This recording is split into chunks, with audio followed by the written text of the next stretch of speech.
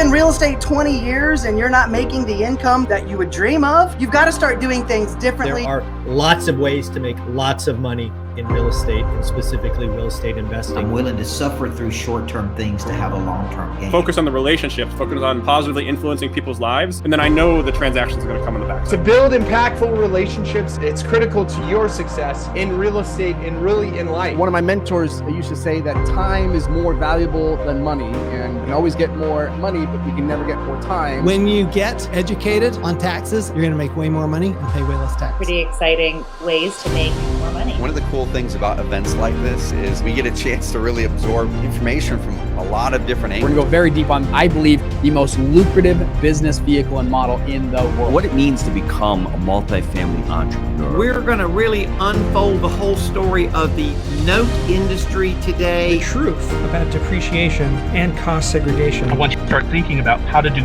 reactive, passive marketing, how to put things out there once that work for you forever. What is stopping you from getting in the game and being accelerated into the life of your dreams? I really appreciate your story began with us. Welcome to Real Estate WealthCon. Woo! Who's excited? Drop some fire in the chat. Let me know. Are you pumped? Are you pumped? We have an amazing lineup of speakers. Like over 50 speakers are here. They're going to be giving you overwhelming, you're going to be absolutely overwhelmed with value. I guarantee it. Over these next few days, you're going to be overwhelmed with value. So I love the feedback. This is we're live streamed. Share share the emojis. Share where you're from. What are you most looking forward to? I want to hear it. And keep that energy going for these next few days. I promise you, it's going to be great. It's going to help you engage and network with other people. And it helps us kind of gauge the reaction on what people like. And that way we can better help you. So I've got a few notes. So I'm going to look off screen. I don't want to miss anything as I kind of prepare you for what's to come. So for those of you who don't know who I am, my name is Chris Bounds. I'm a real estate investor, fund manager, top growth leader at eXp Realty, two-time Icon agent with over 88 million in transactions, founder of InvestedX, a holding company for brands like Invested Agents and Invested Equity. My wife and I, we've used more than $19 million from private lenders and equity partners to flip around 200 properties and close on 400 single family and multifamily units. So a lot of the stuff that you're going to be learning and hearing from various speakers today and over these next couple of days, we've done that. We've got that experience, and folks on our team had that experience. And that's why I invited these people. These are experts in the industry. I invited them to speak to give you that value. These are folks that we've learned from over the years. So I'm also an Ironman, a private pilot. I am an endurance race enthusiast. I just like doing crazy events, which is actually kind of how this event started. So some of you may remember that in January of 2021, my wife and I, we decided to do something crazy. With large events having been shut down because of the pandemic, we decided to go out to our network and schedule over a dozen real estate entrepreneurs or experts to do a live stream for a full day of hyper-focused content, and absolutely free. Don't charge for it. That's what we wanted to do. And so we went out. It was this crazy idea. We made it happen, and as you can expect, the feedback was overwhelmingly positive. So we did it again in 2022. This time we had more speakers. We had 14 speakers covering a variety of real estate topics for 8 hours straight. And it was a live stream, multiple platforms. It was just great. Again, tremendously positive feedback. So we didn't do it this year. And there's a couple reasons why, but the short answer is, if I was going to do it again, I wanted it to be a little bit different and a lot better.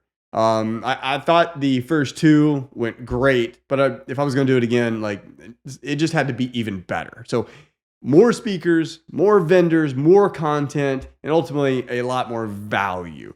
So after a lot of thought, and especially on my long endurance Saturday morning runs, And then even a lot more planning and coordination and prep work. Real Estate WealthCon is here. So I'm excited that you're here. And I'm definitely excited that over the next 3 days, more than 50 speakers are going to be delivering massive value across a whole wide range of topics, including investment strategies, sales and marketing, planning and protection, technology and AI, business operations, and market outlook. These speakers, they're pros and industry leaders. They're doing what they're talking about. Like, they know this game. Several of them actually have bought and sold over $1 billion in sales. And you don't just do that overnight by accident. They all have expert knowledge on their topic, and you're going to absolutely enjoy it, I promise. And while they're on top of their game now, they all started out, like many of you, with their first investment property. So whether you're looking to invest in your first property this year, or you just want to take your business to the next level because you've already got some momentum, you just want to take it to the next level, then this event's for you. You're going to get value out of it. I absolutely promise.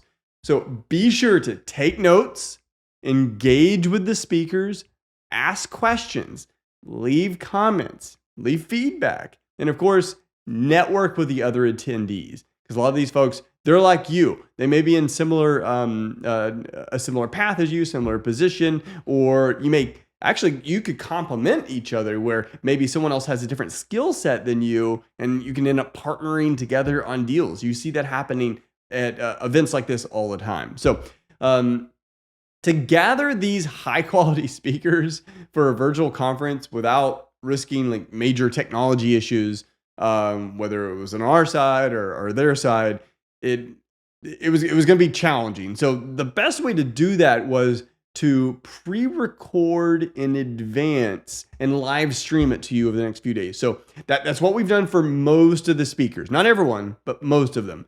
Many of the speakers will be available to network during their time slot, and some throughout the event. So watch out for them in the platform. You may see them hop on, or during their presentation, they may be able to come in and hang out for a little bit after their speech. So definitely be on the lookout for that. And you're not going to you're going to miss that if you're not actively engaged and logged on and networking. So and also you earn points for engagement. So who knows? You might just win a bonus prize. So are you ready? Are you ready for me to bring up the first speakers? Let's go. I told you I like emojis. Drop fire in the chat. Let's go. Who's ready? Who's ready? All right, let's do this. Kicking it off on stage 2 is none other than Gino Barbaro. Gino is a business owner, educator, and entrepreneur who has grown his real estate portfolio to over 2,000 multifamily units valued at more than $250 million.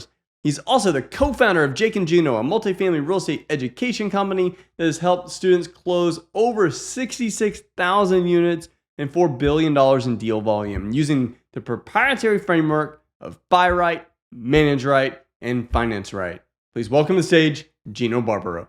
Hello, and thanks for inviting me to Real Estate WealthCon. My name is Gino Barbaro. Today, I'm going to be discussing the multifamily investing, the fundamentals. I'm going to go through my story. I'm going to go through the progression of what it means to become a multifamily entrepreneur. I'm going to share a lot of the challenges and struggles that I had. And in this presentation, I really want to go over the 7 steps, the 7 levels that I like to call them, from becoming a novice investor, not even knowing about real estate, all the way to scaling up a portfolio of over 1,500 units. So let's jump in there. On the bottom, you'll see a QR code there. If you want to use that on your phone, just hit me up. That has all our social media. So who are we? Jake and Gino. We started the company back in 2016. You'll see all the different things we have on here. We've written books. We're actually launching a 3rd kids book next month. We have a bunch of podcasts. We've written a lot of real estate books. But if you want to follow us on social media, there it is. And for us, what Jake and I have been able to do since 2013, we're going to get into our story. We've been able to invest in over 2,000 units. We have over $275 million in assets under management. And we've gone from Jake driving that little orange tractor to over 70 full-time team members in less than a decade. Just side note, for those assets under management, we only have one syndication. So the vast majority of our portfolio has been refinance and roll. We've been able to refinance out over $20 million out of our portfolio, investing it back into the business. So that's something that we're really proud of. We're not using outside capital right now. The way we grow is we just continue to refinance our portfolio.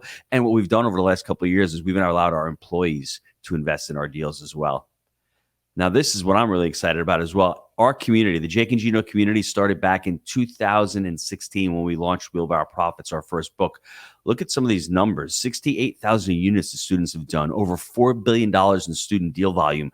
Over 110 students have left their W-2 jobs. And this is it. People say, hey, Jake and Gino, you don't syndicate, you don't raise capital. Well, we don't, but our community has been amazing at it. It's got over $300 million in capital raised. And one of the components, one of the reasons why they're so successful, it is about brand right. You're going to hear about buy right, manage right, and finance right.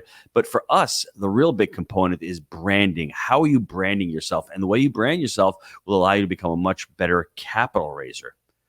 And this is our 3-step framework. I'll jump into this real quick right now and why you need what Jake likes to call that yellow brick road. It is about buying the asset properly, financing it, and managing it. And you may say to yourself, I see a wheelbarrow there. How did that come about? One day, a long time ago, Jake was outside in his property, in his home. He's had the chainsaw out, and he was doing some landscaping. And he had the wheelbarrow right next to him. And he looked at the wheelbarrow, and it was tilted over. And he's like, 3 legs. Well, in real estate, multifamily, the back leg, we called it the buy right. The other leg is the finance right. If you do the 2 of those properly, those are fixed. You're done. But that wheel of the wheelbarrow is the manage right. That one is in constant motion. That one is all about property management and asset management. Now, if you can buy the asset right, finance it right, and manage it right, all those 3 components together, guess what? You're going to be able to fill that wheelbarrow with a lot of assets. If one of those is a little loose, a little weak, guess what? That wheelbarrow tips over. Now, let's start out with these 7 levels. And, as I'm going through all of my personal stories, I want you to decide for yourself, well, have I gone through this level yet? Am I here? Am I stuck? Is there a challenge for me? And maybe you haven't had an aha moment yet. Maybe I'm here to tell you, do you have an aha moment? Are you doing right now? Is it working what you're doing right now? And that's what happened to me back in 2008. I had invested in a couple of deals by myself in 2005, and it was a struggle for me. I mean, I had lost a lot of money, but it was okay because the economy was rocking and rolling and money was flush. Very similar to what happened in 2021 and 2022 with a lot of us out there. We're not really worried about it. But in 08, we all know what happened, the Great Recession. And all of a sudden, things started slowing down for me. I was working harder, making less. How many of you out there right now listening to this are going, yep, I'm in that same exact spot. I keep putting in the work and I keep getting paid less. I'm working harder. The aha moment for me came when I read that Secrets to the Millionaire Mind book. It just changed everything for me. All of a sudden, I came from the person of blaming, got into a bad partnership, lost a ton of money. The market is down. All of a sudden, we're in a big recession. To, T. Harv Eker is talking about responsibility. Your fruits are in your roots. As soon as I stopped becoming the victim and I said, there are tons of people out there making millions of dollars in this economy right now, what do I need to do? Everything changed for me. And what ended up happening was, for me, I said to myself, I've lost money in a mobile home park. I lost money in a strip center. I want to get into multifamily because I had bought a couple of smaller multifamilies. How do I start? That's when I decided in this part, that epiphany, all of a sudden, I need to start getting educated. And for Jake, it was very similar. He was very fortunate. He had a great mentor, a doctor up in New York. His name was Dr. Neshi. And Jake always references this story because it really led him on the trajectory of real estate. Whereas Dr. Neshi was pretty much financially free. He loved being a doctor. Back in 2008 and 2009, all of these doctors were selling to these groups. They were losing their autonomy. They actually couldn't stay in business anymore. So they became quote unquote employees. Well, Dr. Neshi, nope. He had real estate all along that seaboard, the eastern seaboard, all the way from Florida to New York. And Jake wondered why he was holding out and why he didn't have to sell. And that's the reason why. And for us, it was a great relationship, Jake and myself. We met at the restaurant. He was a pharmaceutical rep. I was the pizza guy. And then all of a sudden, we got together in 2009, and Jake ends up moving down to Knoxville in 2010. And, that was the epiphany part. The massive education comes right after the epiphany. And you'll see a couple books on the screen here. These 3 books really changed the trajectory of my life. And as you see the purple Bible there, everyone is always referencing Rich Dad, Poor Dad. I'm no different. I really didn't understand business. I didn't understand that whole cash flow quadrant. I didn't understand an asset versus a liability. I didn't get any of that. And when I read that book, everything changed for me. And when you look at Multifamily Millions by Dave Lindahl, another amazing book that I read early on. And now it's really funny. If you want to pick up a book that we've written, it's Real Estate Raw by Bill Hamm. It really documents from the very beginning, from your very first phone call with a coach all the way to closing a deal. And for us, it's been that progression, but taking all that education, that very first step that you need to do is have that epiphany. And from that epiphany, choose a niche. I'm here to tell you that multifamily is one of the best vehicles to create legacy wealth. But that's from my personal story. You may like self-storage. You may like mobile home parks. You may like office space. You're still going to go through these trajectories. You're still going to have that aha moment, and then that massive education comes next. And from there, pick the niche and start getting massively educated. Don't worry about anything else. Focus on that one thing. Don't have the shiny object syndrome. I was fortunate in that I had nowhere else to turn. I had already tried mobile home parks and I had already tried office and retail. It didn't work for me. I said, I'm all in. I'm going to learn about this multifamily thing and I'm going to take off. And in 2009, I invested in 2 different mentorship programs. And that from there, I had gotten my education. And all of a sudden, you're talking about meeting Jake at that point, and I'm talking to Jake about multifamily. It was a marriage for me made in heaven. From there, this next step, I think really from there, I did it backwards back in 2005. I was taking massive action, but I wasn't educating myself. And for me, back then, I wish I had said to myself, hold on, you're going to be investing how much? $172,000 into a deal, which is commendable. A lot of us have that paralysis analysis. I didn't have that problem. I was all in. The only problem is I lost $172,000 because I didn't have the education. We call it, if you see on this slide, it's truly important. It's education first times action equals your results. And with that massive action, let's look at a couple of things that you can start doing right now. You need to start reading books, like I mentioned. We actually started a podcast, believe it or not, back in end of 14, beginning of 2015, because we just wanted to interview people in the space. We wanted to talk to other real estate professionals, cost segregation specialists, real estate brokers, other entrepreneurs. Massive step towards our education, but a lot of action going into that. And the other thing, once you're educated, start calling brokers, start underwriting deals. And part of that action, which should be the education, you should start going to as many events as possible. Live events now that we're back out of COVID, you should at least go to 2 to 3 events a year. That's where the networking happens. That's where the deal flow happens. You need to get in front of other real estate. You need to get into rooms where people are actually doing deals. And that part of the education, that's one of the reasons why we created Jake and Gino. For myself specifically, I saw how important it was to have a mentor teaching me the business the right way. And from there, that's why we created Jake and Gino with that 3-step framework, is I saw how, pivotal it was for me early on getting started with a mentor. Now, from there, remember, we've got the epiphany. Then all of a sudden, we've got to take this massive education. Now it's massive action. The next step, it's buying that first deal. And we have the race to 80 there. And, for those of you that are new to real estate, you need to look at a lot of deals. Over the last couple of years, it's probably been more than 80. It's been very difficult finding deals over the last couple of years, although for us, we see a lot of light at the end of the tunnel. We've already closed in a deal end of January. We've got another 100 units closing in June. So for us, it's phenomenal. We love this part of the cycle because all of a sudden interest rates are going up. A lot of the buyers are actually leaving the market or they're on the sidelines. It's a great place to start. But you need to understand right now, buying that first deal, that you need to look at deals. Now that you've got the education and the action, start getting on brokers lists. Start going direct to seller. Start talking to brokers. Start doing property tours. And for us, our very first deal was a 25-unit mom and pop. And for Jake and myself, it took a little while. I mean, we actually took 18 months to find our very first deal from when Jake moved down to Knoxville. Now, there were a couple of factors. Back in 2011 and 12, I don't know if anybody remembers, but that economy was pretty terrible. Very similar to what's going on right now. GDP was 1%. Rents back then were $350 for a 1-bedroom. Rents now are $1,100 plus other fees. So you're seeing at very similar time periods. Back then, it was very difficult to raise capital. Now, a lot of the syndicators out there, they're finding it a little bit more difficult to raise capital. And if you're looking at the capital markets, back then it was a little bit more difficult and more challenging to actually raise capital. And we used seller financing back then on our first deal.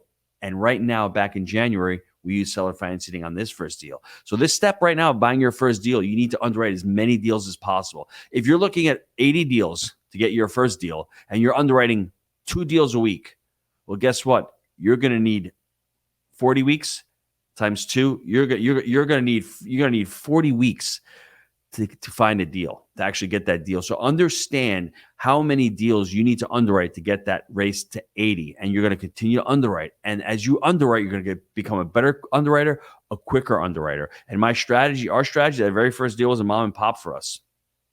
But this is important when you're looking at your properties. For us, it was all about the buy right criteria. We didn't have one. Any deal looked good to us. We were trying to find any kind of deal. And guess what? When you're not focused on it, that race to 80, maybe race to 800, because you're looking for anything. So this is what I want you all to do as you're watching this.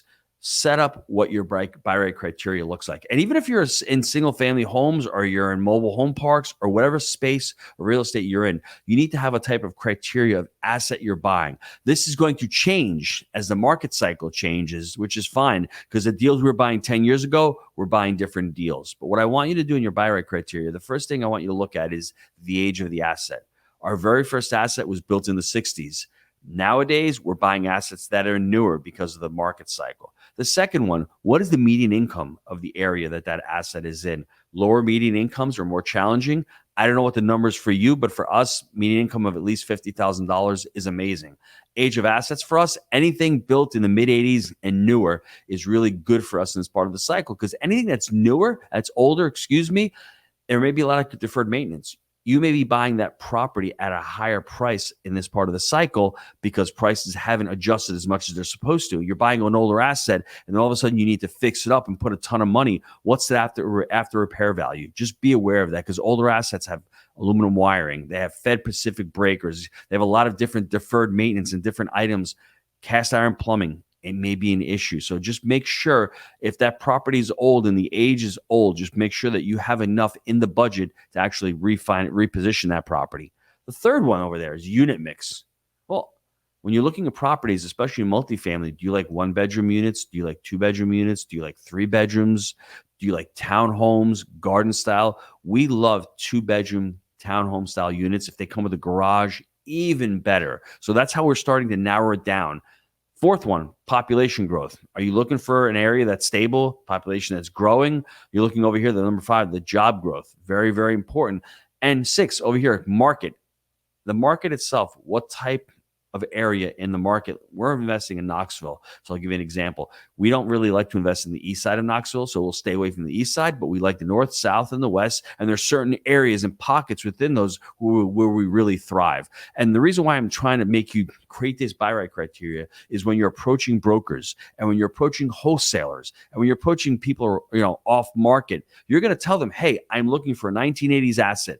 Median income between $50,000 and $75,000. Unit mixes. I love 2-bedroom townhomes. We're looking in the east part of the city. Man, we even like some washer dryer hookups. Throw in some amenities in there. The more clear you can be with your criteria, the more professional you're going to sound, and the more likely that broker is going to be honing in on those deals for you. Now, the next one. We just closed on our first deal. Your next deal. You may be here right now. It comes quicker than you think. It took 18 months for that very first deal. We made a lot of mistakes on that very first deal. We overpaid.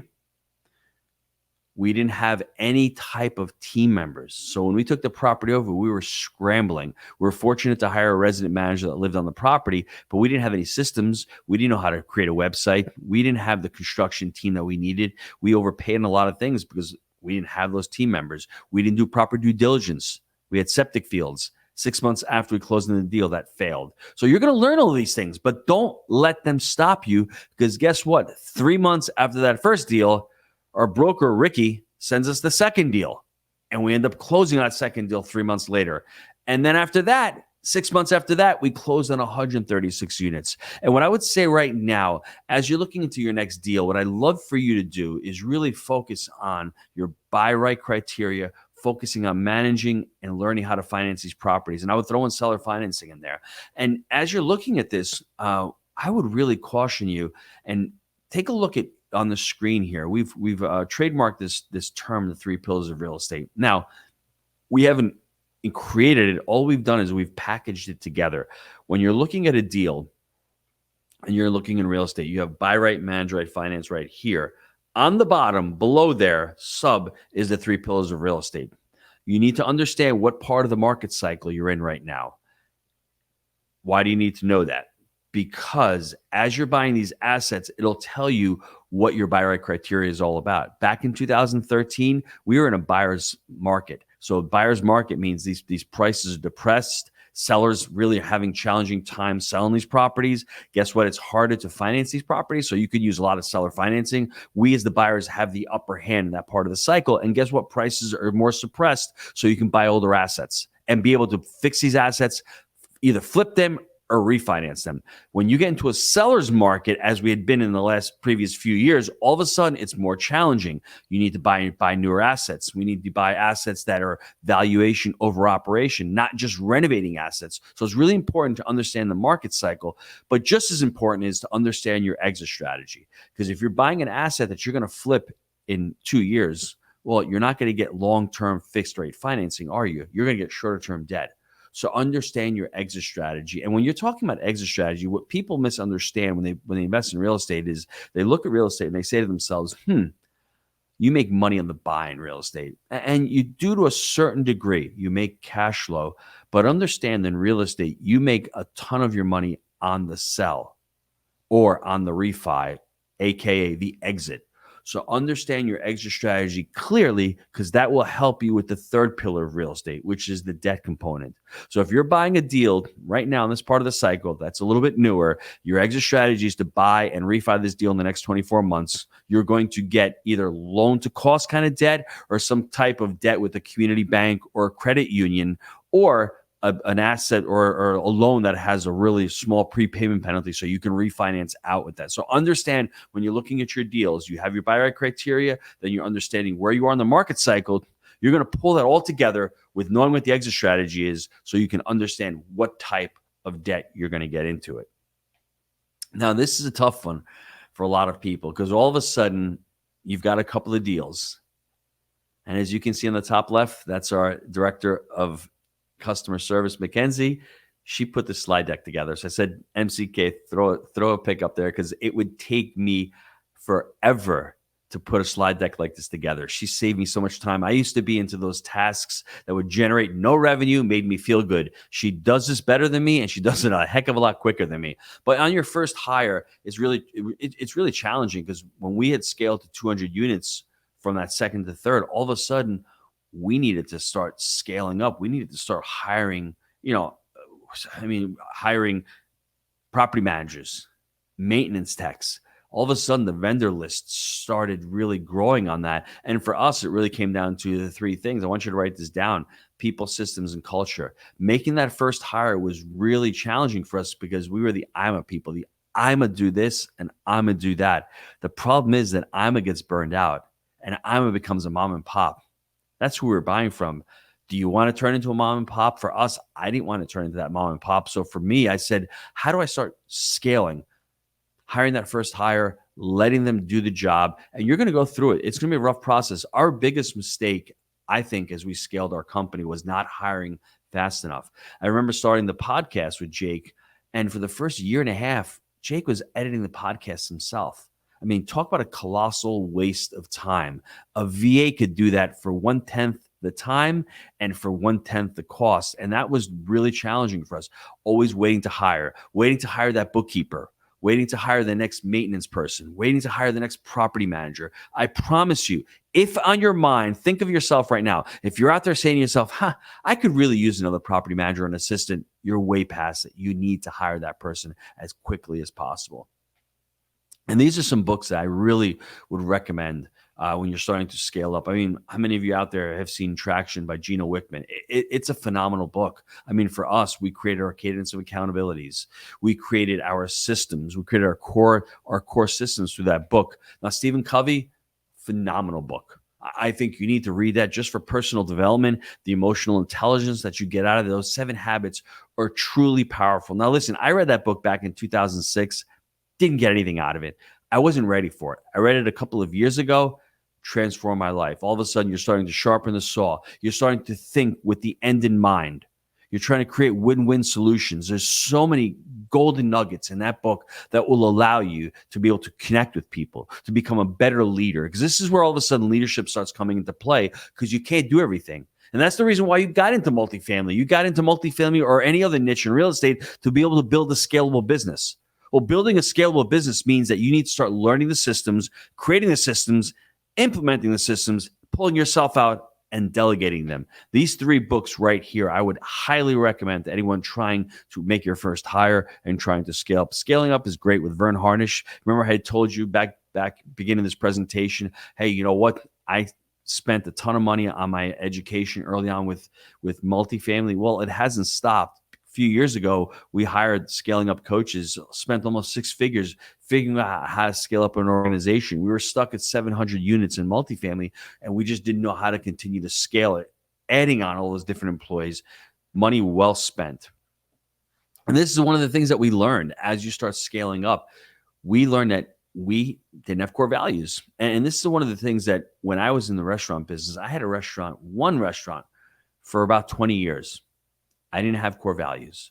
And I will tell you that this is one of the biggest mistakes that I made with the restaurant. I wasn't a leader. Every time I hired an employee and they didn't work, it was always their fault. It wasn't my fault.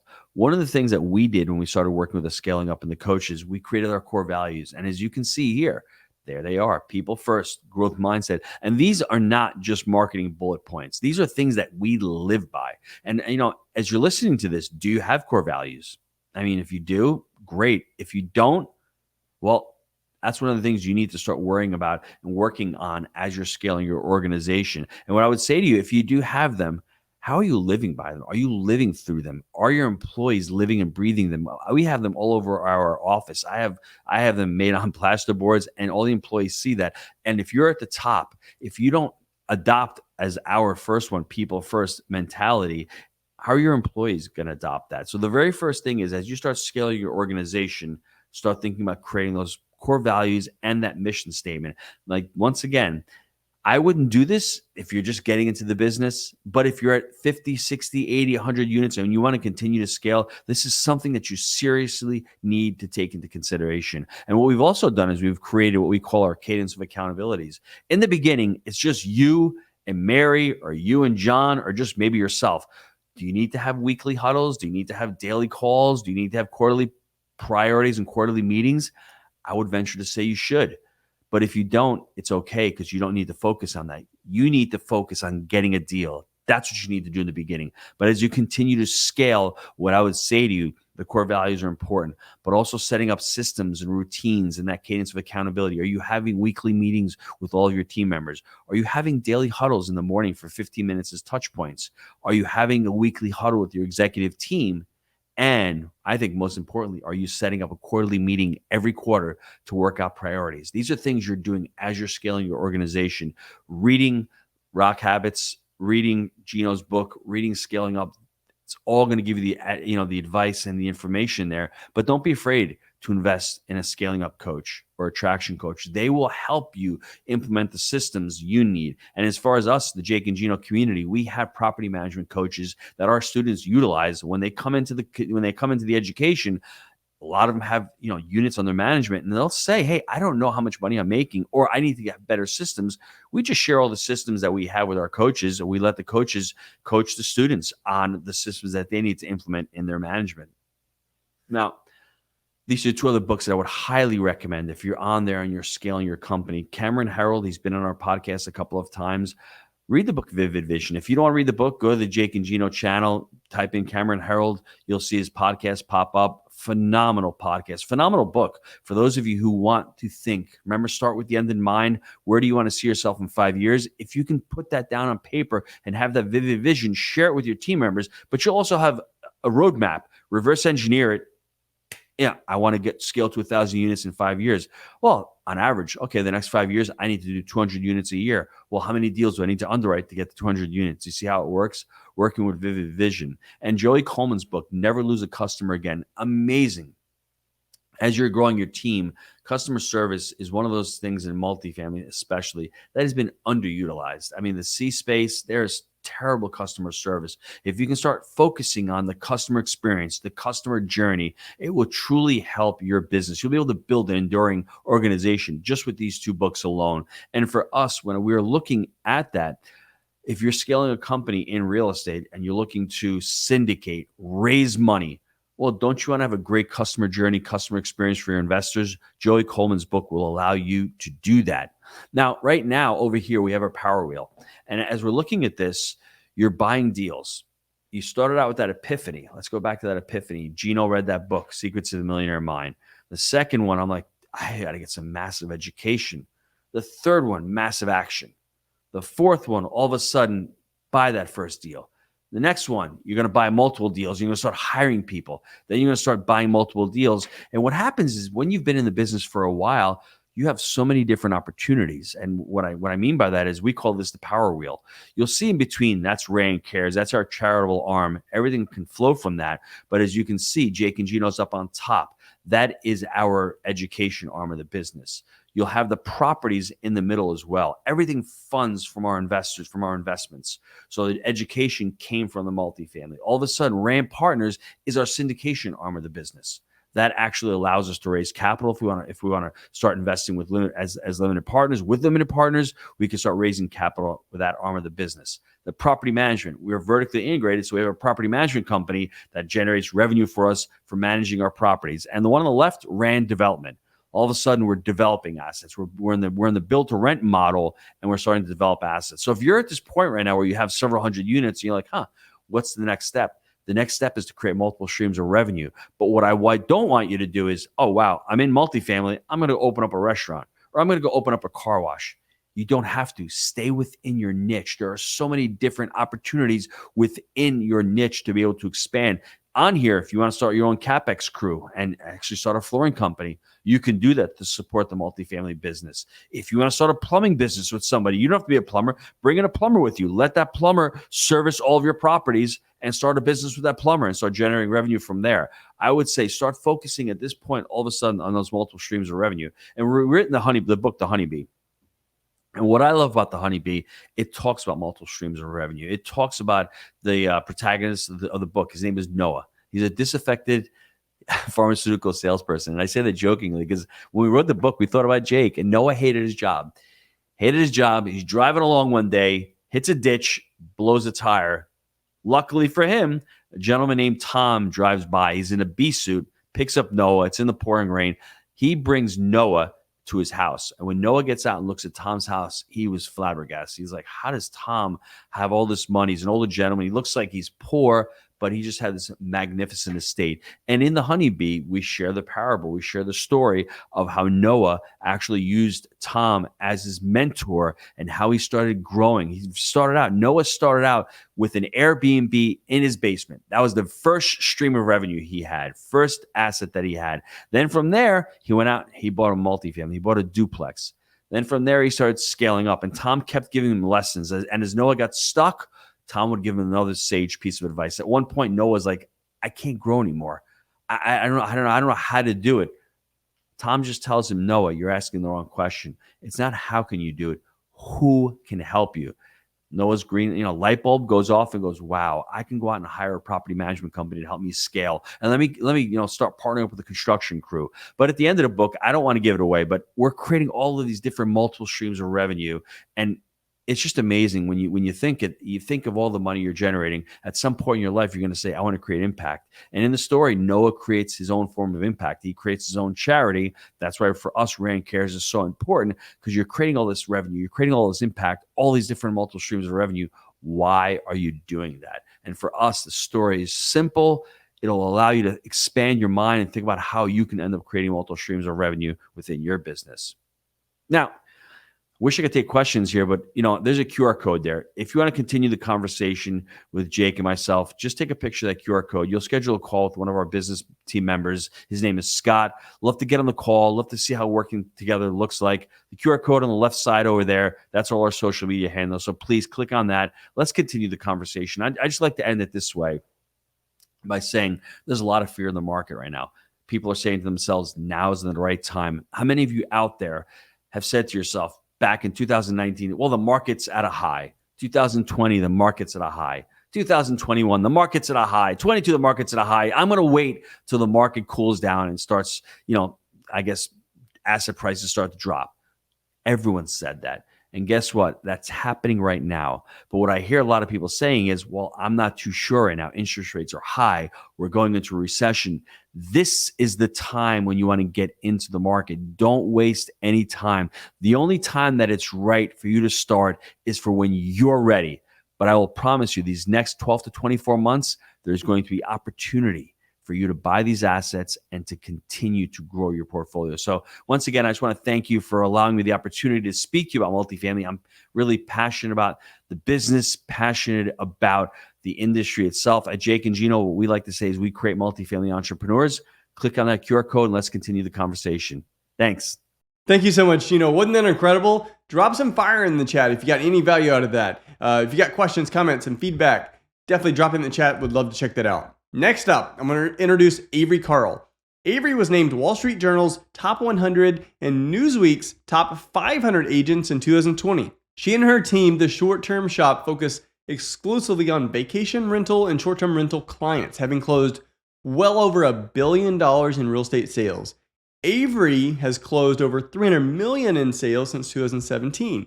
As an investor herself, with a portfolio of over 100 doors, Avery specializes in connecting investors with short-term rentals with the highest ROI potential, and then training them how to manage their short-term rentals from their smartphone from anywhere in the world. Let's give it up for Avery. Hey guys, my name's Avery Carl. I'm a real estate investor with 250 doors and CEO and founder of The Short Term Shop, author of Short Term Rental, Long Term Wealth, and host of the Short Term Show podcast. So The Short Term Shop has helped over 5,000 investors buy cash flowing short-term rentals. So today I'm going to talk to you about how to buy or how to find deals on short-term rentals in the current market, because the market's changed a lot in the past few years and things work a little bit differently than they used to. So how to find deals in today's market. So choosing the market really is the most important piece of the puzzle. So the market is more important than the property itself. A lot of people don't realize that. They say, oh, I want to have this amazing property in South America because it's going to be the coolest experience and it's going to be the best thing ever. Everybody wants to rent and nobody's ever seen anything like it. Well, it's really difficult to finance deals like that internationally or even domestically. There are certain markets that lend themselves to short-term rentals much easier than other markets. For example, a lot of metro markets, take Nashville, for example, they allow short-term rentals, but the rules are constantly changing. So if you buy something that is in a legally zoned short-term rental area now, it may not always be, and you might be in a little bit of trouble down the road.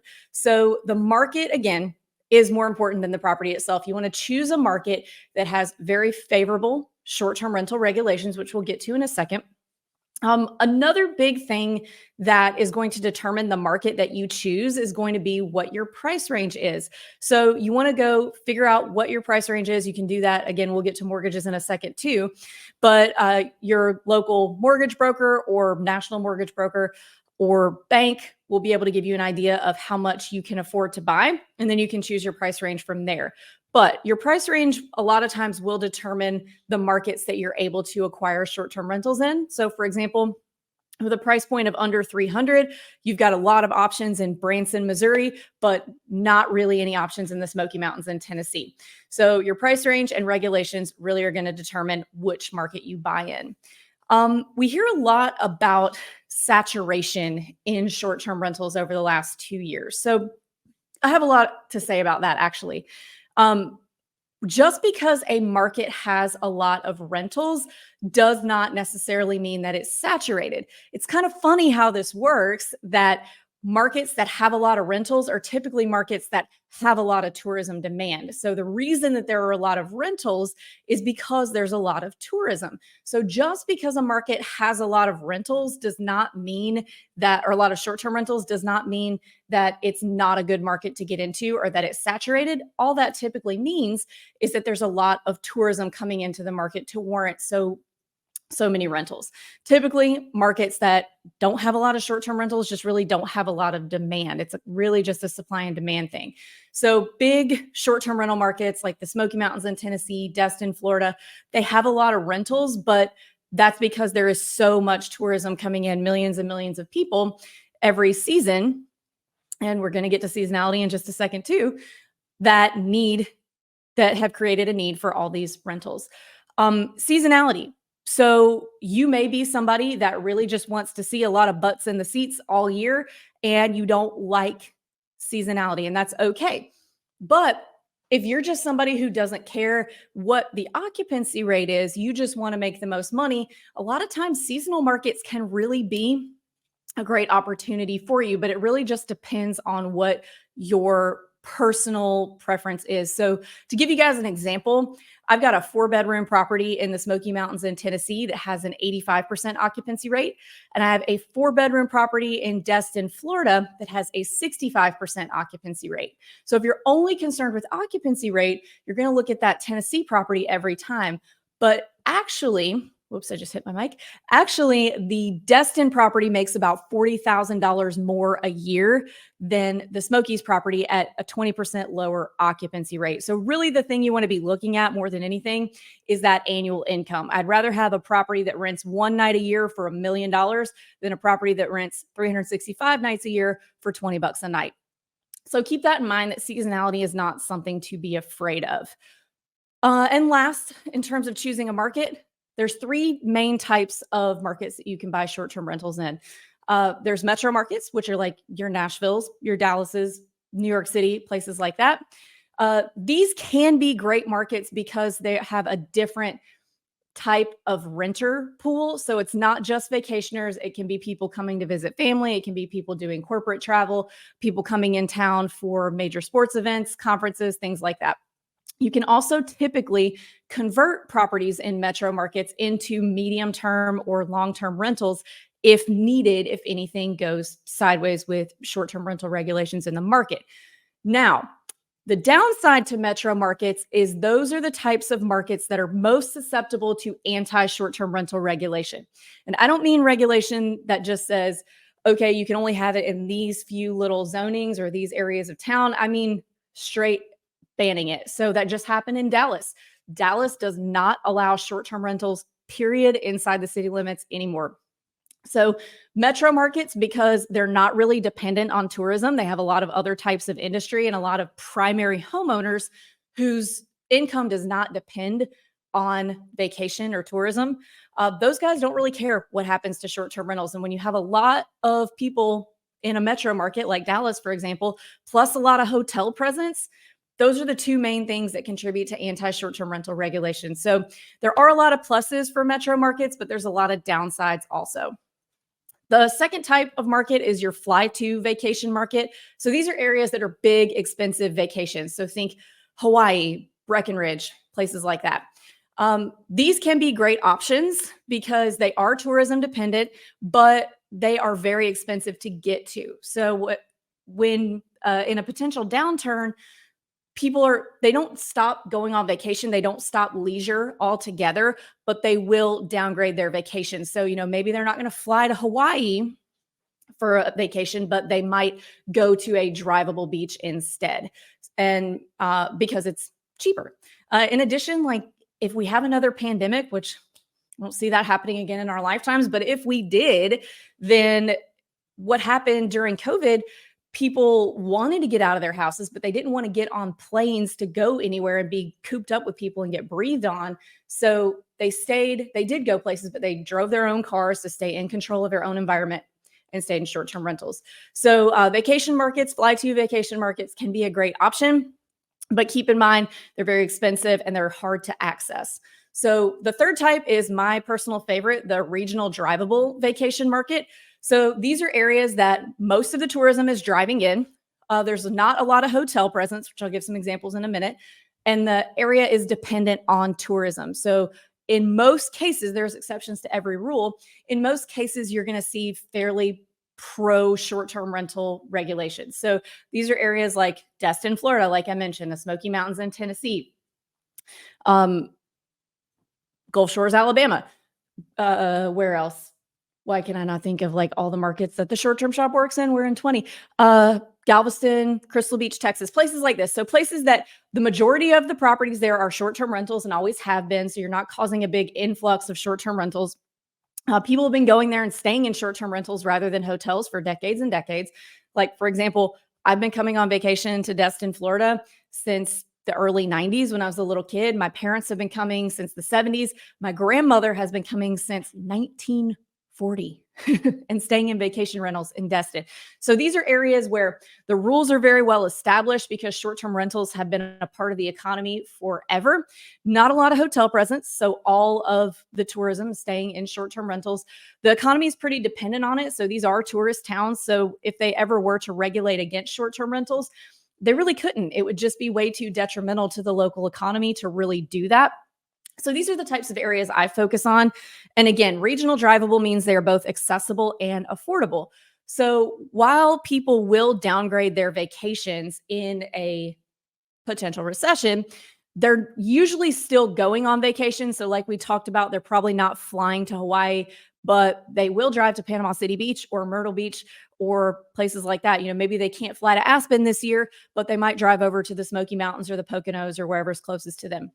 So this is why I prefer these markets, because they are a little more accessible and affordable and typically have very favorable regulations for short-term rentals.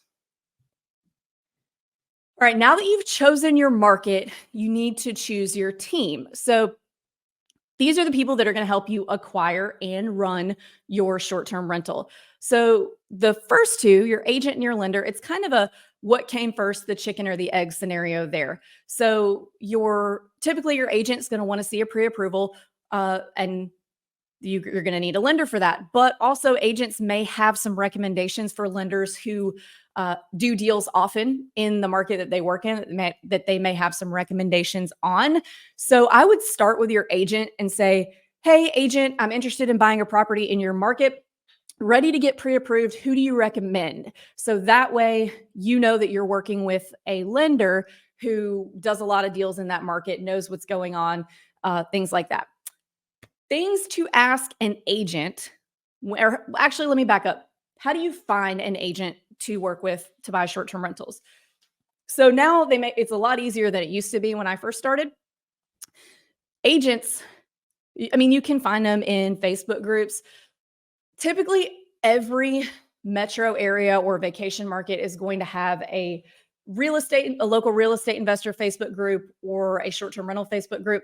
I would ask in there, but keep in mind when you're taking recommendations, make sure that you ask the person who's recommending, hey, have you bought a house with this person before? Because what you're going to see is a lot of people recommending their brother or their cousin or whatever and don't really have any experience with them professionally. So you want to make sure you're only taking recommendations from people who have worked with that person before. And once you have a few names, there's a few things you want to look at, a few things you want to ask them to make sure that they're the right agent for you.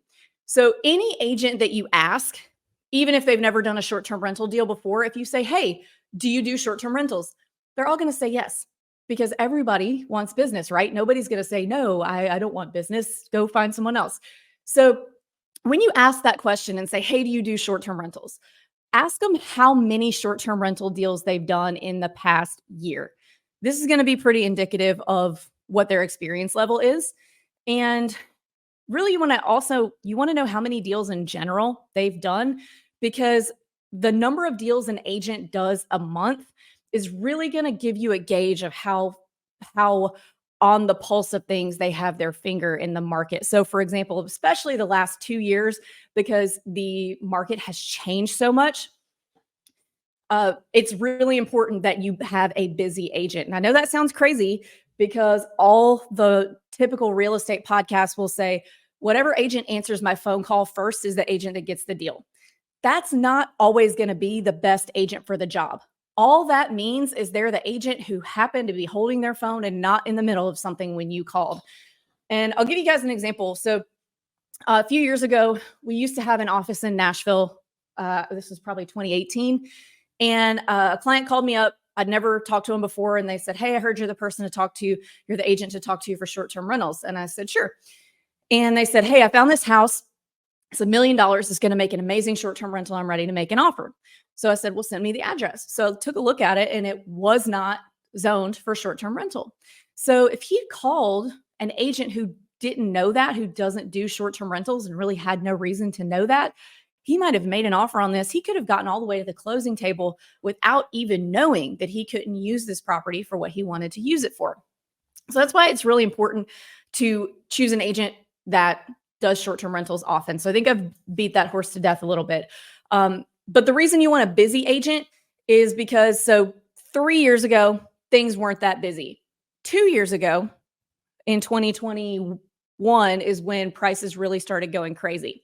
So I call them Aunt Susie agents. So everybody's got an Aunt Susie that's a real estate agent that's been in the market for 20 years and maybe does 2 or 3 deals a year. So if in 2021, at the height of all the multiple offer craziness, you went to an Aunt Susie agent and said, hey, I want to buy this house. Let's make an offer. She might have recommended, she hadn't done a lot of deals in 2021 yet. She'd only done 1 or 2. She might have recommended you offer 20% under asking or 10% under asking to try and negotiate. Well, back then, every single property was getting 20, 25 offers. So yours wasn't even going to be looked at. So you really do need an agent who works a lot, who works often, has good relationships in the market with the other agents, because that can make a difference too. Some agents have reputations for not educating their clients on the market, things like that. And when it comes down to a multiple offer situation, sometimes the agent that you make the offer with can be that tipping point for the listing side on whose offer wins. Conversely, now that the market has slowed down some, if you get an Aunt Susie agent who just kind of got in the swing of the multiple offer things at the end of 2021 and beginning of 2022, if you hire them now and they haven't done many deals since then, the problem there is going to be they're going to say, hey, you're going to have to offer over asking because there's 25 offers on every single property. That's not the case anymore. So this person is now advising you to overpay for a property. So the reason that I like to have a busy agent is because I know they're in there doing deals. They know what's working at this point in the market cycle. They've got good relationships with the other agents in the market who do a lot of deals, and relationships really are everything in real estate. And we'll get to that in a minute. So lenders, when choosing a lender, it's good. You want to shop rates. You want to make sure that you're getting the best terms, but you also want to make sure that you're getting a lender who does the type of deal of the asset class that you're trying to buy in the market that you're trying to buy in often. So an example that I'll use is down here on the Emerald Coast in Destin and Panama City, Florida. There's a lot of condos that are what's called non-warrantable. And all that means is that it is a higher percentage of investor-owned units than primary home units. And because of that, they can't be conventionally financed. So you cannot get a conventional investment or conventional second home loan on these types of condos. And when I was a new investor, I was guilty of making this mistake as well. I was actually under contract on a condo in Destin. And I went to my regular mortgage broker who did my conventional loans on my other properties. And I said, hey, I want to buy this condo. And she said, okay, yeah, let's do it. And halfway through the deal, we found out it's not warrantable and that she could not do the financing. So I was like, dang, and she did not work in this market often. I don't think she'd ever done a deal in this market. She'd done deals for me in other markets. And so we ended up not being able to buy that because I didn't know about alternative financing like commercial loans or portfolio loans at the time. But that's what can happen. So the reason you want a lender who does deals in the market that you buy in all the time is because if I'd have used a local lender to Destin, they would have known, hey, this is non-warrantable. They do, since basically all the condo buildings down here, of which there are a lot, are non-warrantable. they would have known that and been able to get out ahead of that at the beginning, and we wouldn't have lost the deal 2-3 weeks in. So you don't want to go buy in a place like Panama City or Myrtle Beach and come in with the Bank of the Midwest, who most likely has never done a non-warrantable condo in these markets, and you can run into problems. It's not specific just to condos. That's just one example. Another example would be a true log cabin that's actually the stacked logs and isn't just like a stick-built house with log look siding. I've seen lenders run into problems with that too. So you just want to make sure that you're using a lender who's done a bunch of deals in the market that you're buying in. I mean, just like you wouldn't come to me, the short-term rental real estate agent, and say, hey, I want to buy a 25-unit apartment building. That's not what I'm in every day. I'm in short-term rentals every day. So again, you want to choose the expert, and they don't have to be local necessarily when it comes to lenders, but you just want somebody with experience in short-term rentals in the market that you're buying in. Now we're moving on to the people that you'll need after closing, your boots on the ground. So you start with a cleaner and you start with your handyman. You can find all of those, again, just like agents and lenders, in those local Facebook groups, but also make sure that, again, you're asking the recommenders of these people if they've ever worked with them and what their experience has been, and you're not just taking, people who have a bunch of friends in a group who they asked to blow up the recommendations thread when their name came up. So keep that in mind. I think that's everything on choosing that part of your team. All right, so we've chosen a market, we've chosen an agent and a lender, and now we are choosing a property. It's very important that you choose a property that is the type and style of property that the tourists in that market have come to expect. So in a mountain market, typically they want cabin properties or as cabiny as possible. In beach markets, they want the, white or bright colored siding, beach houses or beach condos, typically like, a 70s, 80s, 90s ranch home that looks like you could pick it up and drop it in any city in America is not really that doesn't lend itself to the vacation experience. In some of the like Scottsdale markets, or the Scottsdale market, not some of them, in markets like Scottsdale or Nashville that we mentioned, they like really, really themed properties. In Orlando, you have to theme Disney hardcore.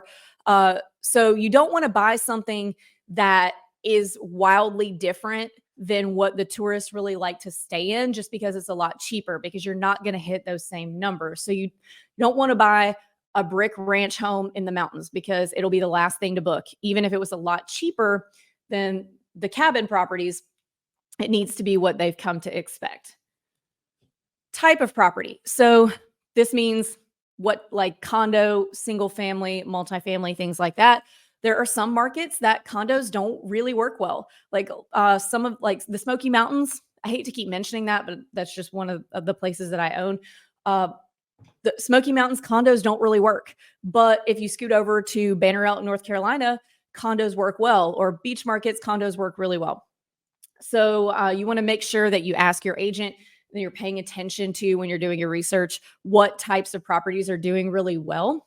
In some markets, there's multifamily that can work really well. In some markets, multifamily doesn't really work because people don't really want to be on top of each other. Kind of the same reason that condos wouldn't work in a market. And then, you obviously have your usual single family. Next, the size of the property. So once you just decided how much you want to spend, then you can kind of choose the size of the property. That'll kind of determine how big you can go. Typically, smaller properties, 1 and 2 bedrooms, will have a much higher occupancy rate than the larger properties, but the larger properties will overall have a higher return on investment. So keep that in mind. If you get a bigger property, you're going to have more vacancy. It doesn't mean you're making less money, but if you're new, that can definitely kind of freak you out when you're looking at your calendar and there's vacancy there. Take a look also at the data on the market and what size property works the best. There are some markets where 1 and 2 bedrooms is really all you need. There are some markets where there's a need. There's a lot of 1 and 2 bedrooms, but there's really not any 4 and 5 bedroom properties. And there's a need in the market for that where you can do really well. So we'll talk about data here in a minute, but you want to make sure that you're choosing a property that's what tourists want, that is the size that it needs to be to rent well in the market and is the right type of property to do well in the market as well. Okay, analyzing deals. This is the one that most people have the hardest time with. So there's a lot of great places you can get data on short-term rental performance. We didn't have this when I started back in 2015, and it would have been really nice if we did. AirDNA may have existed, but it was in its infancy and we didn't know about it. So now there's a lot of great places you can get data that will tell you how properties perform in a market. So there's AirDNA, there's Rabu, there's the Price Labs market dashboards, key data, bunch of different places. So what you want to do when you're looking at data is look at the aggregate, like the overall data they usually organize it by number of bedrooms. Look at that. Try to stay away from the property specific analyzers, like where you will type in the address of a property and it will tell you what it should make. Those are really dangerous to use alone without any context, because what can happen, what those are doing is they're just pulling in the 10 closest properties to the property that you're looking at and giving you a valuation of what it should do based on that. So what they're doing is shrinking down this huge, huge data set to a teeny tiny data set. So if there's an outlier in either direction, then your data is going to be skewed pretty hard. So I had a client here on 30A in Florida recently who was looking at a house in a community called Nature Walk, which is very middle of the road. It'll rent well. It probably would have made about $100,000 a year. It was about $1 million. Nature Walk is right next to a really, really expensive community called Seaside. The same size property of the property he was looking at in Nature Walk over in Seaside, $5 million, easy. And those Seaside properties are really, really sought after. So he was looking at the AirDNA rentalizer for this property in Nature Walk, and it was pulling in a lot of data from those really expensive, really high performing properties in Seaside. And it was telling him that he was going to make $300,000 a year on this house that was not going to make anywhere near that. So just be careful when you're using those analyzer tools. It can be helpful to kind of give you a ballpark, but make sure you're looking at all the data you can from all the sources you can to kind of come up with a range of where you think your property might fall. And we're going to get to the enemy method in a minute to help you through that. But before we get to even using the enemy method, what you want to look for in a property nowadays is you want to look for an opportunity to either add value, like appraised value and equity, or add income. So adding income producing amenities is not always going to add value to the property. So if you come in and you add a bunch of games and stuff to your property, it doesn't make it worth more for you to sell it. So I want to set that expectation up front. But where you can get good deals and find properties where you can add appraisal value and equity to is rehab properties or properties where you can add an extra bedroom. So, maybe a property that's in an amazing location, but the kitchen and bathrooms are really ugly, it's really dated. That's a really good opportunity to be able to add equity to that property by fixing that up. I was able to get a deal in the height of everything at the end of 2021 in Cape San Blas, Florida. That was a 3-bedroom, and there were terrible, terrible listing photos. It was like a flip phone and 3 pictures. And it did not note that there was an extra storage room on the first floor that was already heated and cooled, vented. I didn't have to get a window unit or anything.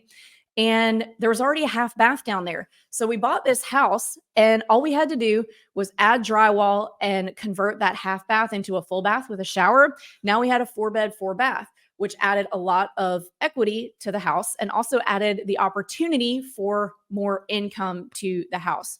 Also, adding an amenity like a pool, it's actually much cheaper to buy a house that has room to add a pool and add the pool yourself than buying a house that already comes with a pool. So these are ways that you can add value to your property. And the reason that I'm bringing this up is because with the interest rates being really high right now, it can feel difficult to find deals that make sense. So if you look for deals that are in great locations or have great views or have these great attributes that you can't change, you can fix up the house. You can make the house what you need it to be if it's a junky house with a great view.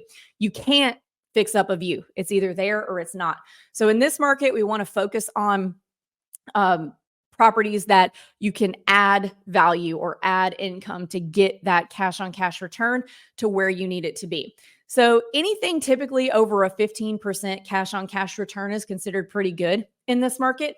But a lot of times they're not going to be just laying around on the market already at that return level. You want to look for properties that maybe they'll hit that, but if you add X, Y, and Z or update A, B, and C, then you can get them over that level. So we're looking for opportunities in the market rather than just looking for what's laying around already doing well. Okay, so now we're to the enemy method, which I think is the most important part of analyzing a property because data isn't everything. It's very important and it's really good to have. You want to use your data to give you an idea of that range of what a property could be able to do, but you want to use the enemy method to be able to figure out where on that range you might fall.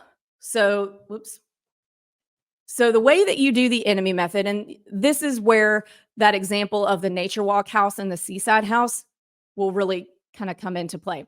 So what you're doing with the enemy method is you're getting on the OTAs, which are Airbnb and Vrbo, and you are you're zooming in on the neighborhood of the property that you plan to buy, and you are looking around at your enemies or your neighbors. Enemy method is much more fun to say than the neighbor method, so we call it the enemy method.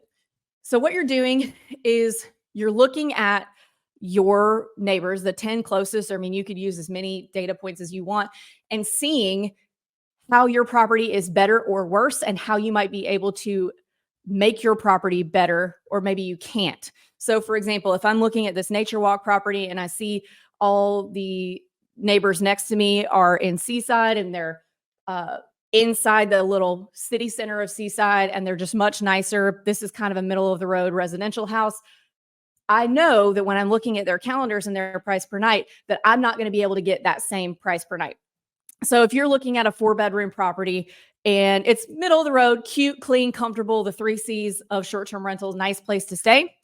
And your neighbor is also 4 bedrooms, so they'll be a part of your data set, but you can tell in the photos are blurry. There's somebody's thumb in the frame. The paint's peeling off the front. There's windows broken. You know you're going to get a lot higher price per night than that person because your property is better and it looks better and your listing is better. Conversely, if you've got a 4-bedroom across the street from you, that is the nicest 4-bedroom anybody has ever seen, and they're offering a private jet, private chef, private chauffeur, you know you're not going to be able to get as high as their price per night because you're not offering those things. So what you're doing is just finding comps basically for your property to kind of gauge where on that data spectrum that you've looked at your property might fall. So make sure you're always using data in conjunction with the enemy method. The data tells you what the property might be able to do, and the enemy method will tell you why it may or may not be able to do that. And then also it's good to see, look around at what the top performing properties are doing. Try to find some amenities in common that those guys have that you can then add to your property to get yours on par with the top producing properties. Okay, last slide. Relationships are everything in real estate. So that's relationship with your agent, relationship with your lender, relationship with your peers, your boots on the ground, your vendors. Relationships are the most important thing in real estate. It is how you find deals, especially with your agent. So we talked about earlier using an agent who's very busy and who works in short-term rentals often. So your agent is going to be the best source of off-market deals. So for example, at the short-term shop, we have 5,000 past buyers that are now potentially sellers. So if a client comes to us and they want a 4-bedroom with a pool in Destin, Florida, we can look back at all our past buyers that are now potential sellers and say, hey, if there's nothing on the MLS that works, hey, do you guys want to sell? We've got somebody that's looking for something exactly like what you have. Sometimes they will, sometimes they won't. Also, your agent's relationship with other agents in the market, I mentioned this earlier, also makes a big difference because we have agents all the time call us and say, hey, I like working with your agents. We're about to list this thing over here. Do you have anybody for it? And a lot of times we do. So the relationship, not only that you have with your agent, but that your agent has with their past clients, as well as other agents in the market is going to be a really great source of deals for you. Your relationship with other investors in the market also going to be a great, not necessarily source of deals, but if you get in a situation where, oh my God, I've got flying squirrels in my attic, who on earth do I call about this?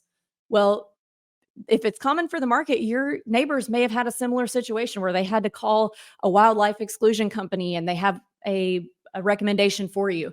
So if you're nice to people and you keep good relationships with people, they're happy to give you their recommendations so that everyone can be successful.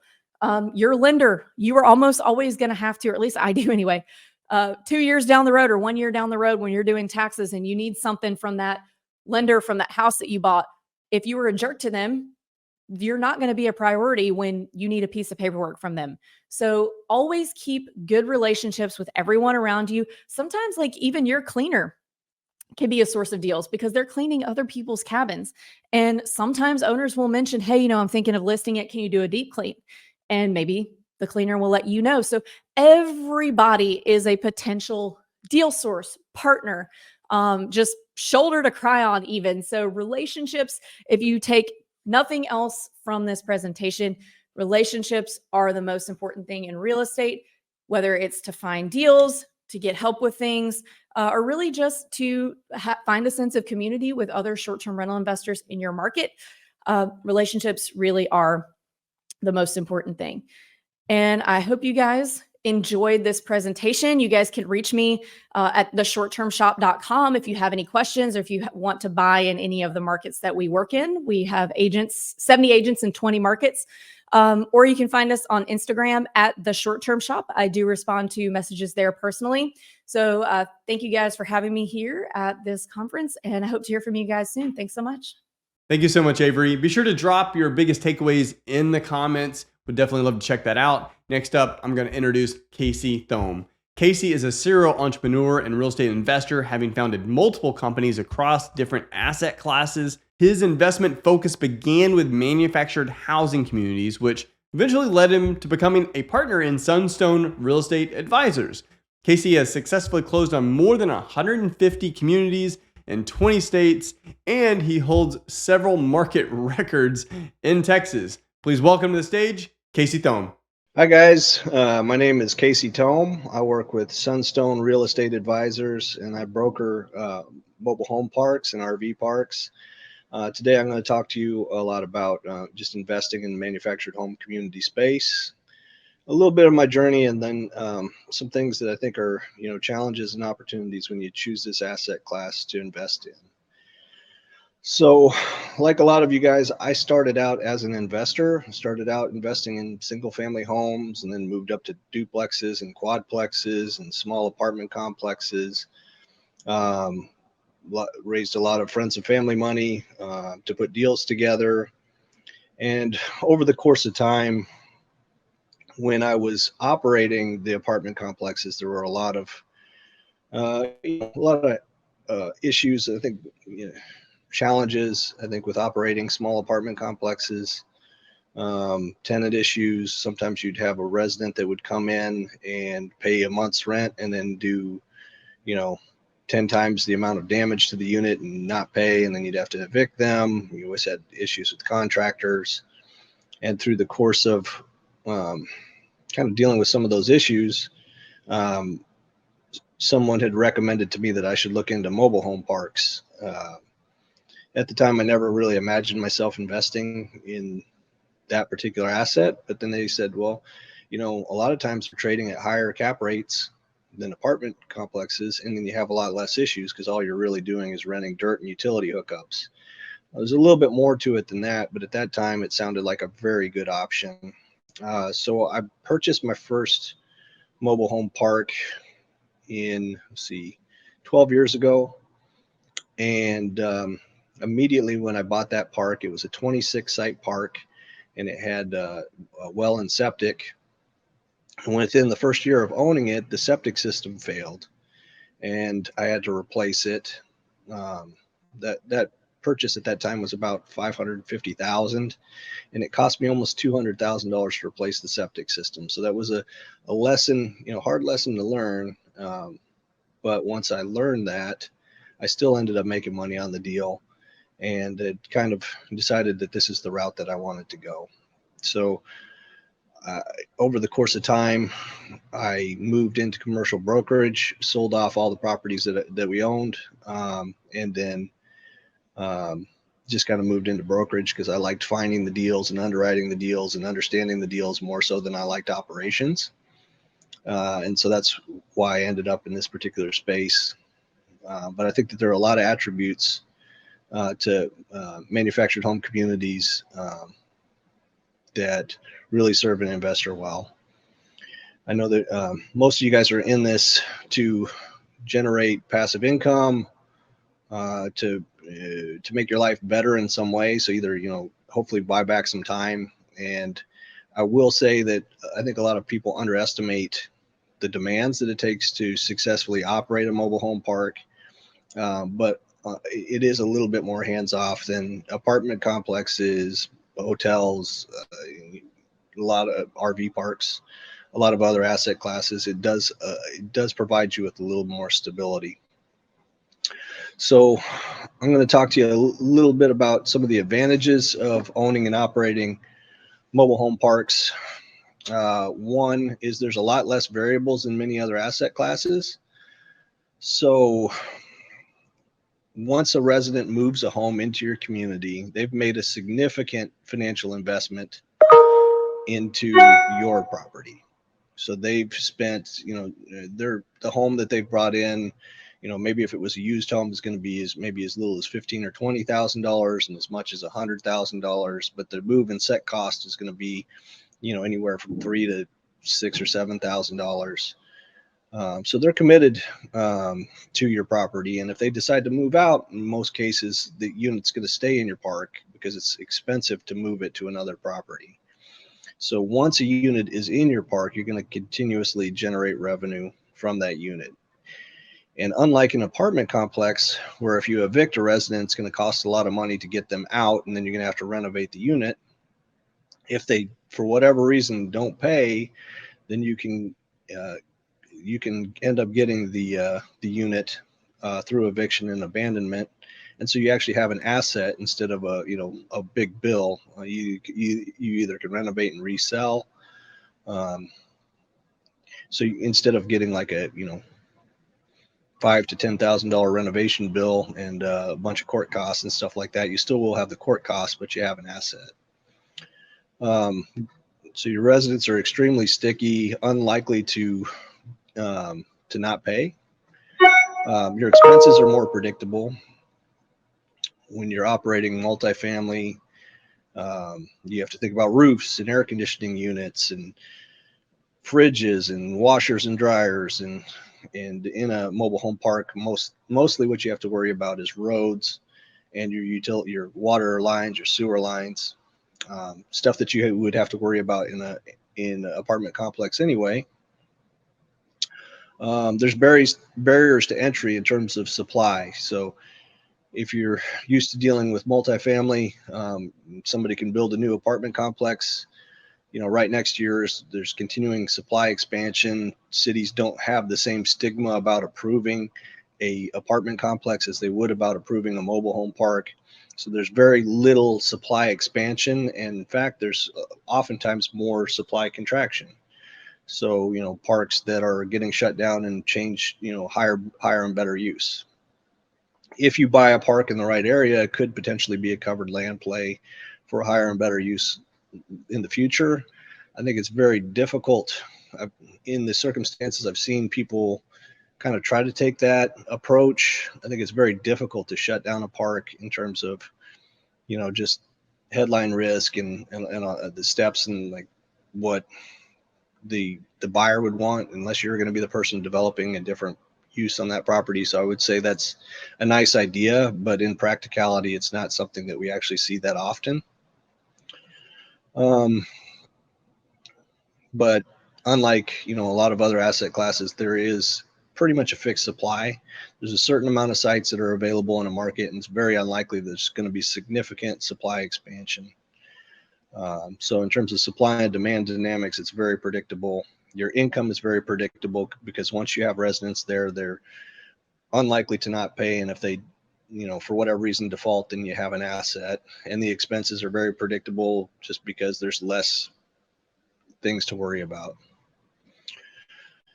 There's also a lot of tax advantages to investing in mobile home parks or RV parks, kind of very similar, over the last couple of years.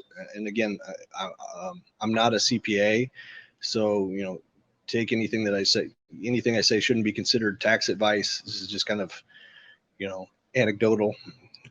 But over the past couple of years, investors in mobile home parks and RV parks have been able to take advantage of accelerated depreciation, which is this year I believe in 2023, you can write off 80% of the improvements that are depreciable over 20 years or less. And a majority of the improvements in mobile home parks are depreciable over 20 years or less. So in a lot of cases, the past few years, your down payment may be equal to or close to equal to your tax liability. So just say, for instance, you bought easy math, $1 million park, you put $250,000 down. The improvements are typically somewhere between 70 to 80% of the value. So you have a tax loss of $700,000. If you're a real estate professional, it could be written off against your ordinary income. So just say that you're in the, 30, just say easy math, 30% range or something like that, that it's canceling your taxes out. So you put $250,000 down and you kept $210,000 in your pocket from, not having to write a check to Uncle Sam, and you still have the asset. Now, obviously some of that's, phasing out, but a majority of the improvements in a park are depreciable over a shorter time period than single family houses or apartment complexes. Some of the challenges, if you have to fill sites in a park, it's typically fairly expensive. So there are certain markets where dealers will help you fill sites, or there's enough demand that you can get in contact with the dealer network and they will bring in homes, or residents will bring in their own homes. But if you're in a market that's maybe not as big a population, then you're going to have to come out of pocket and buy manufactured homes to fill the sites. There are financing programs with some of the retailers to do that, or you may have to pay cash, just depending on your goals. And then you can either rent the units, which is a majority of people that own and operate mobile home parks don't want rental units. They would prefer that the residents own the units to keep their expense costs down. It is a viable strategy. And when you have new units, most of the time, they stay in pretty good shape. There's not a lot of, repair that you would need to do on the units, but over the course of time, they're becoming better constructed, but there's still, the construction is not as good as a site built unit in a lot of cases. And so eventually you have to replace a lot of parts, and the expenses get pretty high on rental units. So the goal would be to sell the units to the residents. And in order to do that, you would need to, I live in Texas. In Texas, if you want to sell more than just a handful of manufactured homes a year, you would need a retailer's license. And then if you want to originate notes to the residents to buy it, you're going to need to be a licensed MLO or work with a licensed MLO. So one of the challenges is if you do lose a home in your park, or if you have to fill sites, it is going to require some capital outlay, and then either licensing from yourself or hiring a licensed professional to help you fill those sites.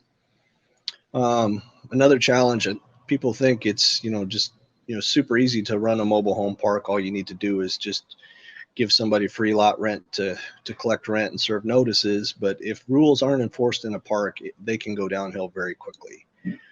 So just like any other kind of multifamily, you have families that are living next to each other, some people that are cleaner than others, and issues will spill over between the residents. And so it's very important to enforce rules. And I think if you're worried about enforcing rules, because you might lose some residents. In most cases, you're going to lose the worst residents, and the better residents, the people that you want there, are going to be happy that the rules are enforced. So if you spend your time enforcing the rules, you're going to have a better community, and you're going to have the right type of residents.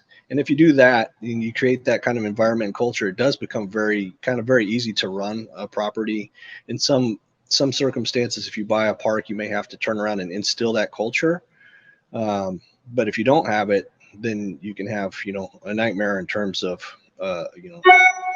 having a community that's dangerous, non-collection. It can go fast the other way. Same thing. You have the same issue in multifamily, but it's not just a thing where you can just put everybody on rent manager and tell them that there's automatic payments and just go to the beach and expect that you won't have to do anything. It does still require a lot of oversight and good managers that will enforce the rules.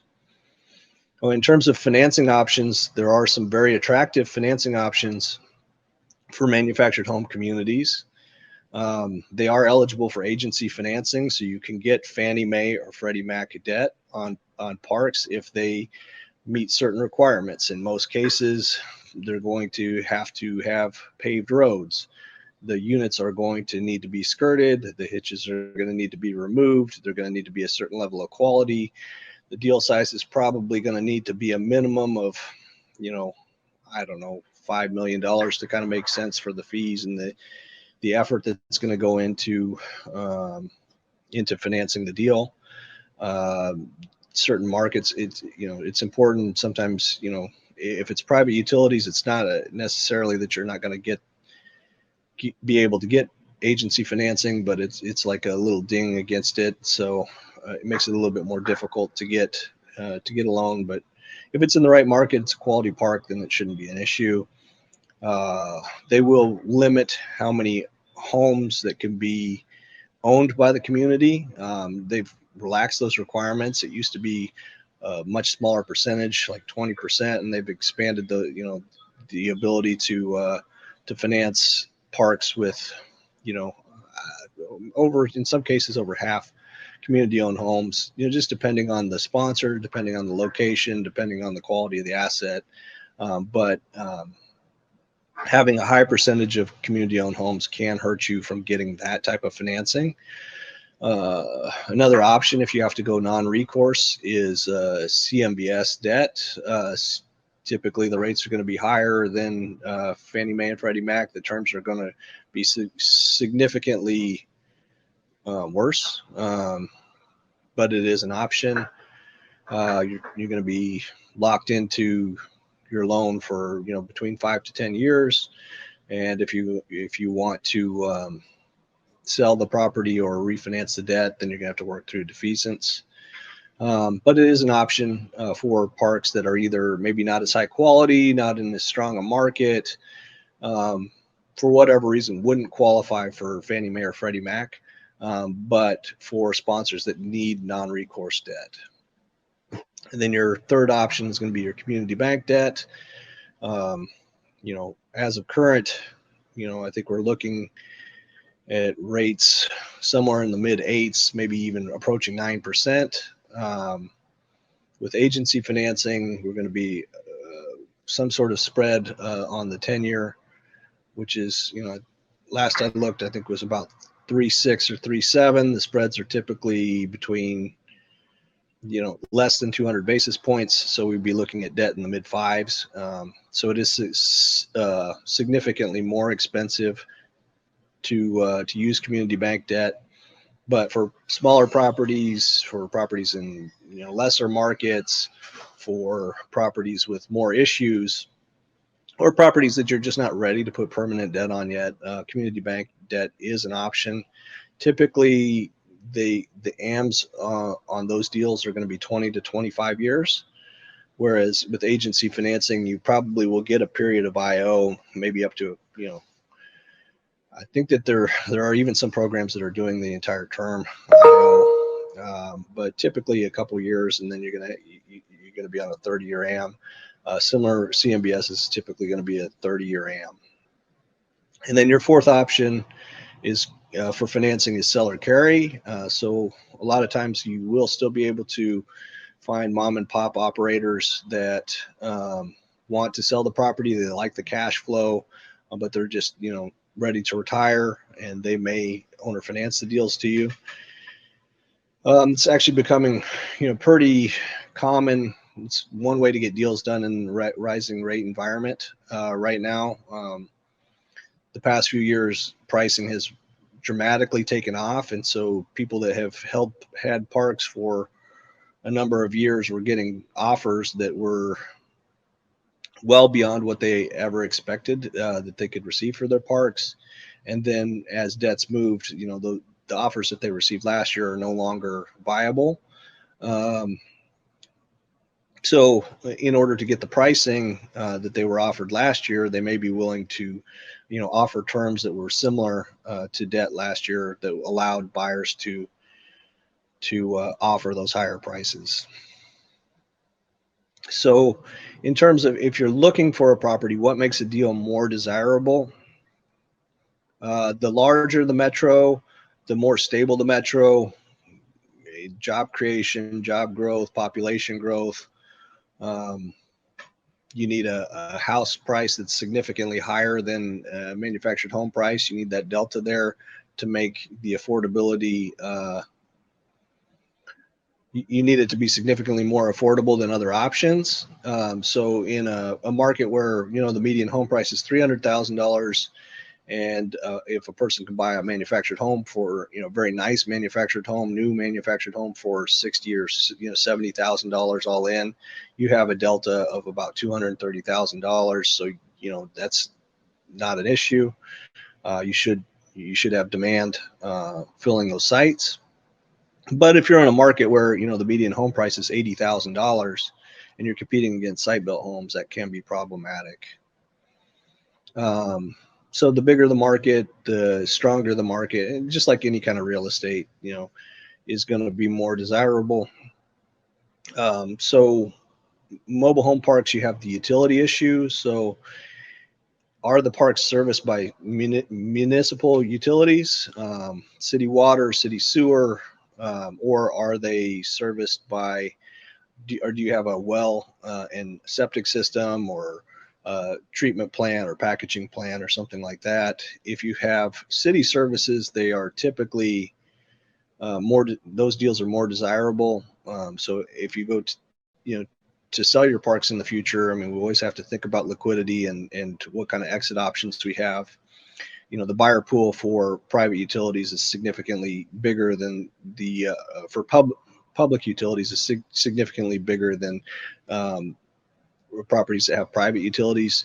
Not to say that there aren't some opportunities. If you're good at dealing with private utilities, they can become a small profit center if you understand private utilities. As I mentioned in the past, if you don't understand them, you can get a very costly financial lesson, because a treatment plant can cost $500,000 to replace.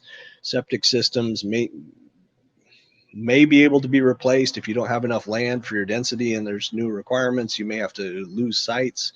So there's, if you don't understand private utilities, you need to get with somebody that does, so you can understand what kind of situations that you might face if you have some kind of terminal issue with your system.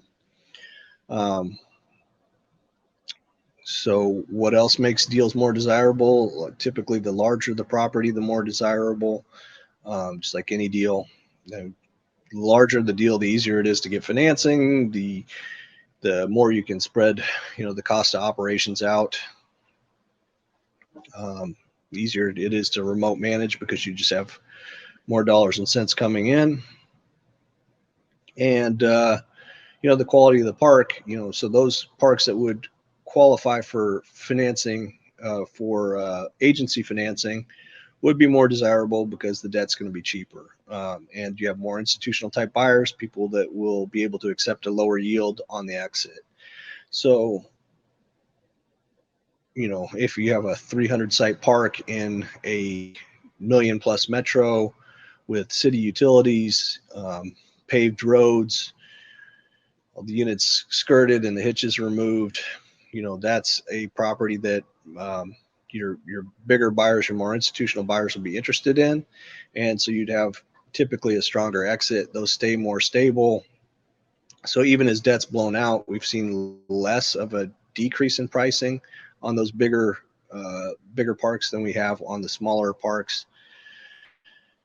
And one strategy could be, if you could find a distressed park that would meet those characteristics and you could bring it up to those levels, that's a good way to make money. So you find say a 200 site park that's 30% occupied, and you have the ability to infill units, and you have the ability to, maybe potentially, pave the roads and enforce rules and things like that. Then you would get a pretty good bang for your buck. I think the important thing is, like, when we're looking at deals, how are we going to find opportunities?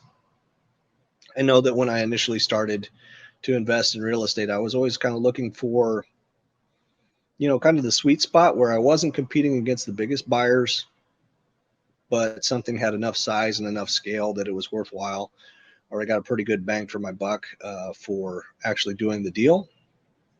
And,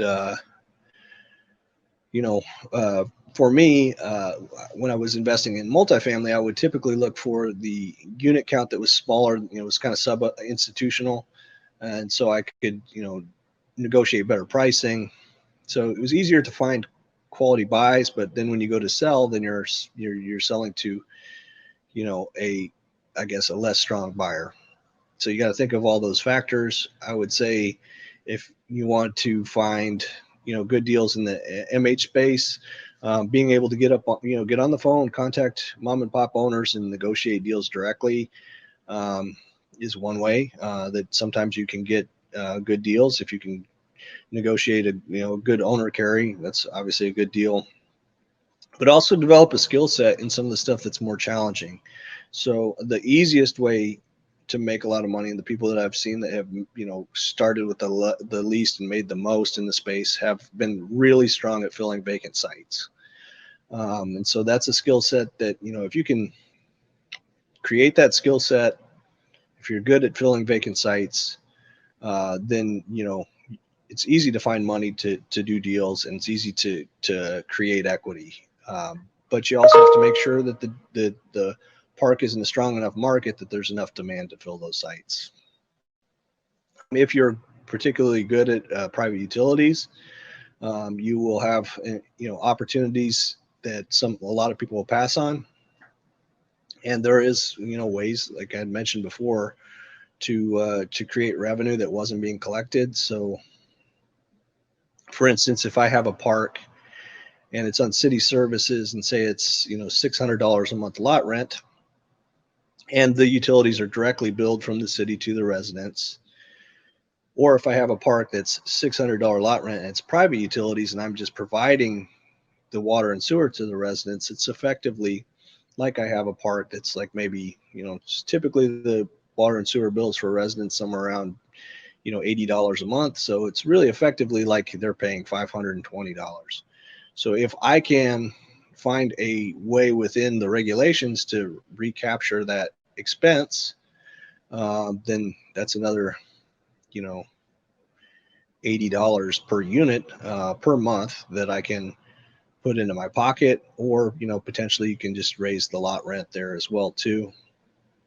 But the thing to think about is, like, if your residents don't have a water and sewer bill, you need to think about their all-in costs. So what are you charging in lot rent? What's their home payment? What are their utility costs? Those are things that you need to think about in terms of the overall affordability for your residents. So whether they get a bill from the city for, $80, and then they pay you, the $500, $600 lot rent, it's $680 to them. Or if you charge $680 and provide water and sewer, the overall load on the customer is the same. Now, if you have a property where residents own their homes outright and they don't have a mortgage payment on the homes, they're still going to have some, some personal property tax, which is typically pretty low. They're going to have some insurance costs, but they're not going to have that note payment. And then it's easier to have a higher lot rent compared to the market. If they have a home payment on top of it, you have to think about the all-in load.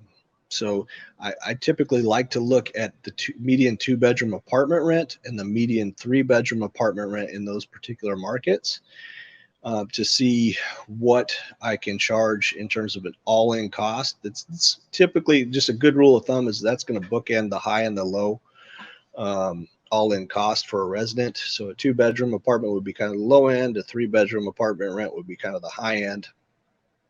And if I look at the lot rent, the home payment, the sum of those two numbers should be, higher than the median 2-bedroom apartment rent and lower than the median 3-bedroom apartment rent, or maybe right up to the median 3-bedroom apartment rent if you have a high quality community with new homes. But any skill set that you can have, just like any kind of real estate, if you can find an issue and figure out how to solve it, then it's going to generate a lot of opportunities and give you the ability to force equity. So I know that we covered a lot in kind of a little amount of time. And for those of you guys that are interested in, investing in the space, feel free to contact me. Again, I work for a company called Sunstone Real Estate Advisors. We specifically sell mobile home parks and RV parks. Our website is sunstonerea.com, and all my contact information's there. And so if you have a deal that you want to, to talk to me about, I'm more than happy to spend some time to quickly evaluate and give you an idea of some things that you should be looking out for, or if on the surface it sounds like a good deal. If you have a property that you want to sell, then I'm more than happy to help you, sell as well too. I've done deals from as small as $200,000 all the way up to $300 million. So no deal's too small, no deal's too big. Typically now I deal with larger deals, but we have a lot of agents that can help in deals of all size. And I'm more than happy to help anybody that's new in the space getting started out to avoid some pitfalls and hopefully, end up developing some skills in the space and growing in the space. I think it's also very important that we just really focus on operations and providing a quality living environment for our residents, because that's how we're really providing service to our area and to our residents. So again, my name is Casey Tome. You can find my information at sunstonerea.com, like real estate advisors. And my cell phone number and my email address are there. More than happy to help you guys out. Thank you very much. Let's give it up for Casey. That was awesome. All right, so we're going to take our first break, but don't go anywhere. It's not going to last long. We got a lot of value out of these first few speakers, but there's even more coming. So take this time, keep the feedback and comments in the chat going. Share like your biggest takeaways from these first few speakers and what you're looking forward to later in the show. It's not going to last long, so stay tuned. I'll see you here in a few minutes.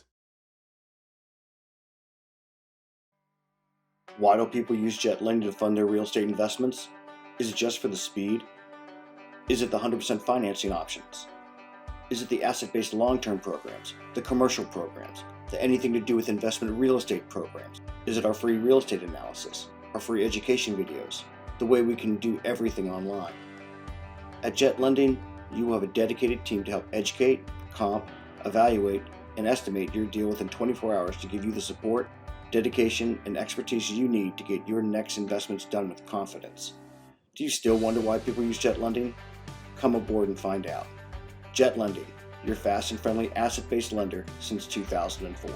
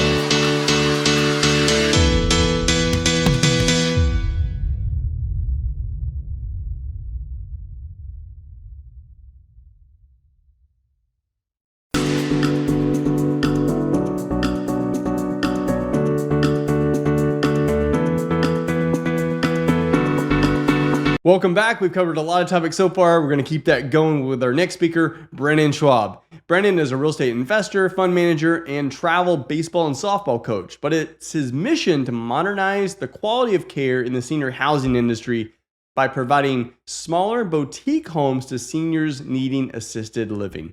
Please give it up for Brennan Schwab. All right, guys. Hey, thank you for taking the time to talk with me today. I'm actually going to be talking to you on a very cool topic that I got into in 2014. I have actually been investing in homes since 2010, and I discovered something in 2014, which I'm going to be talking to you on today for about 30 to 45 minutes. And it's a topic that all of you are going to be part of, one part or the other. And oftentimes you don't even know it. We're talking about an asset class that happens to be the top performing asset class from 2005 and 2015. Now, most of you can guess by if you are going to tell what we have right here is we're in a asset class caring for seniors, right? And I'm going to tell you both about what the asset class is, but I'm also going to tell you things that I've been able to learn over the past 8+ years, really the failures that I've had, and also things that I have been able to learn as we have been able to build a company that has a total value. Our total AUM today is over $30 million, and we are growing. We are excited, and I'm gonna give you a bunch of information that I was able to learn the hard way, so you can come out of this with a ton of awesome information that you were able to use in your own life and think of things on your own. All right. So in a form of a quick introduction, our fund is called this Boutique Senior Living Fund. And what we have is we actually have 3 funds, but I'm going to go into a bit of a background first because I want to help get you guys like how I got here. So this is a photo of me, and I am in the Chicagoland area. I have been here since I've been 5. I'm 41 years old. I've been together with Kelly for over 16 years. We have 2 kids that are 10 and 15. So we are from a town of Crystal Lake. It's about an hour northwest of the city. And we have a asset class that most people don't typically talk on. And it's funny because it's a top performing asset class. So one of the things that we're going to talk on today is about how history teaches you something, and you will only get it taught to you if you are paying attention. So can all of us agree that the 2008 crash was a pretty bad time for most of us investing, right? What did that teach you? So I'm going to go into that in an upcoming slide and kind of go into detail about how that's going to tell you what asset classes to pay attention to in the future. So we have been in the industry since 2014. We bought our first house October 31st of 2014, and we opened it September of 15. And as I told you, I have got a wife of 16 years, 2 kids, and I am a travel baseball coach. So I wanted to build an asset that would give me time freedom to go do other things in life. I think a ton of us invest into projects so we can have time back. And that's what we are going to be talking about, is opportunities for folks to invest passively into a tangible asset that cares for seniors. But that's what we are going to be doing here today. I've got a video here that I won't play for everyone right now, but this video is about 7 minutes and 45 seconds long. And at the end of this, I'm going to give you a link with a lot of valuable information. So hang in here to the end, and you are going to be able to go through this. This video is about 8 minutes long. I am going to explain a little bit of it here, but this is going to be on a website that I'm going to give you guys in the end with at least $20,000 of value that we are going to be giving to you free of charge. All right. Here's a video and a brief background. So my father passed when I was only 2.5 years old. This is a photo of him right here on the left. And it was an experience that it wasn't good. I mean, I was only 2.5 years old, and he passed away in early '84. And he was a great guy. And I bring that up because I want you to understand how this business got going. Because of him passing, he had 4 brothers and sisters, but his dad and I were really close. So my dad was jungle Jeff, and he was from Joliet. So our oldest son is 15, and he is also Jeffrey as well. And as you can see, I coach him in baseball. And this is a statue of that's up in his honor in Settlers Park in Plainfield. My grandpa, as most of you probably have as well, you have probably had an experience, both good or bad, with places to care for seniors.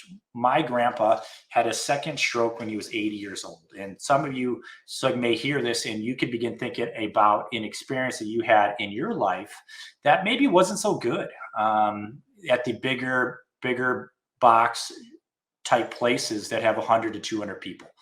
And what happened with my grandpa that is pretty personal is he was a good guy to me throughout my whole life. And he was the closest thing that I had to the father.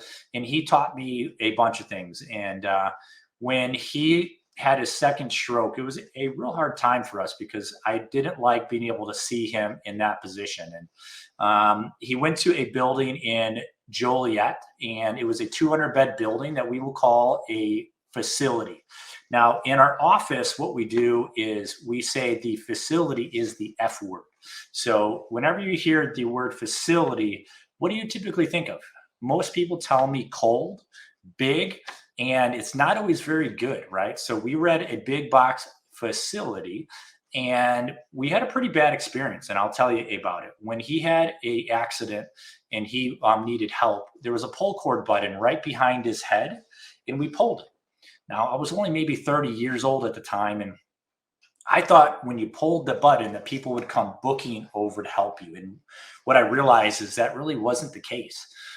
We waited there 5 minutes, 10 minutes, 15 minutes. I started to get pretty agitated.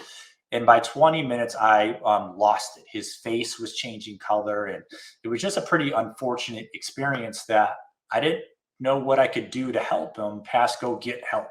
And when I went to go get help, I am not proud to say I was pretty embarrassed that I acted like that, because I exploded at two caregivers and I strongly encouraged them to go help him out. And while I thought I was helping him at the time, I was really afraid that I wasn't helping him and I was not adding value to that situation. And I probably pissed those two caregivers off. And when I drove home, I started feeling bad, and I started realizing that that behavior probably did more harm than good. Maybe I got him help that day, but I necessarily didn't really fix the overall picture for him because he had no one there to talk for him because he couldn't talk. So I really felt really bad, and I felt really that I acted like that, and I pushed it down deep. I pushed it down deep because I felt really bad. So I used that experience, however bad it was, to really say, I don't like this industry. I'm going to keep out of it. Well, fate would have it that 5 years later, we traveled down to Florida, and my wife's father-in-law plays the piano at the old folks home.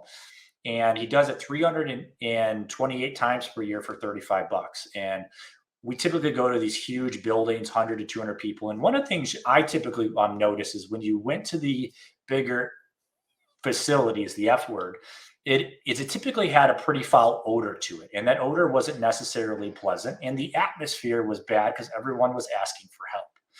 And when I would go to those shows, I would realize that feeling that I pushed down deep years ago would kind of come back up. And what I realized is I didn't like it, and I would try to get out of it. So one time we were down there and I was trying to get out of it, and we went into a house. Now, I want to tell you, at this time, I was investing in properties. We had 23 rentals. We had tenants in all of them. And I even founded our own investment club where I was talking in front of people and teaching. So I kind of thought I knew a little bit about investing. Well, when I went into this house with 5 people and they were playing cards at the front table and they didn't have the odor that I was used to, I said, what is this? In fact, I felt pretty dumb. So I'm here to explain what I learned and what I went through that day, because when I went into the house, I was looking around. Now, I want to paint a picture for you. It was a 2,800 to like a 3,000 foot house. And there was 5 people in there. It was a 5-bedroom, 3.5 bath home, 2,800 to 3,000 feet. And I looked in there and they had fire up in the corners, fire protection up in the corners. And when I was looking at it, I was saying like, what is this place? And to be honest, I felt pretty dumb that I didn't know really what it was. And when I'm in here, I was like, what is this place? And I grabbed the girl in charge and I said, hey, what do they pay to be here? $1,500 or $2,000 per month. And I'll tell you guys, she furrowed her eyebrows like this and just had this odd look on her face, and her answer was and kept on walking. And what I realized was she didn't answer me. And at first glance, I was like, what was that? And so I ended up calling her the day after and I said, Sarah, what did they pay to be here? Was I too high? And she goes, Brandon, I'm sorry. I thought you were joking because they begin at $5,200 a month. Now, I've never seen any house ever generate $26,000 of income per month. That's 2,800 to 3,000 feet. So this was an eye-opening experience. And when we were driving back home from Florida, my brain just couldn't turn it off. I'm just thinking of like, what could their expenses be? If you're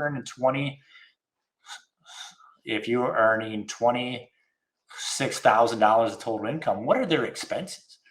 And when I realized that one home with 5 people in it outperformed 23 rentals 2 times per month for total cash flow, I said, holy cow, I need to get into that business. And when I came home, I went around and I was looking and there wasn't any in our whole county.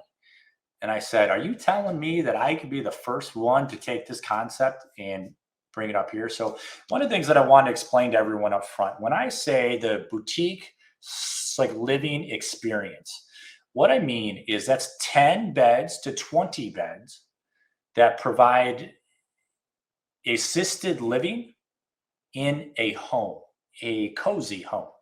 So I'm not saying 5 people per home, and I'm not even able to say 30 people per home. I'm saying 10 to 20. So when you think of boutique senior living, I want you to think of assisted living, 10 to 20 people per home. That's it. And that's what we do. That's a niche that we are carving out that's different. And when I talked to Chris at a event down in Florida, he asked me if I could come on here and help teach people what I've been able to learn through doing this, right? So our fund is called bslf.co. And that's what our fund does. We provide a vehicle for investors to invest passively into tangible assets underneath. Okay.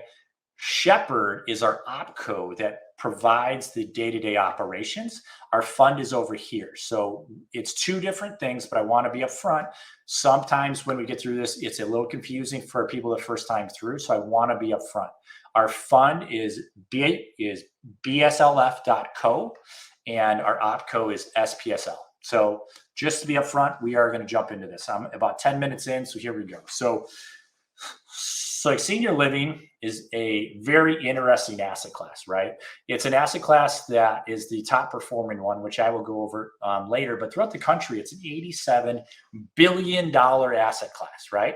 And is expected to grow and grow and grow and grow. In fact, the federal government is able to say that we are in need of 600,000 new beds to keep up with the population demand by 2050. Keep that in mind. 600,000 new beds need to be built by 2050, and we are nowhere on track to hit that. So, and on top of that, 7 out of 10 people that are on this call, when you're older, you are going to need some help one way or the other. And we are providing an alternative cozy home option compared to a bigger box facility, the F word, right? So one thing as far as history goes, for all of you guys that are focused on history, is here is the top commercial asset classes as of the first quarter of 2015. And I like to focus on this column over here, which is 10 years. and it's comparing the top ROIs to investors over this period of time. So if you look from 2005, fast forward to 2010, what is the ROI to investors per asset class over the 2008 crash? Because frankly, I don't care how an asset class does when everything is doing well. I care how does an asset class do when everything is crashing. All right. And one of the things that I found is interesting is if you look at the bottom here, they're talking about apartment buildings are orange, hotel are gray, industrial is this color gold, office is blue, retail is green. So if you look, so this up and down chart is the ROI to investors, which is 4%, 6%, 8%, 10, 12, 14, 16, 18, and 20. One of the key things is this is not pulled by us. This is factual info from the NIC, which is an investor company that tracks performance of all asset classes. And a key part is they don't care who's first or last. They just provide the factual data. And it's up to you to figure out if you can interpret what it's trying to tell you. Now, if you look over at this apartment buildings with a lot of people, and there's a ton of great people on this show here talking on this asset class, okay? Grant Cardone, all these guys have thousands of doors and these huge funds. And look at how it performed to investors from 2005 to 2015. Just over an 8% ROI to investors. Now, that's not bad, but here's some factual data. If you look at industrial during the time frame, it's just over 8% as well. So retail did well, but look how good senior housing did. Now, this is a 10-year period, and this was north of 14%, 14, almost 15% to investors. Now, why did that happen? When everything else was crashing from the 2008 crash, why did this asset class do well? Well, I'll tell you a secret is 34% of our country own their own homes free and clear. And when you own your own home free and clear, you have equity. So when you need services and you need help in our asset class, you put the house up for sale. So you've got lots of equity. So that's how you pay for it. So that's how this asset class continued to grow when every other one was pretty even over that period of time. So one thing I want to point out is that. And one of the things that's different about what we do at our OpCo SPSL here is we do things different. We have an average caregiver that cares for 5 to 8 people compared to the big box facilities. The average caregivers have to care for 20 to 30 people. Now, by a show of hands, who here thinks that a caregiver can care for 20 to 30 people properly? Not a whole ton, right? The point that we're doing that is a caregiver can't do that. That's an owner of the building trying to be as profitable as possible and not serving the people that are in those buildings efficiently. So what we do is we flip it. We do it in a very cozy home, but we do it where the caregiver cares for 5 to 8 people so you can provide a higher level of care than anyone else, right? How do we do that? So one of the other things is we use technology, okay? Just like how Uber changed the whole taxi cab industry, we use technology to change the industry. So we use a couple pieces of technology, which I don't have the time to get into, but I would love to talk to you on it. So at the end of this, we can definitely talk. But we use 2 or 3 pieces of technology that are game changers that gives us a huge edge, just like how Uber came up with an app on your phone to change the whole taxi cab industry. Do you think that the taxi cab industry had the dollars and were they able to come up with their own app where people could book their own taxis? Of course they could have. They didn't because they didn't feel pressure from anybody else until it was too late, right? What we're doing here is this is an impact investment. Everyone's going to invest here. You are going to invest into assets, homes, properties, apartment buildings. We also have an impact investment, which is an ESG component where we are improving lives of seniors, but we're also improving the lives of the care team and RNs that don't have to care for 20 to 30 people. We have to only care for 5 to 8. So we are, when you invest in our fund, you are helping a lot of people. right? So that's really kind of what we're doing there. Our fund only invests in areas where it's cold. Why do we do that? Most people think, why the hell would you do that, Brandon? Well, the reason of it is there's a lot of competition down in Florida. There's a lot of competition in California. In fact, in Florida, there's 1,800 homes last time I checked that are under 15 beds. California has 2,800 homes. Arizona and Phoenix has 3,000 homes just in Phoenix. Texas has 50,000 homes, right? Here's the problem. The average bed cost people are paying is $3,500 to $4,000. Where I'm at, there's only 55. So we focus in areas where it's colder, and I focus where they are not. So one of the favorite quotes I have is by a hockey player, that he doesn't go where the puck is at, he goes where the puck is going. So I would rather have an average bed of $6,200 to $8,000 here than $3,500 to $4,000 here. So that's really what we do. We focus in areas where it's cold, and then we are based in Chicagoland. So we want to be 8 hours or less from any of our investments for the upcoming 5 years, so we can control and have a really good handle on it. We don't want to grow too big too fast. We want to focus. So that's really what we do different in our fund. And we only invest 90% of the capital in our fund into 10 to 20 bed homes, cozy homes. We don't do anything bigger. So one of the key data points that I want to be clear is when we invest, we currently only invest in 10 to 20 bed homes that have care ratios of one caregiver every 5 to 8.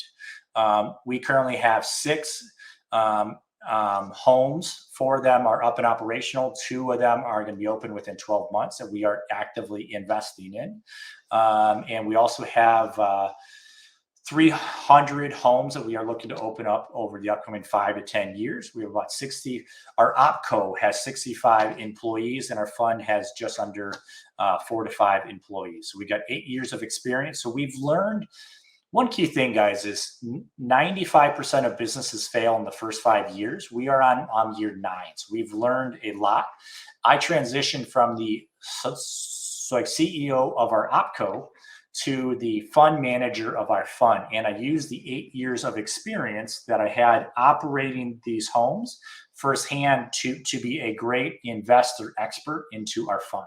We do all of our admin with a third-party company called Nav Consulting, which they are great. They do all of the book auditing. It's fantastic. And this is really what we do. So we have a great ops team that are operating the SPSL investments. I have since not handling the overall operations there. We have hired experts to really do that. And then our ops team have a group of people there that's 100+ years of experience in the industry. And we have an ESG cardiologist that came to us because they identified the cozy home model is just better, right? So really what we do, our investing thesis can be summed up pretty simply. We use capital from our fund to buy properties at a 14% cap rate. We hold them for 12 months. Then we do takeout financing at an 8% cap rate, and then we keep doing it over and over. That's basically what we do. And investors that are investing into the tangible asset of the home underneath. And then the OpCo is at an arm's distance. And that's wonderful because this is our investing thesis. What other apartment building can you buy at a 14% cap rate? Not very many, right?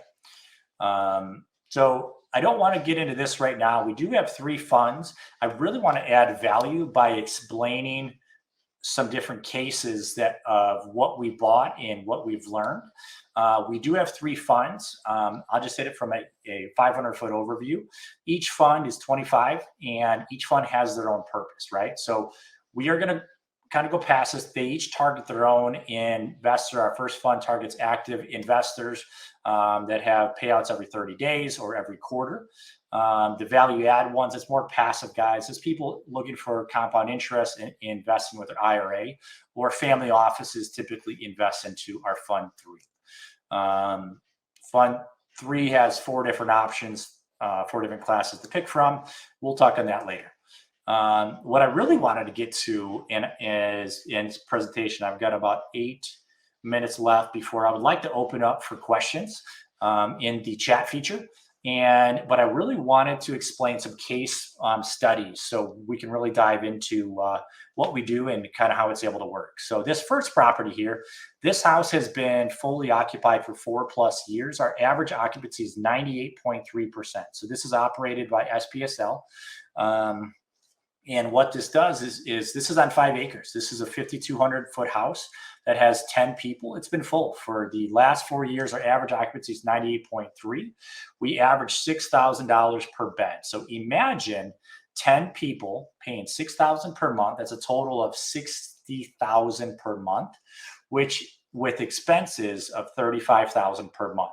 So we have 15 grand of NOI each month. This is a property we bought for $750,000. We put $450 in, and we are getting takeout financing. This house appraised from from Cushman in Wakefield at $2.8 million, 2.87 to be exact. And we have got about $1.2, $1.3 million in. Pretty good deal, right? Next house is a house in Harvard. Okay, this house in Harvard was built in the 1800s. Okay, the 1860s, right? What I'll tell everyone is I would never buy a house in the 1800s again, because we bought this house for $450. We had an upfront plan to budget about $150 to $200 grand in, and we ended up having to put $450,000 because we had to do a lot of work that was unexpected. But what was really nice is this house appraised for $3.34 million in 2022. And we have about 900 grand into this thing, right? Maybe some of our holding costs call 1.2, 1.3 million, but is there a lot of equity in here? Of course there is. So these are the type of assets that we're finding, okay? This house right here, we bought this house off of the MLS. This was somebody that couldn't do really well during COVID. We bought this for about $685,000.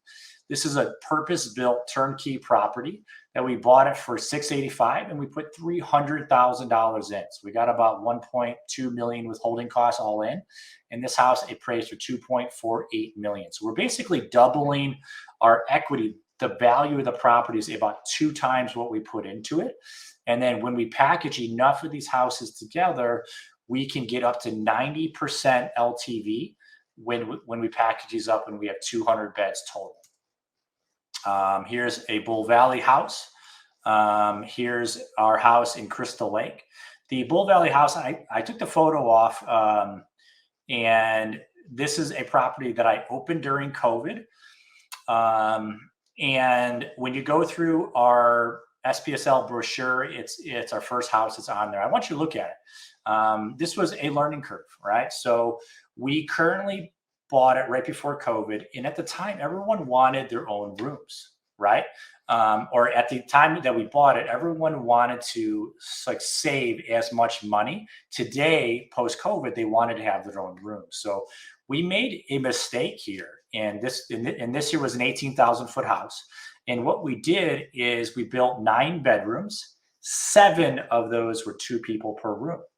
What I realized before COVID was people knew that their parents had $100,000 or $200,000 in cash, and then they had equity in their home, but they didn't know how long their parents were going to live.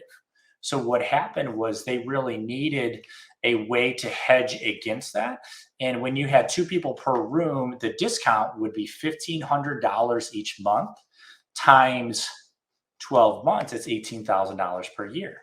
So against my best thoughts, we built a house with 9 bedrooms. 7 of those were doubles and only 2 privates. So our 2 privates booked up quickly, and we filled the house within about 3 months, but we only filled 1 person per room. So I took the photo down because this was a mistake. This was a failure. COVID changed things. So we buy things properly, so we have flexibility that we can come back and tweak things if we need to. So this property right here is a learning curve that we are learning from, right? So this property for Crystal Lake, this is a house in development. This is about 5 minutes from the house for Bull Valley. And this is a bigger house, right? So this house is pretty big. The first floor is like 8,500 to 9,000 feet. And what we're doing here is we are doing 12 beds, all privates. And then over time, we've got 2 extra rooms that I can build. So we'd have 14 private bedrooms and 2 bedrooms that would have 2 people in it each. So that's really what we're doing here. And this property we bought for $1 million. We're going to put $500,000 into it, and when it's all done, this house is going to appraise for about $6 million.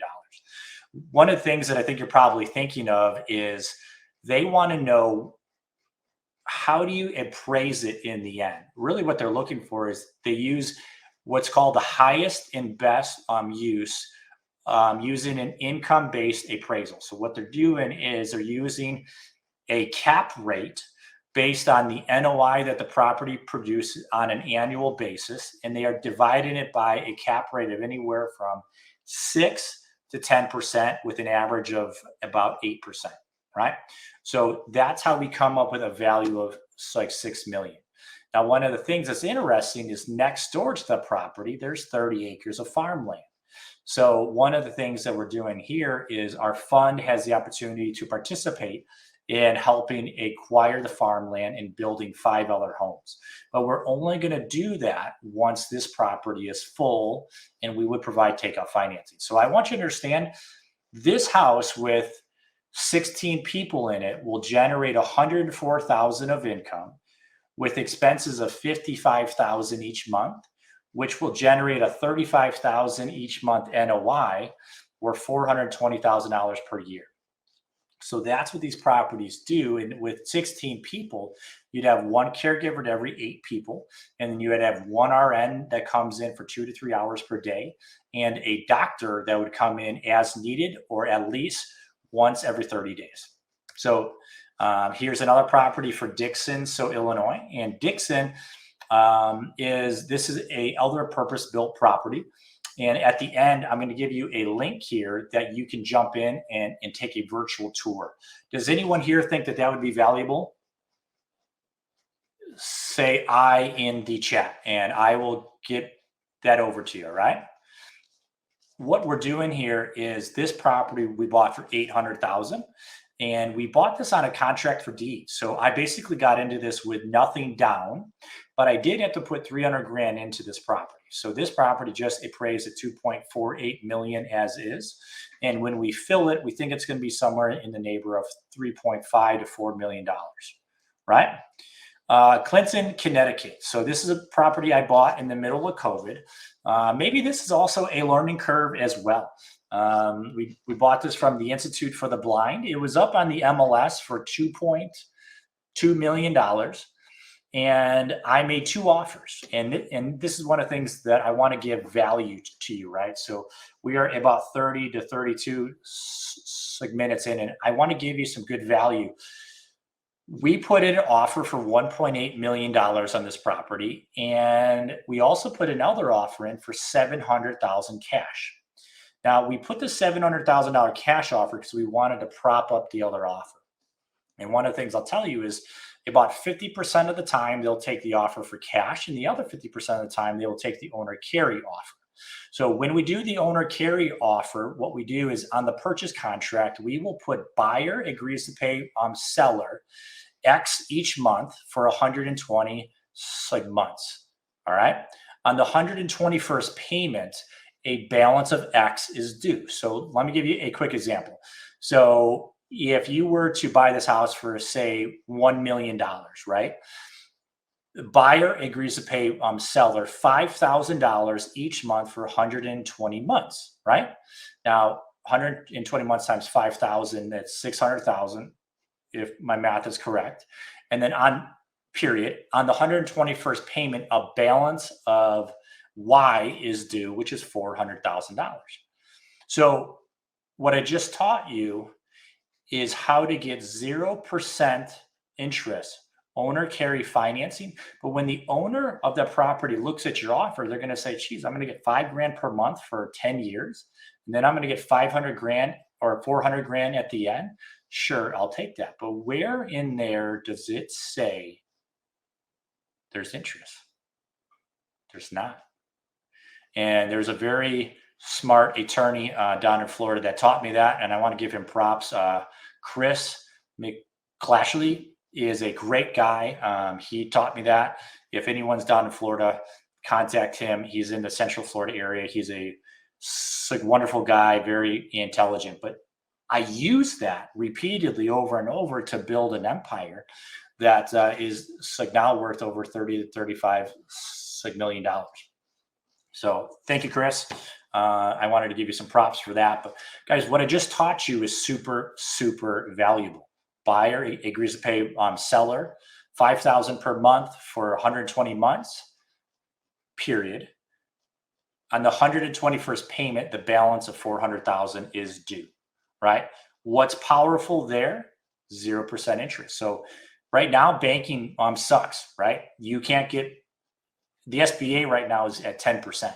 So would you rather pay 0% interest or 10% interest? Can you put that in the chat column? 0% or 10%? All right, good. For all of you that put 10%, I probably can't help you. But all of you that put like 0%, I'm teaching you how to do that. Anyone can do this. You just make 2 offers. And when I do the cash offer, I always do a general rule of thumb that if I am not extremely uncomfortable with the offer amount, I'm paying too much. So this particular property we bought for $700,000. They took my other cash offer, and so we bought it with about $800,000 of equity, and our fund would invest into something like this. So at this point, this is a property that we can do, and what I just taught you is how to buy it with 0% interest. I don't know if there's anyone else on it besides maybe Pace. If he's being featured here, I don't know, but Pace teaches you how to do this at well, that you never have to use any of your own if they do owner carryback financing or all cash offer. All right. We also have a development deal. This works in our Fund 2, and our Fund 2 helps provide long-term capital, which is patient capital, for investors that want to grow their IRA while they are currently working. Fund 2 is using compound interest over 5 to 10 years. And this is only for accredited investors only. I should probably told you guys that up front. All of our funds are only for accredited investors only. And if all of you don't know what that is a private or a single person needs to make over $200,000 per year. A married couple makes over $300,000 per year, or a married couple has a net worth north of $1 million, excluding their personal home. If you answered yes to either of those 3, you can qualify and invest in our fund, be it in bslf.co. All right. This is one of the examples of a property that we would do with our fund number 2. Our fund number 2 is a 5-year fund to 10-year fund, and it has compound interest paid at the end of either 5 years or 10 years. Here's why. This property doesn't generate any cash flow up front.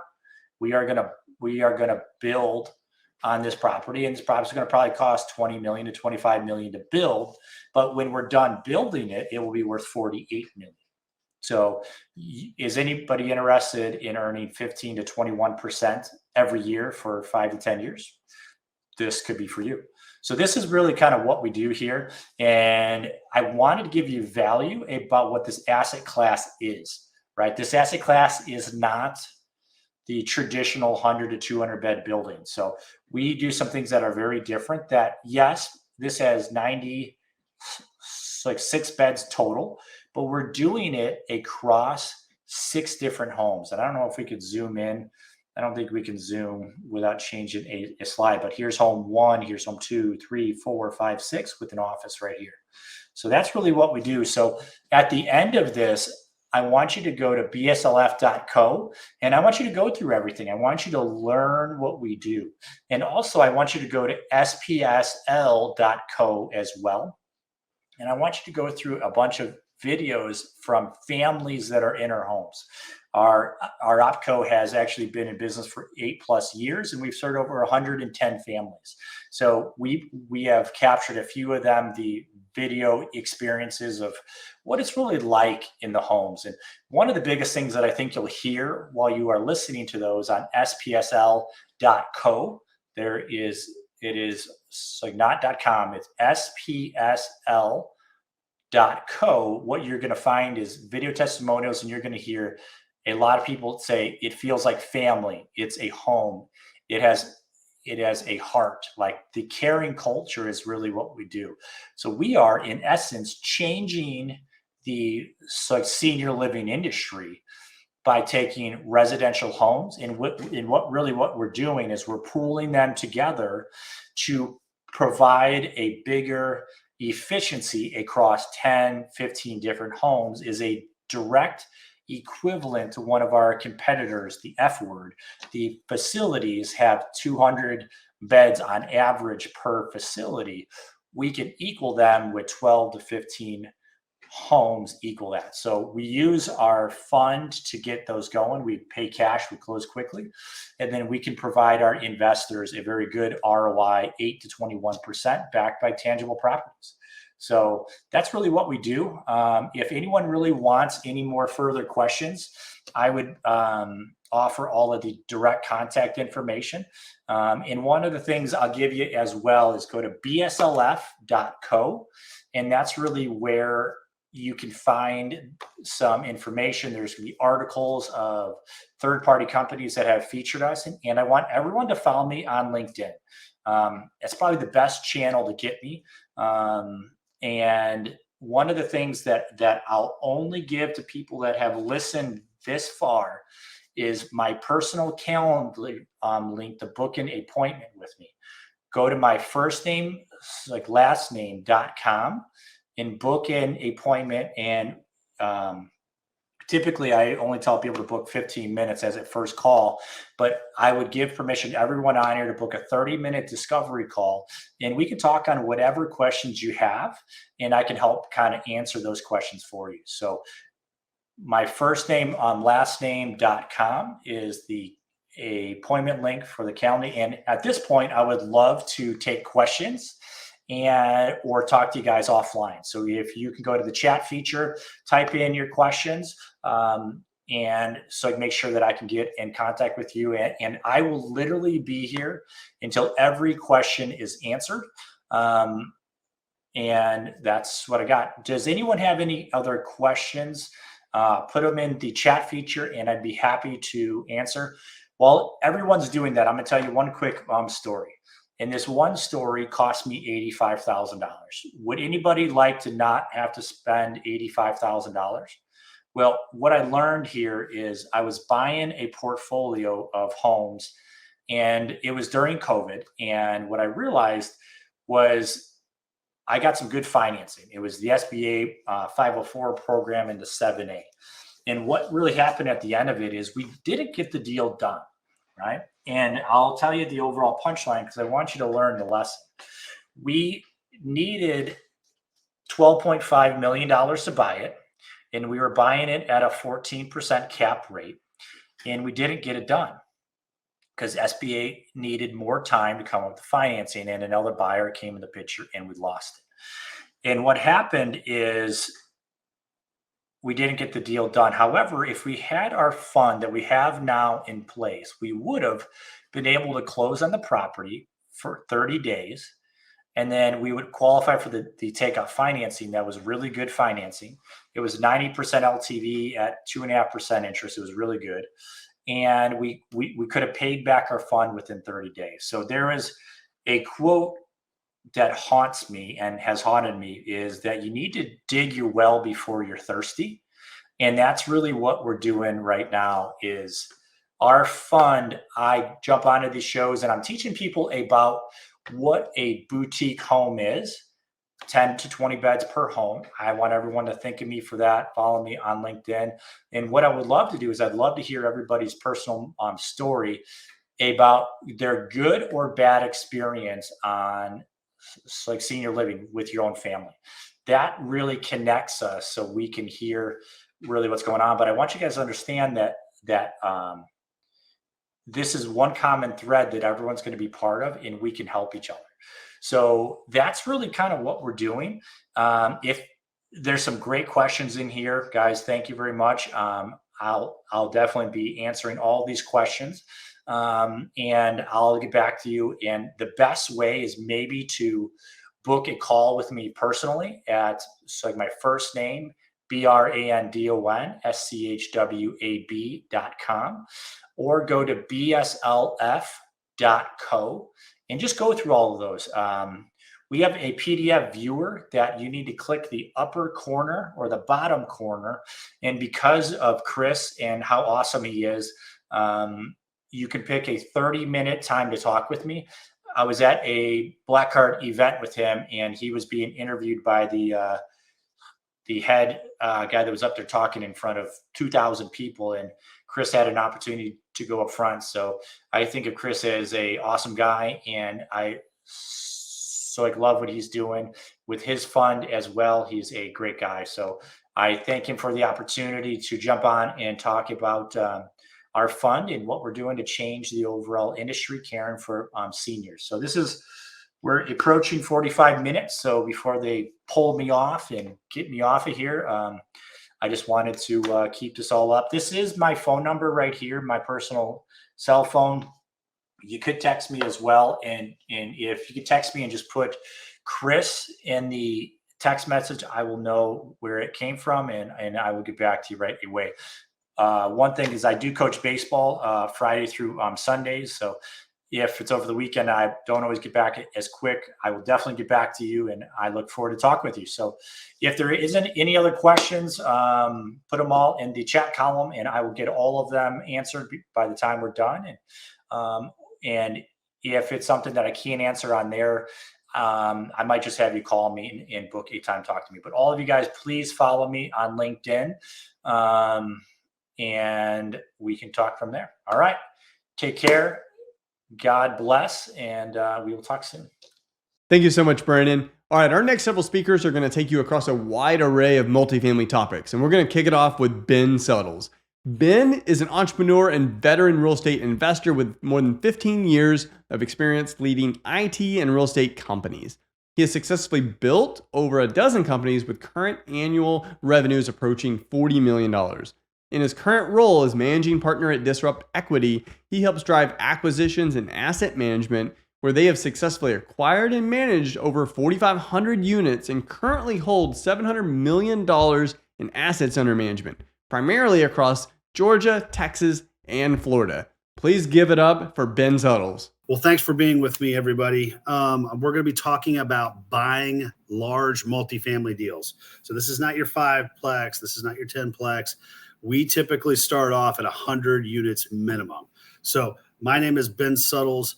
I'm managing partner of Disrupt Equity. I've been in commercial real estate for about 10 years. Before that, I was in 15 years in corporate IT sales, if you can believe it or not.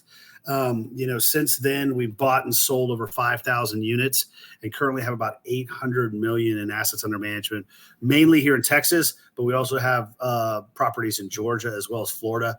We love the Carolinas. We love Tennessee. Think Sunbelt, think Texas. That is where we buy. So let's get right into our track record. Why should you be listening to this guy? Bottom line, again, we have the assets under management. We have the unit count. Those are average annualized returns that we have provided that are net to our LP investors. And these are just some of the deals that we've actually sold over the years. So we've exited about, I think, 11 deals at this point, and all have met or exceeded those LP investment returns that we provided. One thing that I'm really, really proud of for 2022, we were number one fastest growing company in Houston. We're the number 6 fastest growing real estate company in the country. And we're back on the list for this year as well. So really, really excited about that. So general disclaimer, obviously all this is just for, kind of general knowledge. Do not make any financial or investment decisions based on this presentation. I am not a lawyer. I am not a CPA. I am not a financial advisor. We do expect you to review any offering documents that you might see from us in the future, and ultimately review those with your team, which will include your lawyer, which will include your accountant, which would include your financial advisor, and make the best investment decision based on you and your family's investment goals. So why multifamily? So this is not just why large multifamily, but just why multifamily in general. Monthly distribution. So we all talk about cash flow. We used to call it mailbox money. No longer comes in the mailbox. We don't send checks out. It's just ACHs. So it's not as fun and exciting to walk out there and you have a check in the mail, but we've evolved. But bottom line, we do monthly distributions. Some people do quarterly. We typically find that monthly is more fun and exciting and, a better way to reward our investors. You could do 1031 exchanges into multifamily. So say you sold some other property, as long as it's commercial, or I think you can even do single family to multifamily. Check with your 1031 advisor though on that. But bottom line, you can 1031 into our syndications. That's totally possible, and defer those tax gains that you might have had. Forced appreciation is one of the funnest topics that we talk about when we're talking about multifamily. I don't have a whole lot of time to talk about what exactly that is, but in a short nutshell, we're able to put money into the property. We're able to improve the operations, therefore making it more profitable, therefore making it more valuable. That's forced appreciation. Everybody knows market appreciation. The market goes up, all ships rise with the tide, right? Tax benefits, depreciation. Depreciation is the sister to appreciation, right? And these are all paper losses that allow you to potentially offset active or passive income gains that you have for the year, right? Look into that. Low interest rate loans, right? Fannie Mae and Freddie Mac are still involved. We're still getting 5.25% right now. So people are scared about 8, 9, 10%. That's bridge loans. Fannie and Freddie are still there to provide liquidity in the market. Leverage. Typically you could get upwards, 5 years ago, you get upwards of 75, 80%. Now it's probably 65 to 70% tops, but still great leverage. And the amortization is on a 30-year period too, versus a lot of more commercial real estate loans are going to be on that 20, 25-year amortization, making the loan a little bit easier to pay off, or a little bit more profitable. And, ultimately that's going to help with the cash flow too. One of the big reasons why I love multifamily though is the scalability of it, right? You talk about doors, right? I can buy 100 doors all in the same complex. So you can imagine the efficiencies and the economies of scale that I can get with just buying one complex, right? Now imagine you buy the whole block. Now you can share resources. You can buy in bulk. You can, move your maintenance guy to this. There's a lot of efficiencies and scalability in multifamily that is hard to gain when you're doing just single families all over town, right? Not to mention that I don't like single family. That's how I started off in this business though. So 3 ways to get into multifamily investing. Investing passively in the deal, adding value to get into the deal, right? What does that mean? That means you found the deal, you're raising the money for the deal, you're putting the earnest money down, you're signing on the loan.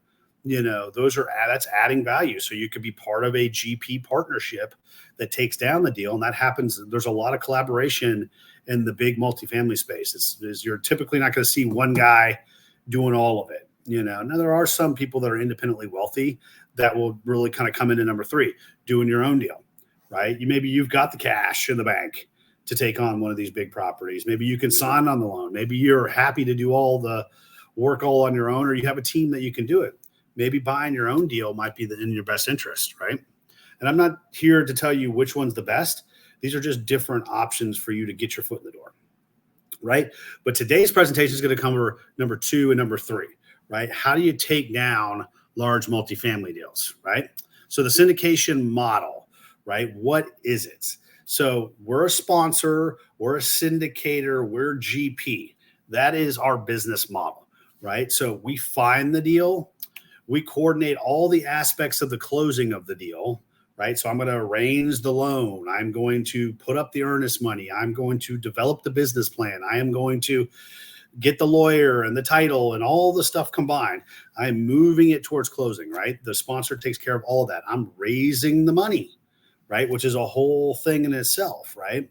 So it's essentially a pre-packaged investment opportunity, right? Turnkey is somehow, or one way that you can describe it too. Sponsors manage the whole operational aspects, or all the operational aspects of the deal itself too, right? And then at the end of the day, once the business plan has been executed, it's a good time to exit the property. You position the property to be sold. Again, the way that the syndication model is meant to work is the GPs are doing all the work.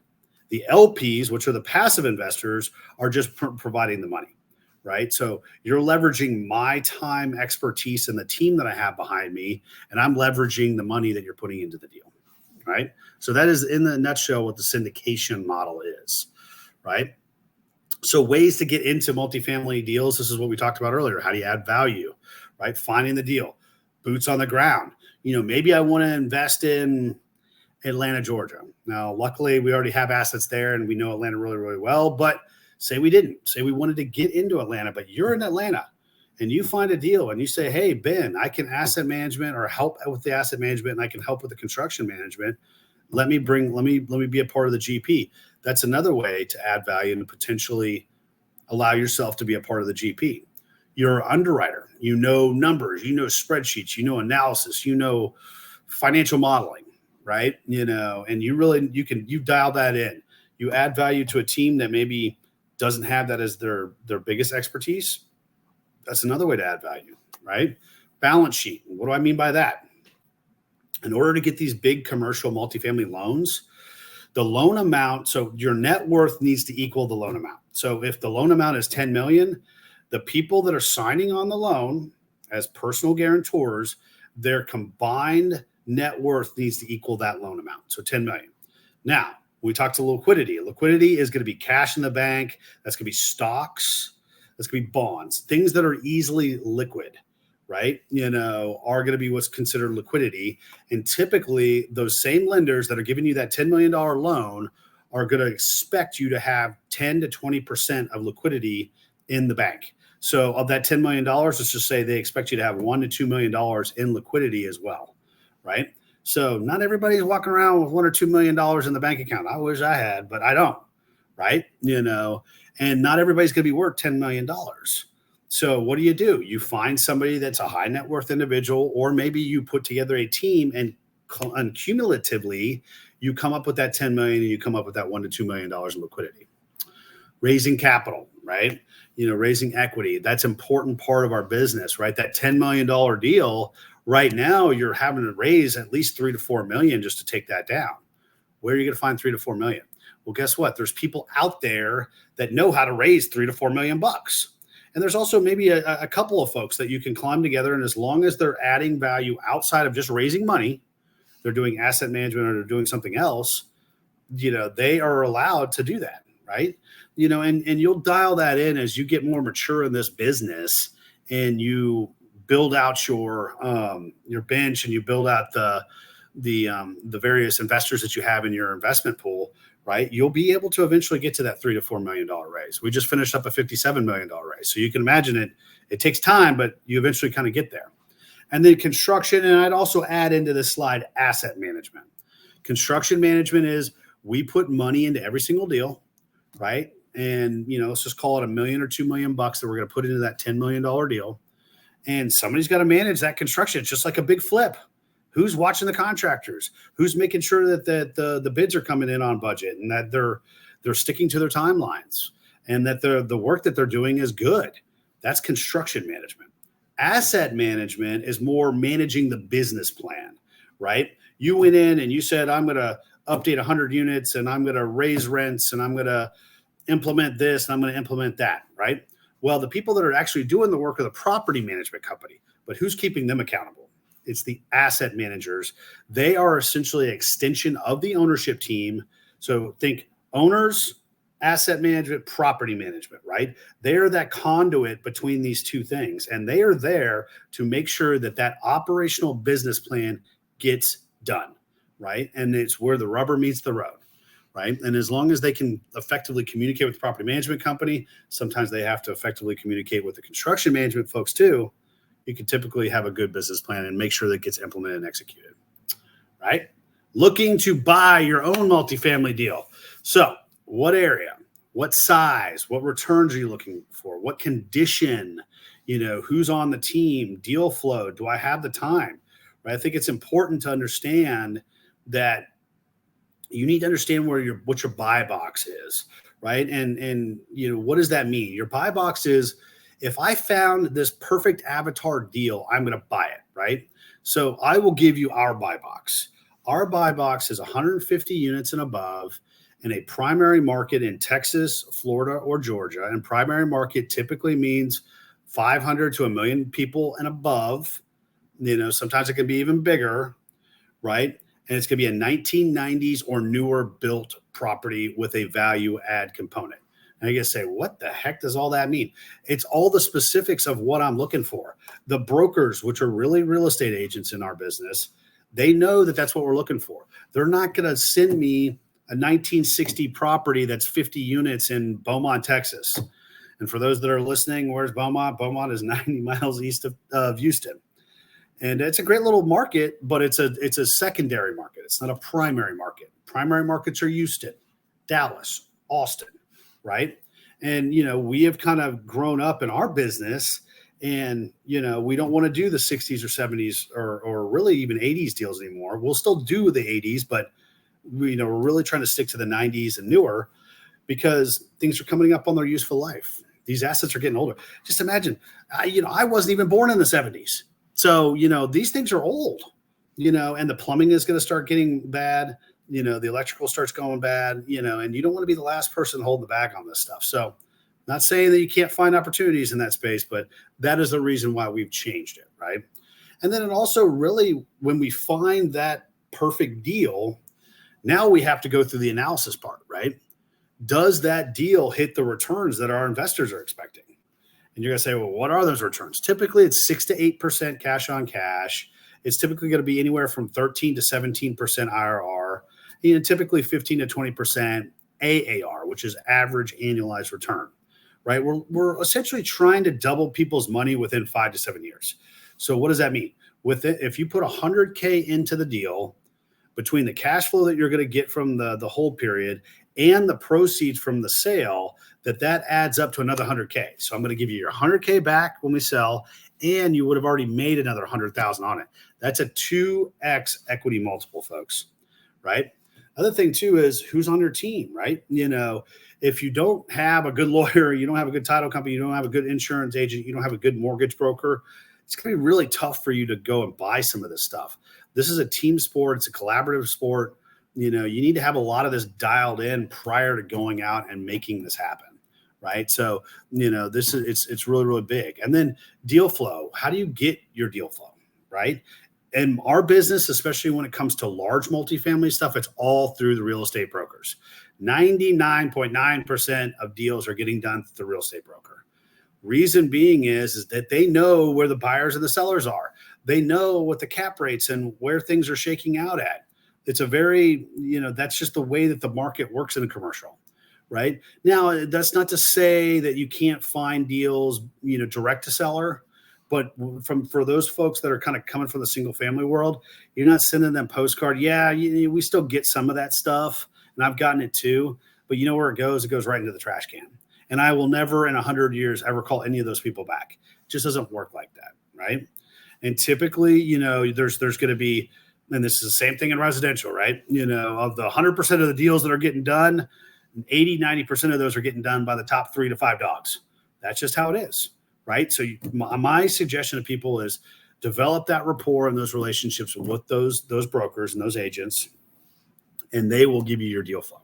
Now, you got to ultimately perform. You got to build that trust, but they will lead you to deals, right? And one of the biggest things that I tell people, because, people have jobs, right, is do you have time? Right? It's important for people to understand that if you're a surgeon that works 80 hours a week, probably not a good idea for you to be an active investor or be a GP leading a syndication, because you're not going to have the time to actually perform, the business plan and oversee the business plan.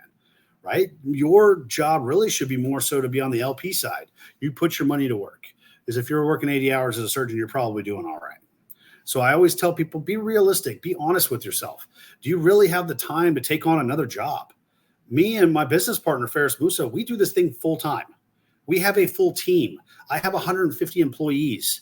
This is stuff that people need to take into consideration when they get into the business. Is you're either going to be part of a little niche, part of this overall process, and that's fine. You can attach yourself to a bigger team, or you're going to have to dedicate yourself full time to building out a commercial real estate syndication firm, right? So that's why. Do you have the time to buy a big multifamily, right? Building key partnerships, right? I think it's, again, there's some things that you need to dial in, and these partnerships these are your team members. So don't think GP team, not the guys and gals that took down the deal together. This is the other people that are really where the rubber meets the road. Debt, right? Who is your lender? Do you have a mortgage broker? And I always suggest people that are in this business should have a mortgage broker. We used Anton Matley at Peak Financing, great guy. You need to have somebody that's knowledgeable in what products are out there and how do you actually put the right loan product on each deal, because each deal is not going to be the same. You're not going to always have one product that fits all. So it's important. Equity, we talked about this before. Raising money is an important part of that. Sometimes you can have equity brokers, or you can have other people that are part of your team that are just raising the money. Legal, when you're raising money, it's an SEC process, right? And there's SEC rules and regulations that you need to follow in order for you to be able to do it legally.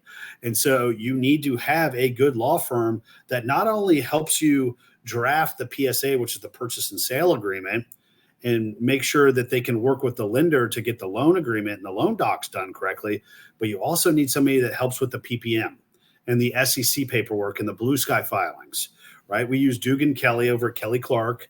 He's a great guy, and that is huge, right? To get the right law firm that can shepherd your process, or shepherd the deal through the whole entire process.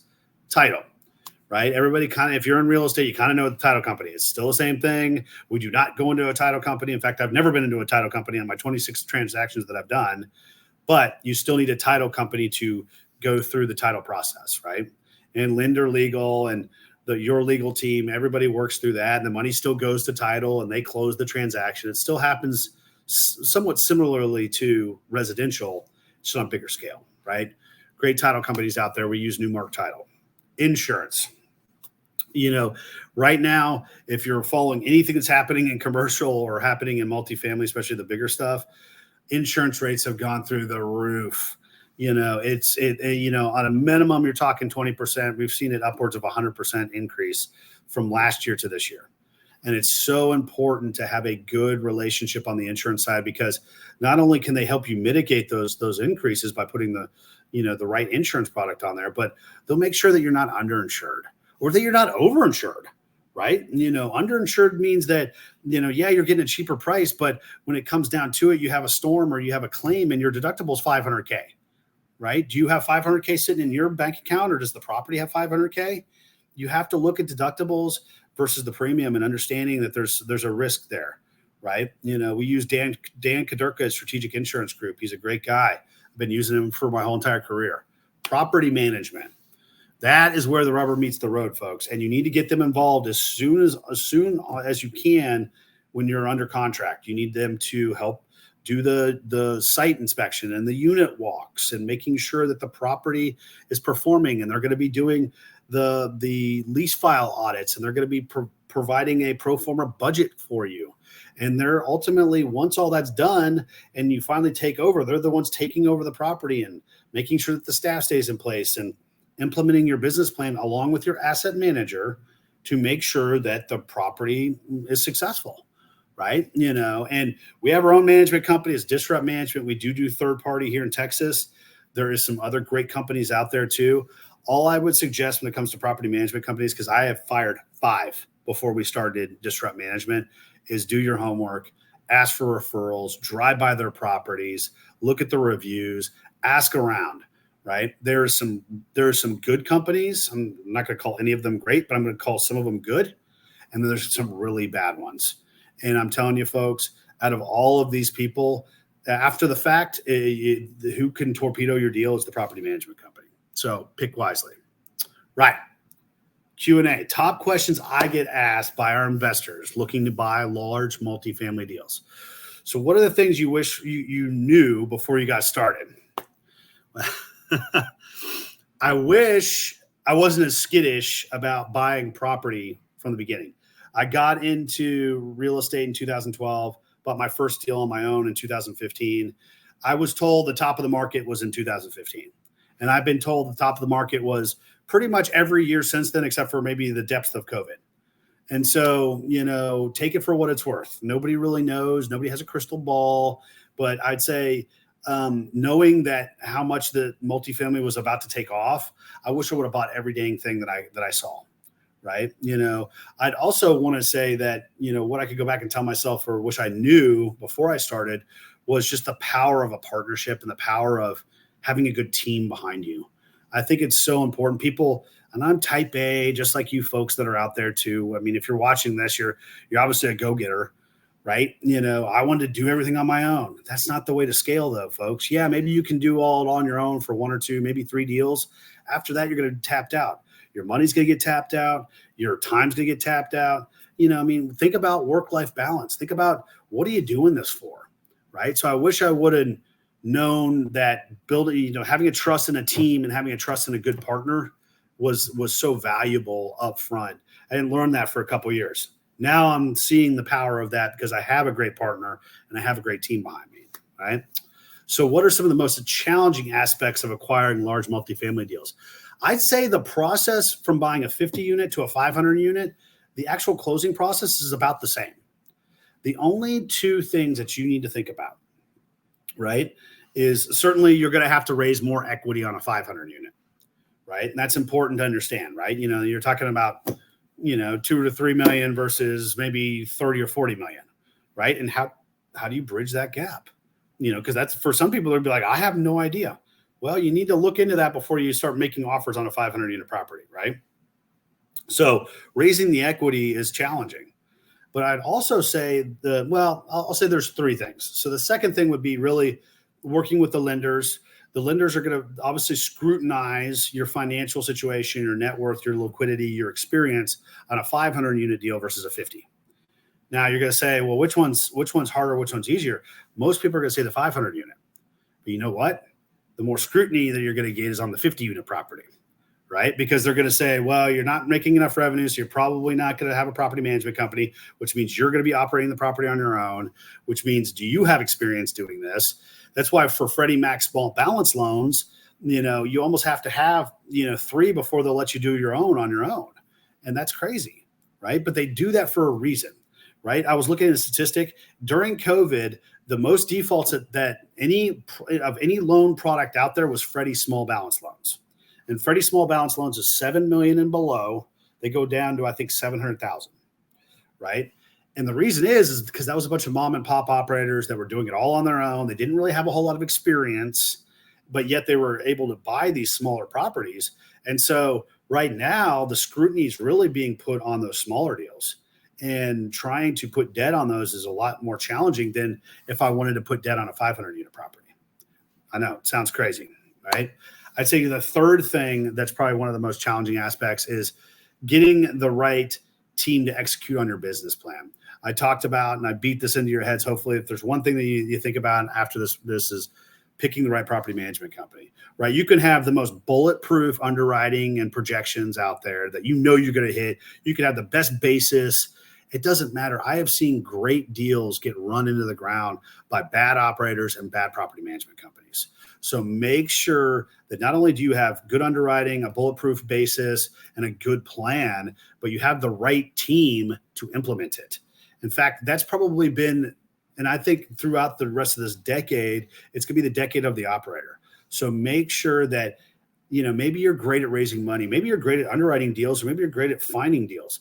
Realizing that that's just the front end of the process. A lot of people take a big old sigh of relief when they're done closing a deal, but that's when the hard work begins.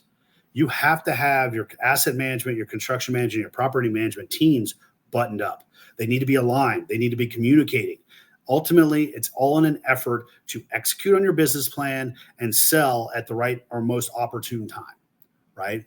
And so haven't had that, especially in the past when I didn't have the right team. And so take it from somebody that has learned the hard way. Having that buttoned up ahead of time is important, very, very important. All right. So how would I recommend somebody get started? I would say take a step back and understanding your financial situation, right? Now, I'm not saying that you need to be a millionaire to get into multifamily or even into big multifamily. And believe it or not, I didn't have a whole lot of money when I started off, right? But you need to have some money, right? This is not a, oh, I've got a couple grand in the bank account. I'm just going to leverage my way by being a hustler to get into it, right? It doesn't work like that. The bank's not going to let you get into the deals anymore like that. That's the days of being able to do that are done, right? So you need to have some savings. You need to have somewhat of a good credit score, right? Again, most of this is cumulative, right? But I'd say the other thing too is getting yourself educated, right? Understand how to underwrite a deal. If you can't spot a good deal versus a bad deal, you're going to get taken advantage of. Whether you're just trying to put money in as an LP passive investor or you're a GP trying to buy your own deal. Brokers are always going to paint the most idealistic view of every property. It's always a value add and a growing area and lots of potential, blah, blah, whatever buzzword they're going to use. They're doing that because they're salespeople. That's just what they do, right? And that same thing happens in single family, right? But point is, you not only need to make sure that you have some wherewithal, but you need to have some level of education, especially when it comes to underwriting deals, right? I think that that's important. Then the other thing is get out there and network. If you're wanting to be a passive investor, meet syndicators and sponsors. Get a good swath and get a good feel and have conversations with them. There's so many people that have come through our funnels and come through our marketing that have never talked to me, which I'm just baffled by because I love talking this stuff and have never asked questions and just put money into the deal. Now, I appreciate their trustworthiness of me or their trusting of me. But the point is that if you're getting it as an LP, ask questions, even if it's via email. Maybe you're a shy guy or gal and you don't really want to get on a phone call. Fine. What's your track record? Have you ever had to do a cash call? Are you signing on the loan? How much money are you putting into the deal? We put in 5 to 10% of our own money into every deal. And so you'll see people that don't put a penny in, are taking big acquisition fees right up front and aren't even signing on the loan, right? That's a big red flag. I'm also a passive investor as well in other people's deals, not just ours. And those are the things that I'm looking for, right? Because you're backing the jockey, not the horse. So talk with the syndicators, talk with the sponsors. It's important. Now, if you're wanting to be GP, you're like, all right, I'm not even going to go to that passive stuff, or I've already been doing passiveness and passive investments, and I want to get into my own deal. Okay, now what do you want to do? I'd say it starts with, again, what's your buy box? You need to understand that. You understand the returns that your investors will accept. I know guys that they're given it's essentially straight debt. They give their investors 7%, no upside. So it doesn't matter if you sell the property for $10 billion, as long as they pay their investors at 7%, that guy gets the upside of that $10 billion. Now, my investors would never accept that, but his investors would. So understanding what deals you want to buy, what investment returns do your investors want, right? And then go out and start looking for deals, right? Building rapport and, with these brokers is important. And that if that means you got to fly out to your market, we're in Houston, but we have deals in Florida and Georgia. Guess what? Ben's getting on the plane and going out to Tampa, and I'm, shaking hands and having dinner and drinks with all these brokers. That's what you got to do. Because otherwise you're just another name and another voice amongst hundreds of names and voices to these guys. So go out there, build rapport. These are true long-term friendships that can be developed. And guess what? If that actually happens and they like you, they'll start giving you the better stuff. They'll start turning you off of stuff that you shouldn't buy. And so that's important. And then the biggest thing, so once you built that rapport, you built that friendship, they send you a deal, be ready to execute. Make that offer. And you better make sure that you be able to close, because if you tie up the deal and then you can't close, they're probably not going to call you back, even if you built up that rapport. So that's what I would do to get started. But if there's ever any other questions, I love talking shop. feel free to stay in touch with us. Team at disruptequity.com. Check us out on YouTube. We have a lot of content, a lot of free content. I just wanted to, thank everybody for letting me talk today. And, I'm always here to answer any questions. Thank you so much, Ben. Let him know what you thought of that in the chat. What were your biggest takeaways?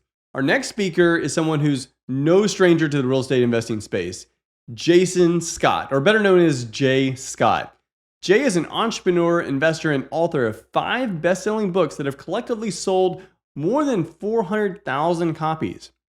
In addition to personally buying and selling over $70 million in real estate, Jay is a co-owner of Bar Down Investments, which has invested in more than 1,200 units worth over $120 million. Jay also holds strategic advisory roles in several venture-backed real estate companies.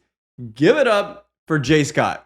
Hey there, everybody. Jay Scott here. Thank you for tuning in to my presentation today.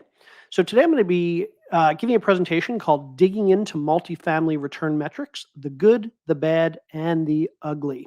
And this presentation is going to be based on, I'm going to use it as an example in the presentation, a multifamily syndication that I did last year. But this presentation will be useful and geared towards anybody that is in the multifamily space, whether you're a syndicator or a passive investor, or even if you're just buying properties for yourself, you're not syndicating, you're not investing passively. In fact, this presentation will probably be valuable to anybody who is buying property for any reason, whether it's residential or commercial. Certainly some of the stuff we talk about will be more geared towards commercial and larger deals and syndications, but all of the information I provide here today, I think you'll find valuable, regardless of what type of investing you're doing or what type of properties you're buying. I'm going to be talking about return metrics today. So before I jump in, let me give a brief overview of who I am. So my name is Jay Scott. I'm a partner at Bar Down Investments. We are a multifamily syndication and investment fund.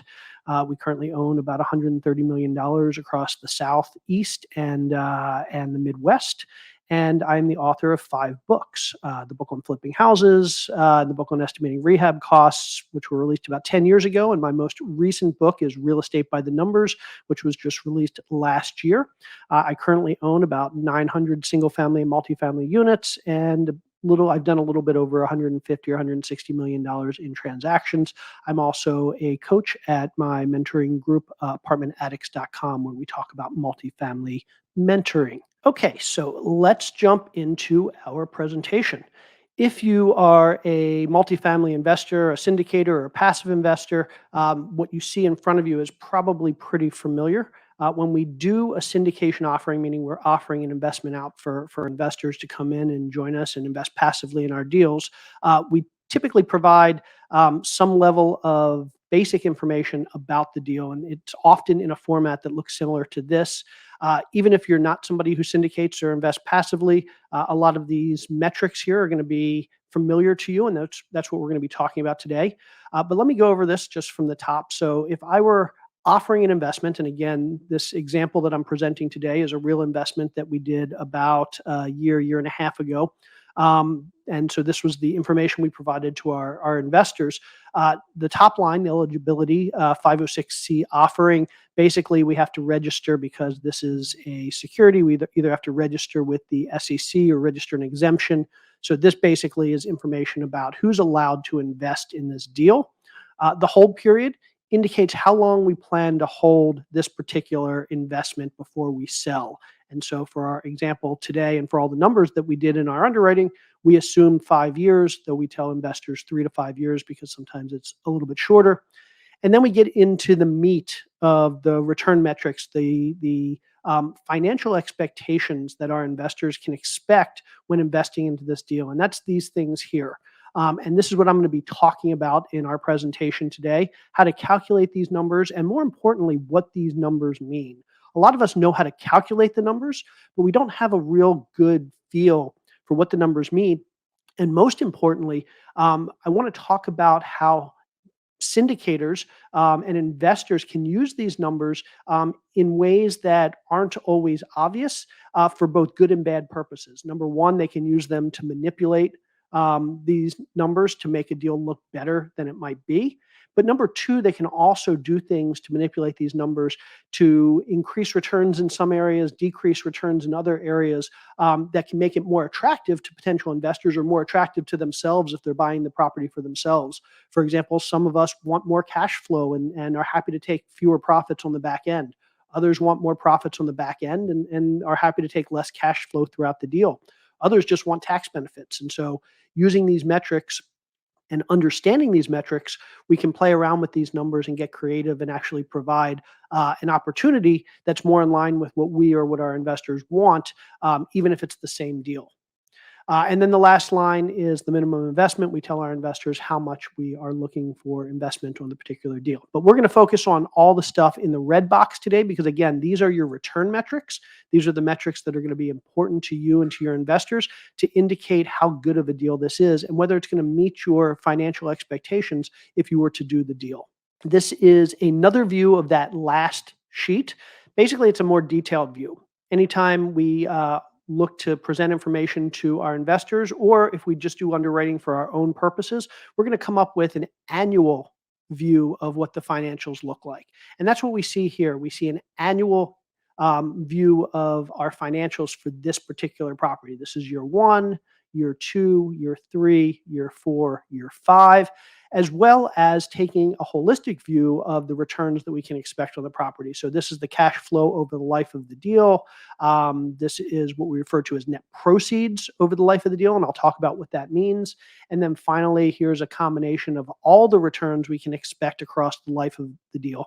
And so again, if we were to present this opportunity to investors, or we were to underwrite this deal for ourselves, we'd be looking at it from this level of detail. We'd want to see what each year of the investment looks like and what the totality of the investment looks like. And again, this is the actual example that I'm going to be using for this particular presentation. So you'll see this chart a number of times throughout the presentation.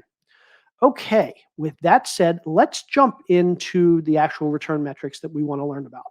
Let's start with this thing called equity multiple. You may or may not have heard of this. It's not a common return metric outside of syndication deals where we bring in investors, but for some reason, it's become very popular in syndication type deals that we present this number to our investors. And so this is the simplest return metric that we'll talk about today. It's probably the simplest return metric that we have. And what an equity multiple is it's an indication of how many times an investment will multiply over the hold period of the asset. So just to give a simple example here, let's say I were to invest $100,000 into a deal today. And let's say that when I finally get my money back, when that property is sold, I get my money back with my profits, I'm returned $200,000. So I put $100,000 in, I get $200,000 back, which is $100,000 investment plus $100,000 profit. Because I put $100,000 in and got $200,000 out, twice as much, I could say my equity multiple is a 2. If I put that $100,000 in and got $300,000 out, so basically got my $100,000 back plus $200,000 profit, I would say my equity multiple is a 3. So let's talk about the math behind that. To calculate equity multiple, we take our ending value of our investment, divide that by the starting value of our investment.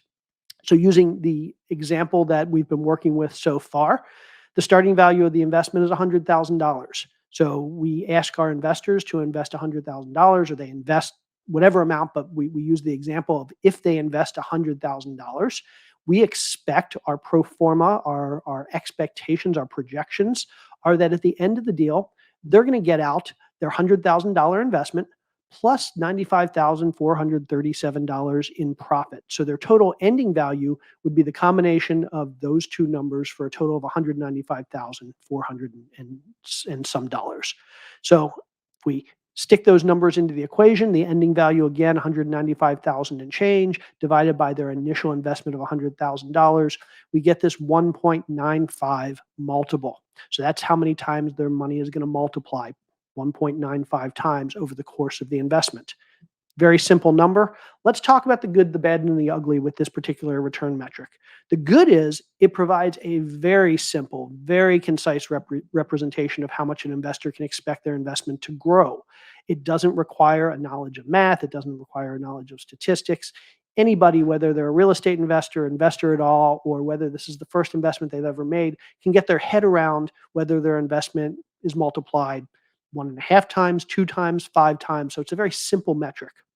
Now, the bad is that because it's such a simple metric, it can be very difficult for an unsophisticated investor or even sophisticated investors to take this number, this 1.95 or 2 or 5, and to actually convert that into a metric that's more standard, a percentage metric, a percentage return that we're often used to dealing with.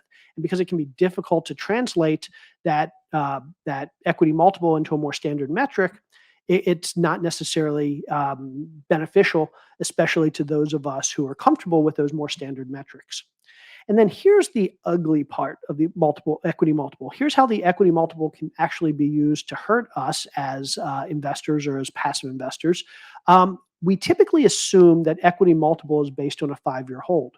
So if I say that a deal has a 2 equity multiple, the typical assumption is that your investment's going to double in 5 years. If I say a 3 equity multiple, the typical assumption is that your investment is going to triple in 5 years.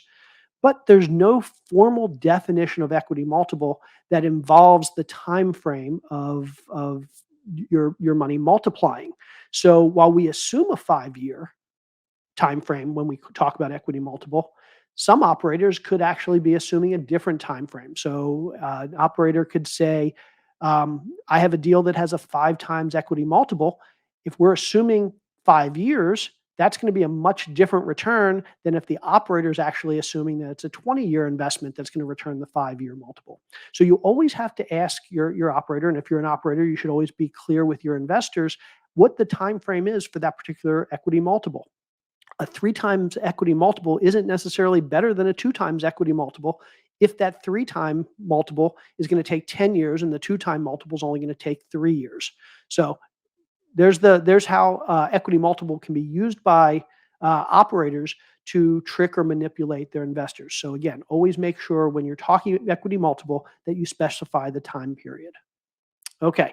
Next, let's talk about this metric here, average cash on cash return. This is a big one. This is one that we talk about a lot.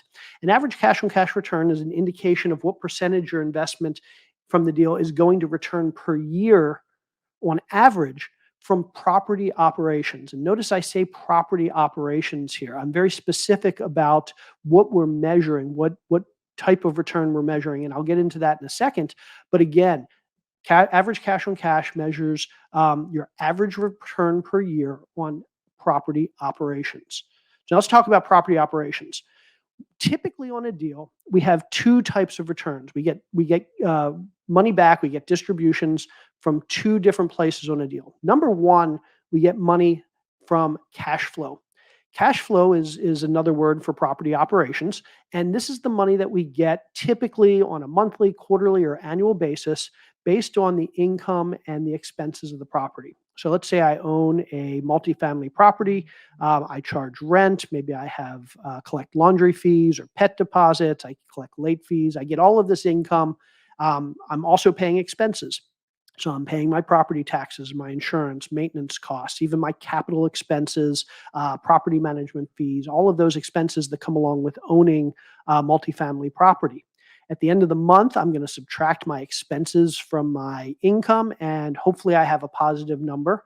And that is my cash flow. That's the amount of money that I have left over after all of my expenses, all of my capital expenses, after my mortgage payment, my interest payments. That's how much money I have left over to take out and put in my bank account or distribute to investors or do what I want with. And so this is the money we're getting from operations, and we refer to this as the cash flow. This is separate from the money that we get from what we refer to as an equity event. And an equity event is something like a refinance or a resale, where some big pot of cash comes back to us. It's not money that's being generated from operations. It's not being generated from the income that we're charging or the expenses that we're generating. It's coming from an equity event, an event where we're getting a big pot of cash, generally, again, either from a refinance or from a sale of the property. When we talk about cash on cash return or average cash on cash return, again, we're only talking about money from operations or this cash flow number. So it's not inclusive of all the profits that we're generating from the deal. Okay, so let's talk about how we calculate average cash on cash return, because again, this is an important metric that your investors are going to want to know, and you as an investor are going to want to know yourself if you're buying the property. We calculate average cash on cash return by starting with the cash on cash return per year. We want the annual cash on cash return, and we need that for every year of the deal before we can generate the average. So to get the annual cash on cash return, or the cash on cash return for a single year, what we do is we take the cash flow, the money left over after all of our income and expenses, and we divide that by the initial investment. And so using this example, at the end of year one, we expect to have about $6,660 left over to distribute to our investors for every $100,000 that was invested. So an investor that invested $100,000 should expect that there's about $6,660 left over at the end of the year that can be allocated to them. So what is this in a percentage basis? Well, we can divide our annual cash flow by that initial investment, and we get a percentage. We get our cash on cash return of 6.6%. And you can see that up here just below the red box. We also calculate it here, but it's a pretty simple calculation in this case. $6,660 divided by $100,000, 6.6%. This is year one. Now, we have to do the same thing for year two. In year two, we have a return of $6,260 on our operations. Again, dividing that by our $100,000 investment gives us a 6.26% return, cash on cash return in year two. We can do that in year three, year four, and year five as well. Once we have the cash on cash returns for each of the years of the investment, we can then calculate the average cash on cash return. The average cash on cash return is simply the sum of each of those individual years divided by the number of years we held the investment. So in this case, we had a 6.66% cash on cash return in year one, 6.26% in year two, et cetera, down through year five. If we add those up and divide by 5, the number of years for the investment holding period, we get 6.9%. So the average cash on cash return for this deal that we would tell our investors, that we're projecting, or that you could expect to be projecting, is 6.9%. You could expect that for every $100,000 invested, you should expect about $6,900 per year in cash flow from operations. Now, let's talk about how cash flow or cash on cash return can be manipulated, because this is an important metric, and we like to think that operators can't really manipulate this metric or make it look better or worse than it is. But when I say manipulate, I'm not just talking about in a bad way. Certainly this number can be manipulated in a bad way, but it can also be manipulated in a good way. And let's talk about how we do that. So let's say we have 2 syndication deals. We have 2 deals, essentially identical. Both of them are bringing in investors to invest in the deal. Syndication A, again, these are identical investments, but Syndication A decides they're going to raise $10 million. They need $10 million to, along with their debt, to purchase the property, to do their renovations, to close on the deal, to have money for reserves. Basically, they need $10 million to get this deal done. So they're going to raise $10 million from their investors. Let's say a typical investor invests $100,000. Well, $100,000 divided by 10 million means they get 1% of the equity in the investment for investing $100,000. So $10 million raise, $100,000 gets 1% of the equity, which means that they'll get, in theory, 1% of the profit at the end of the deal. Now, Syndication B decides they're going to raise $11 million. Why would Syndication raise $11 million when, if it's essentially the same deal as Syndication A, they only need $10 million? Why would they raise $1 million more?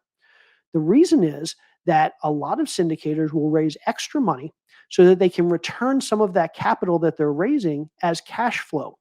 What we're seeing in a lot of deals these days is that cash flow is very low in year one, maybe even years 1 and 2, maybe even years 1, 2, and 3. We may see cash flow numbers at 1% or 2% or 3% or 4%, which is historically pretty low for these types of deals. And there may be investors out there who would rather see larger cash flow in years 1, 2, 3, and 4.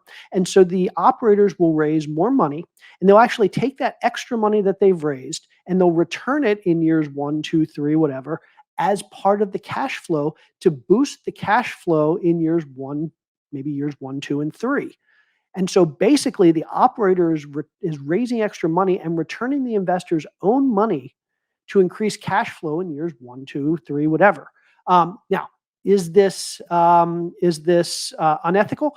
Absolutely not. As long as it's disclosed, there are plenty of investors out there who would be happy to put in a little bit more money, or there's another option which I'll talk about in a second, in order to boost their cash flow. And as long as it's disclosed that the operator is raising more money in order to boost returns and is basically returning the investor's money to them over the first year or two to boost returns, it's completely ethical. But again, it needs to be disclosed. But here's the trade-off. If you're returning this money as cash flow to boost the annual cash flow numbers, we've got to take a hit somewhere. Where do we take that hit? Well, in this case, $100,000 on an $11 million raise is going to result in that investor only having 0.9% of the equity as opposed to 1 full percent of the equity. So essentially, the investor is getting diluted. What does that mean? That means that when the property is sold on the back end, that the investor is only going to be entitled to 0.9% of the total profits, not the 1% that they would have been if they had gone with syndication A. So in syndication B, we're raising more money, we're getting higher cash flow, but we're probably going to see lower profits on the back end because the investors are being diluted. And again, this is how we can manipulate as operators cash on cash return, either in good ways or bad ways. On the unethical side, we could do this without telling the investor, and then the investor doesn't know that they're basically being returned their own capital and they're being diluted. Or we can tell the investor, we can get their buy-in, we can have them say, yeah, I'm willing to make that trade-off, and we give them an opportunity to get more cash flow at the expense of less profit on the back end, which a lot of our investors might be perfectly happy with, especially if they're looking for increased cash flow. So this is a way we can, as operators, we can manipulate cash on cash returns. And it's important, again, if you're an operator, you should be disclosing if you're doing this. If you're a passive investor, you should always be ensuring that you ask the operators, are you over raising? Are you raising extra money that you're going to be returning to us as cash flow later in the deal? Because it will mean that you're getting diluted. Okay, so let's talk about the good, the bad, the ugly for cash flow. The good is it provides a fantastic indication of how hard your cash is working to generate more cash, basically how efficient the investment is. A way I love to think about cash on cash return, if you watch the show Shark Tank, Mr. Wonderful from Shark Tank likes to describe his investments as each dollar is a little soldier, and its job is to go out into battle and capture more soldiers, more dollars, and bring it back to him. And so cash on cash return is a great indication, if you like that metaphor, of how good your soldier is at going out and capturing more soldiers and bringing them back to you. And so that's why it's such a popular metric.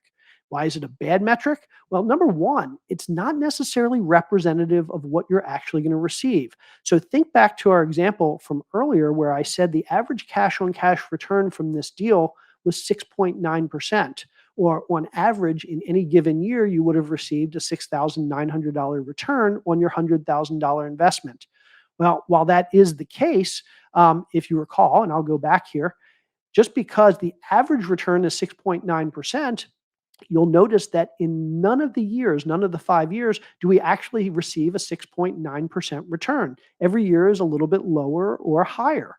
And so that 6.9%, while it's an accurate number as an average, it's not necessarily indicative of what you're going to receive in any given year. And so some years you might be receiving much less than that. Some years you might be receiving much more than that. But it's important to know, especially if you live off of your cash flow, how much you're going to be receiving in each year. That's going to be more important to you than the average of all the years. Number two, this is cash on cash return is only indicative of operational performance, not the overall performance of the deal. Remember, this is just an indication of how much money is being generated through income and expenses from the property. It doesn't factor in the bucket of cash that you might get from a refinance or a sale. If the property loses money on the back end, you could actually take a big loss despite having high cash on cash returns for the first several years.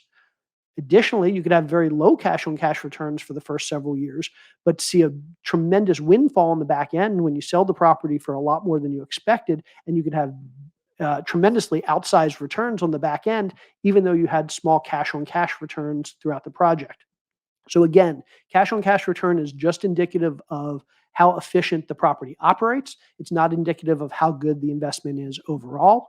And then finally, as I mentioned in the last slide, operators can use an overraise to hide the true operational performance of the investment. They can raise more money, dilute their investors, and then return that money to investors to make it look like the property is performing better than it is.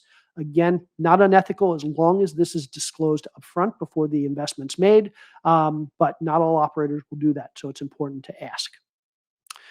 Okay, next let's jump into this thing called preferred return, which this is going to be specific. This is one of two things that's going to be specific just to us syndicators or fund operators. If you're not bringing in passive investors, this number is not going to really matter. This whole concept is not going to matter. But in this case, we're saying we have a 6% preferred return. What that means is this is the percentage of the investment that the passive investor is going to receive before the operator receives any benefit. So if somebody invests $100,000 into my deal and I tell them they're going to get a 6% preferred return, that means they can expect to get a 6% return per year on that $100,000 or $6,000 per year before I, as the operator or anybody else on the team, receives any return. The benefit there is that it aligns incentives. It means that I'm going to have to get them at least a minimum return, or the operator is going to have to get their investors at least a minimum return before the investor has to worry about the operator taking any money. So it's always going to be in my best interest to generate at least a 6% return in this example for my investors, because I don't get a penny until they've gotten their 6% return. Now, over that 6% return, we have what's called a member manager split, or just a split. And that's an indication of anything over that 6% return that goes all to the investor. The rest of the money is split in this percentage fashion. So in this case, we're saying that anything over that first 6% is going to get split 70-30, where the member, the investor, the passive investor, is going to get 75% or 70% of everything over that 6%. And the manager, the operators, are going to get 30% of everything over that 60%. So let's say in a typical year, a property generates $7,000 on a $100,000 investment. Again, the first 6% or $6,000 would go to the investor, that's 6% preferred return. And then we still have $1,000 left over. That $1,000 would get split 70% or $700 to the investor, 30% to the operator. And so preferred return and split work together to give the investor an indication of how much money they'll be making versus how much the operator will be making, and also how much money they will be making up front before the operator takes anything. So again, the split is an indication of how much the limited partners, the investors, and the general partners, or how they will split the cash flow and the ultimate profits. Okay, so let's take a look at an example here for preferred return. We see that in year one, we have a return of 6.6% or $6,660. We know that means that when a 6% preferred return, the first $6,000 is going to go to the passive investor. The remaining $660 will get split between the operator and the passive investor, 70-30. 70% of that $660 will go to the investor, 30% will go to the operator. In year two, we have a $6,260 return. First 6% or $6,000 again will go to the investor, and the final $260 will be split 70-30 between the investor and the operator. Now, here's where things get a little bit dicey and we talk about the ugly of preferred return. Everything sounds good so far. But what happens if in year one, let's say for this particular deal, I were promising my investors a 7% preferred return? In year one, 7% would be $7,000. But in year one, we're only generating $6,660 per $100,000 investment. So I wouldn't hit $7,000 in year one. Couple things to note here. First, it's very important as an investor to know exactly what the projections are for cash flow, because you're not always going to hit your preferred return. I know a lot of investors like to think, and a lot of operators assume their investors may not assume their investors think this, but a lot of investors assume that if they hear a 7% preferred return, they are going to get at least 7% return in any given year.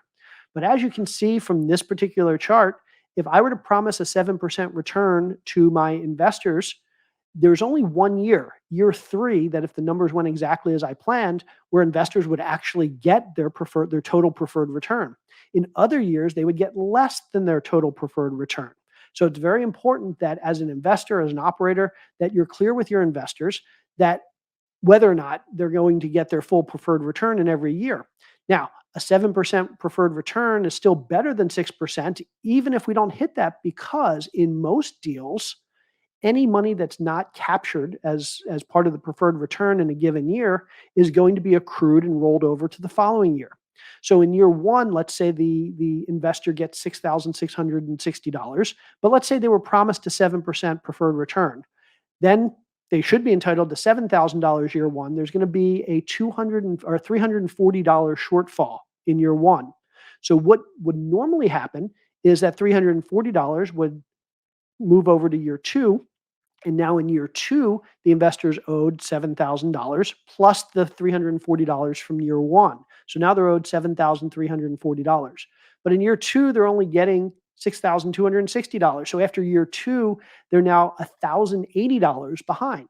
So that $1,080 would move over to year three. In year three, the investor would now be owed $7,000 plus $1,080 or $8,080. In year three, the investor would get $7,962. So they'd still be about $120 short.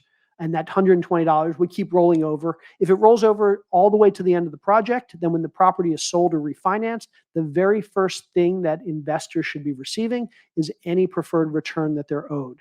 Now, here's where things get a little bit dicey. We like to assume, because it's generally the case, that any missed preferred return, any year that has less return than the preferred return, is going to be rolled over to future years. But this isn't guaranteed, and it's very important that you read your documents if you're an investor, and you make it clear to your investors if you're an operator whether or not any missed preferred return is going to be rolled over to following years. Because there are some operators out there who will treat their investment, and it's perfectly legal as long as it's in the paperwork, where if a preferred return is missed, then that money is just gone. It's lost. So in that example, if I had said I'm not going to roll over my preferred return to my investors, or roll over my preferred return, my missed preferred return year after year to my investors, in year one, if I don't hit that 7,000, the difference is lost, and my investors will never make that up. So unscrupulous operators will sometimes put in their documents that they're not rolling over that preferred return. And unless you catch that, you may find that you're making less money than you expect. So let's talk about the good, the bad, and the ugly. Preferred return, the good, again, it aligns incentives between the operator and the investor. It makes sure that the investor gets at least a minimum return. In this example, it was 6% before the operators get anything. And so that's always good to align your incentives with your investors. The bad, well, there's no guarantee that in any given year we're actually going to hit that preferred return. And if we don't let the investor know that they're not going to hit that preferred return in every year, there can be some mismatched expectations. Again, if I had promised a 7% preferred return on this deal, and then I returned exactly what I expected, which was 6.6% in year one, I can say I did exactly what the documentation promised to do, but the investor still had mismatched expectations because they didn't realize they weren't getting the full 7%. And then finally, the ugly. If you have an operator that doesn't accrue preferred return, meaning they don't roll any preferred return into into future years, it's very possible that investors can lose money and incentives are no longer aligned. If an operator returns $0 in year one, well, there's no recourse for the investor to make up any of that money if the operator doesn't promise to roll that over into year two, what was missed. So this is where things get ugly. Make sure as an operator you disclose if you're going to do that, and make sure as an investor that you're always asking that question. Next, average annual return, another big one. Average annual return is, on average, what percentage of my entire investment will the deal return per year? On average per year, what will this entire investment return, not just from operations? Remember, we talked earlier about cash flow just being the money that's coming from operations.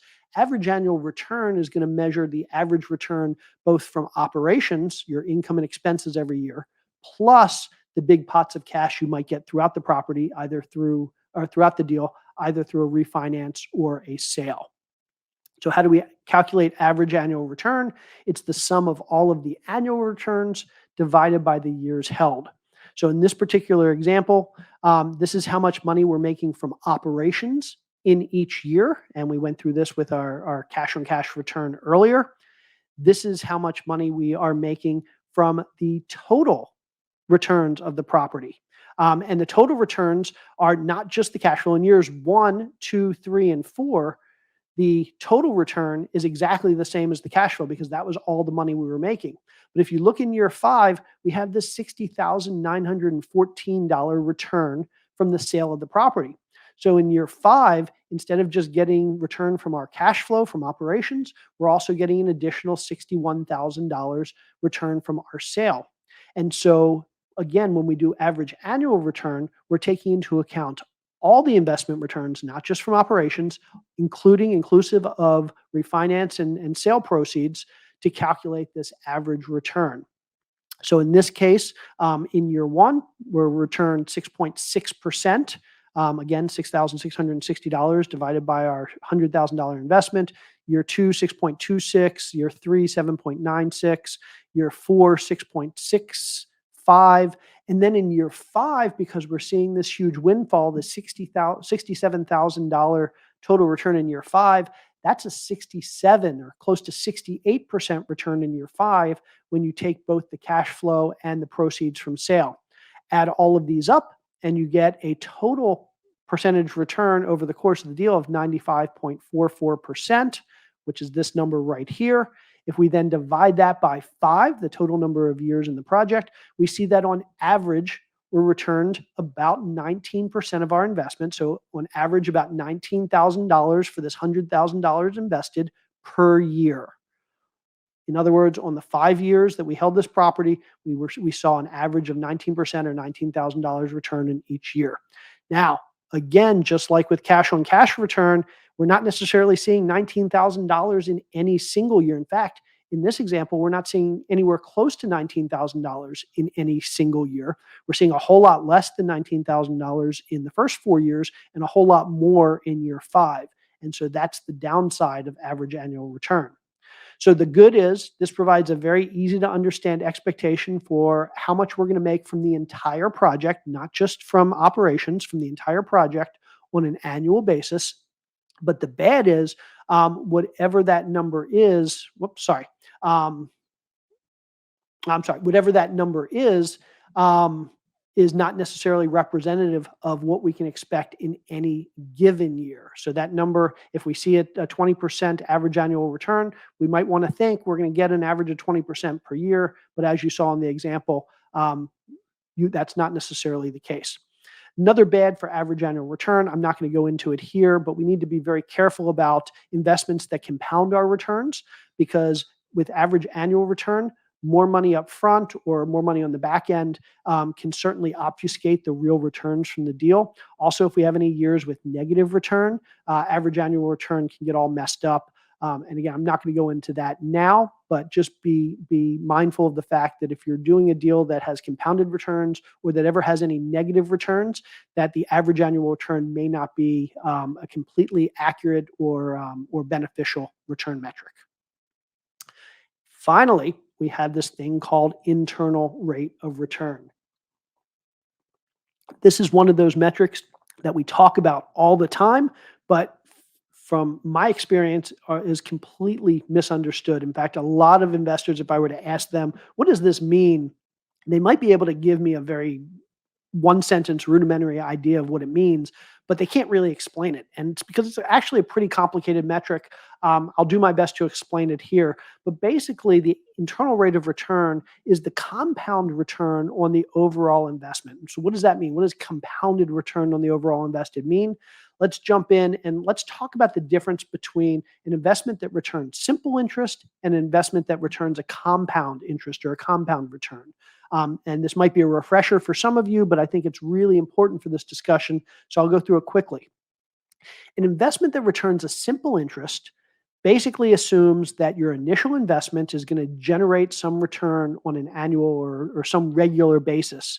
And so let's say we invest $100. Let's say we put $100 into an investment, and we're told that we're going to receive a 10% rate of return for 5 years in simple interest. So what that means is that in year one, we're going to receive a 10% return on our $100 or $10. 10% of 100 is $10. So in year one, we're going to see a $10 return. And so our total investment is going to be worth $110.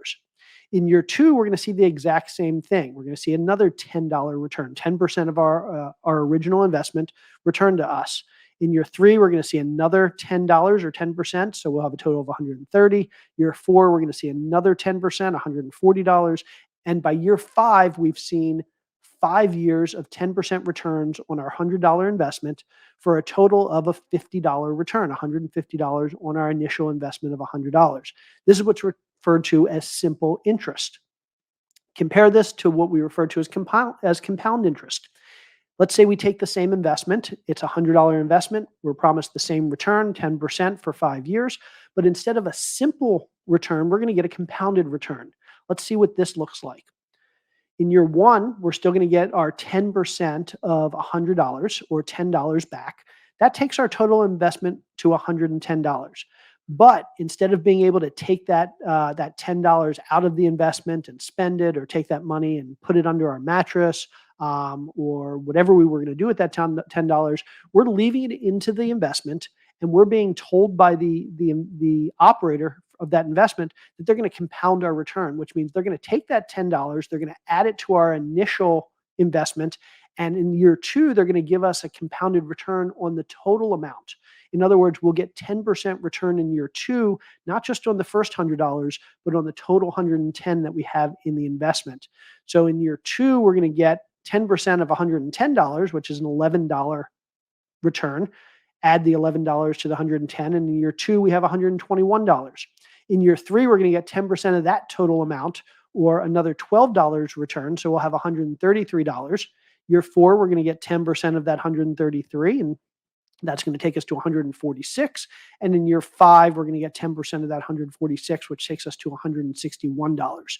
So in this case, through compounded returns, our return on this investment went from $100 to $150 in the simple interest case to $161 in the compounded space. And anytime you see a chart of returns that kind of has that hockey stick looking diagram where returns start to go very fast and grow very fast over time, that's thanks to compounding. The longer we allow our money to compound, the faster it's going to start to increase. So that's the difference between simple and compounding interest. Now let's talk about how we use this compounding return to measure IRR. So let's talk about this last example that we gave. In this last example, we talked about taking $100 on day one and turning that into $161 at the end of 5 years. We've gone from point A, $100, to point B, $161. And the way we got there was by compounding our money at 10%. If you recall from our investment, we were getting 10% per year compounded, and that allowed us to take our money from $100 on day one to $161 at the end of 5 years. So again, the compounding rate to get from $100 on day one to $161 in year five is 10% per year. And so any investment that started with $100 and ended with $161 at the end of year five, we would say has an IRR, or a compounded return, of 10%.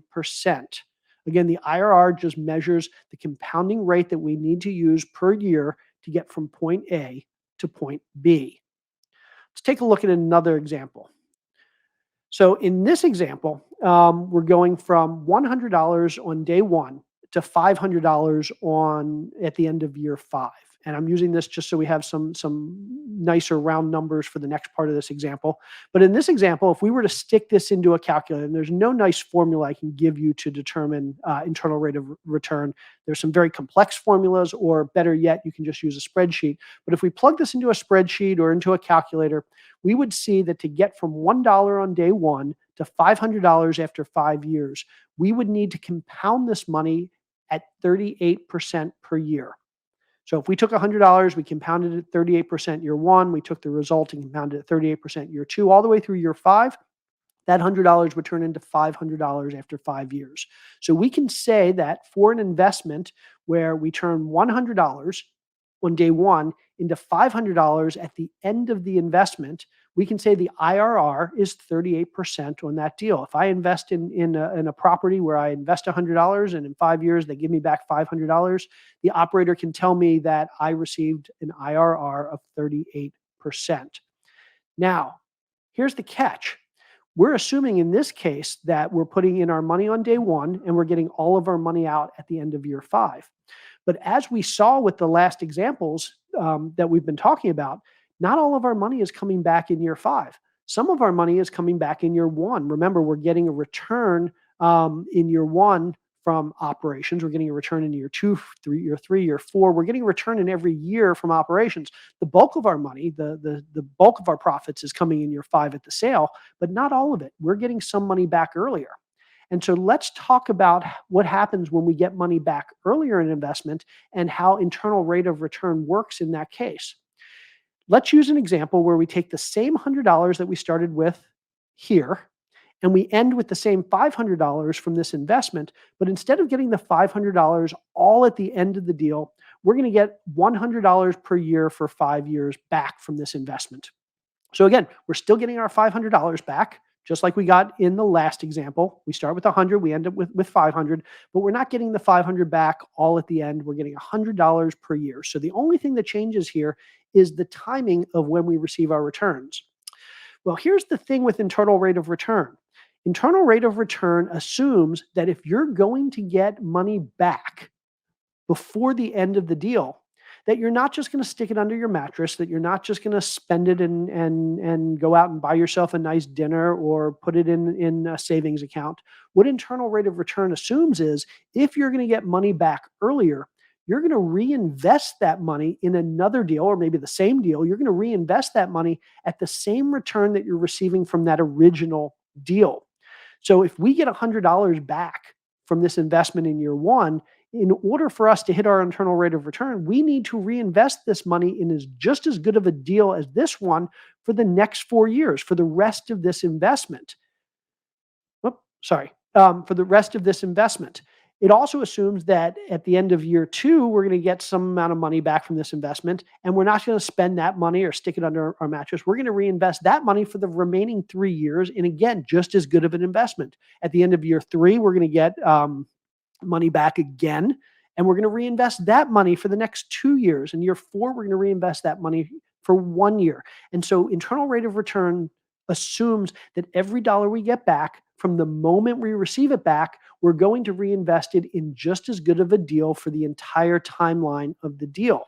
Now, if we do that, if we can get that $100 back, not only are we getting that $100 at the end of year 1, but we're getting the $100 at the end of the year 1 plus all the money it generates for the next 4 years. And in year 2, we're not just getting that $100 back, we're getting all the money it generates for the next 3 years. And so if we were to do this for this particular deal, again, we saw, oops, I apologize. Here we go. Sorry. So basically, if we were to get that money back at the end of year 1 and we were going to compound it for the next 4 years, we could expect that $100 to turn into $1,488. The money we got back at the end of year 2 compounded for 3 more years would turn into $757 and so forth. The money we got back at year 5, we wouldn't have any time left to compound it, so that would only be worth the $100. But if we added up all the money we would make by getting money back sooner and reinvesting it, that $100 in 5 years would turn into $2,921, a whole lot more than the $500 that we got. But here's the thing, the operator only gave us $500. It was on us. The onus was on us to take that $100 that we got each year and to find a deal from the moment we received it to reinvest that money at the same rate of return that this original deal was operating at. How many of us think that we can take $100 and then reinvest it today and make as much money as let's say we invested $100,000 in another deal? How many people think we can, every time we get a penny back from that investment, we can reinvest it immediately and make just as good a return? Typically, it's pretty tough because we have to save up a bunch of money before we reinvest because we need a big enough pot to reinvest. And a lot of times it's hard to find investments that are just as good as something we've invested in previously. So in theory, that $100 has turned into $2,921. In reality, we probably weren't able to reinvest that money quickly enough or in good enough investments that we actually capture the $2,921 over 5 years. But again, the investment is assuming, or the internal rate of return is assuming we've done that. And to calculate going from $100 at point A on day one to $2,921 at the end of 5 years, we get an IRR of 96%. So basically, going from a deal like this, where we go $100, turning into $500 after 5 years, the operator of that deal saying, I'm going to return 38% internal rate of return, to this deal, where instead of getting the $500 back at the end, we get $100 a year. The operator can now tell us, if they give us back our $500, $100 per year, they can tell us the internal rate of return is 96%. When in reality, there's almost zero chance of us being able to accomplish that goal of $2,921 or that 96% IRR. So by returning money early, operators can make their IRR look much, much higher than it really is. I could tout, by returning $100 per year, I could tout an investment that's going to return a 96% preferred return versus returning it all at the end and saying it's a 38% preferred return. How do operators use this in real life to work against us in some cases? Well, let's talk about it. So in a typical syndication, let's say I invest $100,000 and I know that I'm going to get a $50,000 profit. So I'm going to get my $100,000 back plus $50,000 in profits over the course of a 5-year time frame. In the first example, I invest the $100,000 up front, and at the end of the deal, I get $150,000 back after 5 years. So I get no money in the intermediate period. I just get all of my money back plus all of my profits at the end of 5 years. If I started with $100,000 and I ended with $150,000 after 5 years with nothing earned in between, I would have, or the operator could tout, an 8.44% internal rate of return or compounded return for this particular deal. Now, let's say the operator offers me the exact same deal. It's a $100,000 investment. It's a $50,000 profit. It's 5-year time frame. But instead of returning all the money to me at the end of the deal, they're going to return $10,000 per year to me instead of $50,000 all at the end. Again, because we assume that getting money earlier, IRR assumes we're going to reinvest that and make a whole lot more money.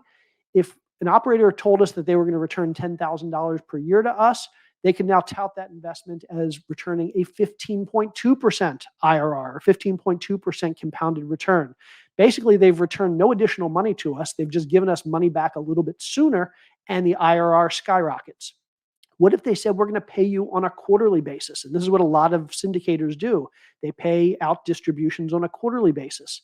So instead of paying $50,000 over 5 years, $10,000 a year, they're going to pay $2,500 per quarter for 5 years. Again, because we're getting money back sooner, we're getting it every quarter as opposed to the end of the year, our IRR is going to increase. And in this case, our IRR increases to nearly 18%. We're not getting any more money back, but we're getting it back sooner, so it makes the deal look a lot better. Finally, let's say we get that money back on a monthly basis, and we've seen a lot of operators who've gone from quarterly distributions to monthly distributions recently. We're one of them.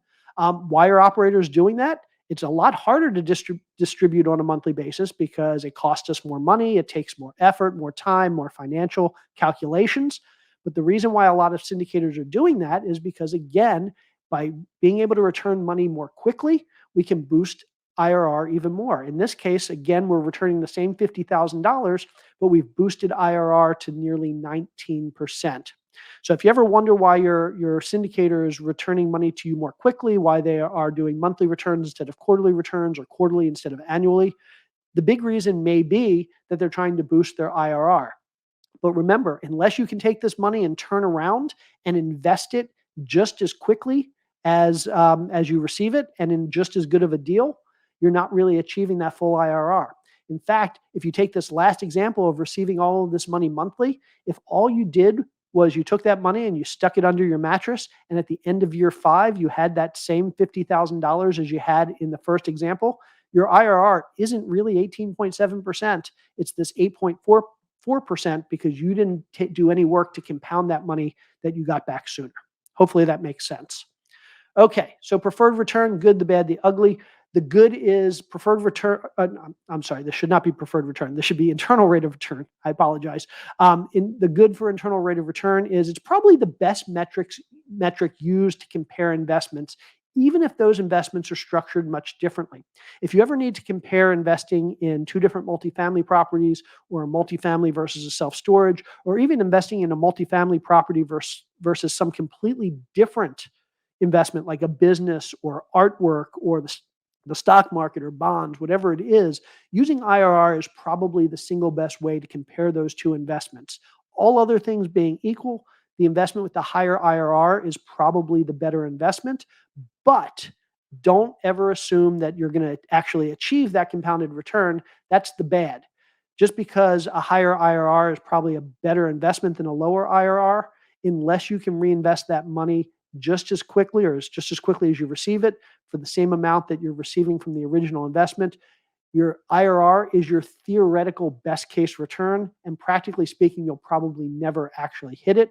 And then the ugly for internal rate of return is simply that, as we talked about on the last slide, operators can manipulate the IRR by playing with their distribution frequencies and their amounts. The sooner they can get you money, the faster they can get you money, the more money they can get you sooner, the higher the IRR is going to look, but the onus is going to be on you to actually reinvest that money to achieve anything higher than the original IRR of getting your money back at the end of the deal.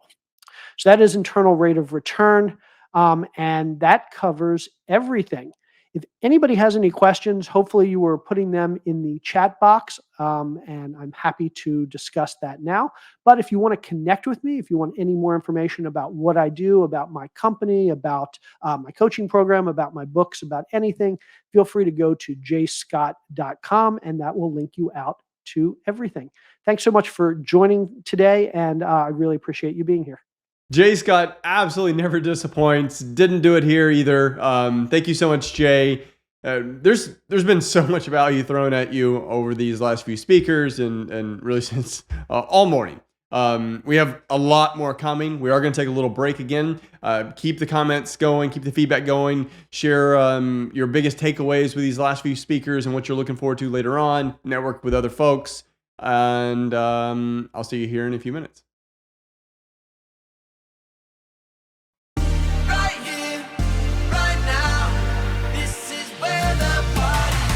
So we are here because we want to meet as many investors as we possibly can. Quest does a great job of putting people here at the event. The energy is beautiful. We're just around so many incredible, serious players in the real estate industry. It just feels good to hear what they have to say, share that tribal knowledge so that we can all grow together.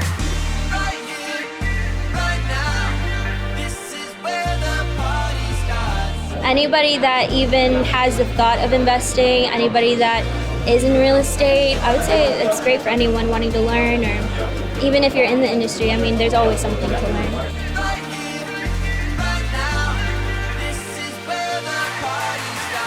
As an attendee, as a vendor, just as a participant in this event, it is literally everything that I would have wanted to get from this event.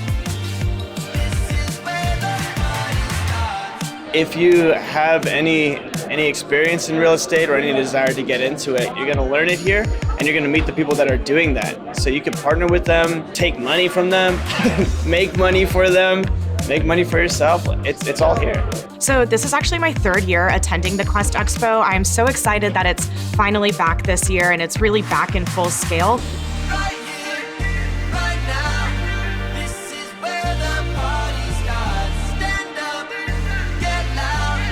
With the Quest Expo, you have everything here in one place. We are covering every single spectrum when it comes to private investing.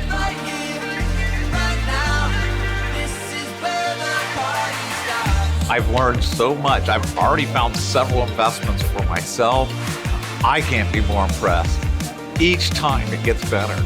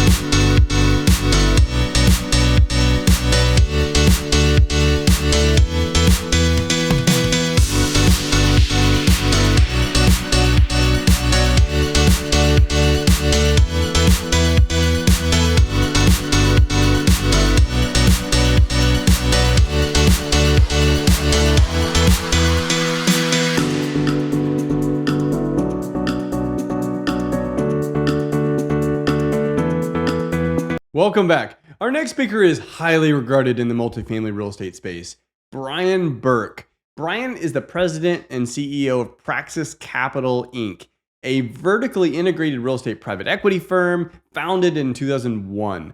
Over the course of his 30-year career, he has successfully acquired over $800 million worth of real estate, including more than 4,000 multifamily units and 700 single-family homes, with the assistance of proprietary software that he personally developed. Brian also wrote the best-selling book, The Hands-Off Investor, an insider's guide to investing in passive real estate syndications. Please welcome to the stage, Brian Burke. You're going to learn all about investing in multifamily real estate and other types of investments at this conference. But what if you decide that you'd rather not do all the work? Or what if you decide that you'd rather have somebody else do the investing for you?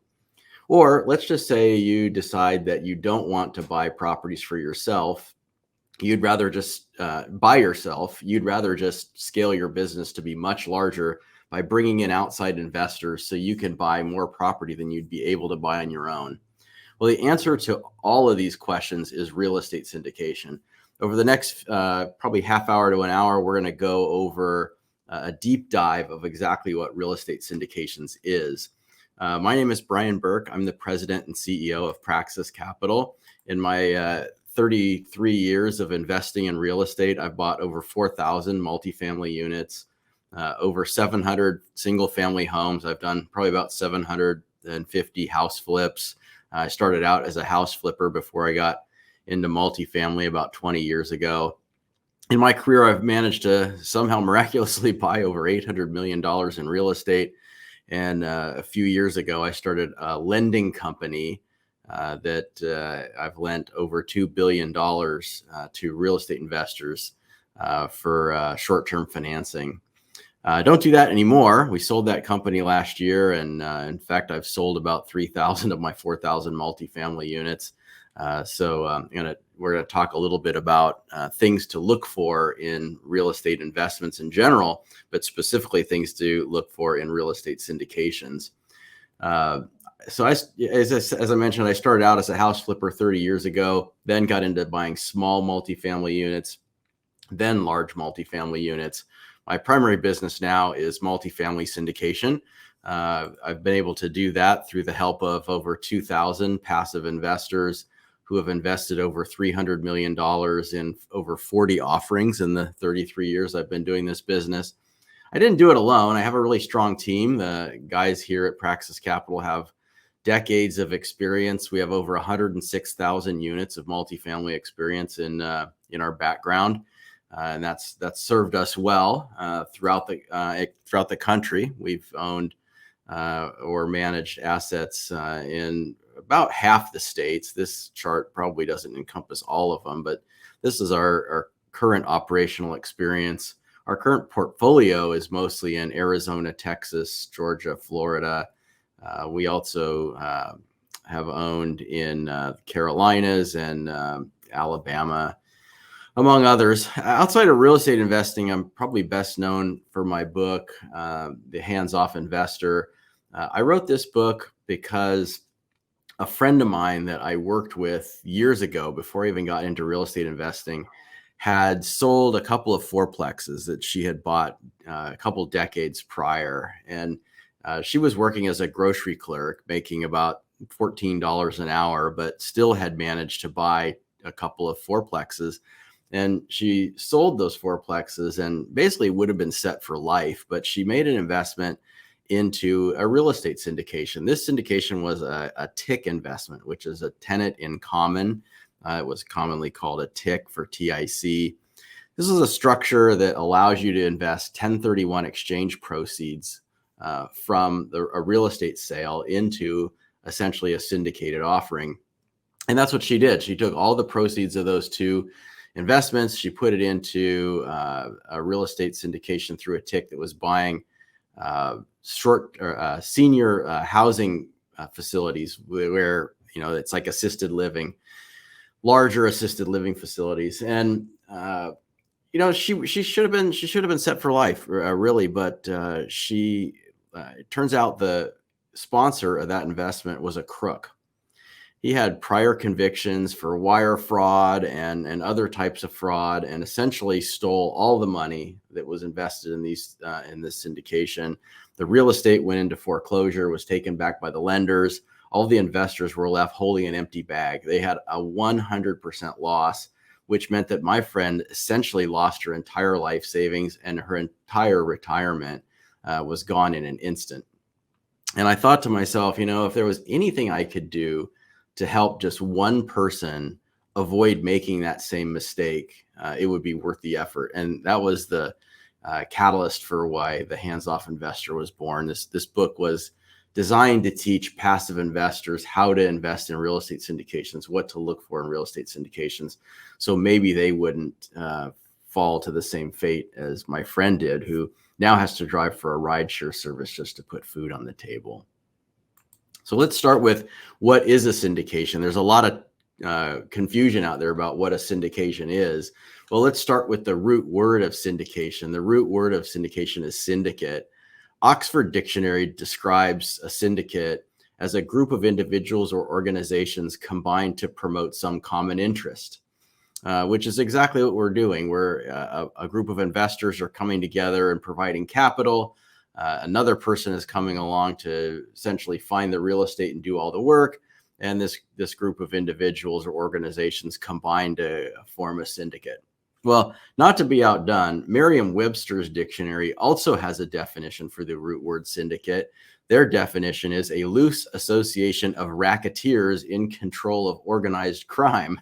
I guess that's why they call the Gambino family the crime syndicate, right? That was the thing back in the day of the mafia. But your job as a passive investor is to figure out whether the investment sponsor fits the Oxford Dictionary definition or the Merriam-Webster's dictionary definition. And it's easier said than done. It's difficult to know, whether the organization you're investing with is on the up and up. So we're going to talk about a few things to look for to figure that out. So diving deeper into what a syndication is, let's say, for example, we're going to buy this piece of real estate, this nice apartment complex.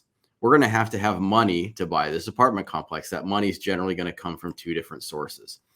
One of the sources is debt. The other source is equity. So a syndication sponsor, which is a company like ours, Praxis Capital, there's many of them out there. The syndication sponsor will have located this property.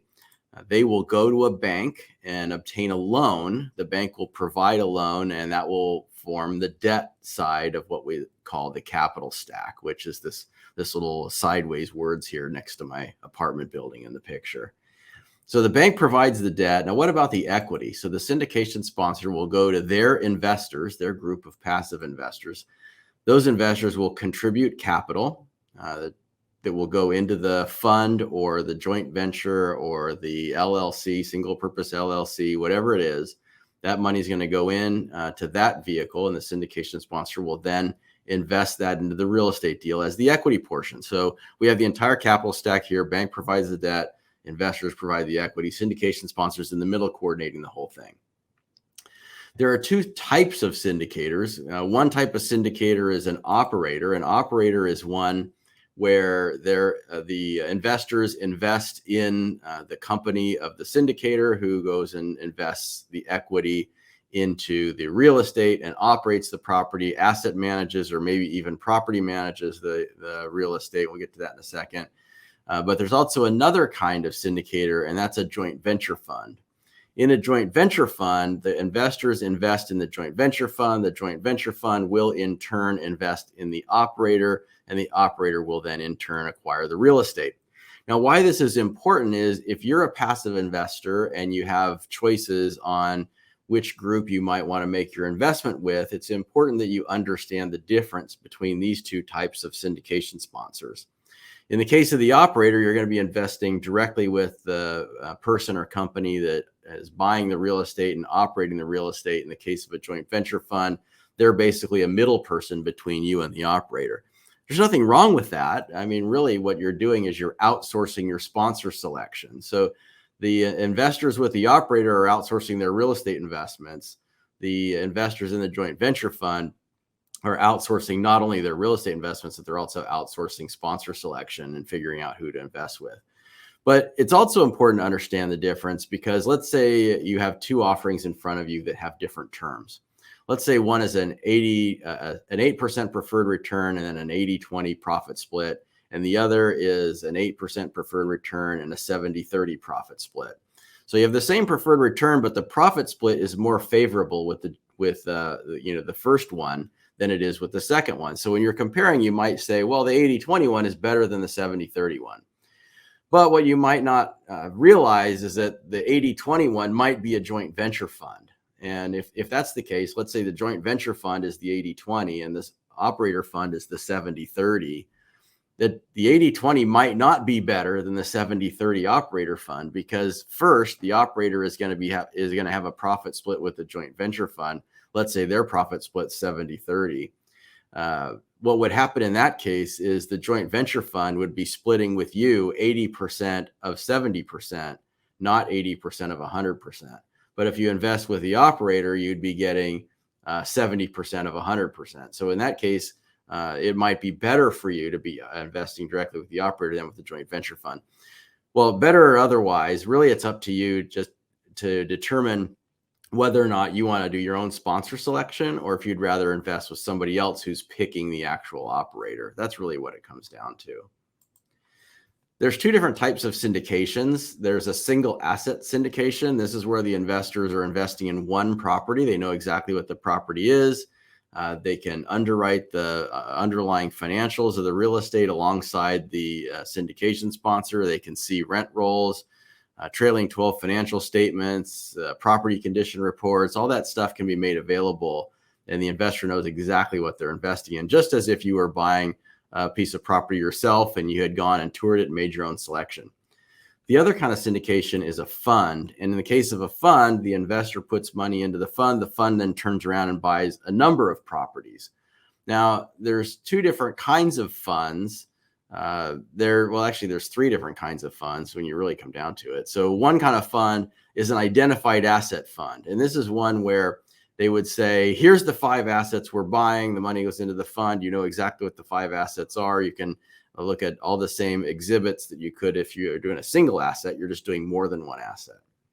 Another kind of fund would be a blind pool fund. And a blind pool fund is one where they would say, you don't know what the real estate is. We haven't even found it yet, but we're going to go buy stuff that looks kind of like this. Maybe it's going to be 100 units or more, built after 1980 in the southeastern United States. That might be the so-called buy box or the fund parameters. And they'll go and find real estate that matches that buy box. You'll, as an investor, have no say in whether or not you invest in each of those assets that are ultimately purchased, because you made your investment in the fund, and the fund will then go buy whatever assets the fund managers determine. So in that instance, you're really putting all your faith in the fund management. And you'll want to know that they have a lot of experience. A first-time operator would not be a good selection for you if they're starting up a fund and you're trusting them to go buy the real estate without having any track record. That would be a disaster. So the third kind of fund would be what I'd call a semi-blind pool. And this might be one where either the buy box is very well defined, or they might say, we have some seed assets. So here's 2 properties that we're buying. These are going to be part of the fund. You can look at the exhibits and financials and so forth on these two assets. And then we're going to go buy 5 more assets that are substantially similar to these. So in that case, you have a little bit better idea of what they're going to go buy. You still don't know exactly which property it's going to be, but at least you'll have a little bit better idea. So those are the different kinds of funds, and it doesn't say that one is necessarily better than the other. It's just important to understand the differences between them.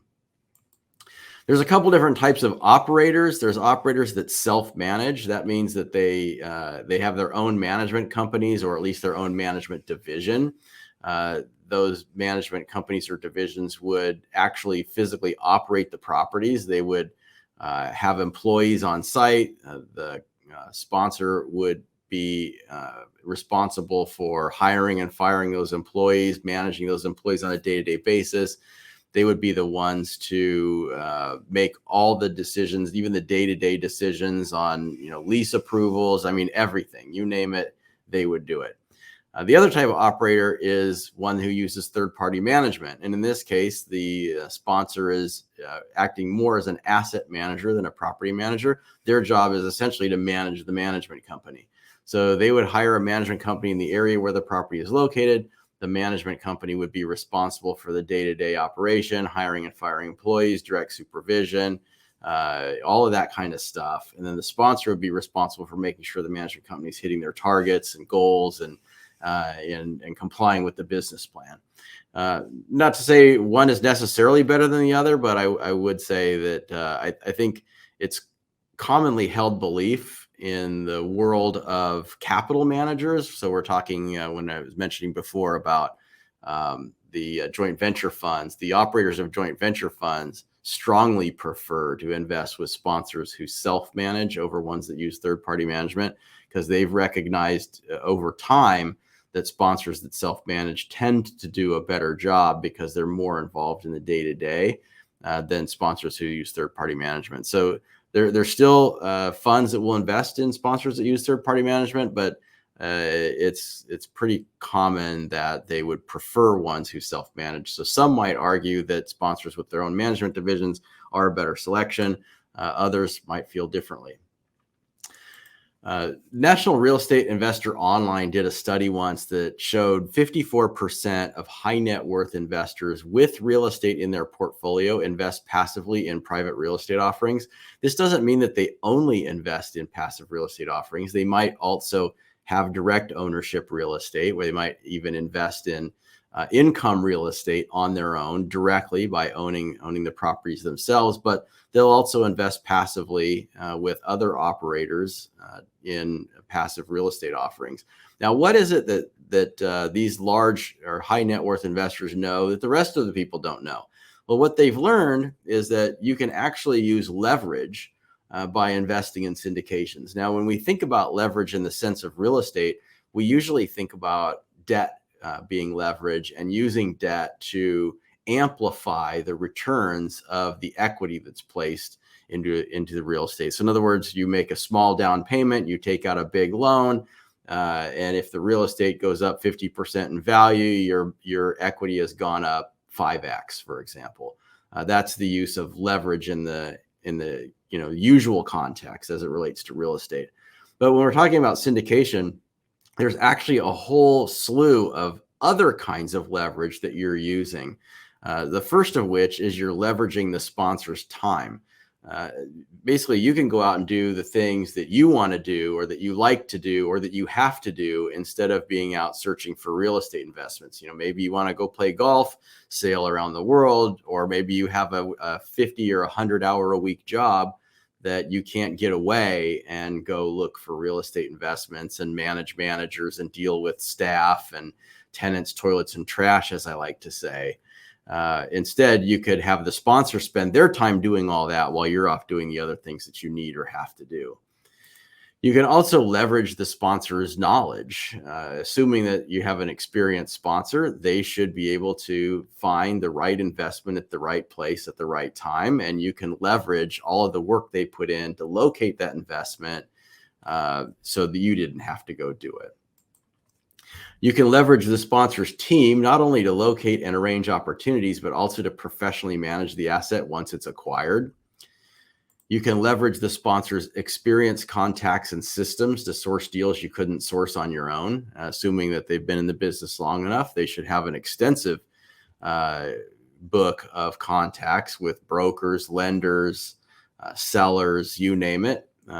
Especially when you get into larger income-producing real estate, it's a very relationship-based business, and it's really a lot more about who you know, even sometimes, than what you know. So knowing the right brokers, knowing the right asset managers, knowing the right lenders, all of those things are going to be critical to your success. And as a smaller investor or an occasional investor or a one-time investor, it's very unlikely that you'll get a better deal or more deals than a professional investor who has the attention of the brokers who really act as the gatekeepers. You also get to leverage the sponsor's financial strength. They can bring their balance sheet, their cash reserves, and their credit rating to get the best financing terms. You don't have to put those things up. You don't have to sign on the loan as a guarantor. And your liability is limited to the amount of money that you invest. So you can't get a judgment and have your house taken away, if there's some kind of claim by a litigant. So you get to leverage the sponsor's financial strength and the insulation of entity structure and being a passive investor, similar to a stockholder, by investing passively. You also get to leverage the sponsor's market research and skill to maximize the business plan by making decisions that either maximize return or minimize downside, such as identifying multiple exit strategies. Some data out there is really difficult to find, and a lot of it costs a lot of money. To get good rent comp data and good rent growth data and good market research is very expensive, and for a casual investor, it's cost prohibitive. larger sponsors can afford to absorb the cost of that extensive market research, and you can leverage that market research when you make your passive investments with a professional sponsor. You also get to leverage the capital of other investors, because you as a group can buy larger properties than deals that you could or should or would invest in on your own. If you've got $100,000 to invest, you aren't going to be able to go buy a 200-unit apartment complex. But together with several other people, you can pool your money and you could actually own a piece of that larger property and still get the benefit of the economy of scale that that larger property offers you. Or let's say, for example, that you have millions of dollars and you have enough money to buy a 200-unit apartment complex all on your own. You could certainly do that, but investing in a passive syndication allows you to spread your risk and spread your money out. You could make smaller investments as a passive investor in multiple 200-unit apartment complexes and get some diversification of geography, product type, location, operators, different sponsors, all those things to help minimize single points of failure, rather than putting all your wealth into one property and then you have it burns down or a hurricane comes through and destroys the whole thing. And all your assets are tied up now in a destroyed investment and a big insurance claim and a bunch of litigation. Here's an example of why people invest in syndications. This is a sample property that we bought several years ago. We bought it for about $18.5 million. We sold the property just under 3 years later for a little over $30 million. The benefit to our investors was they got a 26.2% net internal rate of return. That means after all profit splits and sponsor fees.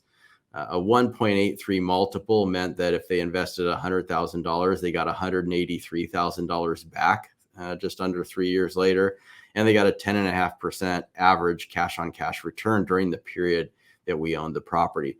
These are the types of benefits that investing in hard assets, investing in real estate can offer. Obviously, past performance is not an indicator of future results, and results vary wildly from one opportunity to the next. But this is what people are seeking when they're investing in passive real estate syndications. Just here's another example of a property we bought for $40 million, almost $41 million. We sold it less than 2 years later for $64,550,000. That gave our investors a 25.7% net internal rate of return and a 1.57 multiple, meaning that $100,000 invested got $157,000 back about 20 months after making the investment. So let's start to look at things of what you should look for when you're considering investing in a passive real estate syndication. I'll give you 5 things to look for and 1 thing to avoid. If you're looking to invest passively, there's really only one main big mistake that I see people make, and I'm going to show you what that is at the end. So let's look at the first thing to look at, team. The first team is going to have 3 different components that are going to be really important to look at. The first one is the team's experience. Experience is going to be broken down into several different categories. The first one is market cycle experience. Market cycle experience means has that team or the principals or anybody involved in this deal been through an adverse market cycle, or have they only invested in real estate since the market's been going up? If they haven't survived, not only been in a market cycle, but survived a market cycle, they haven't gained all the experience they need to really fully have earned your trust. Do they have full cycle experience? In other words, have they bought, managed, and successfully sold any assets? Oftentimes you'll see sponsors raising money and they'll talk about all the stuff they've bought, but they never talk about the stuff they've sold because they haven't sold anything. I think it's important to anyone that gets on a plane that the pilot that is flying it not only knows how to take off, but also has proven that they know how to land. And it's no different here. You want to know that the investment sponsors you're investing with know how to land the plane. Do they have local market experience, or have they only invested in California and now they're proposing to buy a property in Florida? That could be a red flag for you. You want to know that they've had some experience in that market and know something about that market. Do they have the experience in that product type? Let's say they've only done multifamily and now they're proposing an investment in a hotel. but they have no hotel experience. That could be a red flag if they haven't done that before. So you want to see a similar product type experience as well. Track record would be the next one. What track record do they have? Do they have a track record at all? And if they do, have they documented it well? And what does that track record look like? And does that track record include things that were owned during an adverse market cycle? All different things to look for when you're looking. The sponsor should provide you some kind of track record exhibit. If they don't, you should ask for one, and they can show you, here's the assets that we bought. Here's what we bought them for. Here's what we sold them for. Here's what the returns were to the investors, or whatever the case may be. And it's not just all about performance. It's a lot of it is about how long they've been doing it, how many times they've been able to repeat it. If a sponsor has been around for a really long time, they're probably doing a pretty good job, or the investors wouldn't continue to invest with them. And then lastly, do they have a brand to protect? And that kind of leads off from what I just last said. If they've only been around for a month or a year, nobody really knows who they are. They could, totally screw up, walk away, leave the investors holding the bag, and then resurface 2 years later under a new name, a new flag, and nobody knew who they were then. Nobody knows who they are now. They can start all over again. But if they've been doing this for a really long time and people know who they are, they have a reputation in the industry, they can't just vanish and come back. They have to protect their brand, or they'll be out of business permanently. And that is an incredibly powerful component of having skin in the game. There's always talk about, does the sponsor have any skin in the game? And to me, there's no stronger demonstration of having skin in the game than someone that has a very good brand that's well known and been around for a long time, and they don't want to screw that up and blow the trust that's taken them decades to earn. The next thing to look for is the suitability of the investment, and this actually goes into several different subcategories. So the first thing is does the investment meet your needs? So if, let's say, you're retired and you need cash flow, does the investment have cash flow? Or you're young and you're building your assets and you need capital growth. Does the investment have capital growth? So here's a couple examples. A ground up real estate development might not be the best suitable investment for a retiree who's looking for passive income, because a ground up development doesn't produce any income during the construction period. And then generally, once income does start coming in, generally the sponsors will sell, and then you'll just have one check at the end. So that doesn't really fit the goal of having regular incoming cash flow. At the same time, a younger investor who's just trying to build assets, maybe they have got a good job, they're paying high taxes already. The last thing they really need right now is more income, but they do want to see their money grow and grow as much as possible. In that case, investing in a Class A stabilized multifamily deal might not be suitable for that investor because it's going to produce relatively low return and not as much capital growth. But the ground up development might be a great opportunity because it's not going to produce income, which they don't need anyway. And it will produce some tax benefits, but it will also produce some capital growth at the end if the business plan goes according to plan. Another topic of suitability is risk tolerance. Does the investment match your risk tolerance? If you're very risk averse, the ground up development might not be a good suitable investment for you. But if you're really risk on, then stabilized assets might not match your risk profile. You might be better in ground up development or oil and gas or more speculative investments. Next is liquidity or lack thereof.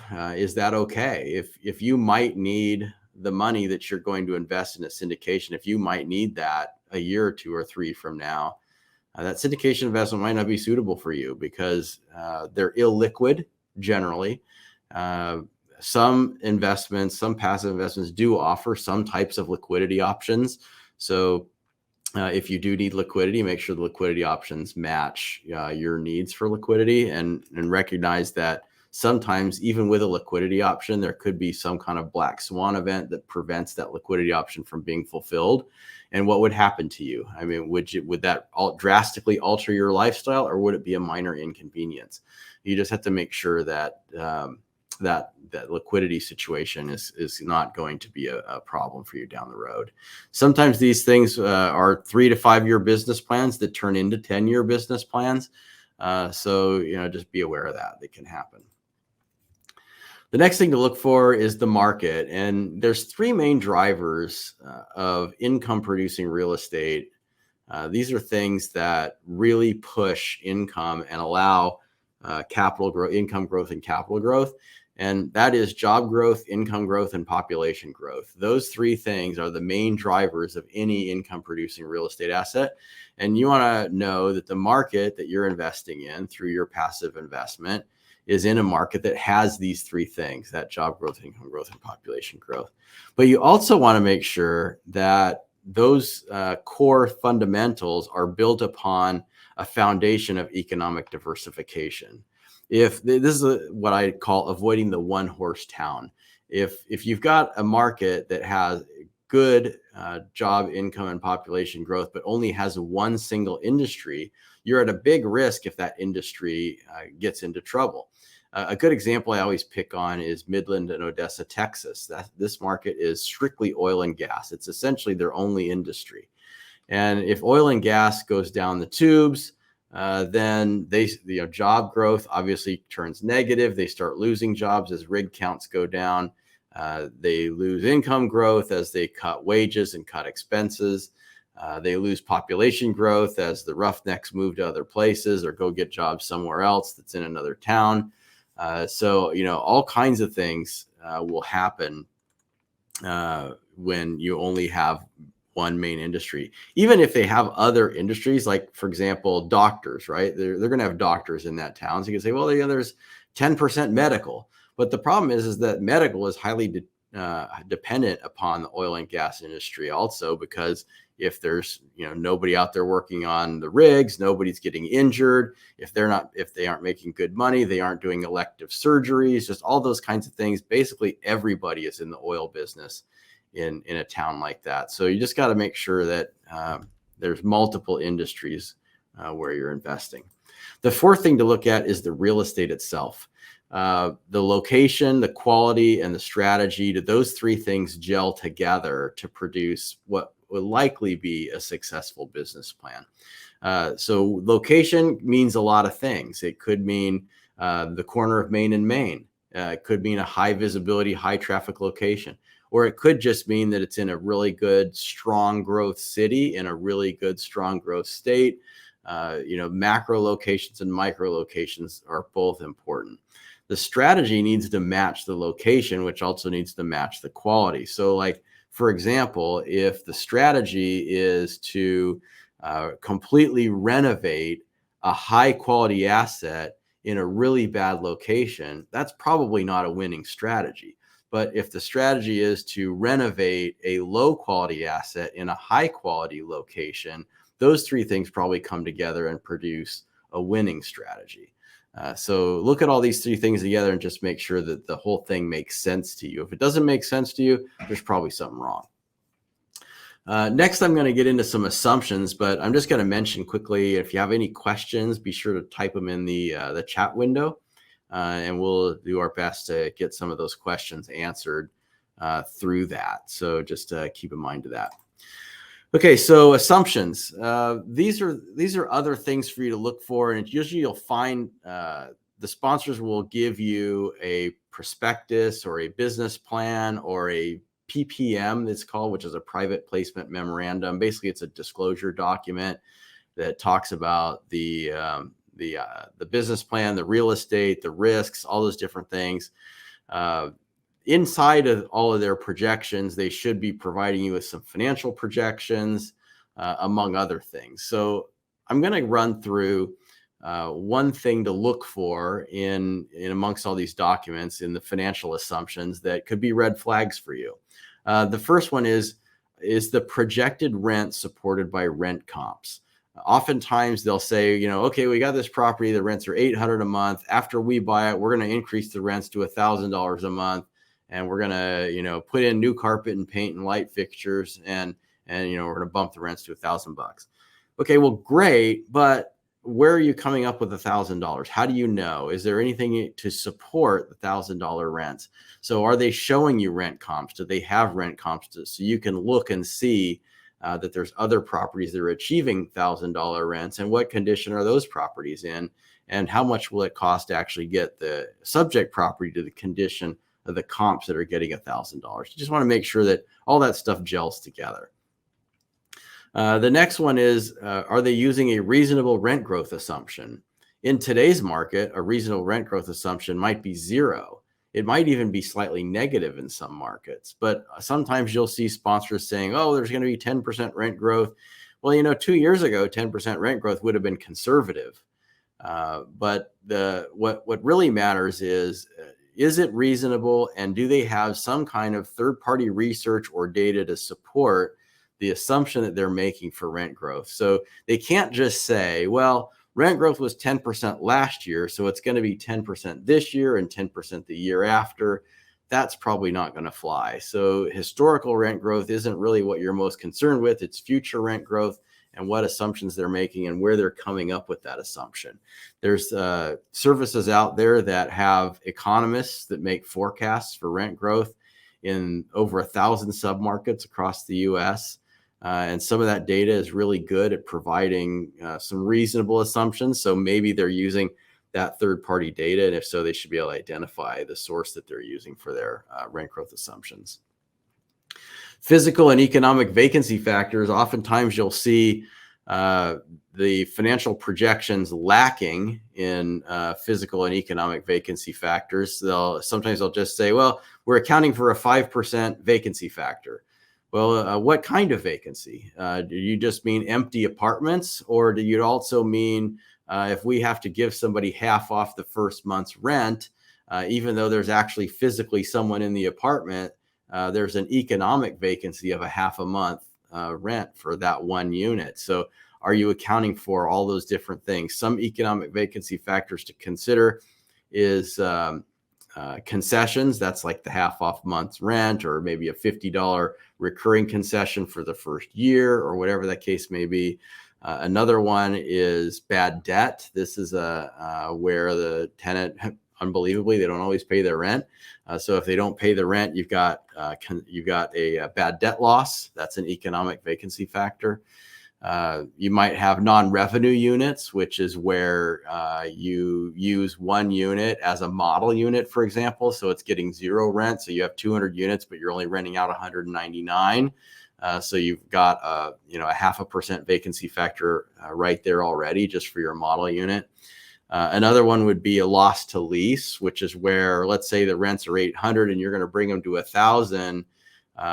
Once you reset your rents to $1,000, you have a $200 loss to lease that's generated by the actual lease being at 800 and the asking rent is 1,000. You can't just raise everybody to 1,000 all at once. You can only do it when leases come up for renewal or upon 30 or 60-day notice, whatever the case may be by local laws. So for a time, there's going to be an economic vacancy factor of the difference between effective in-place rents and target goal or market rents. One big thing I see oftentimes in sponsor or projections, I'll get people that will ask me, like, can you look at this deal and tell me if you think that the sponsor is going to meet their projections? And there's one thing I can see in there sometimes that you can identify it in 10 seconds and know whether the business plan is going to meet projection or not. And that is to look for a large jump in first year income. So if the sponsor is showing you, or they should certainly be showing you, the trailing 12 months of income, what did the property do over the last year? How much income did it generate? And then how much income will they expect it to generate in the first year in which they own it? And oftentimes you'll see this massive difference.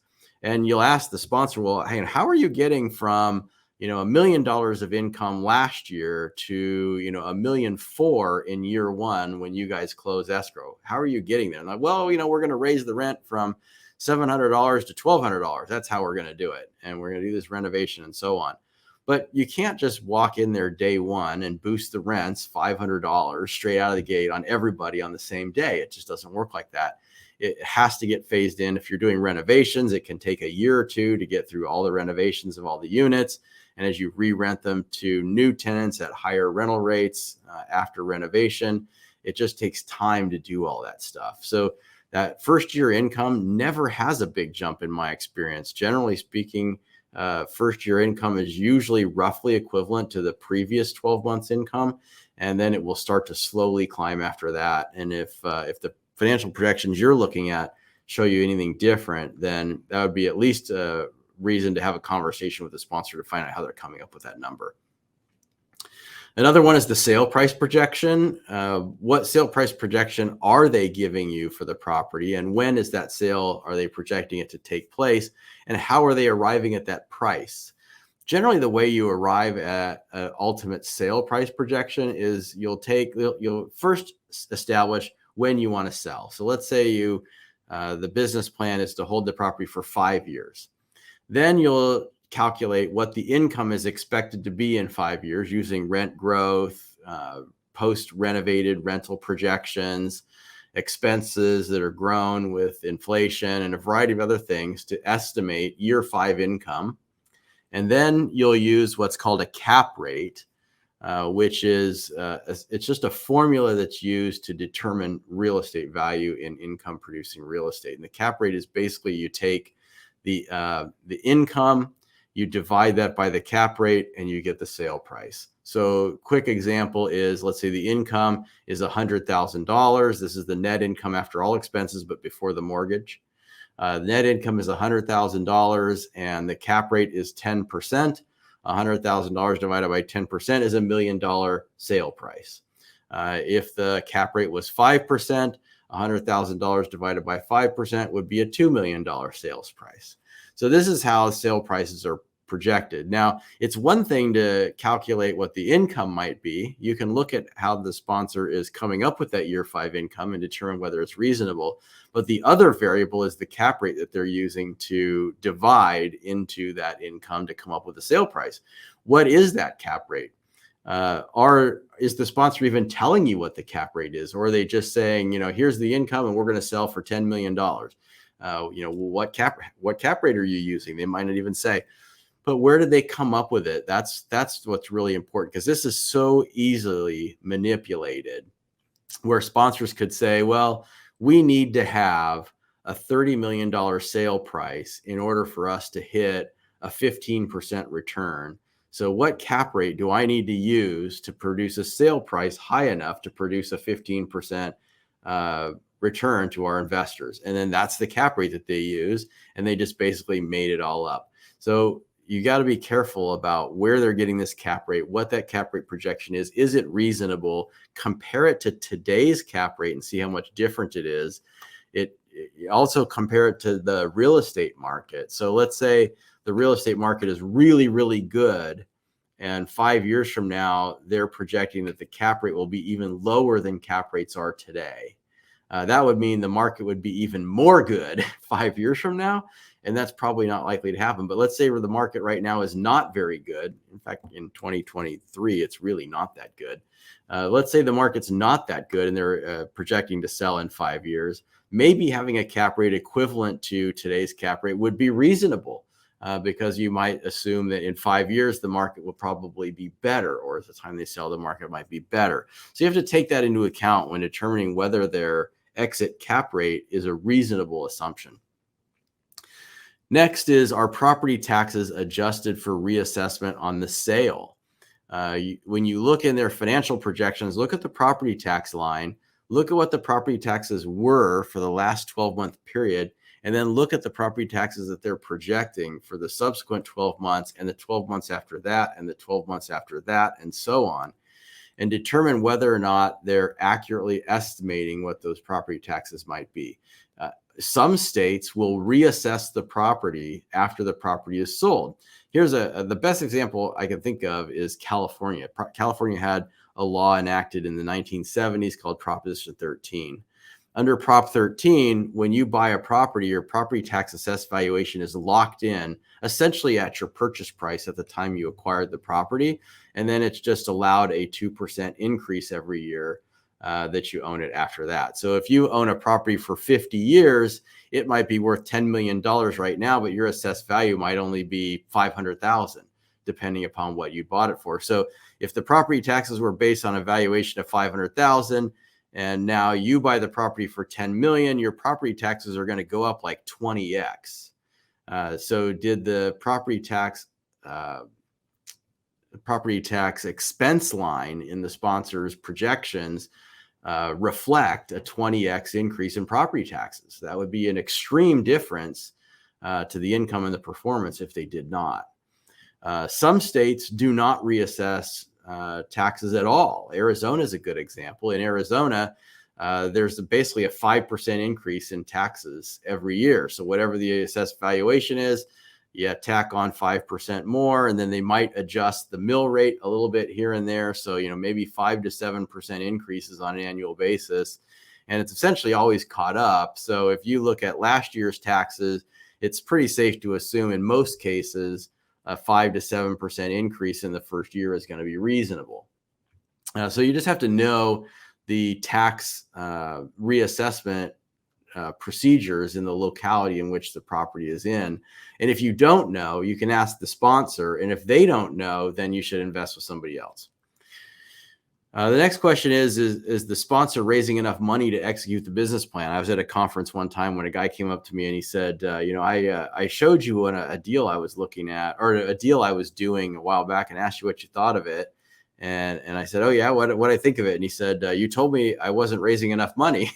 And I said, yeah, that sounds like something I would say. So what happened? And he said, I didn't raise enough money. He said, I found out, he said about a month later, I had to pay all this money to the utility companies for a deposit just to open up the utility account. It cost me tens of thousands of dollars I wasn't counting on, and I didn't have it in my sources and uses of funds. And, so I had to actually go, plus the renovations were more expensive than I thought. So I had to raise more money for that. He said I had to go back to the investors and raise more money to be able to do this deal. And the reason that's important in part is because the sponsor is showing you financial projections and saying, like, we're going to raise $1 million and we're going to give you a 15% return. I mean, that's their whole, like, all the math of what they're projecting that they're going to do.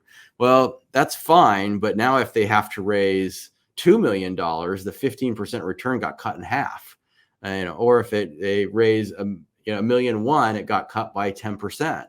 So the projections they aren't going to meet their projections if they have to dilute you by raising more money than what it calls for in the financial model. So just be aware of that. So look to make sure that in the sources of uses of funds, this is a table you should find somewhere in their financial projections that show here's how much money we're raising and here's what we're going to do with it. Here's how we're going to spend it. You want to make sure that they've factored in all the expenses, or if they perhaps forgot something. Now, I mentioned in the beginning of kind of getting into the 5 things to look for, I was going to mention one big thing to avoid. And there is one big thing to avoid, and it's very, very common. And that one big thing is the shiny object syndrome. And this is what I think has been born in large by the increasing popularity of crowdfunding, which is a method of investing in passive real estate syndications online by going to a crowdfunding portal who has a variety of opportunities available for you to invest in. And it's created a little bit of a culture where people have a tendency to zero in on one thing. And that one thing that they tend to zero in on is the projected return. And let's say you get a screen comes, you go on your computer, you log into the website, a screen comes up and shows you 15 different investment opportunities. And you're like, I don't know which one I want to invest in, which one is the right one for me. And so what they do is human nature. You start scrolling through different opportunities and you look for the one that has the highest return, because obviously you want to make the most money, right? That's why we all are making an investment.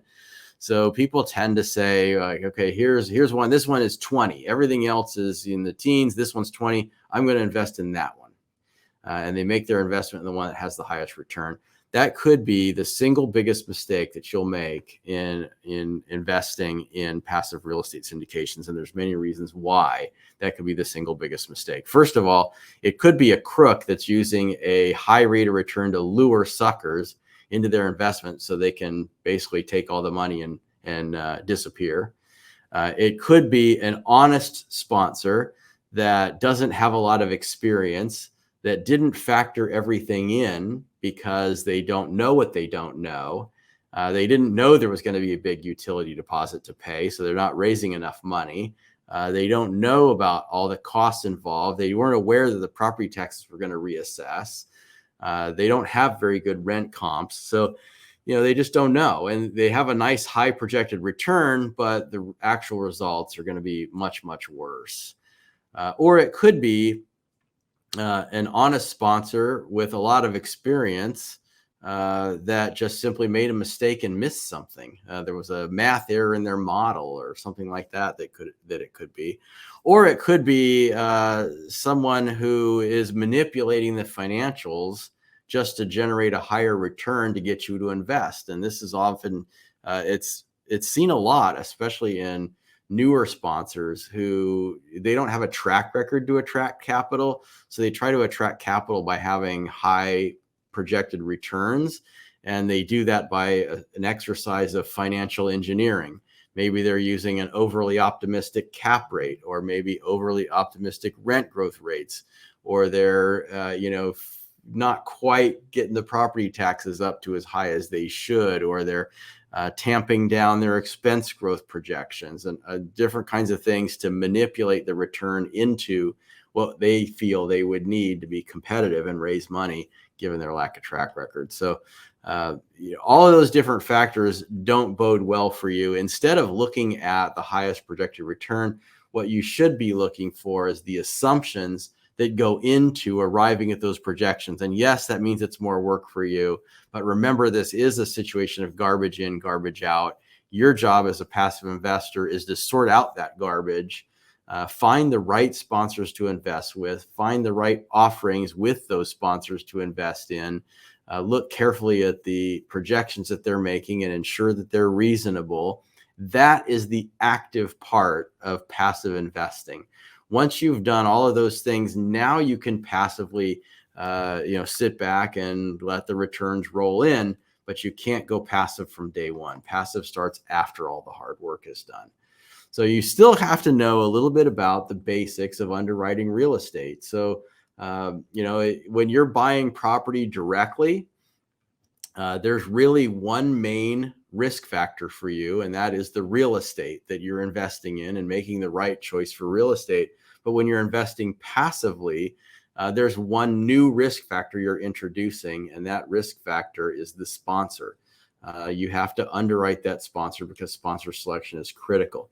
A good sponsor can finagle the best outcome in the face of adverse circumstances, but a bad sponsor can completely destroy a perfectly good real estate deal.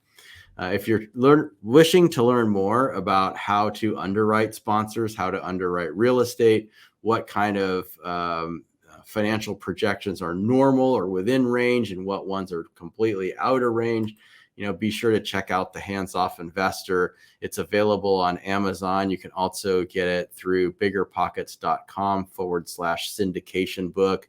There's 250 pages of all kinds of tips. Basically downloaded my whole brain on underwriting real estate and underwriting sponsors.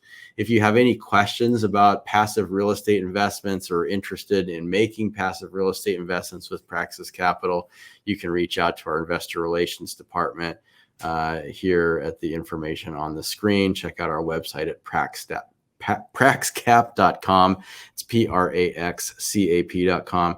You can also follow me on Instagram at Investor Brian Burke, and hope to catch you live at an in-person conference or online in the forums or in the chat box answering your questions here in this presentation. I'd like to thank you for your time today. Wow, let's give it up for Brian Burke. Wasn't that incredible? Let me know what you thought in the chat and your biggest takeaways too. Definitely want to hear that. Our next speaker is Bill Fairman. Bill is a fund manager, best-selling author, national speaker, and serial entrepreneur who's been in the mortgage banking industry for more than 30 years. He has worked with hundreds of high net worth clients to grow their wealth over his 10 years as a fund manager. Additionally, Bill sits on the Government Relations Committee for the American Association of Private Lenders. Welcome to the stage, Bill Fairman. Hi, everyone. I'm so happy to be here. being part of the Real Estate WealthCon. Chris, thank you so much for inviting me. My name is Bill Fairman. I am the co-founder, along with my sister and business partner, Wendy Sweet of Carolina Capital Management and Carolina Hard Money. I'm also the manager of the Carolina Capital Reserve Fund. So, what we're going to cover today is how we are uniquely qualified to talk about this space, the current market that we're in, and the opportunities within that market. The most defensive space in real estate to be in at this time and why, along with due diligence. How do we protect ourselves? We can't be perfect, but we can cover as many bases as possible because there's nothing we can do about market conditions we have no control over. But there's lots of things that you have control over. So, why are we qualified? Well, 20 plus years in the mortgage industry, 30 plus years as a real estate broker in 2 states, and 7 years in the mortgage industry. And that was all just before the financial crash. Now, that is combining myself and my sister Wendy. Wendy had been in the real estate space for a long time, 30 years as a real estate broker in 2 states. I actually helped her get into the mortgage industry initially. But, after the crash, like thousands of others, I found myself, and Wendy did as well, unemployed. And it was no fault of our own. The system crashed. The mortgage business went down to about 25% of its size before this crash. So there was a lot of people struggling out of work. And it wasn't just the mortgage industry. Tons of industries where people found themselves out of work. Now, after struggling for a while, I did try to do some things. It's a shame when you have over 20 years experience in an industry and that industry basically goes away. It didn't really go away, but I found myself in a position where I was overqualified for every single job in that industry that was available. And it was very difficult to find work. So I ended up finally asking my parents. Now, I'm 50 years old at the time. So it was difficult to ask your parents for a loan. But I had to borrow money from my parents to get my commercial truck driver's license. I began a career then as a long haul truck driver. You see, like I said, I was overqualified for every mortgage job that was available. But in the trucking industry, there was a shortage of truck drivers. And, they could really care less about your qualifications as long as you met the licensing requirements. They were just concerned about having butts in the seats. So here's my rig towards the end of my truck driving days. When I first got into the business, I was making around $28,000 a year working for a major carrier. But I used my communication skills to get into a much nicer position. By the end, I was making around $85,000 a year. I had quickly transitioned to this smaller specialty company that gave you a lot more quality of life, but still driving a truck. It's a tough business. It's a noble profession, but it's a tough business to be in. You're always gone on the weekends and holidays. You miss your family. This particular position was what they call a dedicated route. I knew exactly where I was going. I went same place every week. The truck right now is sitting in Hagerstown, Maryland. My day would start off on a Thursday morning. I'd pick up a load in Charlotte. I would drive it to Troy, New York, which is up near Albany, western part of the state of New York.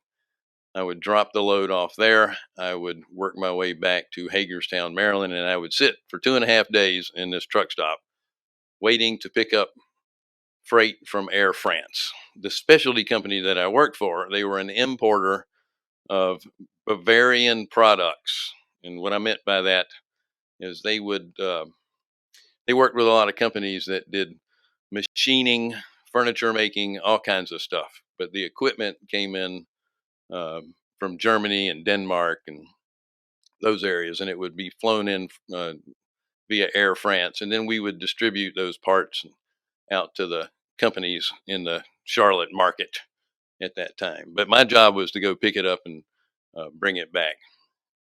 So as you can see here, I had plenty of time to think while I was sitting around for 2.5 days waiting for my next load. Now, when I wasn't watching DirecTV, I don't know if you can see that dish on the top, so at least I get to watch some of the games while I was out there. I had plenty of time to think how I got myself into this position in the first place. I had probably one of the best jobs ever before the crash. I had a really good 401k. You never want to touch that 401k when you're in trouble, because that's your retirement money.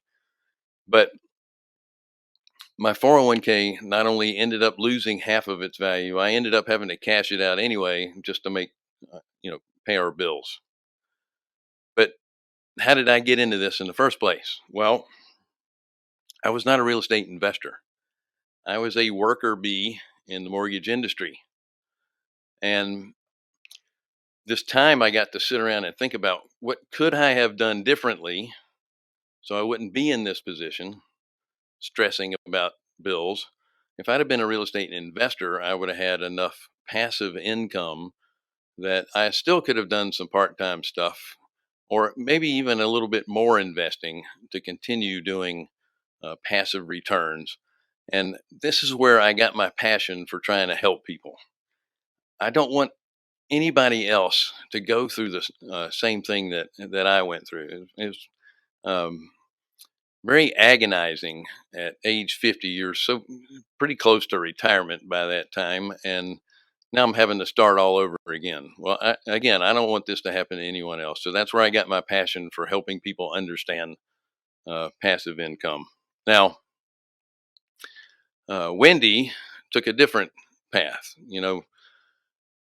When she had to shut down her mortgage company, she ended up going into seminary school. And while she was doing that, she was doing some hard money loans on the side, but her business began to grow and she needed some help. Asked if I would join her in business, and it was the perfect time as the banking industry was very tight. There was a need in the marketplace for private lending to help real estate investors do fix and flips.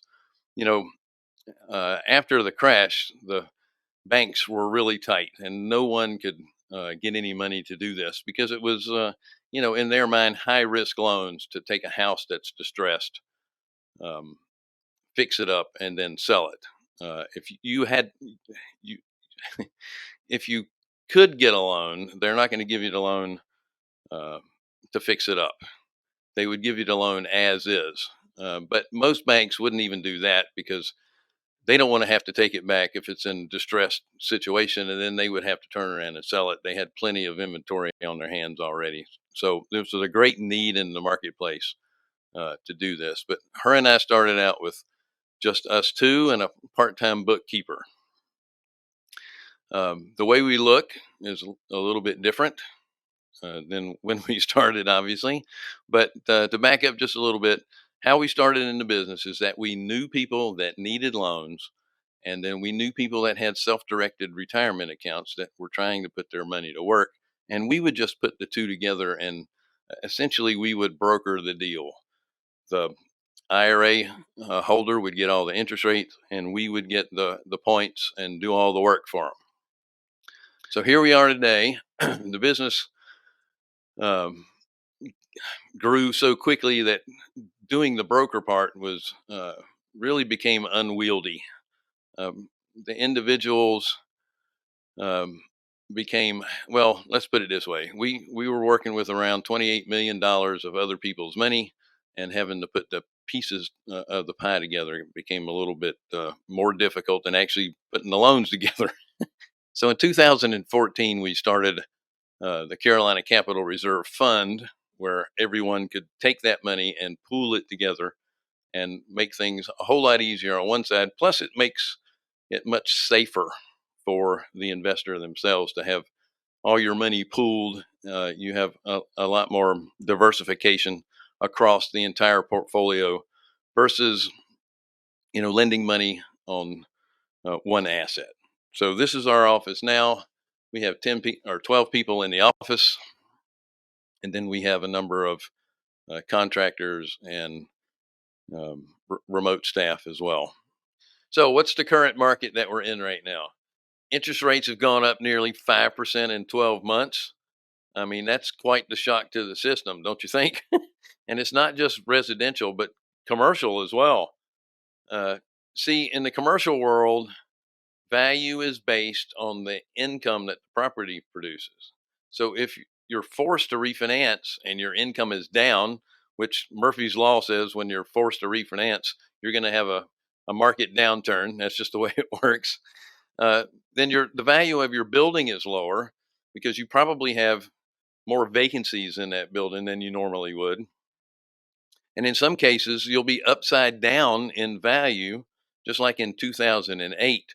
So if your property is a little bit over leveraged, you have some vacancies in there, you're not making as much money, you get the valuation of that property, you go to refinance it, and you end up owing more than the building's worth. So again, it harkens back to 2008. Office space is going to be the most hardest hit since the pandemic. Fewer people are working from an office. So there's more vacancies in office space. So that's the market to kind of fear, in my opinion. Now it depends, real estate is hyper local. So there's going to be areas of the country where people are moving from. Some of the areas where people are moving to, the office space is in a lot better positions, but keep an eye on that nationally because that's going to be a trend. So far, we've had 3 bank failures this year, right? And guess who does somewhere in the 80% range of all commercial loans? It's these mid-sized banks that have been failing. So do you think they're going to be a little bit more conservative about their new loans going forward? And like we were talking about here earlier, 270 billion in commercial real estate loans are set to mature in 2023. Now, what that means, I don't know that I covered this earlier, but if you have a commercial mortgage, they are not 30-year, 20-year loans. They are 3, 5, 7-year loans. They may be amortized over a 20 or 25-year period, but you have to refinance those things every so often. And if you got 270 billion set to refinance, there's going to be some issues coming down the road. Inflation. Now, inflation is coming down, and the last read was 3%, but that's on top of the 12% we had last year. So it's still compounding. Inflation isn't down; it's just not growing at the rate it was earlier. So all this uncertainty leads to fear, and that makes people hold on to their money, whether it's institutional investors or whether it's individual. We also have out of control government spending, international conflict and turmoil, and like I said, that fear is what keeps people from investing at all. And if you're not investing at all, obviously you're not keeping up with inflation. So what does that mean? You're going to end up losing money over time. So here's the challenge. How do we invest defensively while keeping up with inflation? Well, the spaces that we like are residential housing, and we're talking about multifamily as well as single family. Nationally, on the single family side, we are 6 million homes below the number of household formations. This has been an ongoing problem since the 2008 crash. When the crash happened, there was so many people that got out of the building industry, number one. So there's always been a short supply of good contractors. But we've just never been able to keep up. A lot of the single family builders have now moved into the multifamily space as well. But only 1% of the single family homes last month changed hands. Typically, it's 4 to 5%. So why is there a shortage Number one, in my opinion, there's fewer people that want to sell their home to move up to the next home because interest rates that they have on their home are, between 2 and 4%. Why would you sell your house to go to a 7% loan? It's just too expensive to move up to that next home. Not to mention the cost of living is going up. In general, the builders aren't keeping up with household formations because entry-level homes do not have enough margin in them to make a profit to make it worth their while. A lot of builders, like I said, are turning to multifamily or build to rent construction. So all of that is adding to the problem that we have with not having enough inventory to keep up with household formation. By the way, last month was decades record. 12.5% of all home sales were new. What does that mean? Typically, home sales for new construction run between 8 and 10%. But because there's no inventory for existing homes, people are having to turn to the new homes. So it's up to 12.5%. Like I said earlier, keep in mind real estate is hyper local. So the numbers may be different in different areas, but for the most part, the shortage of single family homes are going to keep values pretty much where they are. I know we're in the Charlotte market, the Southeast. There's still bidding going on houses. There's multiple offers still going on houses. The rate of inflation or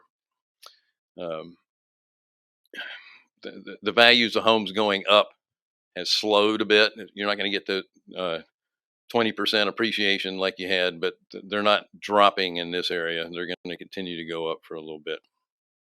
So these homes are going to continue to appreciate over time.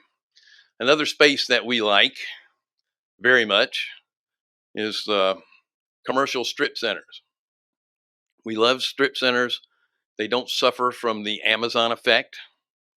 What I mean by that is, Amazon can't deliver your hot coffee. They can't cut your hair. They can't do your nails. You can't go in and work out at Amazon. They can send you some stuff to work out in your home. But as you and I know, most of the time when you buy home equipment, it becomes a new place to hang your clothes. We love the strip centers that don't have the large anchor tenant. If you think about it, you don't want a third of your income on the rental side coming from one tenant. You would rather have it split among several, right? So this is why we like those. Now, you can get them, and they would be perfectly good, viable businesses, making a good passive income with something that looks like this. But as the owner of a property, excuse me, you really have to do facelifts on these probably every 10 to 15 years because part of your job is to bring consumers in off the street because these are going to be on main roads. You want them to look good in order to bring customers in and also to make sure that you can continue to go up on rent when the leases are up. So here's a couple of things that you can do to improve these things, and they don't cost a whole lot. As you can see, it's just a little bit of cosmetic stuff, adding an awning, staining the concrete, sanding it, painting the front. You can add, you're always going to be wanting to take the parking lots and spray them. They call them resealing, and then painting the lines in the parking lot. Do us all a favor though, and don't try and get more cars in there than you need to. Don't squeeze the cars together so everybody ends up with dents on their doors. Okay. Here's another space that we love: self-storage. Not only do we love it because it makes great real estate as part of that, but it's also a business. We love it because it's recession resistant. Because we as a nation have an unhealthy relationship with our junk. When you're working your way up the economic ladder, you buy new stuff. but you don't want to get rid of your old stuff. So what do? You store it. On your way down the economic ladder, you downsize your home, but you still have stuff you don't want to get rid of. So you put it in storage as well.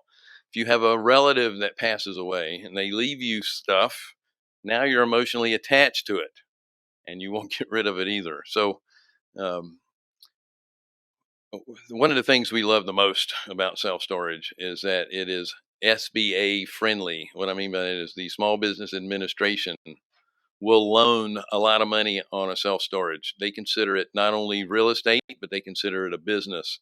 With businesses, you can get up to 90% financing with Small Business Administration.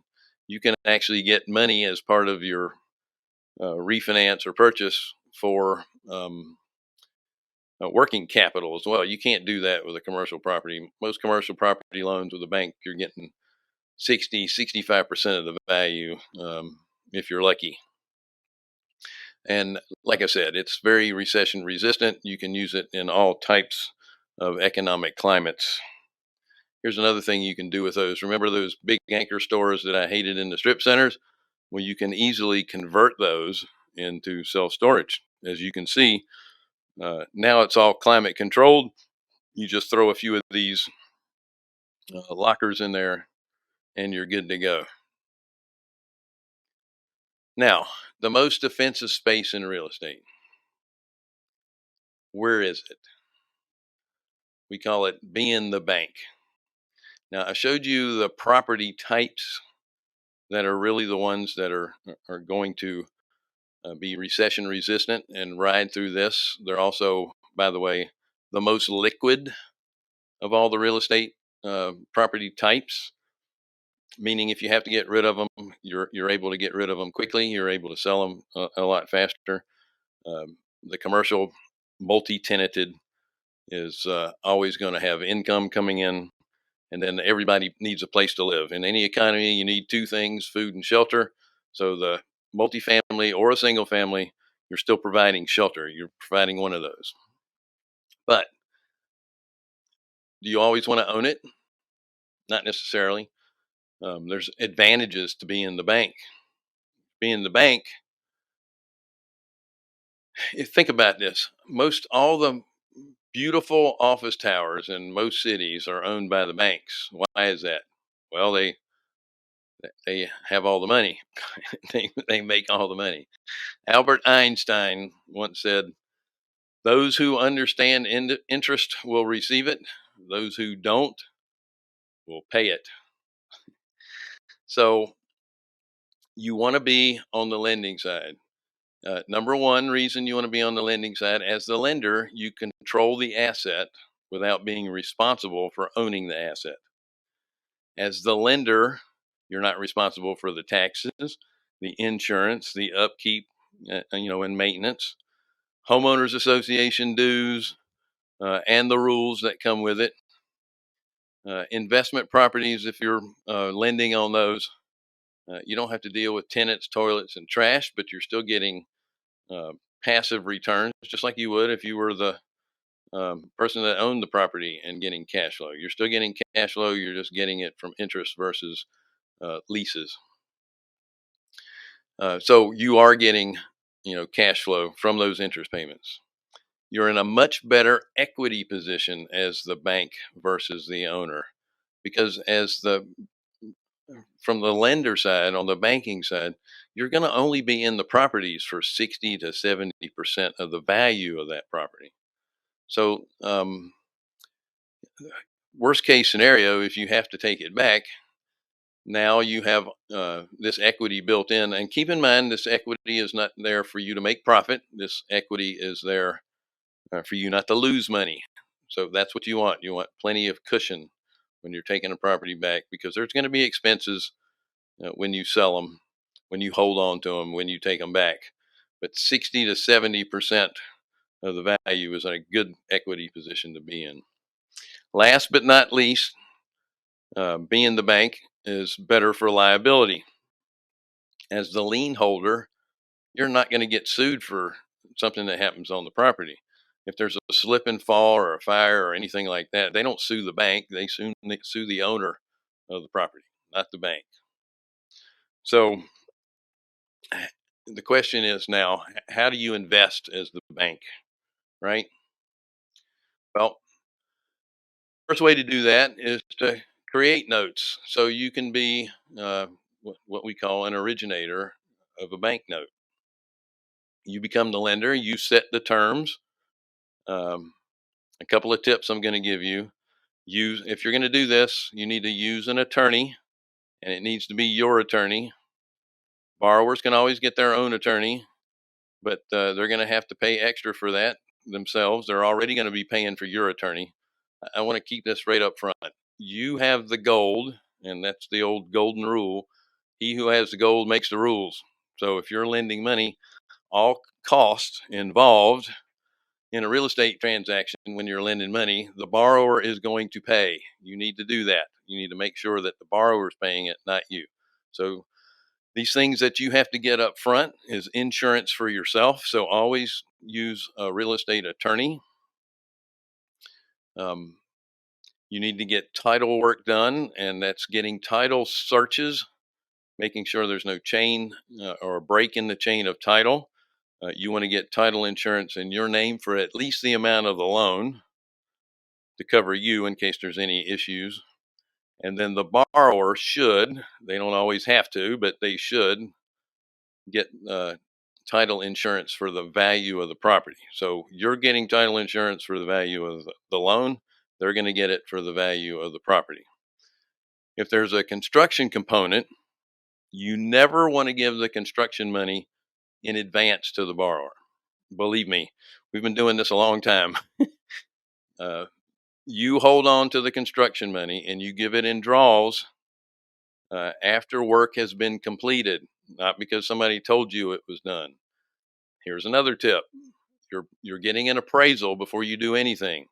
We get subject to completion appraisals along with as is values. The same appraiser that did your appraisal can go out and do the inspections every time the borrower wants to do a draw, construction draw. And they're going to go out and they're going to do a nice report saying that this work was completed up to standards.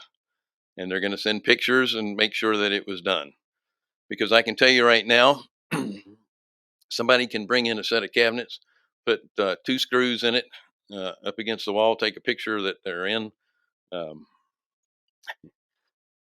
Soon as they get the money, they take those cabinets down and they put them in another house, take another set of pictures. Ask me how I know. This is this is why you get a third party to go out and do these inspections for you. Keep in mind, like I said, any fees or costs, the borrower is going to pay these. You do not have to pay those. This is part of them doing the loans.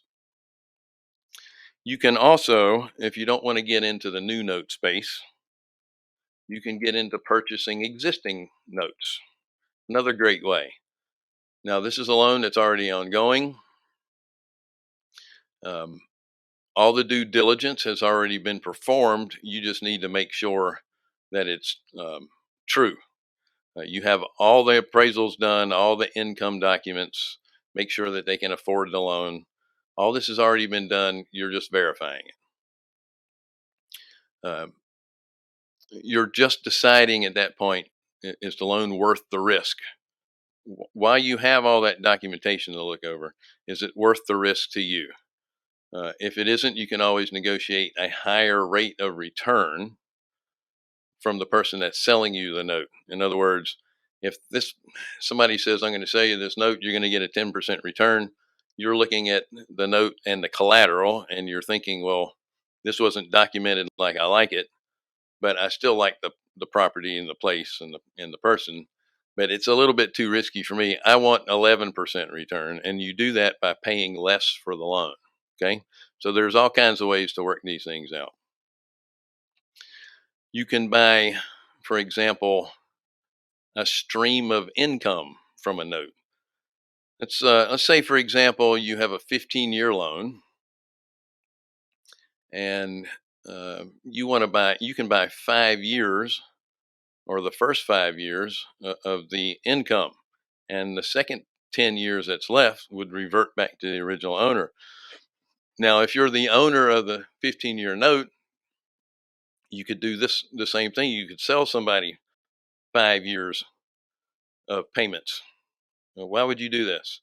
Well, it's possible that you could buy a 15-year note, sell the first 5 years to somebody else, and nearly pay for the entire note with the 5 years that they give you up front.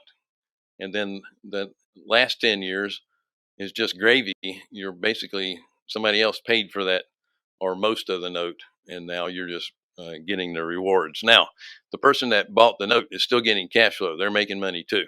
So it's a benefit to everybody. But if you're the one that found the note and did the work, you should get most of the rewards.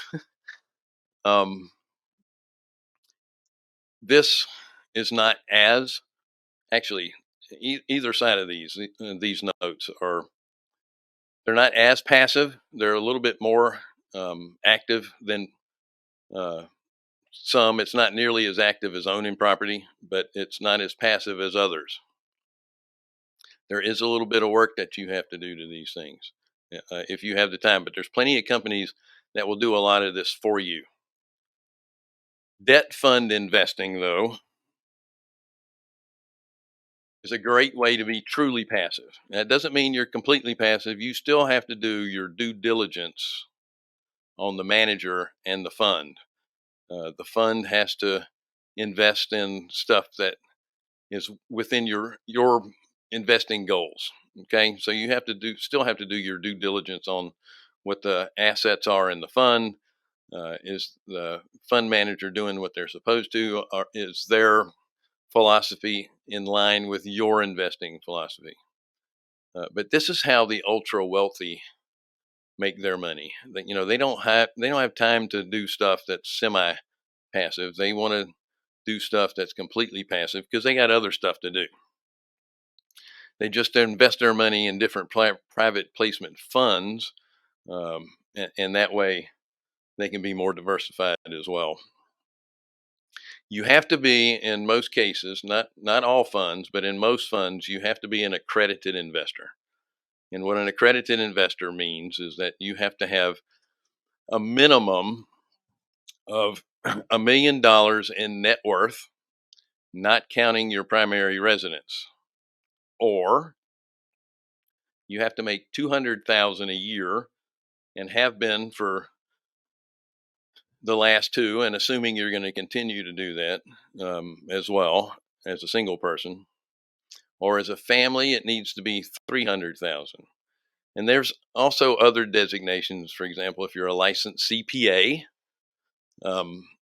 you don't have to, or you're considered accredited. If you're a broker dealer on the stock side, you're also considered accredited. And there's a couple of other things. They've widened it out a little bit to allow more people to be accredited. If you're someone who has plenty of rental property, you may be accredited and don't know it yet, but it would be helpful to have your CPA check it out for you. It's funny, they set these rules up for accredited investors. The last time they changed it was in the 80s, but they haven't upped the amount yet. So people that have a net worth of $1 million back in the 80s, if you figure in inflation and cost of living, they probably were in the 250 to 300,000 net worth range compared to today. So it's really an advantage at this time, them not changing or upping the amounts. So let me talk about some of the advantage to being in a fund versus owning individual loans. They're both good. They both have their good points. They both have their downsides. The first thing, inside of a fund, you're diversified over an entire portfolio of loans or assets, depending on the type of fund it is. You're choosing a fund that owns real estate, then it's the assets. If you're choosing a fund that lends, it's the liens that are against them. When you own an individual property, you have an individual or have an individual loan, you have a larger chunk of change that is invested into a single asset. Now, if things go south, it doesn't mean you're going to lose money, but you're certainly not going to be making any money while you're figuring out the disposition of the property or the loan itself. Um, but that's why you have a lien on these properties, or you own this property. It's a physical asset that has value.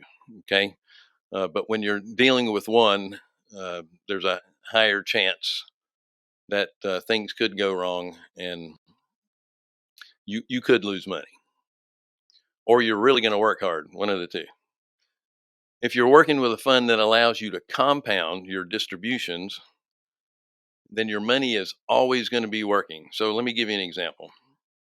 If you have an individual loan, say from your IRA, and you're getting monthly payments from a borrower, what are those monthly payments doing? Do you have enough money to reinvest those payments, say, into another loan, or are you just having to wait till you get enough money to invest in another loan? It's very difficult to invest $3,000 into something. It's a lot harder to invest 3,000 than it is to invest, 30,000, right? So if that money's sitting there doing nothing, waiting for the money to be repaid so you can reinvest it again, then we consider that lazy money. If and if you're waiting for that other loan, like I said, we call that lazy money. But here's an example of that. Let's say you have an 11% interest rate, and you have it invested for 11 months out of the year. So it's paid off after 11 months. Your interest or your yield is annualized. So you've got a gap of 1 month that money's not invested. Now your return is around 9%, not 11. So when you're in a fund, that money is always working. It never stops. If you're in a fund that is equity based, and let's say you're the owner of that fund, and it could be a property fund or it could be a lending fund. In a property fund, you own the properties. You have equity position in the property. So when the property sells, excuse me, not only are you getting income from that property, but when you sell it, you get a capital gain. When you're an equity partner in a company that lends money, you're getting paid profit at the end of each quarter or month, however they do it. It's not a guaranteed return like a loan, although the activity that the fund is doing is lending. You are an owner of a business that makes a profit, and so you're getting paid profit at the end of, like I said, every quarter or month, depending on how the accounting is done. If you have a fund that allows you to lend it money, there's another option there. It would be like buying a CD, where you're going to agree to lend that fund money for, say, 3 years or 5 years or somewhere in between, a year maybe. Typically, the shorter time that you're lending the money, the lower the return is going to be. The longer you give them your money, obviously they're going to pay you a little bit more for that. When that period of time matures, they're going to give you an option. Would you like to lend it to us again for a certain period of time?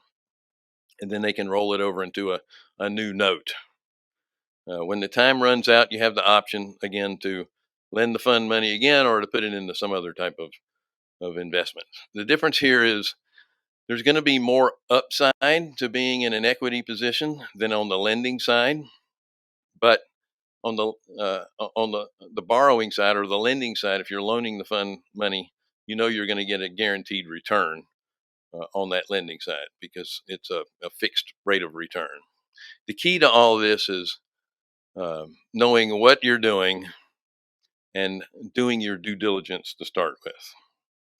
So if you're thinking about doing notes, I would tell you that if you're an accredited investor, well, let me back this up. If you're an accredited investor and you have the mentality to be passive, and I say this jokingly because if you're in a fund, you need to be a passive investor. If you have the personality type that you need to micromanage everything do not get into a fund, because you're going to drive yourself crazy and you're going to drive your fund manager crazy. If you like playing the game and you're not accredited, I would look into the note business. And I have two great resources. One of them who is actually going to be this weekend speaking. Check them out, Eddie Speed with Note School, and some other good friends of ours, Fred Rury and Tracy Z. They all, the name of their company is Note Investor One, or Investing 101. They all have great courses on teaching you how to do the note business. And there's a lot of moving parts in this. I would learn as much as you can. The other way of doing it is investing alongside of someone, buying notes from people that are already doing it. I highly recommend both Eddie and Fred and Tracy. I've done courses with them, and I've been in the business for years and years. And I'm telling you, when you get into these things, listen, I'm old, and I can be learn new tricks as well. It's amazing what you learn from people that have been doing this for quite some time. Now, on the due diligence side, I have a free gift for you. So I have, on the due diligence for funds and fund managers, I want you to go to billfairman.com. I have a tab in there called free gift. So I have a PDF with 10 questions that you should ask a debt fund manager before you invest. Not only do we give you the questions to ask, but why these questions are important to ask. I also have a free ebook that I put together called Equity Investing in Mortgage Pool Funds. BillFairman.com. You can get all my contact information, all my social media, all my videos that we have in there that teach you about this stuff, my events calendar, as well as being able to schedule a chat with me. I'm happy to help anyone that has any questions whatsoever. But these free gifts are going to help you on that due diligence journey. And again, I recommend Eddie and Fred and Tracy for the note side of things as well. It's been my pleasure. Again, BillFairman.com. Anything that we can do for you, we're happy to do so. Thank you very much for having me. Thank you so much, Bill. Our next speaker is Zach Haptensall. Zach is the CEO and co-founder of Rise 48 Equity and Rise 48 Communities. Since 2019, he has purchased more than 7,000 multifamily units totaling nearly $2 billion. Prior to this, Zach co-founded a hospice organization that achieved $9 million in annual revenue. Additionally, Zach holds an MBA, is a licensed real estate agent, a member of the Forbes Real Estate Council, and a Directors Council member of the Greater Phoenix Economic Council. Please welcome to the stage, Zach Haptensall. Hey, what's going on, everybody? Thank you for joining us for this presentation. I am Zach Haptensall. I'm the CEO and co-founder of Rise 48 Equity. We are a multifamily investment firm based here in Phoenix. We have offices in Dallas as well. We've purchased 43 apartment buildings, over $1.7 billion of real estate, over 7,600 units. We are completely vertically integrated. We have our own property management company, over 230 plus full-time employees on full benefits, just focus on Phoenix and Dallas. And, you know, I've given a lot of presentations in the past about different things, but I created this presentation, you know, specifically just for this event. Okay. So just in the last week or so, we created this. And when Chris asked us to be a part of it, you know, we thought, what is the most relevant thing we can talk about right now in this time frame? And we figured it would be, you know, how do you avoid the pitfalls of multifamily? How do you reduce risk right now in this environment? Okay, the reality is that there are sponsors across the country doing capital calls right now where investors are having to invest more money. You know, a lot of you have seen the big news the last few months in the Wall Street Journal of a firm foreclosing on multiple properties in Houston. And so, you know, I kind of want to go through along our journey, what challenges have we encountered? What mistakes have we made at Rise 48? Because we're not perfect by any means. And how have we learned from those? What have we done to adapt and to improve so that doesn't become a very detrimental mistake. Okay. And so this is really kind of just showing you, how do you mitigate risk and what should you look for as a passive investor? This presentation is really from the passive investor perspective. Okay. So with that said, we'll jump into it here. So we're going to talk about investor pitfalls, examples of mistakes that we've seen and how we've, adapted to overcome them, and what you can look for when vetting a deal, vetting a sponsor. So some of the main things that we'll talk about, is who is involved in the deal. What are the roles of the people on that GP team, that sponsorship team? We'll talk about the importance of location, and we'll dive more into that. Not just everybody knows location's important, but what does that mean in a multifamily context? And then we'll talk about deal structure as far as debt, pref equity, common equity. How are you structuring things? Why did this group foreclose on properties in Houston? What could they have done differently to not be in trouble? And so you can see here kind of the main factors that we'll discuss. Okay, and so first off, you want to know who is the operator group? Who are the people running your deal? Okay, that is very critical, and it may sound simple, but a lot of deals, it's very common. You might have 5 or 10 different co-GPs with 5 or 10 different logos. As an investor, you need to understand who's the primary asset manager. Who is the person that, the buck stops with them? Okay. At the end of the day, who's calling the shots? Are some of these people just raising money? Who's the operator really controlling the deal? And so this is something you really want to be aware of. And so, things to look at. And you'll never know 100%, right? But you want to look at their experience. Okay, what's the track record? Do they have a track record, or is this their first deal? And if it's one of the sponsors' first deals, that might be fine. But do they have partners on that deal who have a lot more experience? Okay, so have they executed the plan before that they are telling you they can do right now? Okay, and the reality is, the last 5 to 7 years, pretty much anybody across the country could buy one of these deals, call it value add, do absolutely nothing, and the organic rent growth would shoot up, cap rates would compress, you sell it, you look like a genius, right? And we've been benefactors of that too at Rise 48. It's really juiced our returns as well. But along the lines, we've also been able to build out true infrastructure. In this environment right now, going forward, you cannot rely on organic rent growth in the market to cover up your operational blemishes like people have in the past. You just can't. Okay, so if you're a new passive investor today, you need to be much more aware of who's running the deal as compared to somebody who started even 3 years ago, 4 or 5 years ago, because it's a tougher environment and you have to truly execute these business plans. So what is the track record? Have people has the sponsor that you're investing with bought a deal, gone full cycle, executed the business plan, and sold or refied that deal? Okay, do they have experience with that? Is this the full-time focus of the sponsorship group? Okay, and I don't want to sound hypocritical here, because when we started, I had a W-2 job. Well, I actually didn't at first, and I had to go back and get a job, and we were doing both, right? And so you want to focus, okay, is this person 100% committed? Who's running the deal? Is it 5 people, all that have a job, and this is kind of their side hobby? Because again, going forward, operations are critical. They're everything. So you need to understand, what are the time commitments, the roles of these people on the team? What's the infrastructure, which we'll go more in depth here, as far as property management, construction management, things like that.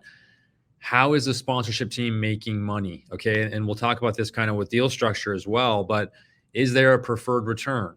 Okay, preferred return, and again, there's no right or wrong answer. Different people structure deals different way, and I'm trying to give you more of a macro perspective, an objective perspective as an LP of pros and cons and differences. Preferred return means that 100% of cash flow, 100% of equity goes to the passive investor until they've received all their money back, plus been caught up on their preferred return for each year. Okay, which typically means that the sponsor is not receiving cash flow or equity until they execute the plan and achieve a capital event like a sale or a refinance. Okay, and then you have what's called like a straight split, where a lot of people do like a straight 80-20 split, meaning there's no preferred return, and that 80% of cash flow on day one goes to the LPs, 20% goes to the sponsor. And, people have done that too. Like our first couple deals, we did that. We ended up transitioning to a preferred return model because it seemed more industry standard and more investors wanted that because they felt more protected. And so you just need to understand, how is the deal structured and what is your preference? It's not to say one is right, one is wrong, but, without a preferred return, that sponsor is participating in cash flow and ownership equity before a plan has been executed. Okay, so keep that in mind as well. And so, as an example, when we first started, Bikram, Robert, myself at Rise 48, we all had W-2 jobs. Okay, we just had to continue to grind and be able to cover our bills, and it made it difficult to do a good job with asset management. Okay, and so as we started getting 4 or 5 properties, we realized, hey, we can't do this anymore. We have to commit 100% full time and be locked in, on asset management. And like I said, going forward, it's even more critical. So you need to understand, what is the focus and time commitment of your sponsorship team, and even more importantly, is there at least one person on that sponsorship team that is the local boots on the ground? Okay, there's a lot of groups. I'm not saying you can't be effective, but there's a lot of groups that are buying deals and they don't even live in the same state as that deal. And even fewer of them have actual staff. Okay, they're using third-party property management.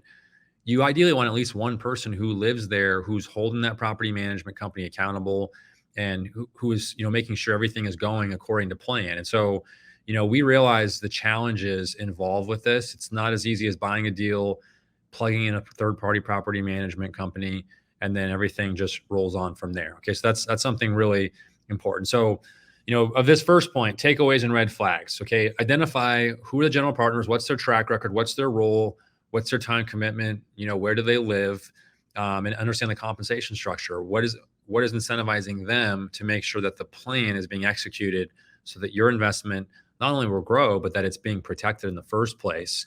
Red flags could be multiple general partners with multiple asset management team members. Okay, there needs to be 1 or 2 key people that are in charge leading that plan. Otherwise, you got a bunch of people who aren't committed. They're going to start blaming each other when things don't go right. Okay, if you don't have a local boots on the ground person, that can be an issue. Okay, and then if you're doing a value add strategy where you're going to be renovating a lot of units, a red flag to look out for is if this group is just relying purely on third-party property management, third-party construction management. Okay, I can tell you from experience, we've used 4 different third-party property management companies in the past, and all of them were doing the construction management. None of them can do an effective job with construction management. They aren't staying on schedule, on budget, and it's very difficult to renovate units at scale. We had to adapt, and we'll talk more about this soon. We had to create our own property management company, our own construction management company, just to make sure we were doing what we were supposed to do and execute the plan. We needed control. I'm not saying that that's absolutely necessary for your sponsor to have all that infrastructure, because that takes time, but just be aware, make sure you understand. You ask the sponsor, what does your supply chain look like? Where are you going to get the supplies? How reliant is that? How consistent is that?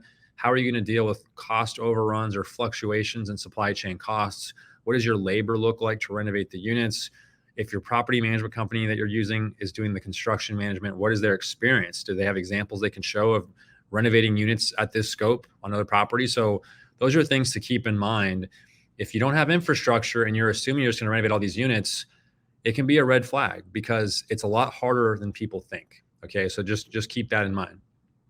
All right, and we talked about roles, right? So not only is it important to have an asset management person, but it's good to have complementary skill set of partners. Okay, so I can tell you when I first started, I probably quote unquote dated 7 or 8 different business partners, meaning I meet people at conferences, meetups, and I say, hey, you want to try to do a deal together? We'll underwrite deals, make offers together. And, I would realize that some people don't work as hard as me. Some people, I can't get a hold of them. Some people are really experienced, but they're just trying to use me. They don't want to do anything.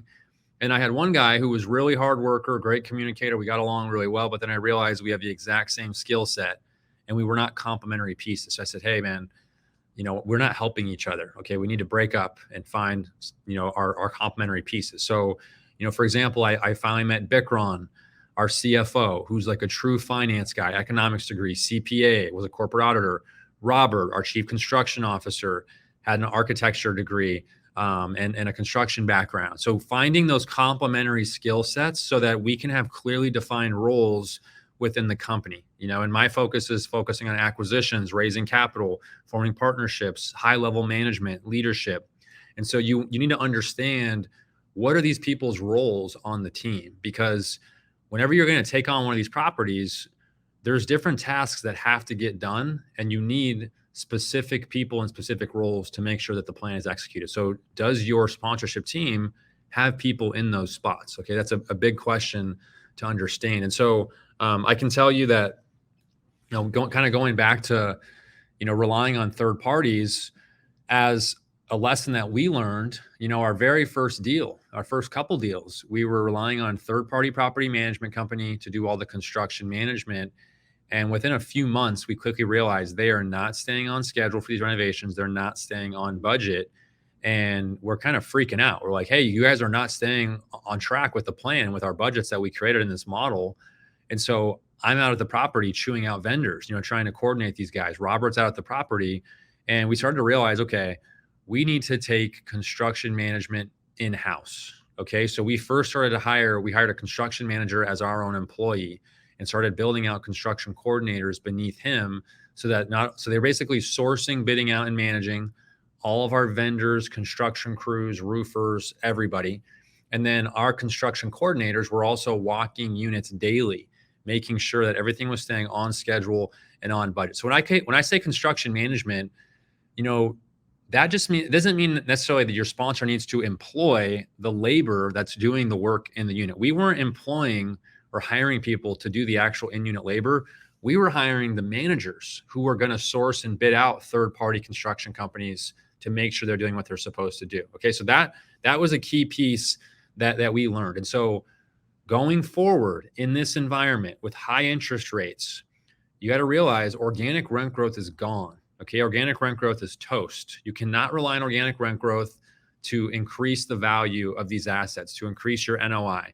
And so value add is still, alive and well. Okay, we've renovated now over 900 units at Rise 48 from January through June, and we're getting average rental increases over $400 per unit on average. Okay, so it's still there. If you can renovate to a high level scope, you can push the rent, push the NOI.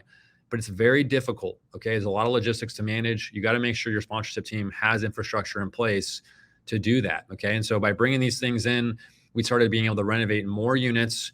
We were staying on budget and beating the budgets, and exceeding our timelines as well. Okay, which starts to collapse time frames, because if I can renovate more units at a faster rate, then I'm increasing the NOI faster than what I projected, and I can collapse the time frame of an investment, which is why we were able to start selling deals very quickly, right? And then doing 1031 exchanges, and investors are happy, and everybody wins. And so the construction management, especially now going forward, is critical, because you have to be able to renovate units on schedule, on budget, to force appreciation, and in order to increase NOI and put yourself in a position to refinance or sell and protect against interest rates. Okay, so that's critical right now to keep in mind.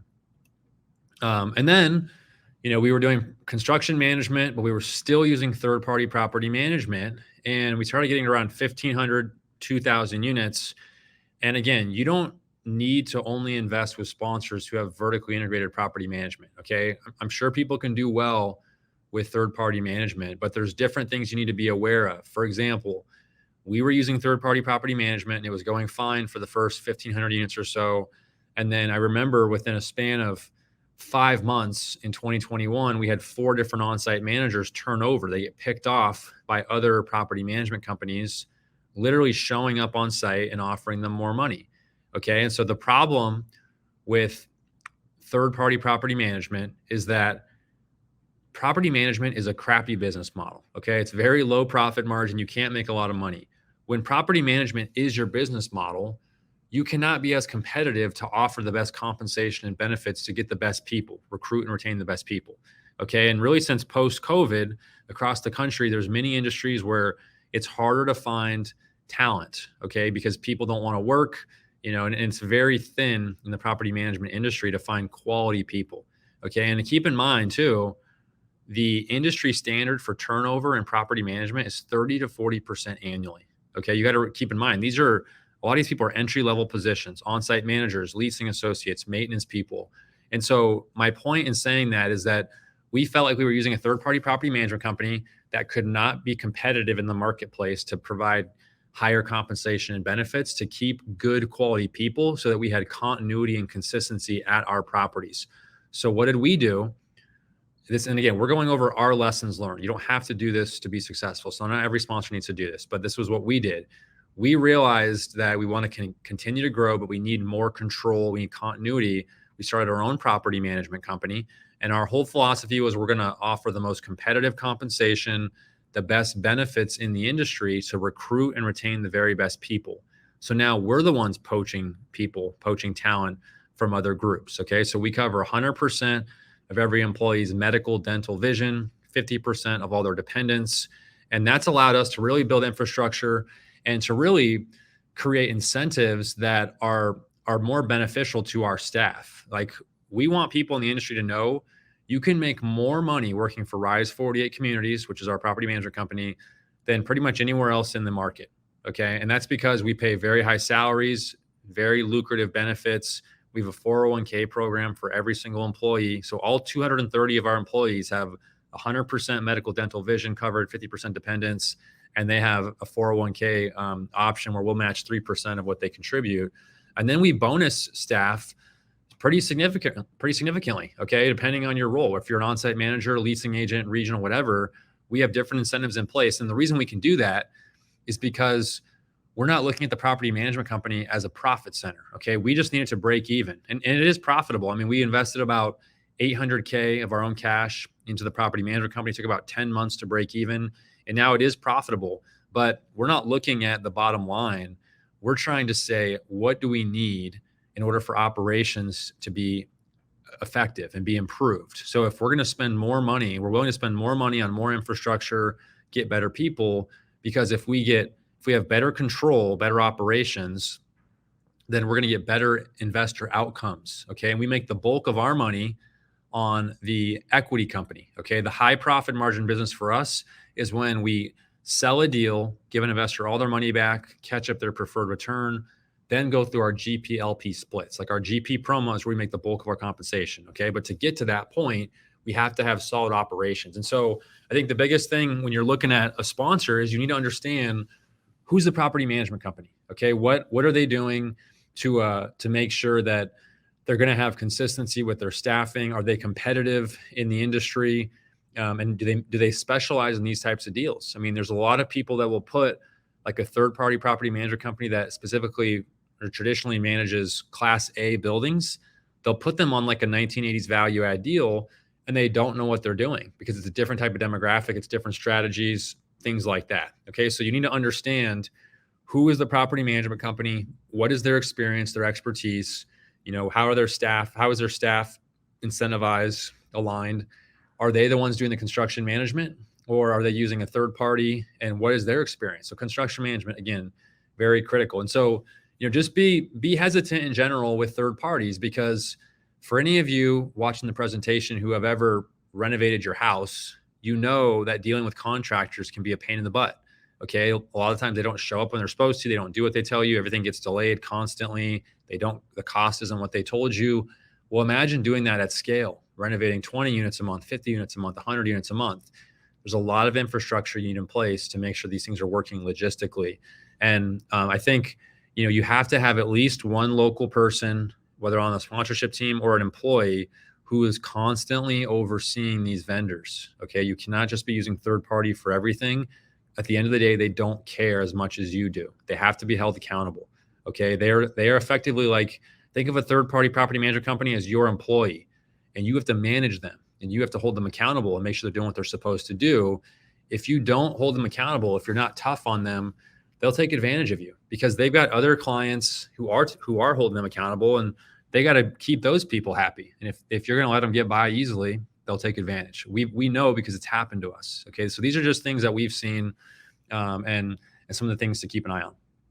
All right. Location. Location is the next point. So obviously the cliche of real estate, location, location, location. Everybody knows this is important, but what does that mean when it comes to multifamily? Okay. What are we looking for? Okay. So you want to be looking at macro components and micro components of location. Okay. So macro is more of like the general city, the state. And some of the main things that we look for at locations, we're looking for primary fundamentals. Okay. By fundamentals, I mean, we're looking for strong job growth, population growth, rental growth, and we're looking for diversified employment. Okay. And so as an example, we focus specifically on Phoenix and Dallas because Phoenix and Dallas are both top 5 in the country for population growth, job growth, rent growth. They both have diversified employment. Okay. You look at a market like Las Vegas. Okay. Vegas has had really strong population growth and rent growth for a while, but it's not diversified jobs. Okay. It's very heavily concentrated in hospitality and tourism, things like that. Vegas multifamily got crushed during COVID. It's getting crushed right now. I've got some friends who are sponsors on over 1,000 units in Vegas, and they're telling me there's really bad delinquency. People aren't paying the rent. It's becoming more of a blue local legislation, which is making it difficult for them to evict tenants who are not paying. Okay, so when you're looking at location, you want to be aware of, what are the local laws in regards to being able to evict people? Is this a business friendly? Is this a landlord friendly market? Okay, that's what you want to keep in mind. And another thing you want to keep an eye on is you want to look at income, like median income. You want to look at crime rates, things like that. And so, as an example, the first deal that we bought called Silver Oaks Apartments, 36 units. We're like, man, we got this thing at a great discount, $90,000 a unit. And we closed the very beginning of 2019, 1960s vintage deal. And, it was right across the street from Grand Canyon University, which was an area that was really gentrifying and there was money being invested, but it hadn't come around yet. Okay. It was not there, but we thought, hey, great basis. We can't lose. And we didn't lose. It ended up being a home run, but it was difficult. Okay. It was a heavy, operationally intensive plan that we had to execute because of the location, because of the demographic. This is just a 36 unit deal. When we take it over, it's littered with drug dealers, gangbangers, prostitutes. So like all those cliche stories you hear, we had that. Okay. And so we had to start getting these people out. We had to start evicting people, re-tenanting. And when you have a bad demographic of people at your property, good people that go to work, pay their bills, don't commit crimes, they don't want to be at that type of property. All right. Because it's very evident, what type of property it is when it's run down. So we immediately went in there, clean it up, start painting it and start evicting the bad people. And it's tough when you're re-tenanting because these people are on leases, right? So you can't just evict people for no reason. It's if they're not paying, you have to start waiting for leases to expire, to non-renew people, things like that. And so, we learned our lesson that you don't always want to chase the lowest price per door and you don't always want to chase the highest cap rate, okay? Because it's a lower price per door, a higher cap rate for a reason. You can't always look at an underwriting model because, the higher the cap rate, oftentimes it could be more complex to execute your business plan. Okay. So that's something to keep in mind. And, a lot of people have asked us the last several years, like, hey, Phoenix is getting so expensive. Why don't you guys go to Tucson? Tucson is a lower price per door, higher cap rate. And Tucson is actually a pretty good market on a national context. But when we're comparing it to Phoenix, for all of the job growth Phoenix has seen, Tucson has not seen anywhere near that type of job growth or diversification. It's still heavily reliant on the university, or Tucson is reliant on the university and healthcare, and it did not do well during COVID. And again, this isn't to bash people who are in Tucson. This is just our personal opinion. Our philosophy is I'd rather pay more money, lower cap rate, to be in a truly infill, insulated big market, so that when there's a downturn, I know that I've got jobs all around me and people all around me, diversified jobs, so I can weather the storm. And as an example, Phoenix had the lowest job loss rate in the entire country during COVID. Okay, we continue to do well now. We're insulated because of all the jobs. And in a good time, good economy, we have explosive rent growth, okay, where we can really, see those increases. So that's why we specifically chose, we want to be in the heart of Phoenix. We want to be in the heart of Dallas. We don't want to be in tertiary markets. And even within big markets like that, we say Phoenix and Dallas, you have to understand all these little sub-markets, right? What's the median income? How much money are people making? What is the crime ratings? Okay, things like that. And so there's different resources that you can use to understand these metrics and get an idea. And so, takeaways, okay, understand crime rates, the median income. This will give you a good idea of your demographic. Remember, if you have low median income, then the people that live in that area will not be able to afford your new higher rent, okay? And so you want it to be affordable, but you want to be able to get the increase that you think is conservative and realistic. Median house value is a good takeaway or a good thing to look at because it just gives you another idea What's the demographics nearby? How much money do these people make? What type of jobs do they have? Okay. And so you want to understand if somebody is going to go into a high crime or low income area, maybe it will be a good deal. I don't know. Depends on how it turns out. But what is their strategy? Are they aware of that going into it? Okay. And are they ready to go through what will be a challenging business plan? Okay. And we've done it. And so it is a lot more challenging. It's tougher on your staff. It's tougher on your property management firm. You may have more upside because you bought it at a lower basis, right? So it's always that risk reward trade-off. But just be aware of that. Ask the sponsor, and then red flags. You want to make sure that we talked about this. You don't want your value add rent increases to be too aggressive. Did the sponsor personally secret shop all the comparable properties and show you this is what renovated rents are being achieved in the market right now? Did they show you this is achievable and realistic? Okay. And you want to make sure, if you're not going to be able to, if you're going to have to re-tenant, do they have the capabilities to do that? Okay. Can you stabilize an asset after renovation and get that thing stabilized in 18, 24 months? All right. Here is our final point, deal structure. Okay. So this is incredibly important. And again, we gave the example earlier of, again, this is not to call anybody out, but there was a group, it's well known now, across the country because of the Wall Street Journal, that foreclosed on 3 or 4 properties in Houston.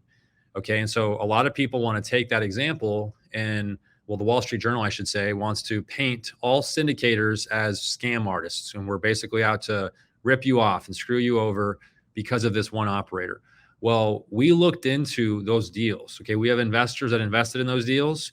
We were able to obtain their original slide decks. We interviewed investors, and there's a few different things that were red flags from the very beginning, which should have, deterred many investors. Okay. The first thing is all those deals were at least 80 to 85% loan to value. They were highly leveraged floating rate bridge loans. Okay. And we use floating rate bridge loans as well, but I'll go into what we do and why we're in good shape right now. We've never done a capital call. We're not doing any this year, 2024, or the foreseeable future.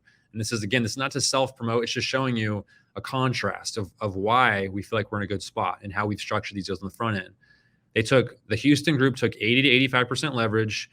They had no interest rate caps, which is crazy. Okay. So as the Fed started increasing these interest rates, they had no cap. And most lenders require that you buy a cap. You don't even have an option, but their lender did not. Okay. Their interest rate went from 3.2% to up over 8% within 6 to 12 months. Okay. So that puts you in a tough spot. They had little to no cash reserves that they raised.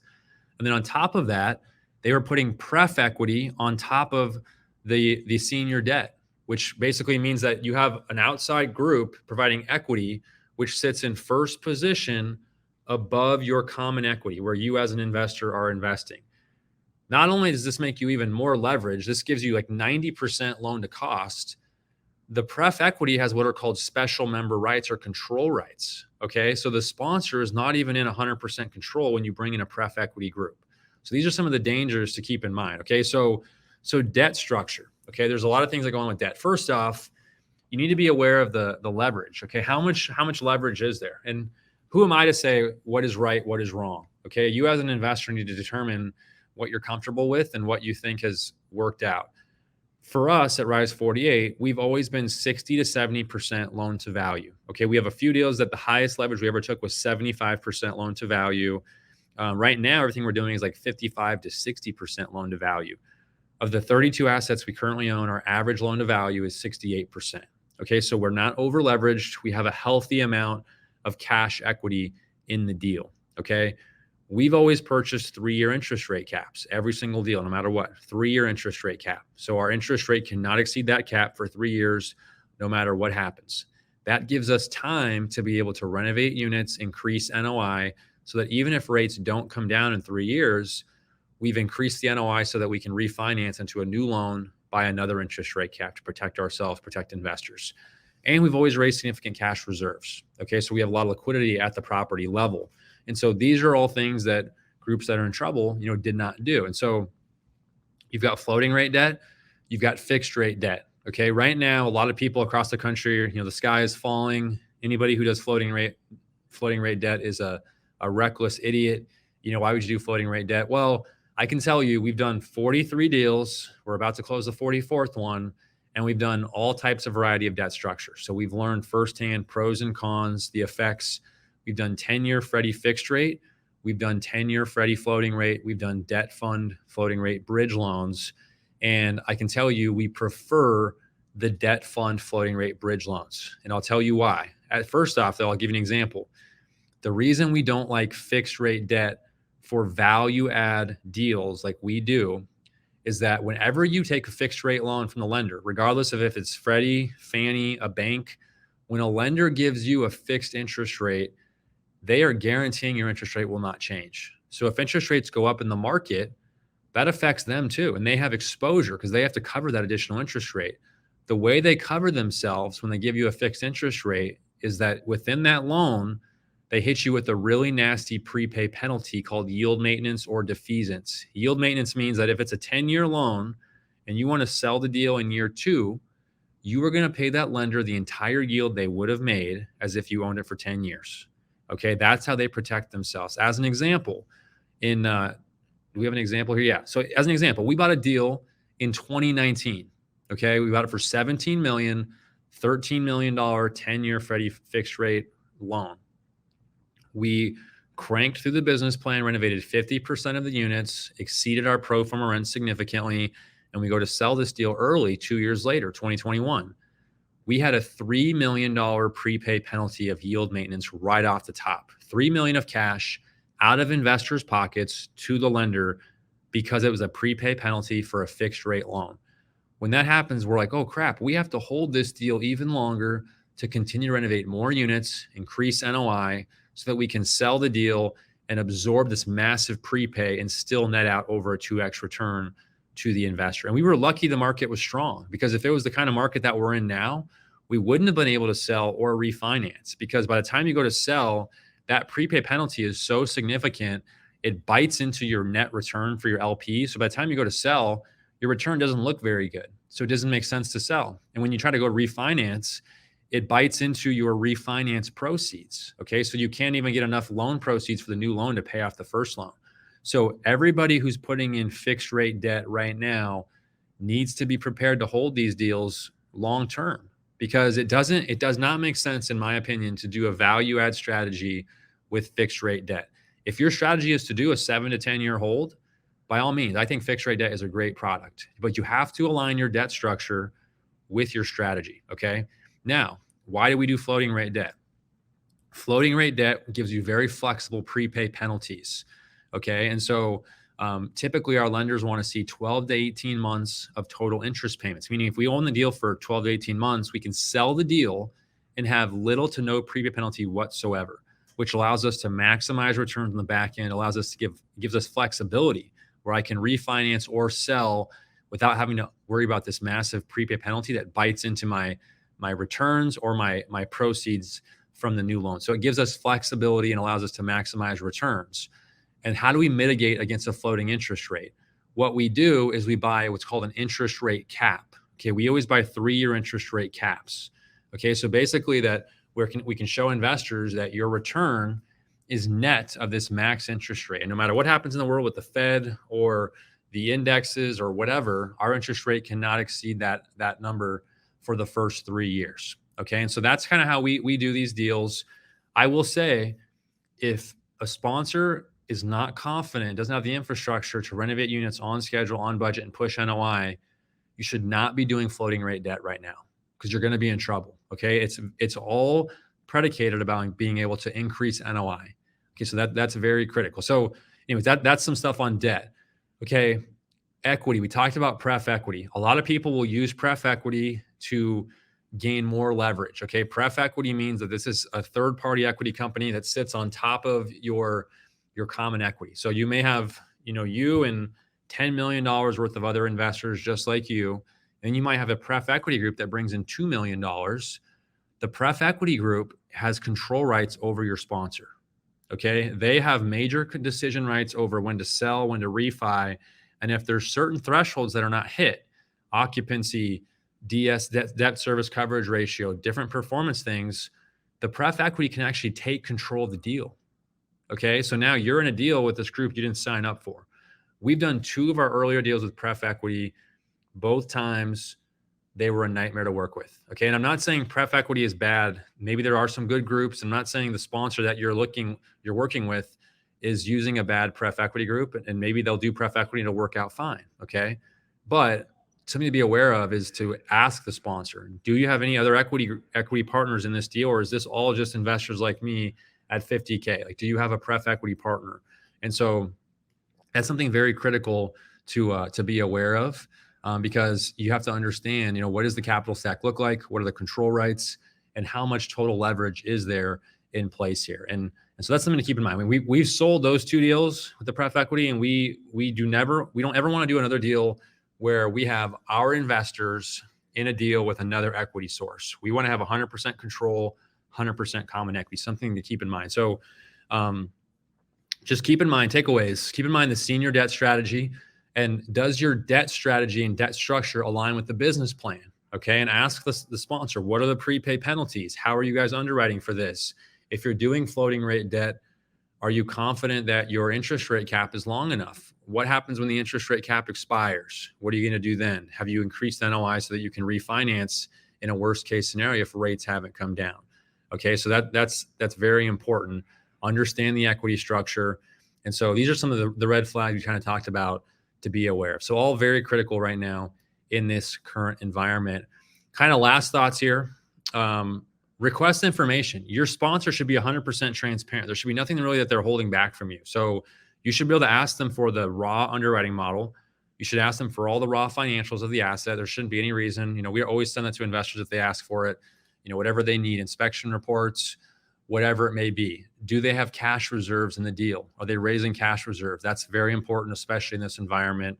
And so don't be afraid to vet a sponsor and ask them for these different pieces of information. And with that said, thank you everybody for watching the presentation. Appreciate being a part of this, and looking forward to talking to everybody soon. Thank you. All right, Zach, thank you so much. We're going to take a third break, just like the other ones. This is not going to last very long, so don't go anywhere. Keep the comments going. Drop your nuggets in the chat. Network with other folks that are here. These are all like-minded folks that are interested in very similar things of what you're probably interested in. So definitely connect with them. I'll see you back here in just a few minutes. National Real Estate Insurance Group offers real estate investors the most comprehensive and flexible insurance program built just for you. Our team delivers innovative solutions for the needs of each investor, simplifying the insurance process and supporting your investing journey. INREG's program offers property and liability coverage for residential locations from single-family homes up to 20-unit apartments, plus mobile and condo investment properties and vacation rentals. We insure your properties in any stage of occupancy with the ability to seamlessly make changes without the need to cancel your old policy and rewrite a new one. From renovation status to vacant when the property goes on the market, or vacant to tenant occupied when the location is rented. Our monthly reporting form means you pay for the coverage you need when you need it, with no minimum earned premiums. To get started, you will fill out a request for proposal online form with all of your property information. One of our sales advisors will help you through the process, explaining the coverages and ensuring you are informed along the way, always meeting or exceeding the insurance requirements of your lending institution. All of the carriers that underwrite our program are rated A or better by AM Best, giving you peace of mind. Once you are an INREG client, you will be assigned to a client service representative. You will also have access to our state-of-the-art client portal, where you can submit newly acquired properties or make changes to covered locations, download evidence of insurance documents, and manage payments with the click of a button. We look forward to serving your insurance needs through innovative and industry-leading offerings and unmatched service. Visit our website to request a proposal today.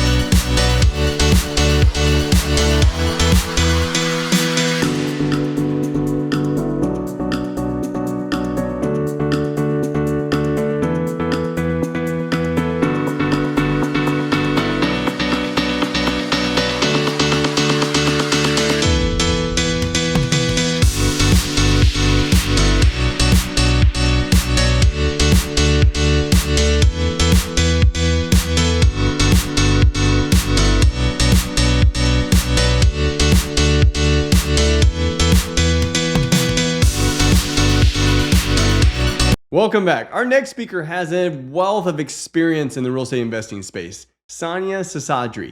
Sonia is a former electrical engineer and current apartment syndicator, asset manager, best-selling author, and founder of Engineered Capital. She has invested in more than 4,000 doors valuing over $200 million.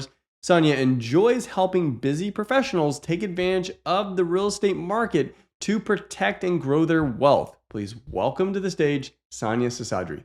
Hi, my name is Sandhya Seshadri, and I'm here with Engineered Capital and ACE Operators to discuss multifamily operations, the role of the asset manager, and what are some KPIs that we track as asset managers. But first, we want to talk about why and what is the purpose of doing this business that we are doing. And always our purpose is to operate for cash flow, right? We want to run a profitable business. And a lot of programs and guides and books and podcasts focus on the acquisition phase in multifamily. And it's often forgotten phase is what happens after the honeymoon, as I call it, which is after you acquire a property. How do you manage it? How do you run this property? How do you execute the business plan to actually make money and return money to investors? So before I get too much into the details, my name is Sandhya, and I have about 8 different properties that are multifamily, large 100+ doors in the Dallas-Fort Worth area.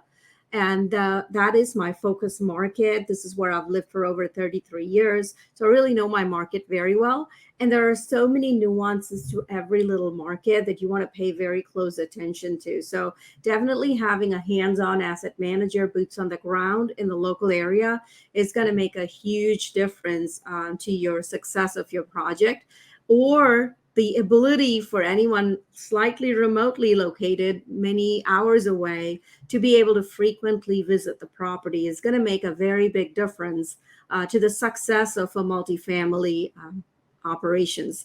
Especially now, this is 2023. We've had over 10 interest rate hikes by the Fed, and so we no longer have cap rate compression to sort of save the day.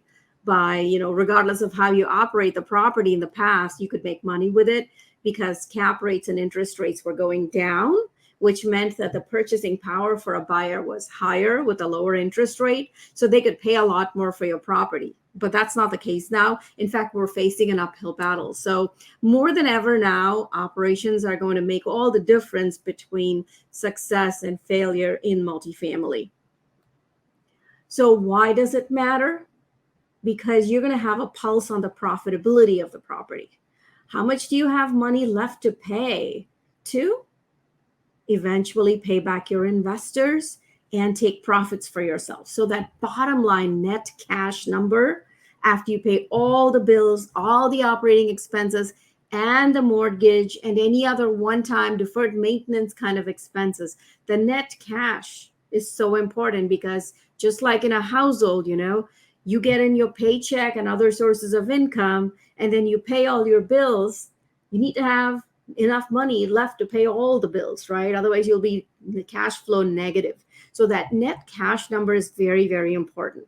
Now, oftentimes when you talk to brokers, lenders, general partners, etc., the biggest focus tends to be on the net operating income. It's a very, very crucial metric also, because the net operating income divided by the ongoing cap rate in that market is what determines the value or the price of your property. So whether you're trying to buy a property or sell a property, it's that net operating income divided by the cap rate that determines the value. But beyond that, once you have that NOI, net operating income, that needs to be enough to cover your mortgage payment and all other deferred maintenance and one-time expenses, capital expenses below the line when you're, let's say, repairing the parking lot or replacing the air conditioner, etc., so that you can still be net cash positive. Because ultimately, we're all in business to be profitable, to have a positive cash flow at the end of the day. So the biggest place to get started is with a budget from the property management company. So all of us usually have a third-party property management company to run these properties, or we're vertically integrated. So either way, you want to have a budget from your property management company who's got experience in that local area, in that local market, so they know what the market rents are, they know what the amenities are that your residents will appreciate and willing to pay for. And so you want to have a budget from them for every one of these items. The first one is always your rents. That's your main meat. That's your bread, butter, everything for a property is your actual rent collections. That net rental income that a property collects every month is a very crucial metric that lenders look at. So you want to make sure that the rent numbers that is put into an underwriting at the beginning is followed through and agreed upon by the property manager who's going to operate the property. Because in your business plan, you might say, I'm going to put stainless steel appliances, really fancy countertops, etc., and make this, C-class apartment look like the interior of a palace. But can those residents afford to pay that? Are they willing to pay you $200 more just because you put fancier appliances for them? So a lot of that gets vetted by a local property management company who's hopefully already got that local presence and is operating properties there, so they can realistically tell you if that's achievable or not. The next piece is your other income. We have so many different sources of other income. Common ones are, internet package, Wi-Fi, washer dryer connections, parking, pet fee, etc.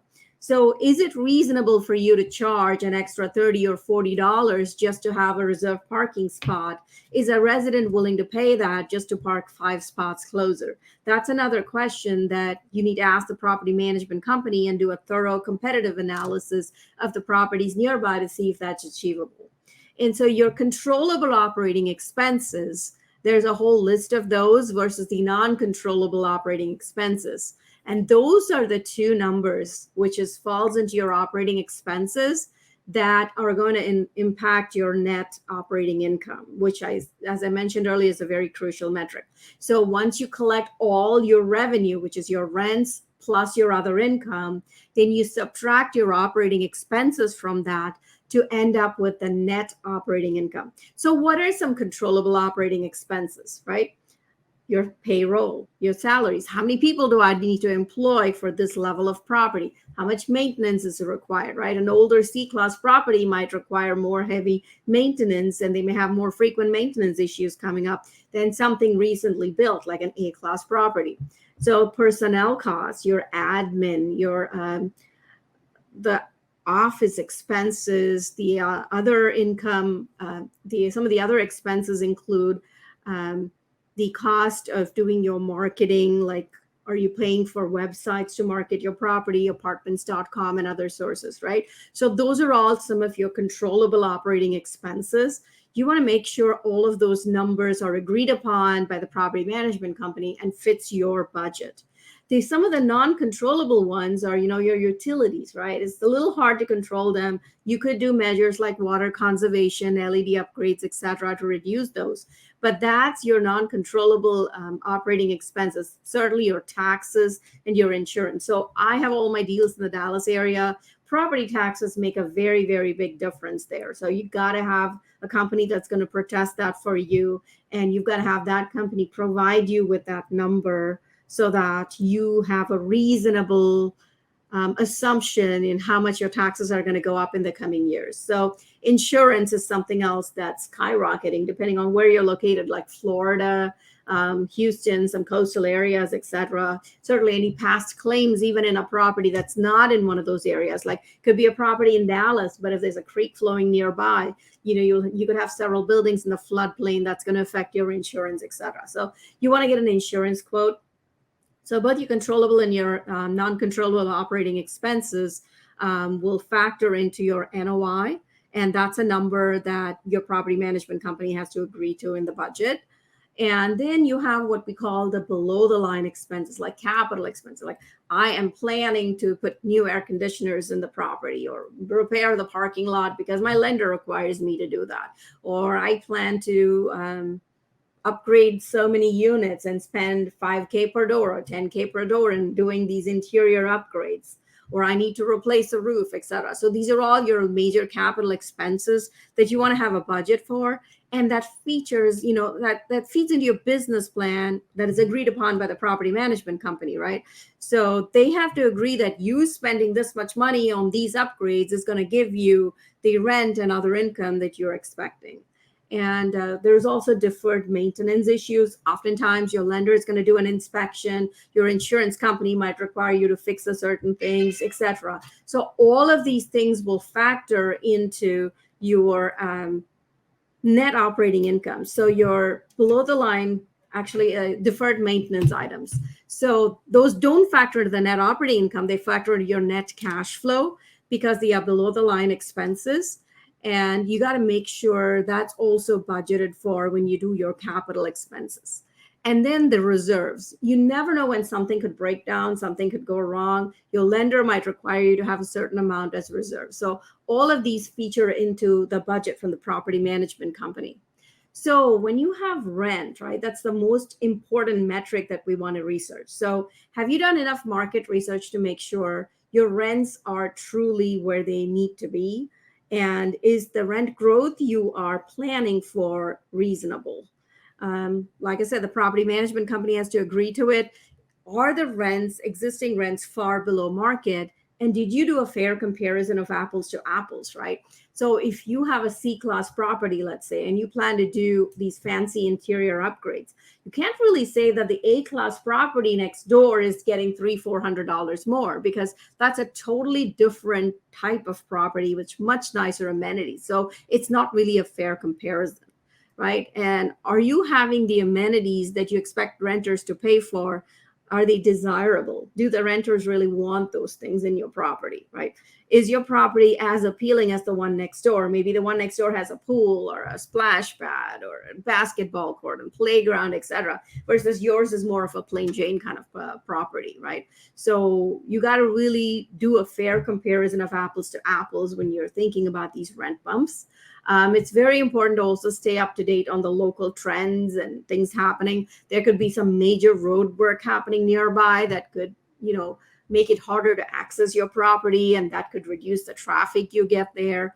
You don't know what other zoning changes are happening, what major work is getting done in that local market. Is it influenced by things like rent control and crazy stuff like that? So that is also going to affect you. So you got to be staying updated on those things. Make sure your property management company is closely tuned with what's happening with the city. They attend regular meetings there with the city on a monthly basis, etc. So keeping in touch with what is happening in your local market is so important, because those things can affect you.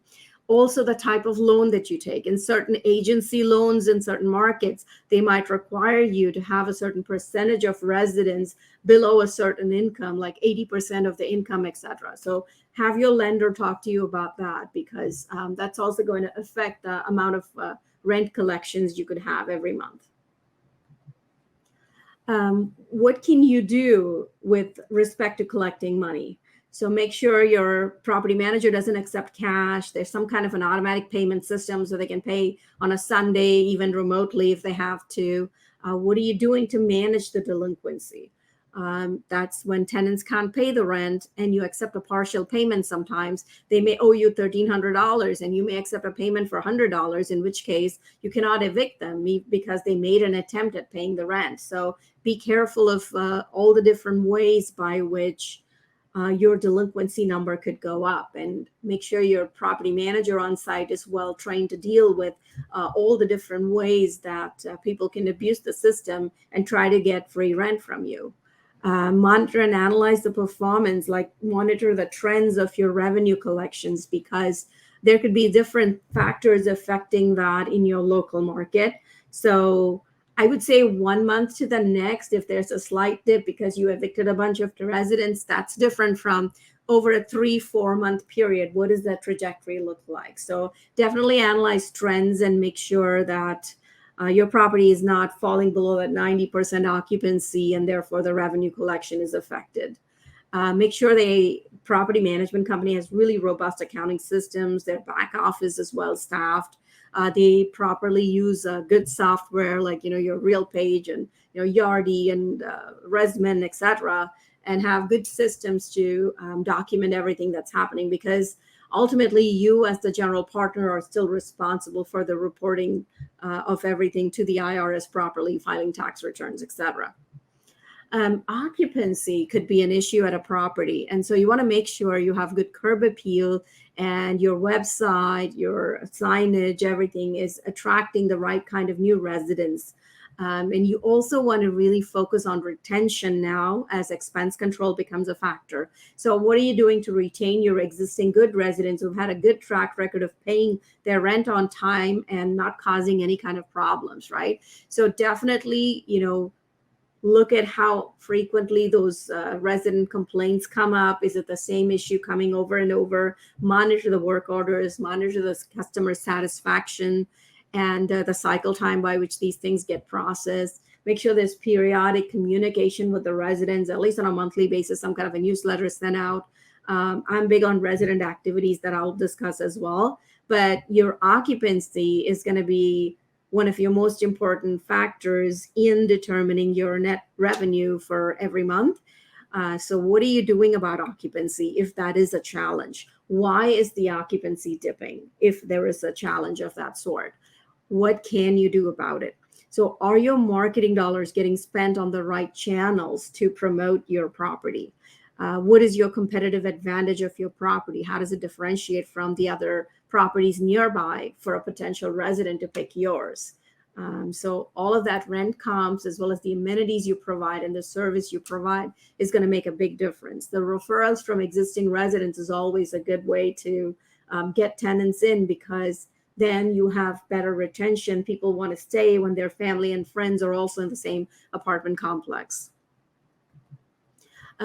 What about other income, right? We have so many different sources of other income, such as your internet package, your laundry, ratio utility bill backs. A lot of properties bill back for utilities.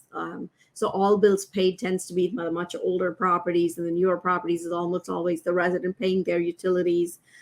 You want to see if a security deposit makes sense versus programs like Rhino that can help you collect when residents skip and leave and don't pay their rent. What about reserved and covered parking? I mentioned earlier. Make sure it makes sense for that location. We oftentimes don't underwrite it ahead of time unless it's already in the financials of the property. We do a survey of the residents once we take over the property to see if that's of interest, to see if the property manager is getting a lot of requests for people wanting to park in a specific designated spot, etc. So definitely other income sources should be very carefully vetted by the property manager and the on-site staff, your management company, to see if it's realistic for that property.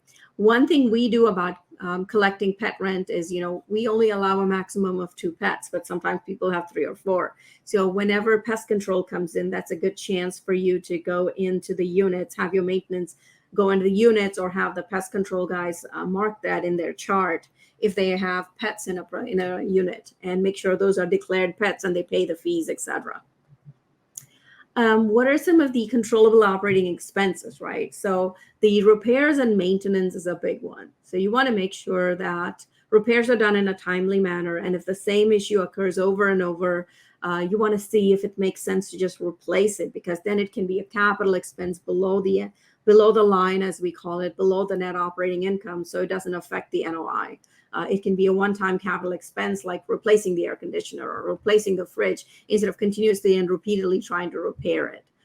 You want to make sure your contract services are reasonably priced, because sometimes they get comfortable. They've always been the same contractor doing your lawn service, your pool service, etc., with the same property management company, and their rates keep going up. And it's important to do that competitive shopping. Even for pest control, the first few months they may be really good in their service, and then they may slack off, etc. So you want to make sure all of these services that you're paying this full price for is a fair price and it's being done reasonably. Your admin, marketing, and payroll, these are all things for which your PM gives you a budget. So you want to make sure those numbers are in line with other properties in the area and with the typical norm in that area for those services. what can we do to control our expenses? Well, when we have to do a large number of rehabs, right? Let's say I have to upgrade 20 units. I can pick the same flooring, the same paint, etc., same fixtures, gooseneck faucet, your doorknobs, etc., the toilets, all of the other fixtures, light fixtures, etc. See if it makes sense for you to buy it in bulk, especially when you have several properties in the area or your property management companies managing several properties in the area. Buying these things in bulk could definitely help you get better pricing and therefore saving on your costs. You want to be negotiating on a regular basis all the contract services that I mentioned earlier, like pest control and landscape and pool maintenance, etc. At least on an annual basis, you want to audit and make sure you're not overpaying for these things. Technology has become so great now that people can do a completely virtual tour on a Sunday evening if they wanted to look at a property. And before they even show up to the property, they've already got a very good idea of the kind of property this is. So economies of scale, again, by managing many properties nearby is another way that you can control your expenses because you can share resources. We have, for example, the same lead maintenance guy who's AC certified, who will be the main person to work on ACs and difficult projects like that across two properties that are both located on the same street. And then we hire a porter or backup maintenance people to assist who are paid at lower salaries, and that way you can control your expenses. Also, if you're an all bills paid property, every possible method for energy conservation is going to make a big difference. But even in the ones where you are doing RUBS or ratio utility billing or residents are responsible for their utilities, you can still save a lot by implementing energy efficient solutions because there's a lot of common areas, offices, etc., that you're still paying all the bills for. Some of the non-controllable expenses that I'd mentioned earlier, again, is like your insurance is a big one. You want to shop for at least 60 to 90 days prior to the expiry. And you want to see if there's any buildings in the floodplain and, what are the past claims that have been done, because those can really rack up your rates. And certain companies like State Farm, for example, really wanted to come and make a big impact in Texas and Dallas last year. And so they were offering very competitive rates relative to other companies. But we don't know if they'll stick around, if we don't know how bad their losses were this year or if they made money to be able to stay. So you want to give yourself plenty of time to shop for insurance and not be scrambling in the last minute. And property taxes by county is so different that, like in the Dallas area, which I'm familiar with, Collin County and Dallas County versus Johnson County makes a big difference. So you want to be working with a tax protest company that is very familiar with protesting taxes in your local area. That's going to be factored into your budget as well. And they have a really good pulse on even the county officials in each area and how the tax assessment is going to happen. Some of the below the line expenses that we talk about are like the mortgage payment and deferred maintenance, any capital expenses. It's really important to be shopping if you're on a bridge loan, floating rate loan, because of all these rate hikes that have happened. So on a quarterly basis, one of the things we want to do is send the financials to your lender or lender broker and see what feedback you get from them so that you know what to focus on to qualify for that refi, to get enough proceeds to at least pay off your existing loan. The value of your rate cap is probably really high today after all these interest rate hikes. So that's something else that you can count on to be available for you when you plan for that refi. Remember that below the line expenses do not impact the NOI, but they do impact your bottom line cash flow, which is what you need to be profitable and return money to investors and pay yourself as well. What are some of the capital expenses that you should plan for? Like I initially alluded to, the biggest one is that your lender could come in and tell you that you have to fix the parking lot, for example, and that could cost you 100, 200K, or the roof, ACs. These are all really big capital expenses. The older your property, the more you want to budget every month for things like plumbing leaks and what kind of pipes do they have, the cast iron pipes, or, what kind of, wiring do you have? Is it aluminum wiring? Like some insurance companies won't even insure you a property if you have certain kinds of wiring, right? So there's a lot of different challenges that come with these properties, especially when you're dealing with older properties. So make sure that your capital expenses you're budgeting for reasonably. The easiest way to do that is by talking to another fellow operator. If this is your first or second deal and you haven't done a property that old or with those kind of issues, is to look at the financials of a similar property and what kind of realistic amounts you should plan for deferred maintenance. Another thing is, you want to track even on your capital expenses what your original budget is versus how you're actually proceeding in your spending, because costs have gone up quite a bit. So if you've held a property for a year now, you probably have noticed that a lot of costs have gone up. So your capital expenses are much higher than what you might have initially budgeted for. So be very careful in allocating enough money and having a good cash position when you start getting into these older properties. For every capital expense you want to spend on, right? Let's say you want to do a capital improvement by an interior upgrade for $15,000. What is the return on that investment? Are you getting a $100 rent bump, $200 rent bump? How much of a rent bump are you getting? Do you have to do all of that, or does it make sense to do a partial upgrade and just go for a $50 rent bump, in which case you could save a lot of money and be cash rich, especially if your deal is on a bridge loan and you don't have extra money lying around. The other piece of it is, what is your payback period? Are you really going to get your money's worth by the time you're getting ready to sell this property or do a refi? So does it even make sense to do that capital project? Really question that. Some of the risks that you could run into that are unforeseen are bad weather. You could have storm damage, and your insurance deductible could be like $50K, in which case, it doesn't even make sense to file for insurance. Crime can happen anywhere. We've had shootings at our properties where the victim or the shooter had nothing to do with our property, and our property is in supposedly a low crime area down the street from a school, around the corner from a church, in a residential neighborhood full of single family homes. So you just never know when things can happen. Certainly, another risk is the rates could continue to increase even well into 2024. And just unforeseen circumstances can happen, right? Like Atmos Energy was going to fix the gas lines, replace the gas lines. And because of that, we could not pass the pressure test. And that's another disastrous story where we had to spend so much money on having plumbers working around the clock to get it back up and repaired. So you never know what kind of expenses could come up. So always stay cash rich. You never know. Some of these are preventable and some of these are not. So make sure you're well prepared. So when we had a deep freeze in Feb 2021 in Dallas for 8 days in a row, the temperature was below freezing. We couldn't really plan for it. We had a really bad winter storm, and we had a lot of burst pipes happening from it. Luckily for our property, we only lost like a couple of units, got these issues with the burst pipes. But I have some friends whose properties had 20, 30 units down because of this. And that really puts a damper on your cash flow, because now you have 20 down units. Those residents are not paying rent. You've had to relocate them. And so all of those units now are not generating the cash flow that you need. You got to spend all this money now to repair those units. Insurance may not pay you in full for all the damage that happened, etc. So really be in a good cash position. The roof got blown in a recent storm earlier this year at one of my properties in the middle of the night, and 3 units were affected. So you need to make sure you and your property manager know what to do. The first thing is, of course, the safety of your residents. But then after that, does it even make sense to file an insurance claim, or do we do that ourselves and not even bother, because it's going to be increasing my insurance rate so much more, and my deductible is already so high.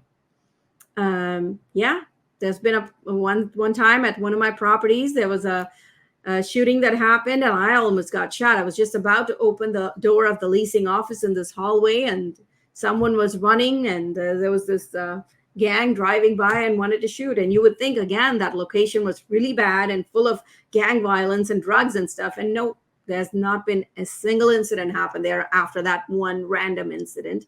And it's on a street full of single family homes. So no matter how much you plan, these kind of things can happen. So you just got to not panic and persist in your adventures of an apartment, asset manager.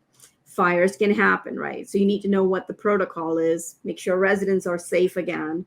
You might call an insurance adjuster, but if the whole, apartment unit, only one apartment unit in our case was damaged, and it's going to cost us $40,000 to do it, and our deductible is $50,000, is it even worth calling them, right? So just look at all the different expenses that are completely unexpected that can come up as an asset manager, and plan accordingly around it by having plenty of cash. Don't spend all your CapEx money up front. Immediately, day one, I'm going to go and tackle all this CapEx projects.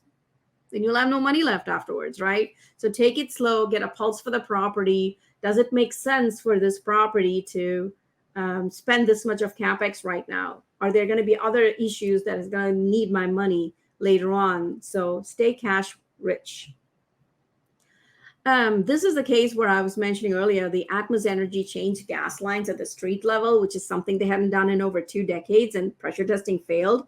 So the city inspector basically said that if you can't get this restored by tonight, you're going to have to pay for all of your residents to go stay in a hotel indefinitely until you fix the problem. So we had plumbers working round the clock to get it fixed. And fortunately, I took some pizza to the residents, etc., and kept them happy. And it wasn't a really, super cold or super hot season. Luckily, this happened last fall in October. And so we were able to recover from it. But it wasn't cheap to have plumbers working around the clock over a weekend. The other important thing is always, you want to stay above the law and stay out of jail. And so we had a situation where our property manager actually got arrested, unfortunately, because the inspector felt like she wasn't taking his notices seriously. And there was a plumbing leak that had to get repaired, for which she called the plumbers. The plumbers said they fixed it. However, the leak continued the next day, and our inspector was furious. So you want to always be on the good side of your local inspector. Another thing that can land you in jail is something completely unrelated. We heard a lot about all the foreclosures that happened earlier this year in Houston.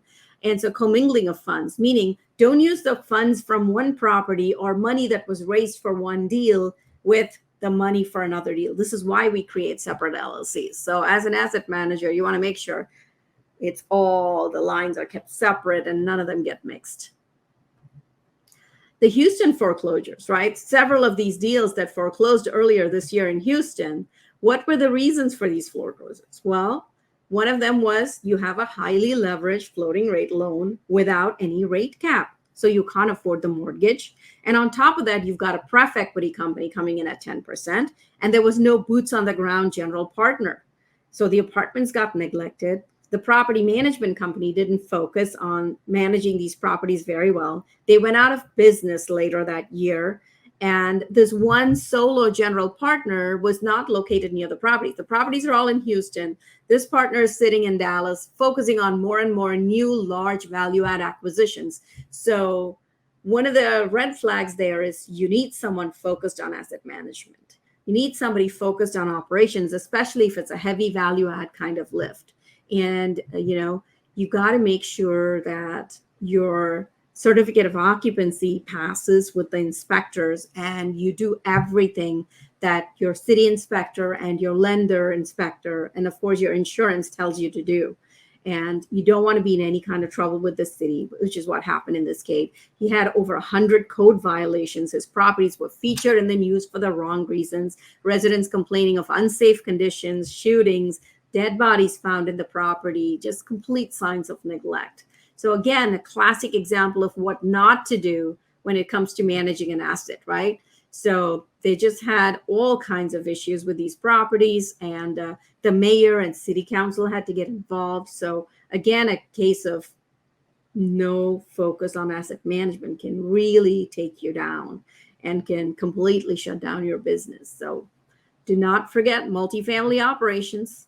Remember your bosses, right? Your lender is always the boss because they are taking the biggest risk. They're funding 60, 70, 80% of your deal. So whatever they say is something you do. Your city inspector is another boss. Whatever they tell you to do, you must do whatever your code compliance people tell you to do within the deadline that they tell you to do it. So some of those repairs they might ask you to do could cost a lot of money. Plan for it. have extra cash available for all these deferred maintenance issues. This year, today, the lender inspection might go just fine. City inspection may go fine.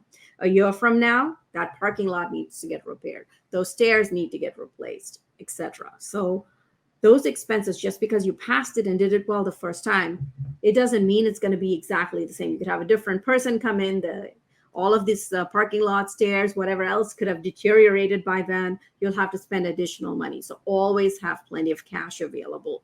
And then remember, your investors are the ones who funded the deal so that you could buy it. It's not like you and I could just go buy a single family home down the street. These are big apartments costing millions of dollars. So you report to them, make sure you're authentic and very upfront about the state of the property, the financials. Don't surprise them last minute with things like a capital call. Tell them what the challenge is and prepare them for it, much like preparing them for the webinar to begin with.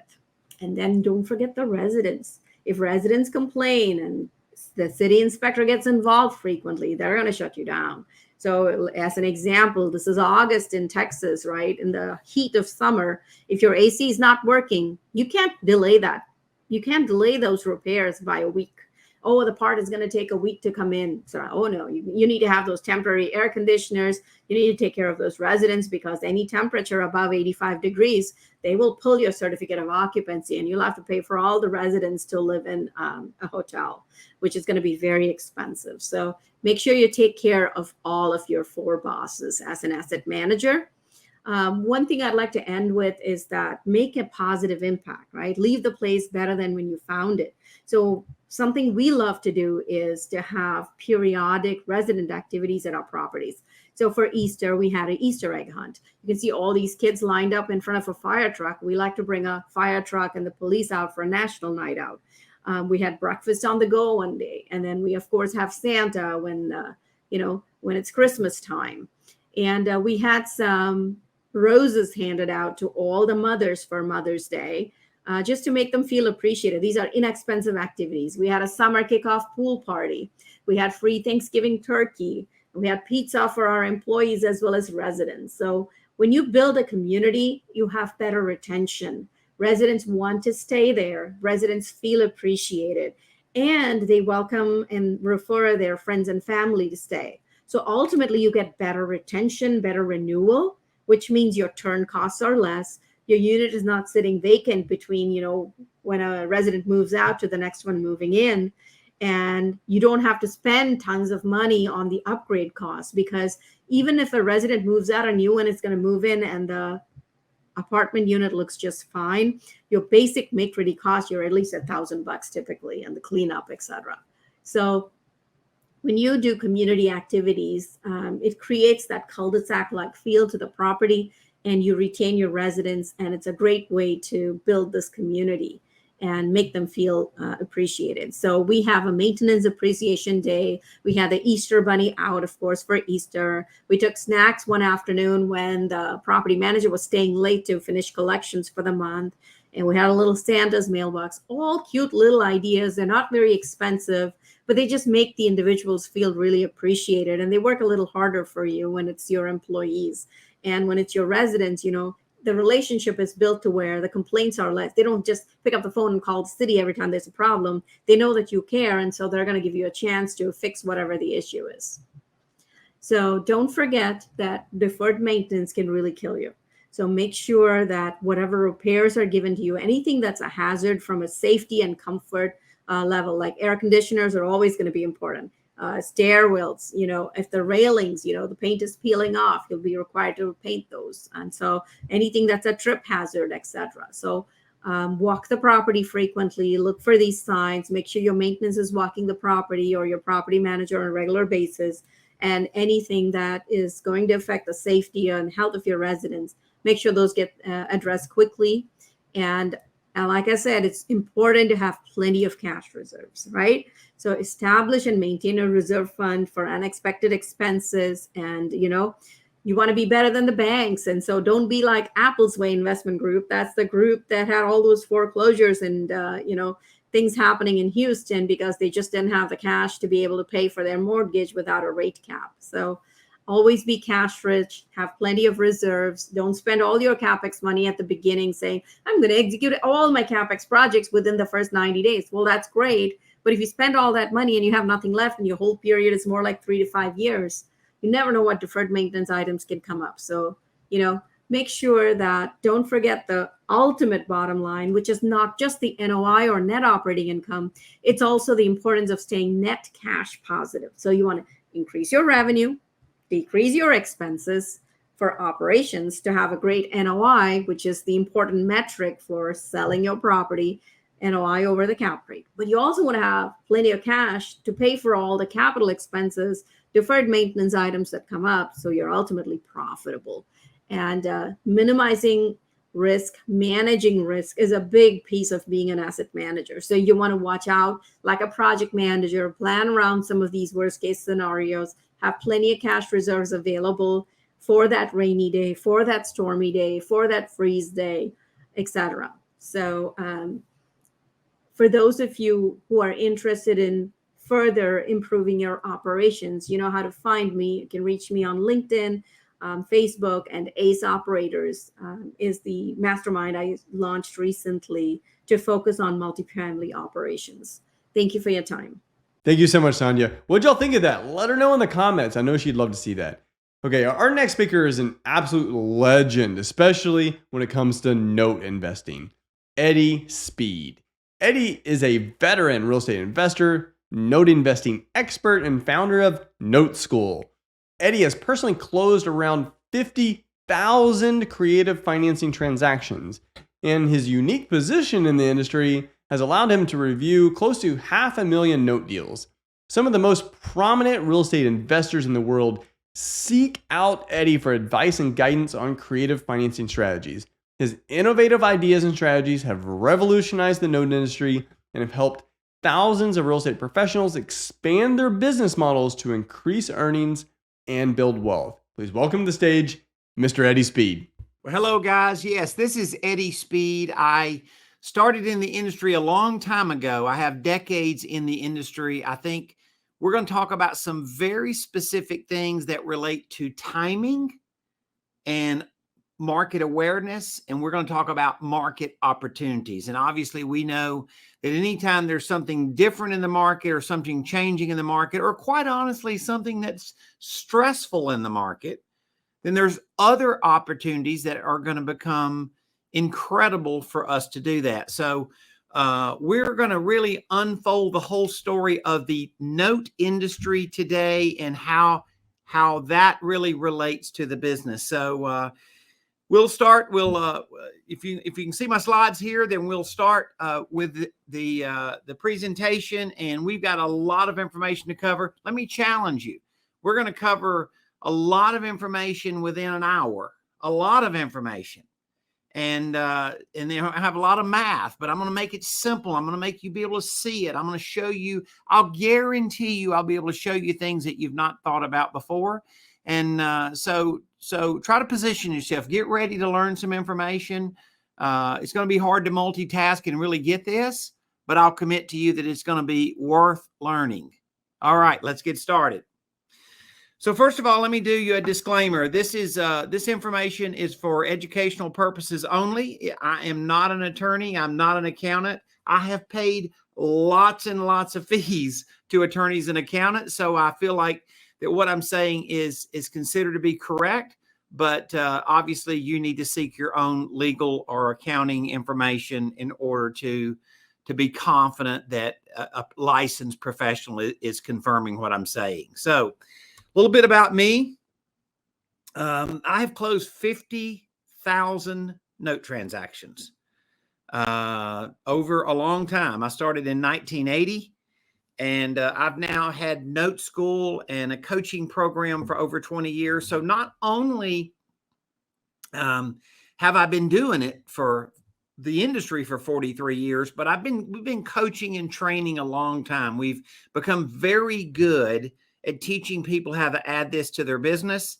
And we are an active investor. We've closed many thousands of transactions over just the past 3 years. So we're not just teaching the business. We are really doing it. And we built really Note School as a vehicle that once people learn how to do it, then there's a decent chance we could do business with them. And if you can just take the information that you learn and go do it on your own, then Godspeed to you. We're happy with that too. So I like to say I don't have a crystal ball, but I do have a rear view mirror. Some of the industry cycles that we're seeing are cycles that I have experienced in the past. So you get a little more seasoned, a little quicker, knowing what to do a little faster when you've seen some of these things before. So we really own kind of three businesses. So as I said, we have a training business called Note School. And for over 20 years now, we've helped real estate investors with creative financing, with note investing, both performing and non-performing notes, and various note strategies. And one of the things that we're really good at is showing you how to fund your note business. Like, that's a big deal. Is like, okay, could I use leverage? Could I use somebody else's money to go do it? Not only today am I going to show you how you could use somebody else's money, but I'm also going to make a suggestion to you of how you could find the money, which rock you might turn over in today's market, and know what that looks like. So we also have a trading business. I've traded over 50,000 note transactions. My team here has closed about $3.5 billion in discounted notes. So safe to say this is not our first rodeo, right? And then lastly, we have a management business. And so we help investors that get into our network. We help investors with finding assets, underwriting assets, evaluating them, all of the processes that they really need to do. So we're really a full service company that help people do the business, do more deals, because we can put deals in people's hands and show them different strategies that have taken us the case. I had a friend tell me not long ago, what wealthy people want is a compression of time. What they want is speed. Well, no pun intended. This is Eddie Speed. But what they really want is people see the opportunity. How do I get there quick? How do I get there and do it and not be a life suck?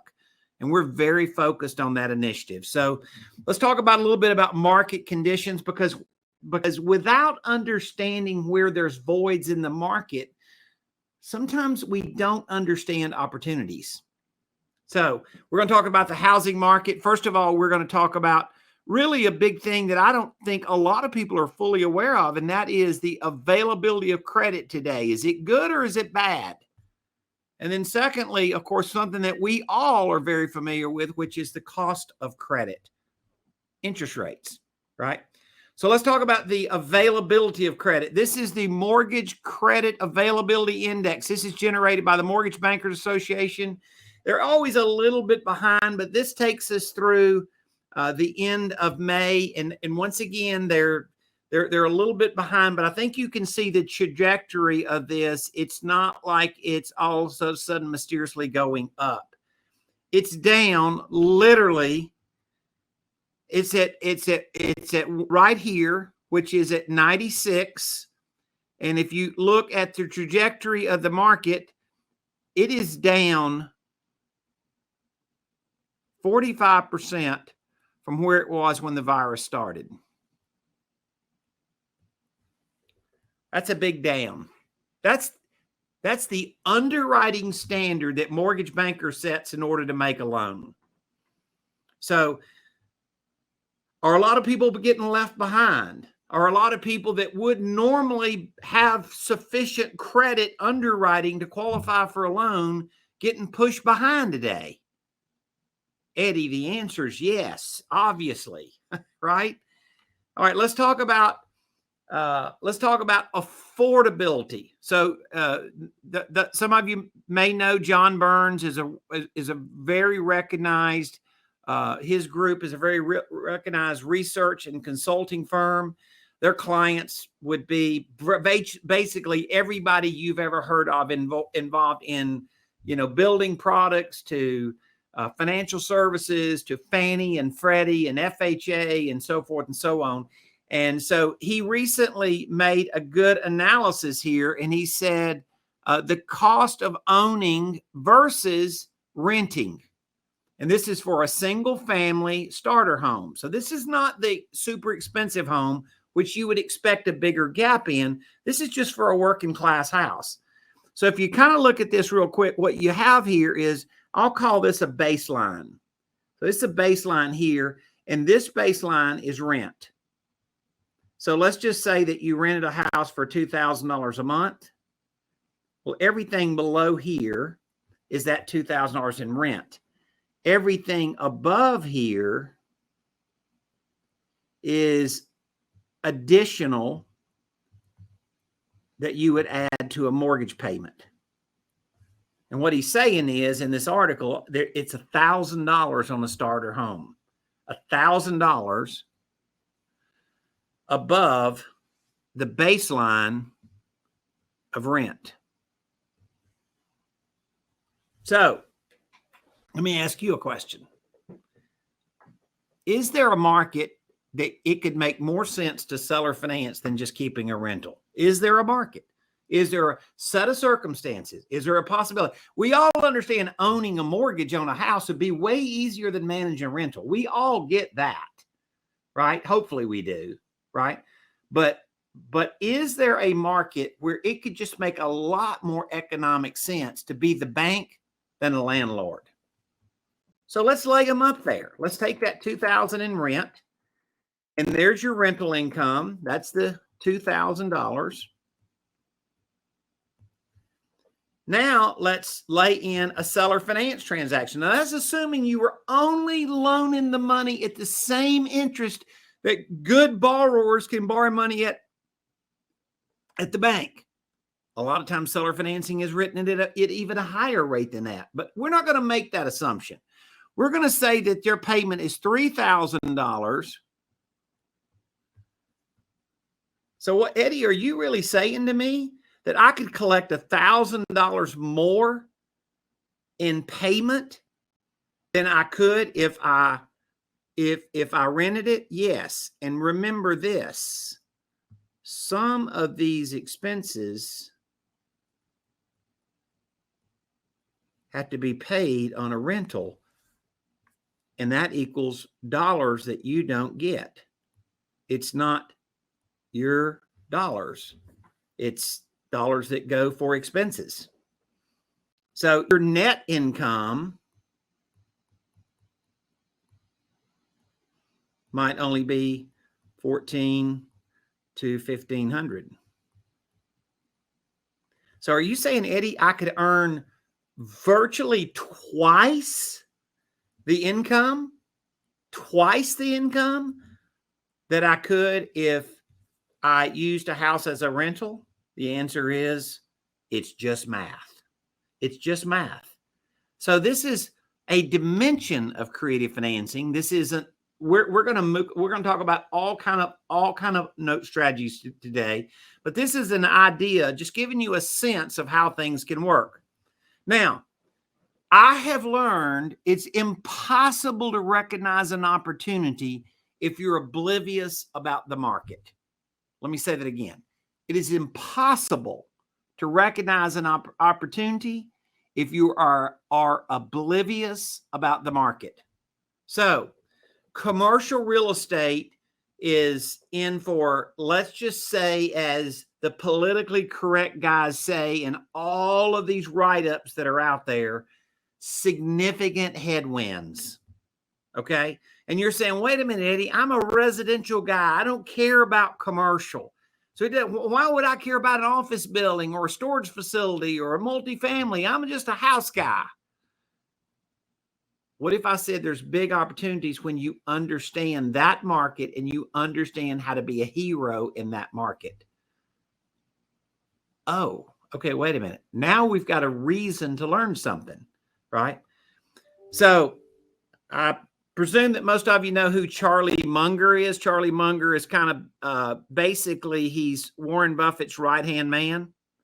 Charlie Munger recently did a video, and it's called The Real Estate Crash of the Generation. Pain is coming. So story about Charlie Munger and talking about the market. This is a long story. We've got reams and reams and reams of information that really support the fact of where this chart falls down to. This was in Market Watch, which is the online version of the Wall Street Journal. And by the way, no asset class is protected. You're saying, well, Eddie, I know that office has a big problem, but multifamily, all these guys on Facebook say multifamily's in good shape. Well, depends on what you call good shape, because these are the projected losses yet to come.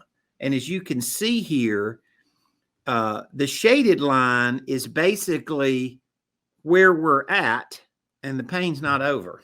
So commercial real estate is in a mess. It's a long story. I got lots to say about it. But I'm not a multifamily guy. I'm not an office guy. I consider myself asset agnostic. But what is caused in this is producing a tremendous opportunity. There's two things that happen when this happens. A lot more notes are available, and a lot more investors are looking for other things to invest in. The biggest competition in our space has been people doing syndications in multifamily. The people that would invest in notes but didn't invest in notes because they chose a more mainstream alternative investment, multifamily. Well, right now, if you're dealing with a syndicator that's telling you the truth, nobody can say we're looking at an escalation in value. In fact, we're looking at the opposite, right? And so we're not making the news. We're simply reporting the news, right?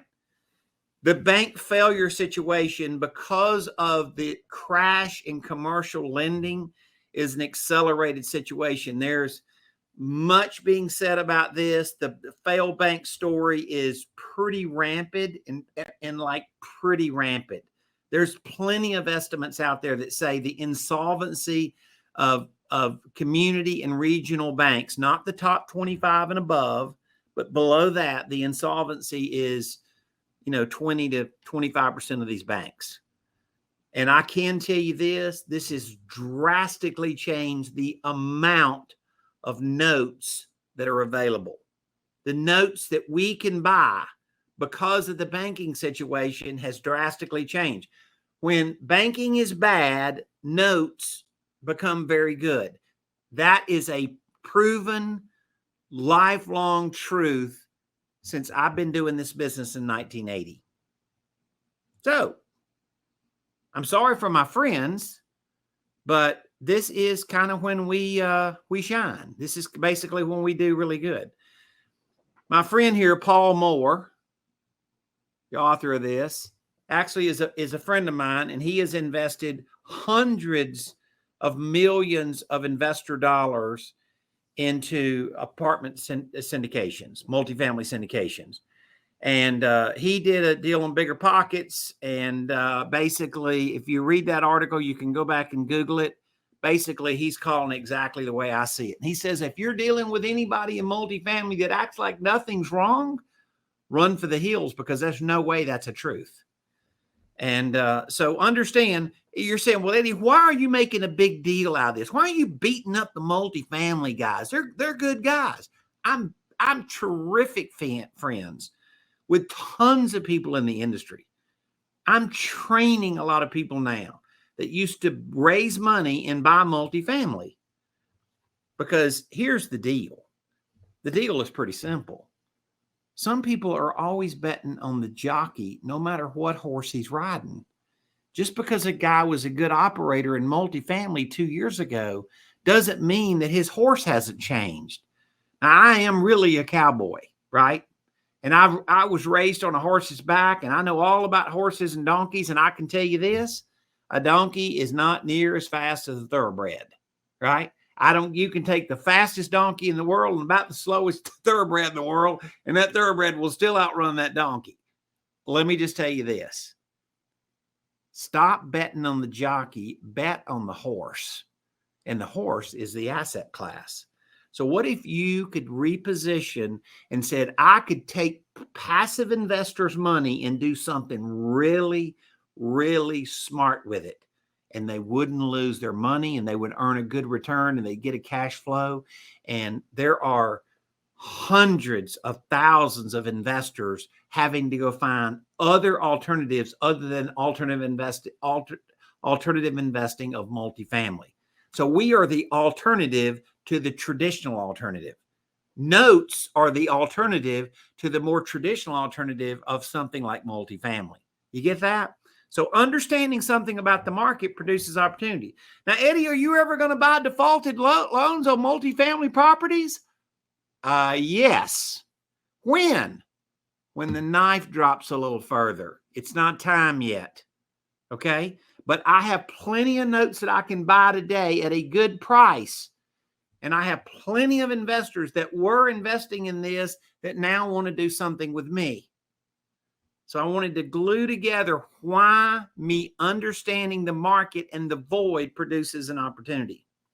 So let's talk about this. What if I bought an existing performing note? Now, this loan is paying every month. It's not in default. And I buy a note. And you can do this in any entity. So you can do this in all forms of retirement accounts. You can do this with private capital, with your own money. So you can do this with your own personal investments, or you can use retirement investment money to go do this. Very important. So what is a note? Well, a note has a principal amount owed. That's the dollars that were borrowed, plus interest, plus monthly payments.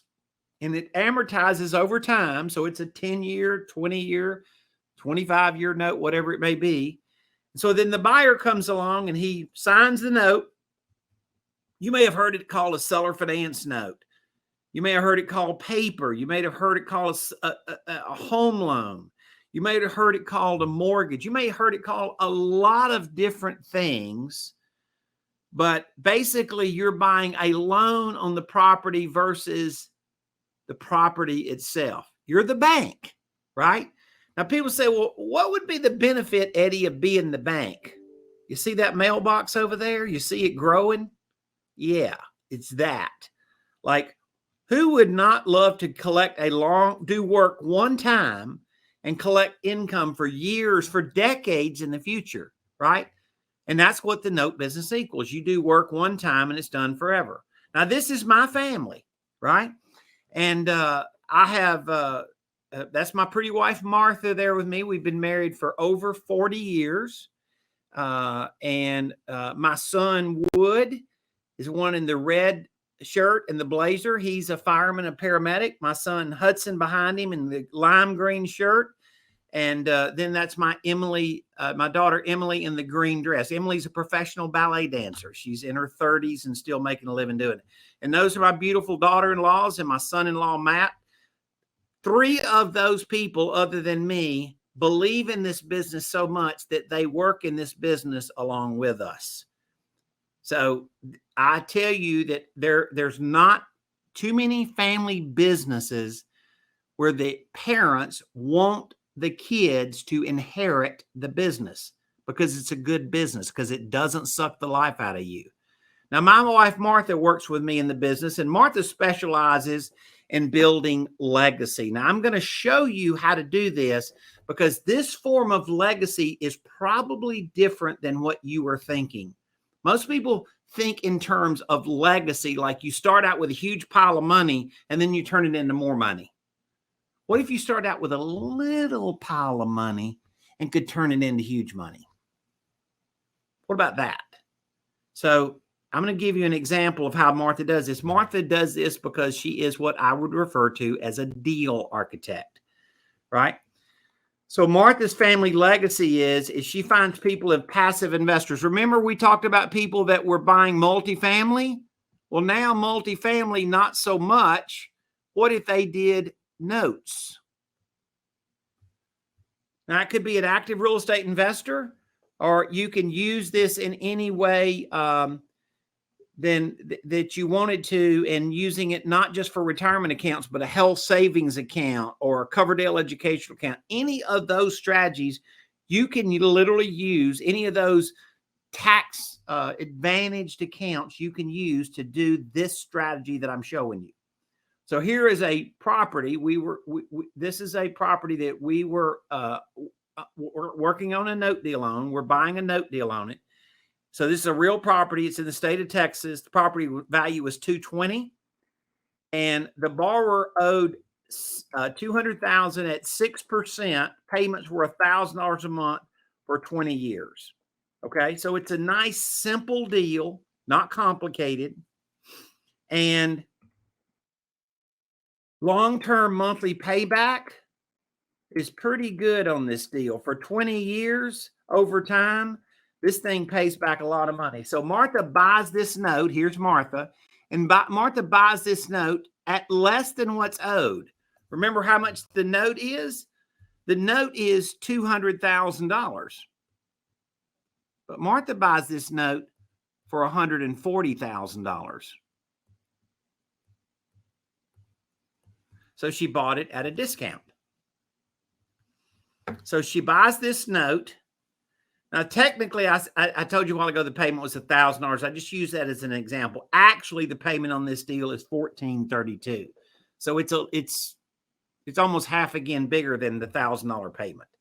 Martha buys this note, 240 months, and she buys this note for $140,000. Remember, they owe this, but Martha paid this, $140,000. Now, what is Martha entitled to collect? Well, Martha, over the next 20 years, can collect $343,000. She paid $140,000, and she can collect back $340,000, $200,000 in income on this investment over the next 20 years.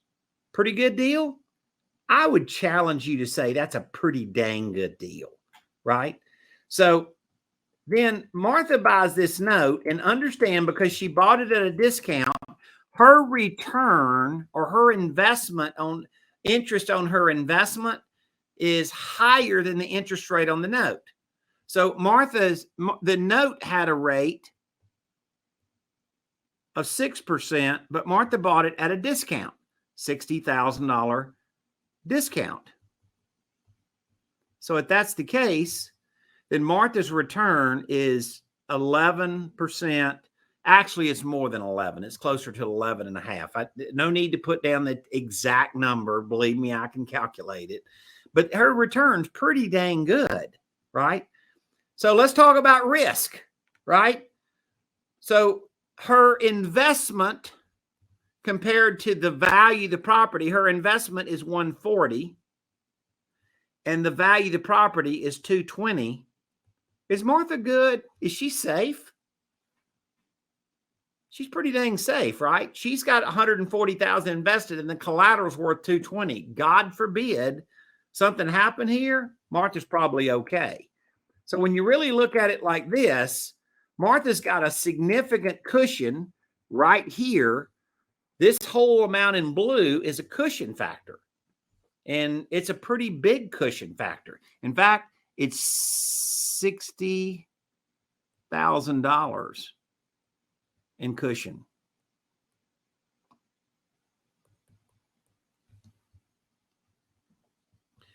So this is kind of like a risk analysis, like what's good and what's bad about it. The investment to value, is it good? I'd say it's great. Solid neighborhood, good house, clear title, taxes are paid. Martha's earning 11+% return on her money. And the bad is, well, people say it's long-term. I put that on there twice on purpose, right?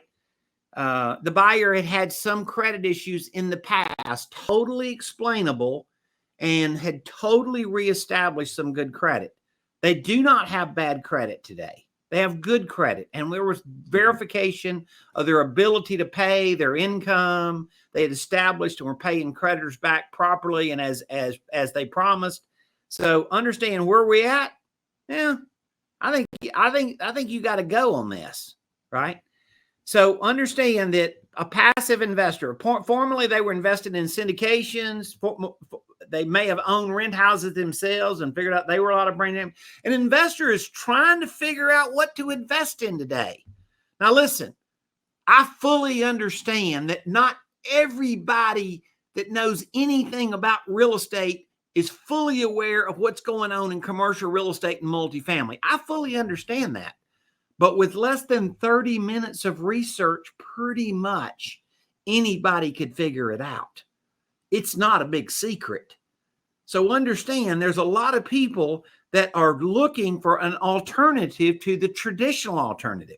Notes versus the old traditional alternative investment, which had become, let's call it, let's be fair about it, multifamily. More investors invested in that than they did in, office and strip centers and stores. Not that people didn't invest in that, and all of those asset classes are in a strain, but certainly this is being the case. So how could you take $1,000 and turn it into big dollars? By being a deal architect. You literally could take $100 and put it in your self-directed IRA piggy bank and make it $100,000 that you could earn on the other side, on the back side, that you could earn $100,000 tax-free. Now you're saying, Eddie, that's a crazy claim. Okay, well, what if I'm going to show you how that works? So let me ask you a theoretical question. I own a pizza shop. It cost me $6 to make that pizza. How can I make a profit? Well, Eddie, you could sell it. It could cost you $6 to make it, and you could sell it for $12. True enough. Anything else I could do with that pizza? Oh, well, of course, Eddie, you could sell it by the slice. Or are you telling me that if I sold that pizza for $2 a slice, that I could recover my cost and that I could own the back part of that pizza right there for how many dollars invested? $0. If you can do it to a pizza, you can do it to a note. Let's talk about how you could do that. So I buy a long-term note. I buy that long-term note, and then I turn around and I sell a cash flow of payments. So I then sell some of those first payments of the note, but not all of those first payments. So I just sell this portion of the note right here. I sell those payments for enough money, close to it. I may keep $100 in it. I may keep $1,000 in it. The analogy I'm going to show you today is with $1,000. You could do it for less than that.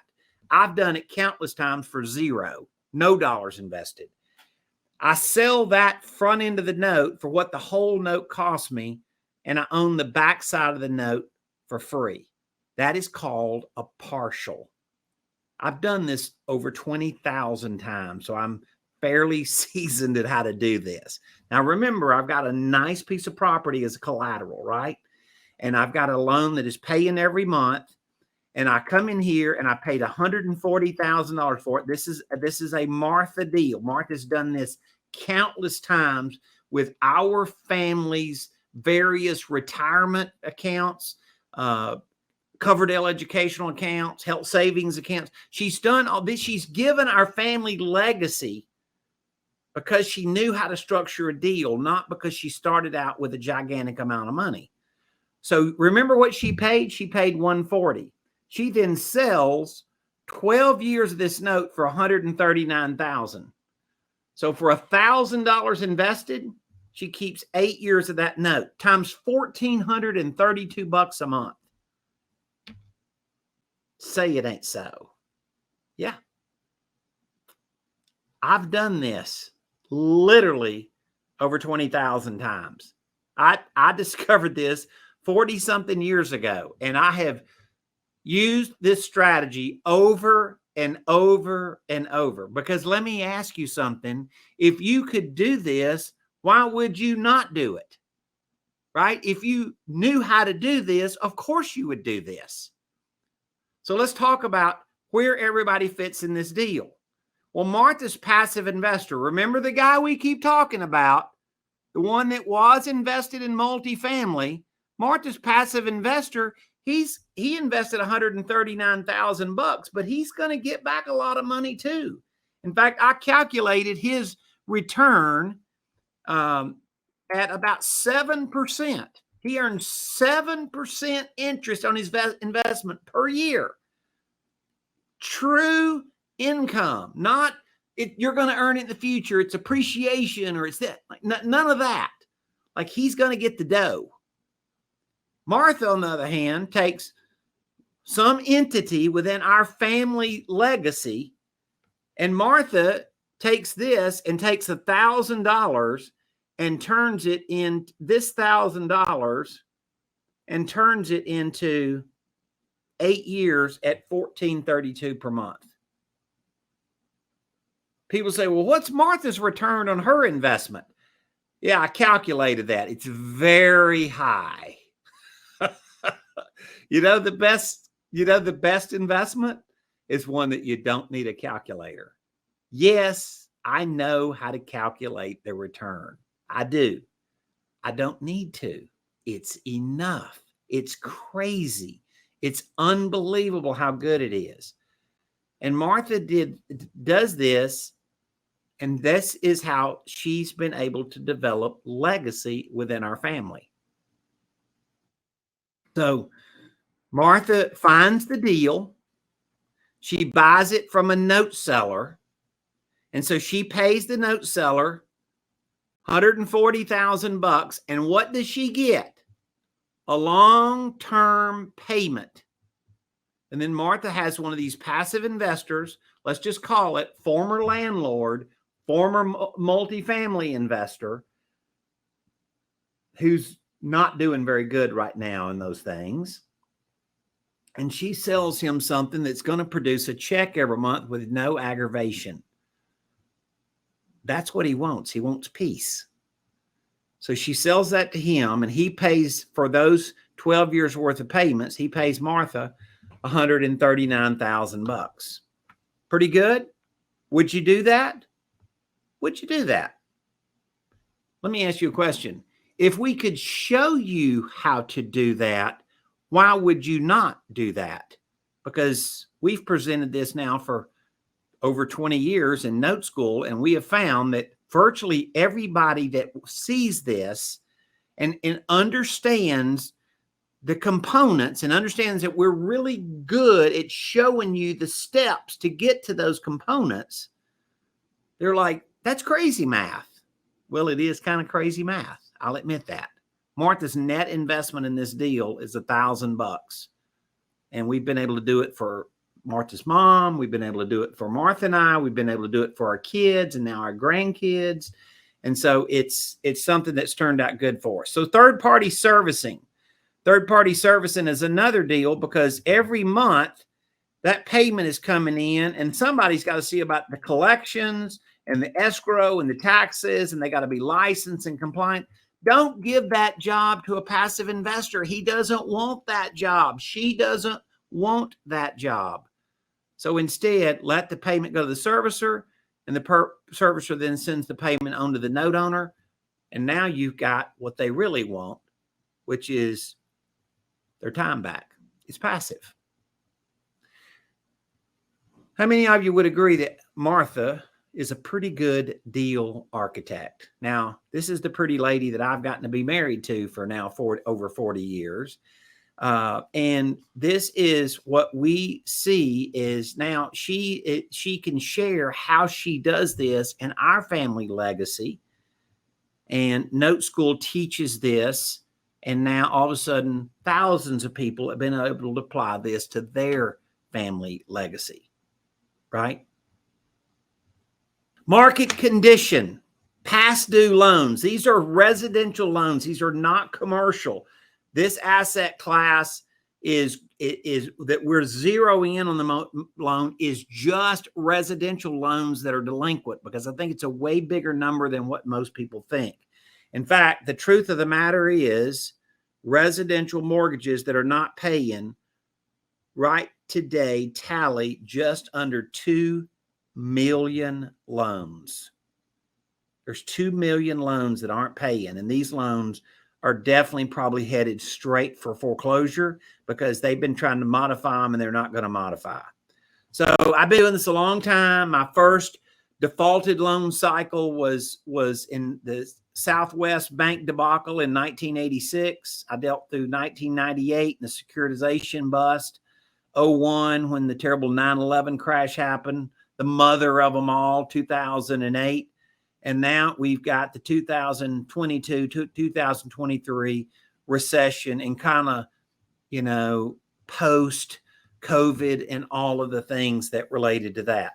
Now I hit the mother load in 2008. The typical deal that we saw then is the property was worth about 100, and we paid about 50,000. That included all the legal and taxes and insurance and securing the house and stuff. We bought these notes at deep discounts. We bought them at really deep discounts because the average loan was about $150,000 and so we were buying loans for 30 cents on the dollar. But a lot of that loan the discount we got didn't matter because they owed more than the property was worth underwater. And so we did really well with that. The other thing is it took us a long time to manage that. So the foreclosure process was pretty long. And then we got it to a foreclosed property, what's called an REO, which stands for real estate owned. And then we had to do property management, foreclosure management before we finally got it sold. And then we actually sold it as an REO at the end of that. So we had a pretty long time frame, about a year and a half at least, to make a deal work. Sometimes it took longer than that. So this was a kind of this was a longer process. And you can look back from 2005, which was here. And obviously the crash happened in here, 2008. But a bigger part of the crash honestly happened after that. And so we've been seeing this market cycle coming down the lane. Look what happened here. What happened? That was when the government came out with forbearances and told the lenders they couldn't foreclose, told the landlords they couldn't evict. And so all those loans didn't go away, but they fell off into a protected class, right? So now we look at that. If we broke it down, could you see there was a problem brewing before 2008? If you looked at this chart, which is default and properties at foreclosure and properties that have been foreclosed. If you saw this, could you see ahead of time that there was a problem coming? So are you shocked to know that we knew there was a problem even before it hit? Yeah, it's data. We're seasoned. We pay attention. This is why we're excited about what we're seeing. So really, when you look at it, the bigger bomb, which was this area right in here, the bigger bomb was after the virus. It was 2009 to 2012. It wasn't 2008. So this first thing that happened with the virus and all these things, it's the things that haven't happened after because they never immediately happened. The timing for this opportunity in buying defaulted residential mortgages is now. The assets are now coming over the mountain, coming out, coming for sale. And you remember all those loans that kind of theoretically went away? Yeah, those loans, well, they came back and they got moved forward to today. And what else do you have? You have 2 million loans that became delinquent during the virus that weren't modified and haven't paid. So you have you had 8 million loans that were in default, 6 million of them fixed. Hoorah. 2 million of them didn't fix. And that's the inventory that we're picking off of. And the banks are not going to foreclose. They're selling them as loans, as defaulted loans. They're not going to take them all the way to foreclosure. And so what we did and how we looked at a deal in 2008 is not how we need to look at a deal today. So to the 2022, 2023 cycle, it's the cycle that we're in. We call it 22 because it kind of started then. It's when it really started. And right now, this is a norm. Property is worth 220. They owe 175. Remember, the average loan is 600 days delinquent. The average loan today that is in default, 2 million loans. The average delinquency, 600 days. That's according to auction.com, by the way. So we buy this note for 130, and they have to pay off 175 because that's what they owe, including the principal, all the interest, all the insurance that's been paid, all the taxes that have been paid for them. So their payoff is 175. And here's another thing. These lenders are starting foreclosure, but they're not taking them all the way to foreclosure. So the lender themselves who made the loan has started the foreclosure, and then they sell it. And the green period is when they sell it. So then we buy it and we take it through foreclosure. And now they're so equitable, very seldom do we actually end up owning the property. We get paid off at the closing or before. So we don't have to go do all this. It's shortened our cycle time. The ownership period is from here to here. That's when we own the note. Pretty short compared to what it is in normal cycles. And this is my fifth cycle to buy defaulted notes. So I've done this many times over the industry. Here's a good guy, Jay Redding. He and his son-in-law are in the business, and he bought a property secured by, he bought a note secured by a property in Fort Wayne, Indiana. By the way, these properties are not a piece of crap. This is actually a picture of the actual property. It is not a piece of junk at all.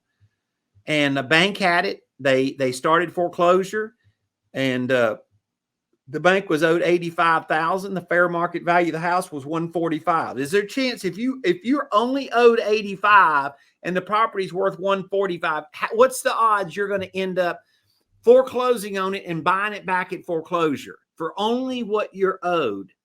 It's a low percentage shot. Somebody else is going to buy it. So he's going to get paid off, and he knows that.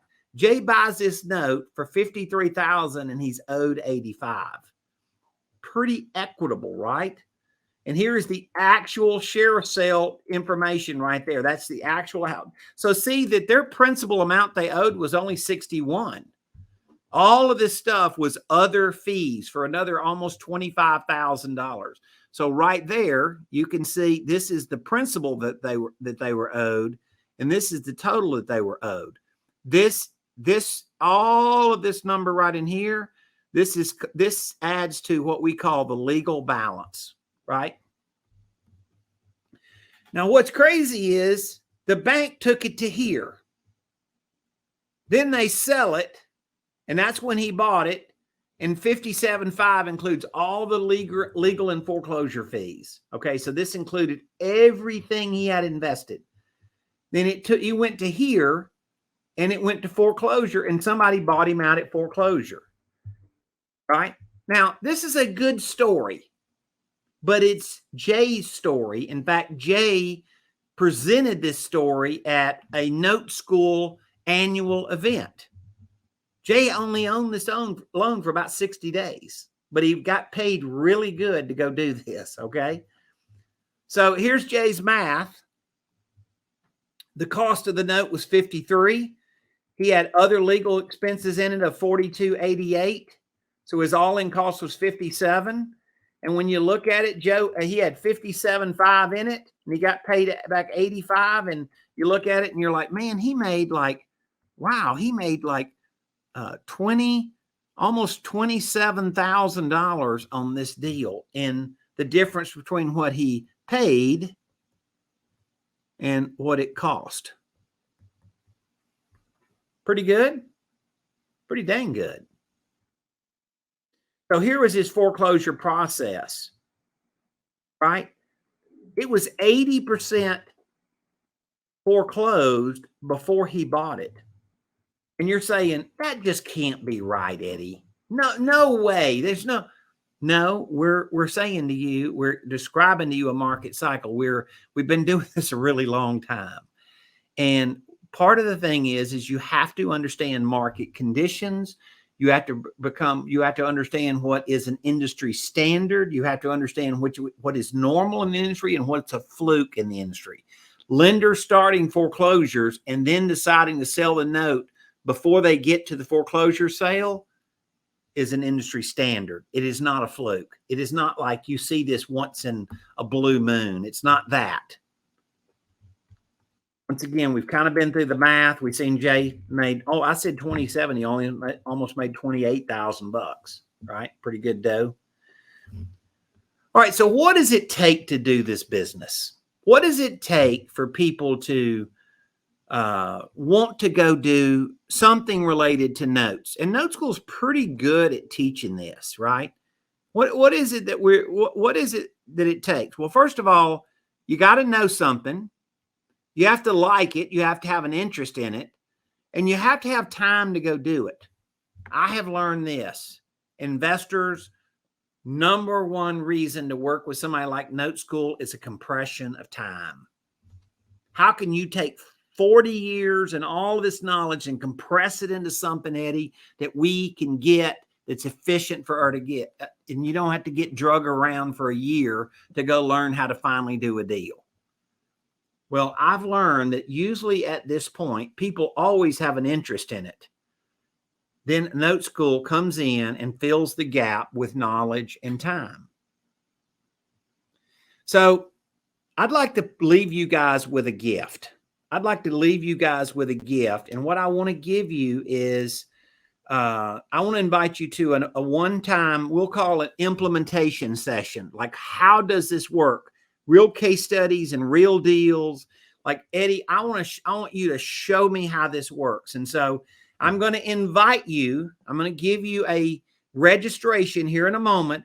This is a virtual workshop. So it's me right here with one of my key executives, and we're gonna spend a couple of hours with you, and we're gonna take as many deals as we can and as many questions as people have, and we're gonna compress that as much as we can into that time frame to get you what you want. Like, okay, Eddie, if I did this, how hard would it be for me to go do it? And how much money could I get paid if I did it? So what are you going to learn when you leave here? What to do when your real estate markets start to decline quickly? The best time to use market fluctuations to your advantage? Which note investing path could benefit you the best? Do you want to be Jay and buy non-performing, or do you want to be Martha and buy performing? Or do you want to be someone else in the business and do seller financing on your own rentals? The most important steps you can grow to your net worth in 2023. When you leave here, that is our mission, that you leave here with clarity about how to answer these questions. I want to give you a ton of gifts for coming and hanging out with us. So the first thing is, these are flow charts. They're mind maps that lay out various strategies, from buying the whole note to buying the full note and selling a partial. They're Martha's blueprints that she would do to go do this. You ever think you might have any questions about notes? I want to leave you with a book. It's a question and answer book. There's 150 questions in here that we've been asked the most in our industry, and this book has my answers, right? So I want to leave you with a book. How many of you would like to have a graph that you could quickly plug in the numbers and do exactly what Martha does in figuring out, if you paid 140, how many months you'd have to sell to be able to get 139 back? If you had an Excel tool that would quickly pop up a graph and show you exactly what the numbers are. I want to leave that with you. And so for coming and hanging out with us at the masterclass, you're going to get that as a parting gift. I want to show you different strategies, how to use something other than just retirement accounts. This is a white paper on partials and how partials can work for that. I'm going to say to you, I want you to show up and do what you've done with me today. We're going to go pretty fast. So make an appointment on your calendar and block off the time. You're not going to be able to get this if you're halfway paying attention. I'll commit to you, we're going to lean in and give you a lot of information really quickly. Let me tell you something. There's a lot of people that are worried in the market. That's a fact. There's a lot of people that are worried in the market. This does not have to be you. So, you may or may not know whether you should attend. You're at a point like, okay, should I do this? Is it worth it? Is it not worth it? So let's review your options. First of all, you can stay here and do nothing. The market is changing. You don't have to change. You could just do nothing. The second thing you can do is you can say, Eddie, I'm a pretty smart guy or gal. I can figure this out on my own. And you probably can. But that time compression thing is a factor. So you can figure it out on your own. If that's the way you want to go do it, it's fine. Or come hang out with me. These events are typically on Thursdays. And when the registration page will tell you exactly when this is. And that registration page is next, by the way. And just hang out and, let's see if we can help you. This QR code right here, y'all all know how that works. Take your iPhone and hold it up there, or your whatever device you use. If you'd rather just go to the website, there's a picture of it there. I mean, there's the URL right there, noteschool.com/bounds, and register. And when you go to the registration page, it'll have the details. We'll be good. We'll make sure that we've got you registered. We'll be reaching out to you. We'll try to help you not forget. This, I believe, will be 2 hours that can change the direction that you take your business. I can tell you with integrity that I've taught some extremely sophisticated real estate investors how to reposition themselves. And I've taught people that weren't so extremely seasoned. I've taught people that were newer in the business. I started in this business at 20 years old in 1980. I didn't know a lot about real estate, but I saw enough to know that I wanted to know more. And my father-in-law, my wife's dad, taught me this business. He taught Martha and I both the business. And it's been a gift that we've been able to utilize for, now for decades. So I hope you like this. This is wealth. There's plenty of ways to make current income. There are plenty of strategies that we're going to be showing you to allow you to earn current income. So it's money today, but it's also going to be significant money tomorrow. And we found out that's why people really enter this business. Yes, sometimes we need to make some money today, but more importantly, we do this business because we want to gain wealth for tomorrow. And let's be honest about it. Flipping houses is not wealth. It is income. It's just not wealth. What if you could do both? Money today and money tomorrow. I'm Eddie Speed. I'll look forward to seeing you at the masterclass. You have been a great audience for me to present to. I'm very excited to get to know you and meet you, and to know that we can have a chance to change the trajectory of your future looking at notes. Thank you very much. Well, thank you so much, Eddie. There should be no question on why people seek him out. So what were your biggest takeaways from Eddie's presentation? Let him know in the comments. Our next speaker is Haley Gant. Haley has been immersed in the real estate industry for most of her life. After graduating from Texas A&M University in 2015, she worked in the self-directed IRA space, helping to educate investors about wealth building strategies through investing in alternative assets like real estate. During this time, she began publicly speaking for groups across the country and emceed large real estate conferences. Now Haley is a full-time real estate investor who, along with her partner, is building a short-term and long-term rental portfolio and passively investing in other real estate assets. Please welcome to the stage, Haley Gant. Hi, everyone. I am so excited to be presenting here today for the Real Estate Wealth Con. For those of you guys who don't know me, my name is Haley Gant. I am a real estate investor originally from Houston, Texas. I actually just relocated to North Carolina this month. You guys can't see it, but you've got the good view of my office right now. Right behind my screen is just a pile of boxes. So we're super excited for these new kind of changes and phases of life. And I'm excited today to be presenting for you guys on finding your path in real estate. Now, I have been a real estate investor along with my boyfriend, partner, spouse, David, whatever you want to call him, for the last couple of years. I've also grown up in the real estate industry. So I was in kindergarten when my parents quit their corporate jobs, started investing in single family real estate down in Houston.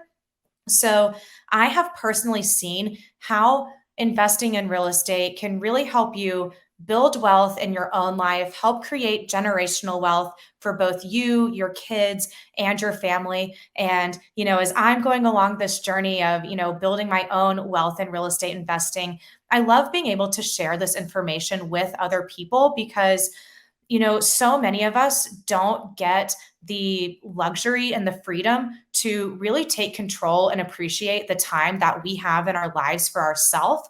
But by finding your path in real estate and by learning how to invest and build wealth through assets like, real estate properties, things like that, it can really help you and your family take back control of your life, of your time, be able to move across the country if you want to, and go and live out in the mountains and escape the Texas heat, which I am so fortunate and so excited that we're finally out here. But I'm going to talk to you guys a little bit about today about things that I've learned of when you're beginning the journey of investing into real estate investing. And then the second half of my presentation will be my top 5 tips that I have for people. No matter what you choose to invest in, these are the things that I've found helpful that, I've learned through my life, that I've learned through my own investments in the last couple of years. So let's go ahead and get right into it. The first thing I want to start with today is, we all love a good book or audiobook recommendation, but just to kind of set the tone and set the mindset, the compound effect of your everyday decisions have such a big impact on your life, but you don't actually see the effect of those decisions until 10, 20, or 30 years from now. So this is a great book. It's called The Compound Effect. It's by Darren Hardy. I actually listened to the audiobook version. So if you spend a lot of time in the car or you enjoy listening to these things while you're working out, I would definitely recommend this for you guys because you may not realize it, but the little decisions that you make every day have such a big impact on your life, even if you don't see it right now. One example that I like to use from this is going to work out or going on a walk for 15 minutes a day versus eating a bowl of ice cream every day. Now, if you walk 15 minutes a day or if you eat a bowl of ice cream every day, you're not going to see the impact of that decision a month or a year or maybe even 2 years from now. But 10 or 20 years from now, that one little decision that you make every day is going to have a big impact on your overall quality of life and how you live your life every day. So it is so important, no matter if you are young, middle-aged, old, start planting your seeds now and start making little decisions and life choices today that's going to have a big positive effect on your life 10, 20, or 30 years from now.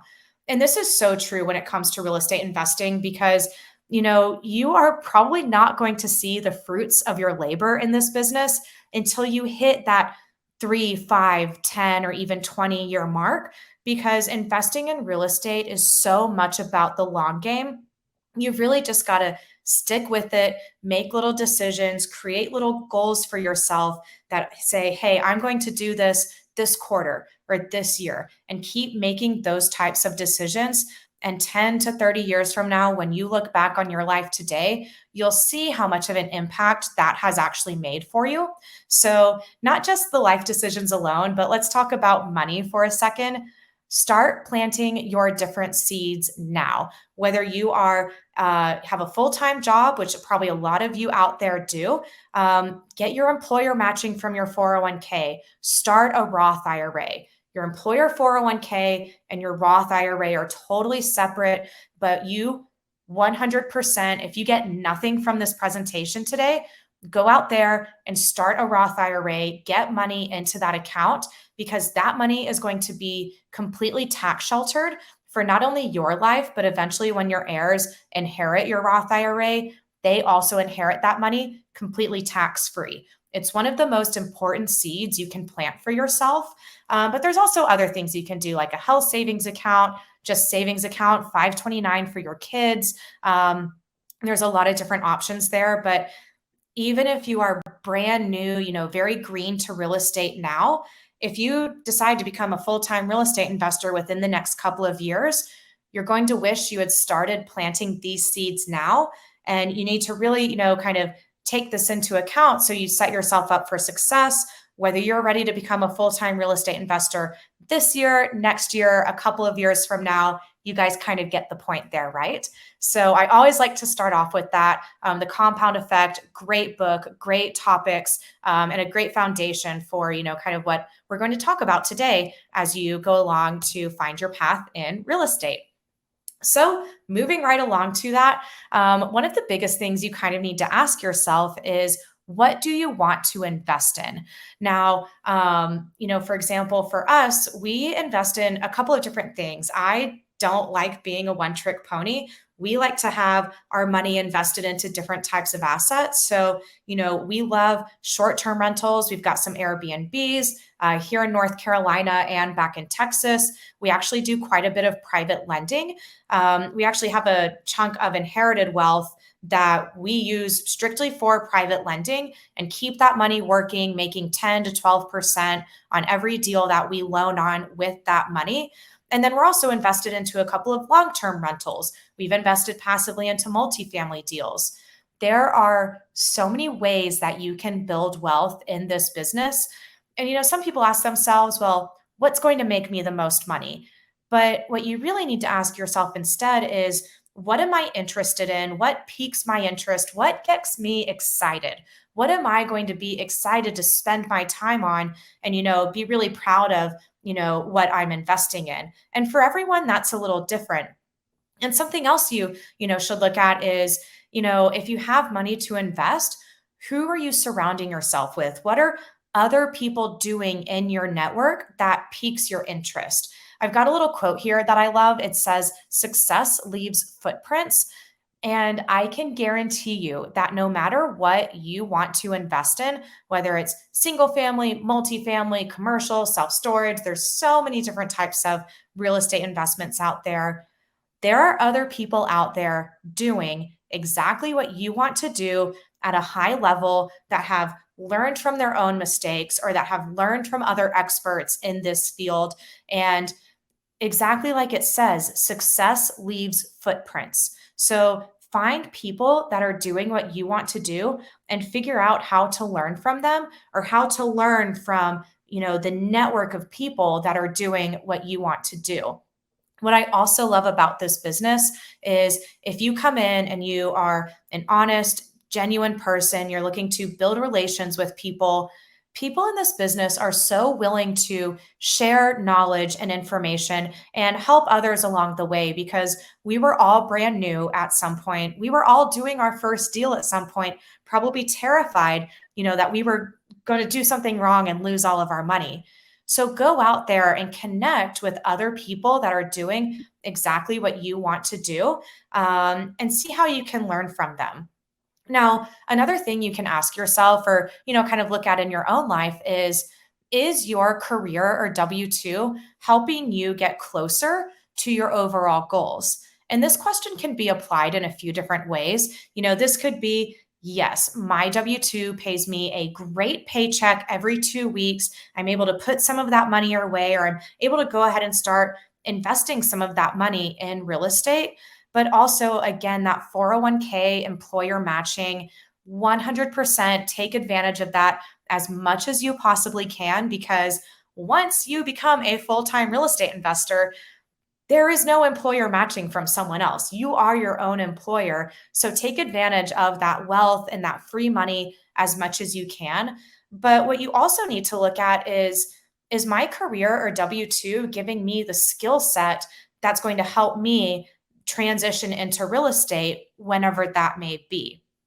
For example, my corporate job, I was there for 5.5 years, fresh out of college until the end of 2021 when I decided, to make the leap into becoming a full-time real estate investor.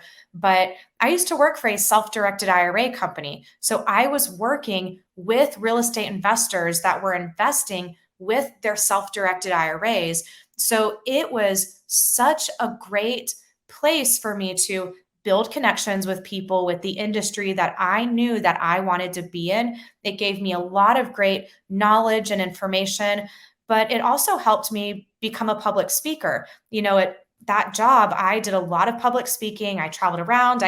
As you can probably see in this presentation, I love sharing information with people that's going to help them be successful.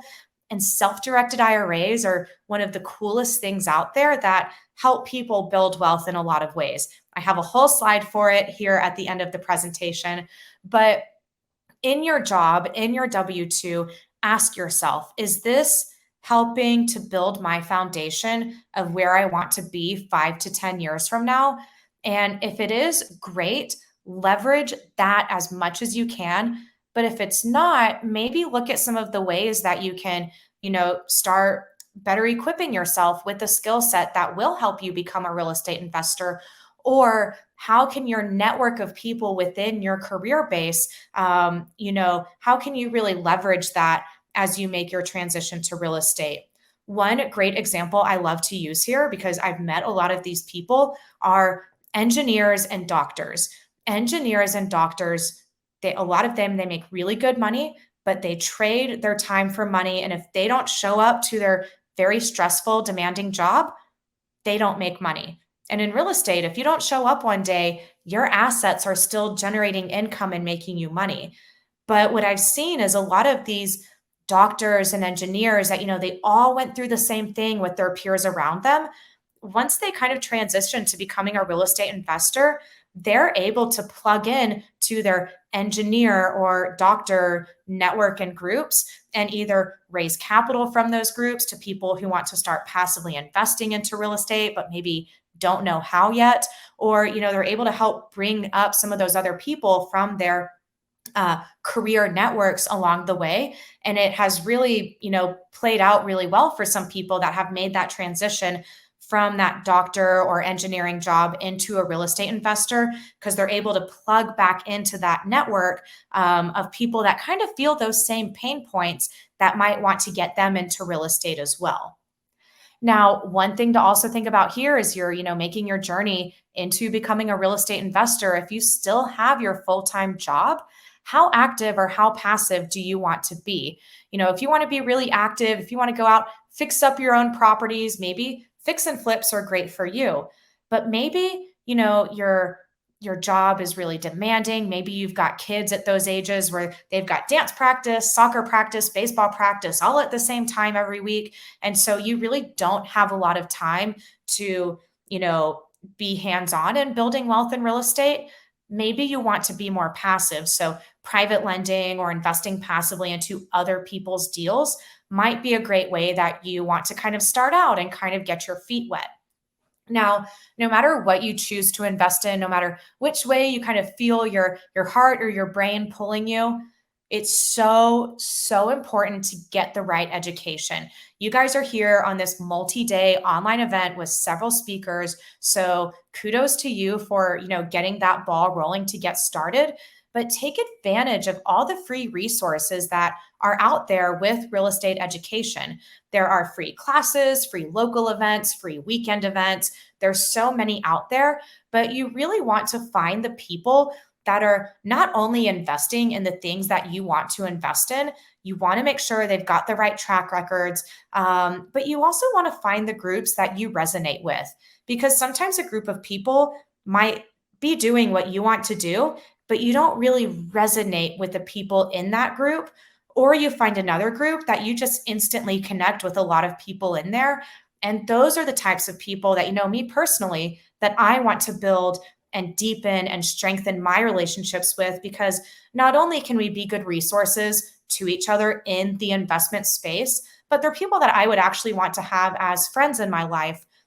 And I think it's really important to take that into consideration. And beyond the free events, once you're ready to kind of level up a little bit more, make sure to check out some of the paid events and, even like paid masterminds as well. Because one big difference there is when you go to say a in-person weekend conference that cost a couple $100s to attend, everyone in that room also paid the cost of that ticket to be there. And so it's going to bring out a high level of people. And even beyond that, we've been a part of a few really great real estate masterminds where, these events are far from, or these masterminds, I should say, are far from free to be a member in. Some of them, they range from, a small price tag to a very large price tag. I would recommend do your due diligence, connect with people before you go write someone a big check. But some of the best people you will meet and some of the best connections and education that you will get is within these kind of paid masterminds that, really just kind of help you and everyone in that group continue to level up. And it kind of helps to keep you accountable as well, because you see each other multiple times a year. A lot of these groups have like online calls and monthly meetings.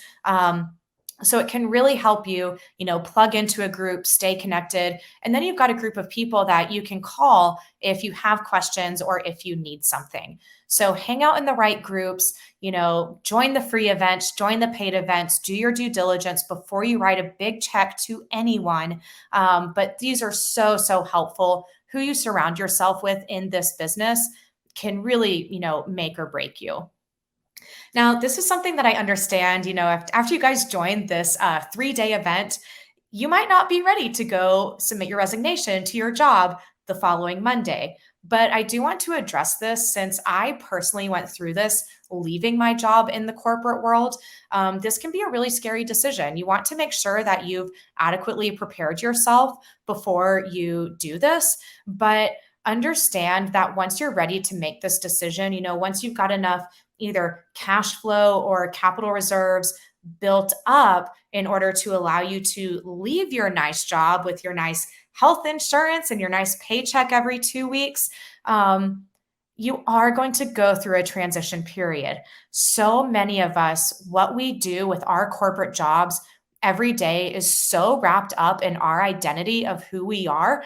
And it can be normal to feel, a feeling of loss or feeling scared, or did I really make the right decision? But I would encourage you guys, keep the path, know that just this transition can be difficult, but it's normal to go through this, and keep up your self-confidence, because although you might be feeling like, oh, wow, why did I do this? This was such a scary decision. People on the outside are going to think you are awesome. And, they're going to see the things that you're doing to build up your own life and freedom and investments for yourself.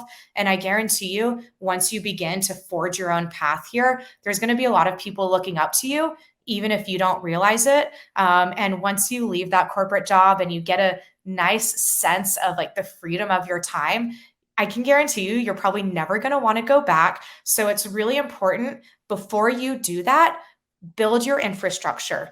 Dig the well before you get thirsty. Another one of my favorite quotes. But know that whether you're ready to leave your job this year or 5 or 10 years from now, start building your own infrastructure now, so it makes that transition easier on you once you're ready to do that. Now, these are just a few of the common first investments that people might do whenever they're investing in real estate. Like I said, we love short-term rentals. We've got a couple long-term rentals. We're not actively really trying to find anymore, but the ones we have, they're cash flowing, they're building equity, so we'll keep them for now. And then we love private lending, and we've invested passively into multifamily. But there's so many different ways to build wealth in this business. If you're starting out with maybe not a lot of cash reserves or not a lot of cash flow, a lot of people start out wholesaling.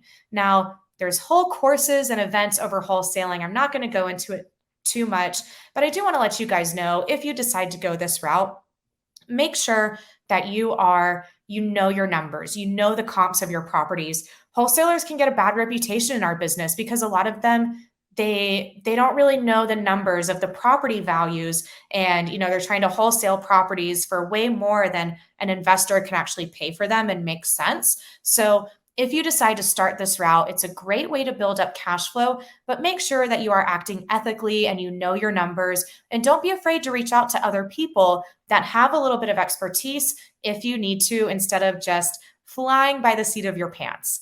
Now, single family is another great way to get started in investing in real estate. You can fix and flip properties, you can buy and hold properties, and do the BRRRR method, which stands for buy, rehab, rent, then refinance. So you basically buy that property, you fix it up, you put a renter in there, and then you refinance to a longer term loan. Now, financing and funding these properties is something really important that you need to figure out, obviously, before you buy them. We're going to talk about that a little bit more on the next slide. And short-term rentals, we love these. For us, it is a very selfish endeavor. We actually bought our first cabin in North Carolina at the end of 2021. I like to say I kept my corporate job just long enough to get the financing for that property. And, it's been really great for us. It's in a vacation market. It allowed us to come visit out here in North Carolina, which is what ultimately turned into us moving out here, because it's just beautiful. It's not 110 degrees, which I'm very fortunate for right now. Or, if you want to be passive, you can start out private lending, meet other people that have the track record, that are doing the deals. And then maybe you can just start off being a passive private lender to kind of get your feet wet. Passive investments into other people's deals are something that we see a lot of. Now, this could be passively investing into a fund, into a multifamily deal, commercial deal. Make sure you do your own due diligence, no matter what you're investing in. Go hang out with groups of people that are also doing these investments. Ask questions.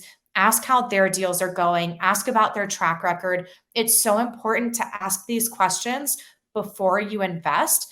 And again, have that network of people around you that you can rely on if you need to call someone and you need some expertise, that you have those people that you can reach out to. So here are some important things to consider. How will you be funding this project? I will say this is a great benefit of still having a W-2 job, is it can be a lot easier to get financing for some of your deals. But there's a lot of different ways that you can get financing for your deals, whether it's traditional financing, private lending. Hard money lenders are a great option.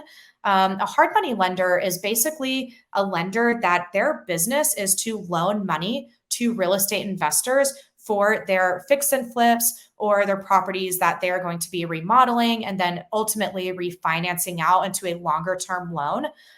It is so important to build good relationships with local banks that can either give you lines of credit or give you financing for your deals, but also building relationships with your local hard money lenders, especially as you are new and maybe it's your first deal or first couple of deals that you're doing. A good hard money lender is going to underwrite that deal and look at your numbers, look at your expenses and your remodel.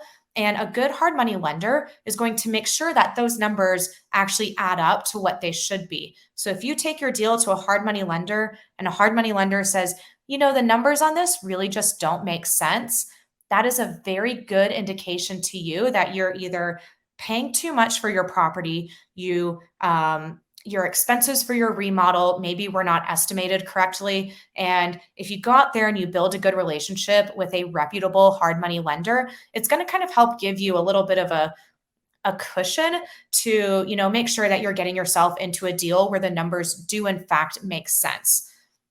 Now, another important thing to consider here is to keep enough wiggle room to make sure you have enough funds to get through the deal. A deal might look awesome, but if it's going to absolutely stretch you and you have very little liquidity, if something goes wrong with that deal, maybe that's not the deal that you should be doing. Maybe you should find something that gives you a little bit more cash reserves or, just a little bit more money that you can keep set aside because, as you've seen recently, interest rates go up.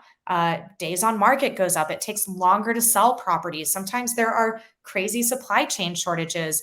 So you really need to make sure that you give yourself enough wiggle room, because one of the biggest reasons why investors don't make it in this business is they run out of cash. Once you run out of cash, at that point, you're in a really tight position where you've either got to sell your property, you've got to get another loan, if someone will even loan you the money at that point. So making those decisions from the beginning to keep enough wiggle room to get you through the deal if something goes wrong is so, so, so important, especially as you're getting started. And last but not least on this slide is, have you reviewed your plans, your exit strategy, and your numbers with experts in this field? I don't want to be redundant. We've already talked about building that network of people that are doing what you want to do, but run your plans by someone. Run your numbers by someone that knows about these deals, that's done this before. That way they, something might come up that you've never dealt with before, but they've dealt with before, that they can kind of then share with you that might help you either avoid a big problem or, make sure you adjust your numbers so you can be successful in your deals that you are doing. And last but not least, for the first kind of half of this presentation, the second half goes pretty quickly, is know what you're good at, know what you have to offer, and know what you're going to need from others. This is so important. For example, for me, I love public speaking. I love giving presentations. I'm a people person. I love connecting with people, but I am not the data spreadsheet line item data type of person. But fortunately for me, David, he's amazing. He loves the data. He loves the numbers. He loves the construction. And then I love the marketing, the full big picture type of thing, and, kind of connecting with people in this industry. So no matter what you are good at, that is going to be an asset to someone that is terrible at the things that you're good at. Even if you think, well, I'm bad at this, I've only got this going for me. Find a way to make your skill set an asset to people, and find ways to work with people that are good at the things that you are not good at, whether it's the expertise, whether it's the time, or maybe it's just the resources and the funding for the deal. You're going to have something that someone else doesn't have, and you need to connect with the people that you guys can be strong assets to each other. And in turn, that'll just help you build strong relationships, know what you're good at, know what you have to offer, and leverage that, because I guarantee you someone else is looking for the things that you have, and you could really benefit from working with someone that is good at the things that you are not good at. So important there. So kind of wrapping it up almost, here are my top 5 pieces of advice, no matter what you invest in. These are things that I learned from my experience in the corporate world at the self-directed IRA company that I worked at, but also some things that I learned from my parents growing up. I was an only child. Family dinners are talking about like, this house did this tenant blew this house up. So these are just some of the things that I've learned along the way that I would like to pass on to you guys. Number 1, and I know we're in July right now, but this is something that we started doing 2 years ago that has had a great impact on our life. Plan out your year starting every January, because we all go through life. We try to get through the month, we try to get through the year, and then you realize your calendar gets filled with things that other people have put on there for you. So put your life experiences first, whether that is date nights, trips with your kids, trips with your family. Put this on your calendar first. Now, where I learned this is a guy, his name is Jesse Itzler. His wife is Sarah Blakely. You guys might know her as the founder of Spanx that sold for $1.2 billion last year. This is actually how they plan out their year. 2 billionaires with 4 kids. How do you have time for it all? And so this is something that I've learned from that network of people.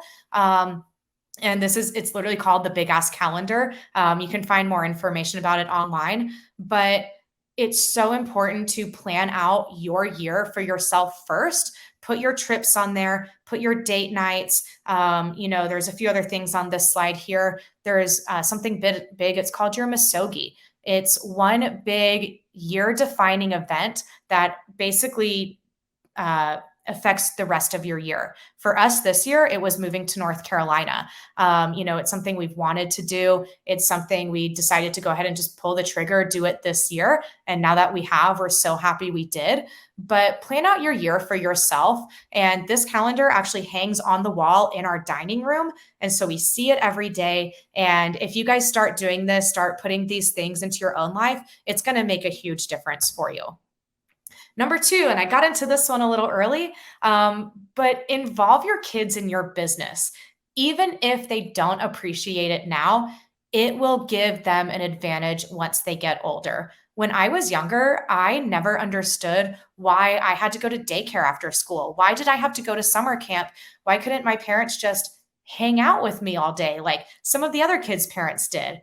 But once I got older and I saw the business and the reputation that my parents had built for themselves over the last 20 years, it all made sense at that point. And I realized once I got to high school and college, I had a lot of knowledge and information that my peers around me did not have. And that helped me get my corporate job out of college, helped me really be successful in that job. And in turn, it's helped me become my own self-employed real estate investor at this point. So even if your kids don't appreciate it, talk about it around them, take them to your houses with you, and kind of let them know why you do these things. And it will have such a great impact on, them once they get a little bit older and they start to mature a little bit. I think they'll really be appreciative for the things that they've learned from you and the hard work that they've seen you do and the results that has paid. Number 3 is plant different seeds now to build and diversify your cash flow. I've already covered this, but it's so important, had to cover it again. But plant the seeds now. That compound effect, 5, 10, 20 years. Everyone that gets into this business says, man, I wish I would have started earlier. So plant your seeds now, no matter what it is, no matter how small it is. Go out there, plant your seeds, start your Roth IRA, and start that money growing now. And number 4, leading right into that, is know about self-directed IRAs, both for yourself and your own wealth. And if you need capital for your deals, self-directed IRAs are a great place to raise capital once you get to that point. Now, knowing Chris, knowing this network, you guys are probably going to have a presentation about self-directed IRAs here. If not, there's a ton of great resources for you out there. But if your IRA is only in the stock market or mutual funds, you can actually invest those IRA funds in real estate investment properties, in passive loans to other people, in multifamily deals, and all of that money stays tax sheltered within the IRA. But instead of holding a stock, you're now holding real estate that you actually have control of where you invested that money. And once you eventually leave your corporate job and you have that 401k that you've been getting that employer matching for the last several years, you can roll those funds over into a self-directed IRA. And now you've been able to kickstart your wealth. You're able to actually invest those funds how you know how to, and it allows you to build tax-free wealth within real estate. For me personally, once I got my rollover from my old 401k, I moved all of those funds into a self-directed Roth IRA, and I keep that account working. I keep it loaned out, and I have several years until retirement. But once I retire, all of that money is completely tax-free. So it's such a great tool. I've seen the impact it has on people's lives and my own life. So really cannot stress that enough. And number 5 is get out of your comfort zone and do things that scare you and do things that push you to try something new. Kind of going back to that transition period, once I left my corporate job and all I knew for all of those years was what I had done, the role that I was in there. It was so much of my identity. Once I left that job and I wasn't public speaking every week, I got invited to do a couple of presentations. And I was so nervous to do them. I was like, I feel like such a new investor now that I'm doing it on my own, even though I have years of experience. But if you say yes to the things that scare you, you go out there and you do it. It will help you grow. It will help you become more well-spoken. It will introduce you to people that you wouldn't have otherwise. And so get out of your comfort zone, do things that scare you, and do things that push you to try something new. Now, to summarize, wrapping up the presentation here, I hope you guys have enjoyed it so far, whether you're brand new to real estate, looking to leave your corporate job, or just looking for ways that you can build more wealth so you have time for you and your family. Real estate is such a great way to do that. It's so important that you surround yourself with the right people and understand that real estate is about the long game. You're not going to build wealth tomorrow, but you're going to make decisions now and start making investments, even if it's just 1 or 2 a year. Start doing it now, because 10 to 20 years from now, you will have built a lot of wealth. And now your kids are going to have better opportunities and better chances of building their own wealth because of the decisions that you decided to make 20 or 30 years ago. Get out of your comfort zone, leverage the resources around you, learn from other people. And I think this one is so important. You only have one life to live. Build yourself a good life with work, life, and mental balance. A couple of years ago, I've mentioned a little bit, we have a small chunk of inherited wealth. Me and David were already investing in real estate, but a couple of years ago, he lost a couple of close family members, within a pretty close period of time to each other. That's where that chunk of inherited wealth came from. That allowed us to really kickstart our real estate investments, even though we were already doing it. Once we inherited, that little chunk of wealth, we were like, okay, how do we take this and help it get us to our goals faster than we maybe would have been able to otherwise? But through that, we learned, the life doesn't go backwards. It only goes forward. So I think it's really important to be intentional with your time, build out your calendar, build out goals for yourself, and really look at, how am I spending my time? And is this cohesive with the life that I want to build for myself? And no matter where you are, I think there's all little steps that we can all take to help get ourselves there. So I'll leave you with that. Here's my contact information. I have a tradition where I always put a picture of my dog on my last slide of my PowerPoint. So this is Piper. This is us hiking out in North Carolina a couple of months ago, but email me, find me on Facebook. I'm pretty active on there. I'd love to stay connected with you guys. And I hope you find this helpful. And I hope to see you either in person or at another online event soon. Y'all have a good one. Thank you, Haley. All right, we're going to take our last break, but if you don't come back, you're going to miss out, because there's been a ton of value given to you all day, and I know you're probably exhausted and overwhelmed with value. But these next two speakers, they're not going to let up on the momentum, especially the one that's coming up right after the break.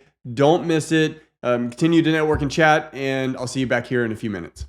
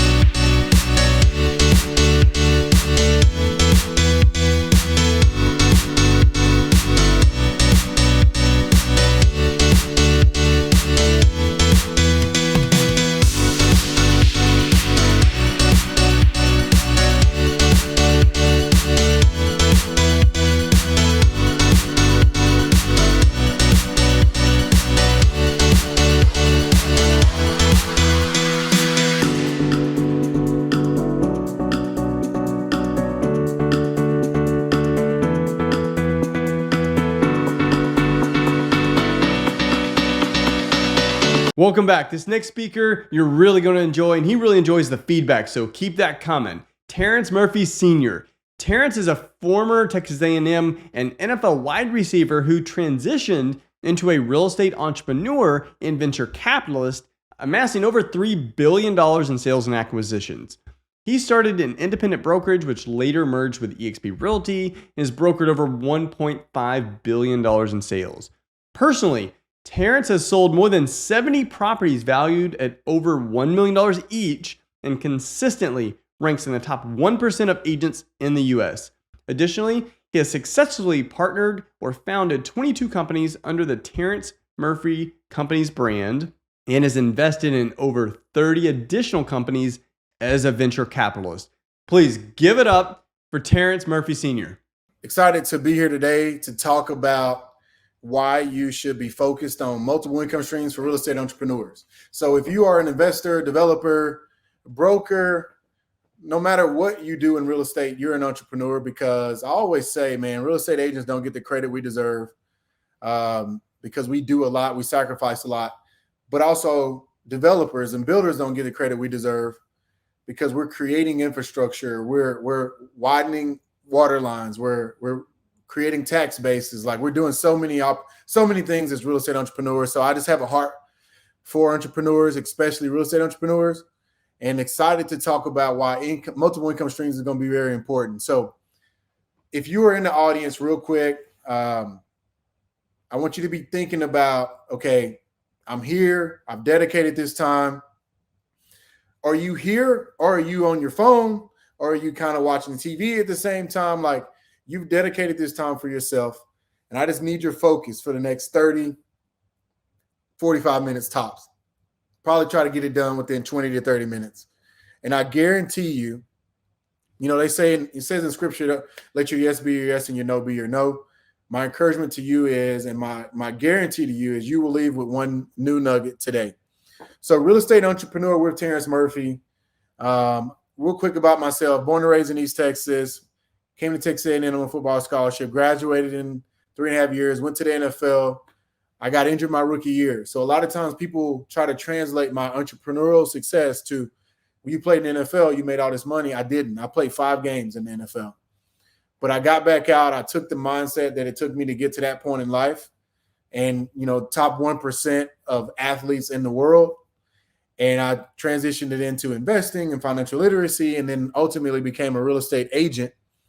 When I became a real estate agent, I started at a franchise. I left after a year. And then I started my own brokerage after 7 transactions, which people thought was crazy. They were like, why would you do that? Well, we took TM5 from an independent brokerage, and we scaled it to $1.2 billion in sales in 8 years with no franchise, no systems, no processes. And we did that in a college town, College Station, Texas. So a lot of times, well, you did $1 billion in sales in 8 years as a new broker, but you were in Beverly Hills in New York. No, I was in College Station, Texas. So the cool thing now is we want to talk about why I feel like you can't just have one income stream. You have to have multiple income streams. And I've been saying this for years to anybody that would listen. And people always blew me off. Oh, okay, Terrence, we hear you, but you made millions of dollars in the NFL, so who cares? Well, which, like I said earlier, I didn't. But when COVID hit, I had so many people texting me, emailing me, writing me. I still get fan mail, which is weird. About, man, you told me, you said it. And so today I just want you to take some time, and I want you to go and take 15, 20 seconds to go get a pen and pad or have another screen up so you can take notes. And that's my encouragement to you today is take notes. I'll even talk about some other information that I have for you guys that will be available at the end of this session today. So I've been really blessed, man, to be passionate about certain things. And right now I'm very passionate about real estate entrepreneurs and really teaching them that it's not just about hard work, it's about hard work. So we're going to be talking about some of that stuff today. So multiple income streams is no longer a luxury. It's a necessity. And we all know what necessity means. It means you got to have it. You can't overlook it anymore. You can't say, well, I'll get to that next year. That'll be my New Year's goal. We're past that. So if you are watching the screen right now, which I know you are, you just made a commitment to me to give me 30 minutes. I want you to write down on your notepad that you grabbed a second ago how many income streams you have. You have 1, you have 50, you have 25. I've always learned that in football, when I played, and it's been a long time since I played, that if the people who could recite their plays, the people who knew the execution, the people who knew the game plan, consistently play really well every week. The people who waited last minute to learn the plays, the people who kind of said, well, man, when I get to the game, I'll decide what moves I want to do. They didn't practice them all week. They were kind of up and down. Now, those athletes had some really good games, but consistently over time, they didn't play well because they were not willing to write down what they wanted. They were not willing to study the plays, create the game plan, the execution strategy before they got to the game. So for you guys that are here today and you're reading the books, but you're not writing down the execution plan. You're listening to the podcast, but you're not taking the initial steps. You're here today, but you're texting on Facebook and you're not taking the notes. Man, this conference is, if you start looking at some of the speakers that are here, it's a lot of information and it's a lot of solid information. But my encouragement to you is if you are focused on creating new income streams, creating financial freedom, really trying to understand how to get off the hamster wheel, well, whatever you're doing, this is the time to settle in and focus up. Settle in and focus up. And we're going to come up with some game plans. We're going to talk about what you need to be doing.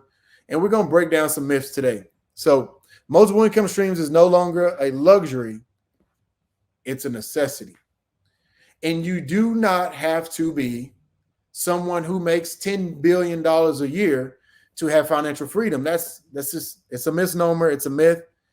I know people making $30,000 a year, $50,000 a year, $100,000 a year that are creating financial freedom for themselves based on the level that they want by just listening to some of the things I've been telling them and executing on those. So real estate investing essentials. We're going to talk about mindset today because I believe everything starts with the mind. Everything starts in your heart and in your spirit and in your mind first. You got to have the ideas. You got to envision it. You got to see yourself executing those things. Because if you can't see it, then the world will for sure not see it.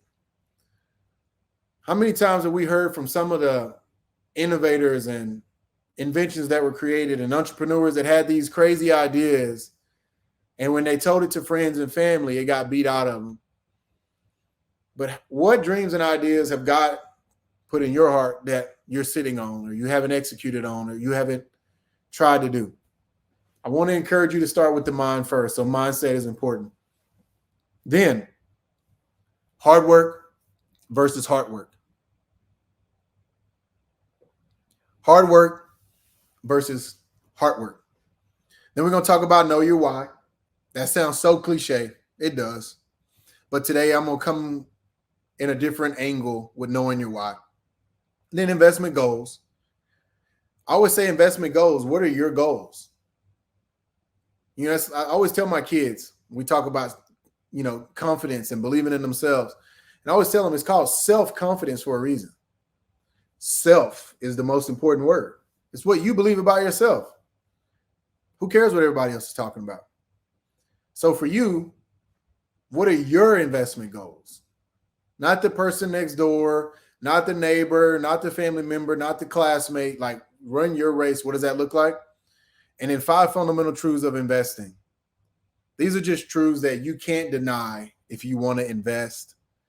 And remember, we're going to emphasize multiple income streams. Okay. So one of my trainings that I go over, and I have them on a YouTube channel, and I started doing all that stuff. I wasn't really on social media. I got off of it. But I got back on it because I knew I had something to share. So I have a whole course called the $1 Billion Agent. It's a master course on how to grow and sell real estate. Like I said, I started a startup independent brokerage, no franchise, and scaled it to $1 billion in sales in less than 8 years, or right at 8 years. So I know how to sell real estate. So we're not going to even talk about that today, but that's an income stream, obviously. We're going to talk about other income streams. And then we're going to talk about the why behind multiple income streams. Like, why should you have multiple income streams? Why is that so cliche? I've been saying it for years. People are just now catching on. But why is that so cliche? So let's dive in.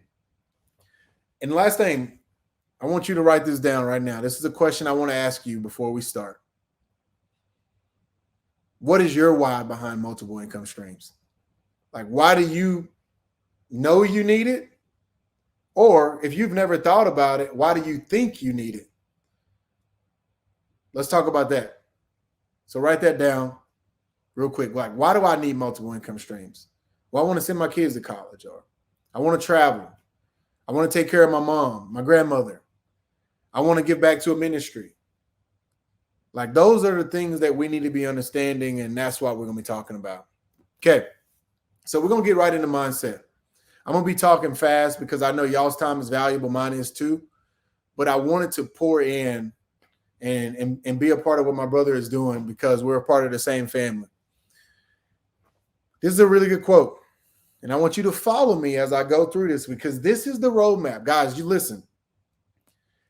People take tax reform. They take what the IRS is doing. But if you really read into like what it's about, 5,800 pages, I think almost 80 to 90% of it is tax incentives and tax strategies. But we just hear, man, they're taxing us more, they're taxing us more. So between books, conferences like this, and really studying the historical value behind things, you can get to any level of success. People just think I played in the NFL, I played at Texas A&M, I was a face aide in football. Man, when I retired, man, I knocked on doors. I went to over 50 different events, shaking hands, getting business cards. I followed up every business card with a handwritten letter and an email. And I just thought, man, opportunities are going to come my way. People are going to look out for me. I was 3-time academic all-conference. I was 2-time team captain. I did all these things, and I just thought people were going to – and everybody was busy. And it took me having to have that experience to realize that it was dependent on me. And I needed to change my mindset and go and read and study. And, man, I read 38 books in about 15, 16 months. Those books started my journey of becoming a real estate entrepreneur. And then that started my journey on what it takes to create multiple income streams. So, guys, I'm never going to train or talk about anything I have not personally done. And I want you to know wherever you're at today, you could have $10 million in the bank and you could have $10,000 in the bank. Your journey starts today for financial literacy. And there is an opportunity here for you to grow wherever you're at.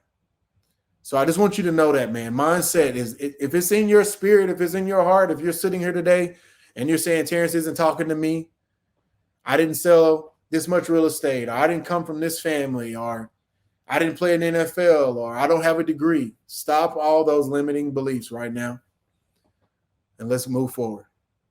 So to become financially independent, you must turn part of your income into capital. And then you need to turn that capital into enterprise, turn that enterprise into profit, turn that profit into investment, and turn that investment into financial independence. Jim Rome, he just gave us the strategy right there. I mean, literally, I can get up and walk out of this training right now, and you just got all you needed. There it is. There's your roadmap. I'll say it again, and then we'll move forward. This is the roadmap. To become financially independent, you must turn your income, key word, your income. So for all you people that are W-2s saying, oh, I'll never be financially free. For you people that are 1099s, oh, man, I don't have consistent income every month. There is no excuse. In order to become financially independent, you must turn your income into capital. Well, we know what that means. In order to turn it into capital, you have to create velocity with that income. You got to move it into another bucket. You can't just work, spin. That will keep you on the hamster wheel for a long time. So we got to move it into capital. And we got to turn that capital into enterprise. Well, how do we turn it into enterprise? You read books, you study, you find mentors. Mentors, I think, are great. I don't have mentors, so I don't put a lot of emphasis on it. I'm for those people who says, I didn't come from this specific family, or I didn't have this person standing in line ready to help show me the ropes. I've seen so many people get turned away and then they never come back because they felt like they had to have a mentor. God's got you covered. And then turn that enterprise into profit, turn that profit into investment, and turn that investment into financial independence. It's a great quote. That's your roadmap. So we're going to dive into it. So hard work versus heart work. This is important. Basically, there are two things in life that will determine the trajectory of your success in your life. And it's the people you hang around and the books you read. So everybody gets so caught up in, man, I got to work hard. I got to sell more. I got to work more hours. I got to do more. You can go work your fingers to the bone. But if you're not hanging around the right people, and if you're not reading the right content or putting the right information in your mind that then changes your heart, you'll never be financially free. I mean, it was a harsh reality that I had to come to at 22 years old. I was depressed. I was paralyzed. I got paralyzed on Monday Night Football. And the dream that I had worked on my whole life, I've been telling people since I was 5 that I was going to go to the NFL one day, and I did it at 22. When it was taken away from me, from just a traumatic, tragic, weird incident with me getting head to head, I didn't know what was next. And I would encourage you that we've all been through those tough times. We've lost a loved one. We've had an experience. We lost a job. You can come back from it. But it's going to be the content that you put in your mind. Because if you have someone just saying, woe, it's me, and you're right, that shouldn't have happened. Or you have somebody saying, hey, here's a book to read. I also put a handwritten letter in there with some quotes, some scripture, and some things that will help you get through this season. Because all it is a season. The sun will come up. So I just want to push you forward. Hard work versus hard work. You can work hard all day, but you got to do the hard work. I believe that God is ready to bless you. I'm not here to preach, but I'm also not going to hide my faith. I believe he's ready to bless you with things, but you got to be ready to receive them. So it's like rain coming down. Like if you don't have this right size bucket to catch the rain, you can see that it's raining all you want. But if you just have a little bitty cup, that's all you're going to catch. So you got to expand your mind. You got to expand your heart. And that hard work is what no one talks about, that piece. It's pointing at the screen on TikTok. It's dancing. It's standing in front of Lamborghinis. And I love Lamborghinis. Don't get it twisted. Those things are great. But did I do the hard work behind the scene when no one was looking? That's why I love sports. I make all our kids play sports. I don't care if they don't play past middle school, but it's teaching them good lessons about hard work, like getting your heart right. And one of my little girls, when she loses, she is like not easy to deal with. But I'm trying to teach her, don't be a good loser. Be mad that you lost, but shake people's hand, handle it a certain way. I'm building her heart right now. So I just want to encourage you as you grow your wealth and the information that you're digesting, make sure you're doing the hard work. All right, so know your why. I think this is a good slide, and I'm talking fast, but this is a good slide. One of the things I try to do is when I speak publicly, I try not to go over anything that I've ever went over before. So I literally created this deck for this speaking opportunity that I've been blessed with. So thank you guys for having me. Net worth versus credit and the myths behind it. The myths behind this fundamental truth. So you see right now, there's so many influencers and content creators. And I just want to encourage you guys to be careful. Whether it's investing in the stock market or cryptocurrency or real estate or whatever, there's so many gurus now. And I just would tell you to know who you're following, understand what they're really talking about. And there's fundamental truths, that you won't be able to get around. One being, people talk so much about credit. And credit is great. Credit is great. But when you think of Elon Musk or Robert Smith or Warren Buffett or Bill Gates, they don't talk about their credit. They don't even talk about their income. They talk about their what?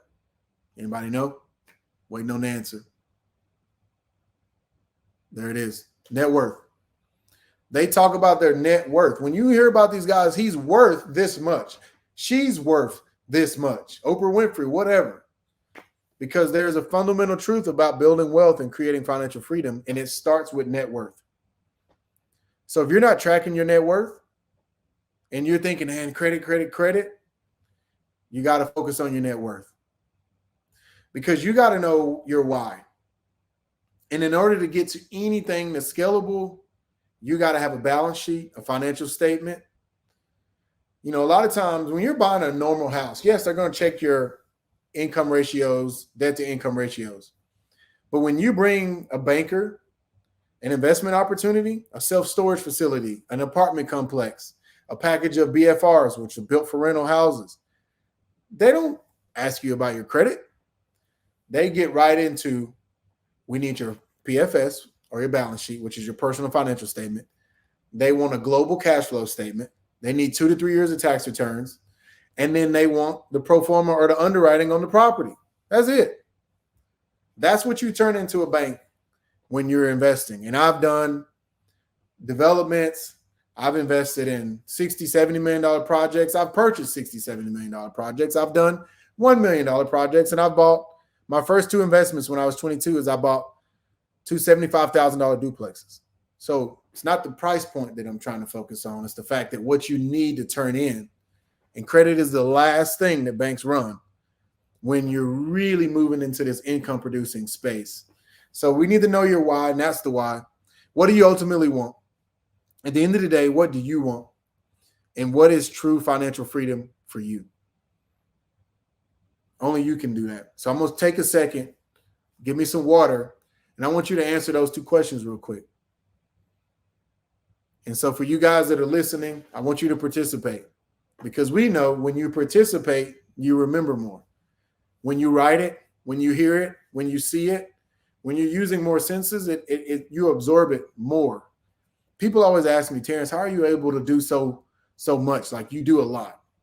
I have 52 companies that I either started, founded, acquired, or invested in as a venture capitalist. 52 companies under Terrence Murphy Company's portfolio. And it's because, man, when I'm in the room, I'm so focused. I'm listening. I'm writing. I even have a hack. When I read books, at one point, we did the 1 book a week challenge. We read 1 book a week for 52 weeks straight in our organization. And I told everybody, listen to it on Audible or YouTube. Also have the physical book, writing it down, and then speed it up in your ears. That's why I'm able to really absorb so much information, because I'm hitting myself with different senses. So know your why. So what ultimately do you want? What is it? Debt-free? 10 houses? 1,000 houses? Whatever it is, what do you want? And what is true financial freedom for you? Quick quote. Glenn Sanford said this at a conference I was at. And so I need to give him credit for it. I tried to find the original person. It may be his quote. So Glenn, if you're watching, sorry, my team didn't put your name on here. But true financial freedom is being able to go and do whatever you want with whoever you want, whenever you want, for however long you want.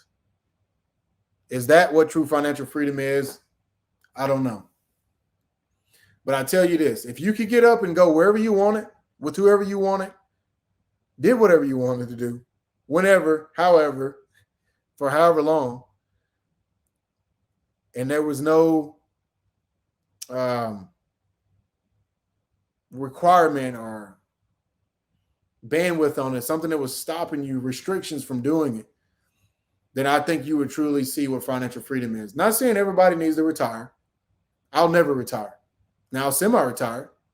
I retired at 22 after my injury and started working on my MBA, started doing some stuff for a couple years. And then I got back into the workforce, started being an entrepreneur. Then I retired at 38. So a couple years ago, I retired, moved out to my ranch, and semi-retired. Because I say semi because I'll never fully retire. So then I'm able to kind of pivot my energy, focus on my TBS, time best spent. So let's get into some of these things real quick. What are some essentials that we need to be talking about? Guys, I'm giving you topics. I could take one of these topics and I can spend 45 minutes just diving deep, deep, deep into it.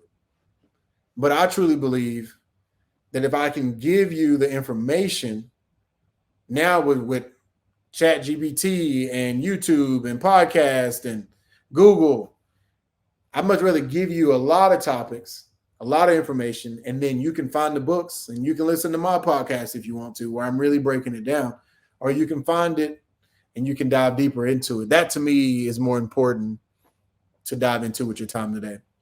So good debt versus bad debt. Dave Ramsey talks a lot about being no debt, no debt, no debt.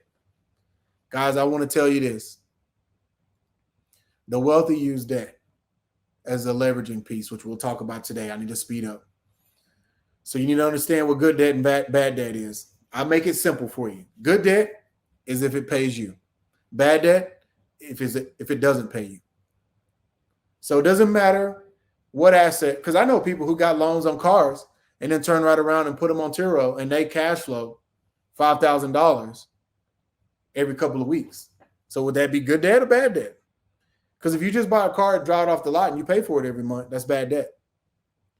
But if you buy that same car, drive it off the lot, and you know how to, and you can create income from it, and it's covering your note and creating cash flow, then that's called good debt. So a lot of times people try to put that conversation into an asset class, and it's fairly simple. Does it pay you or not? All right. Then analysis and due diligence. Man, I wish I had time to break this down today and really dive into it. I just want to encourage you guys to start studying that. Whatever you invest your money in, because you need to have a career, your money needs to have a career. Do the due diligence. Don't depend on somebody else to tell you what's good and what's bad. You worked your ass off to create that cash flow or the cash to invest. Now take that same mindset and go learn what it takes to invest it. You guys know, obviously, I was a former NFL football player, and you guys heard the stories about how pro guys get taken for millions of dollars and they're broke when they're done. And it's a sad, sad story. But also, I know a lot of real estate entrepreneurs that had the same thing happen to them.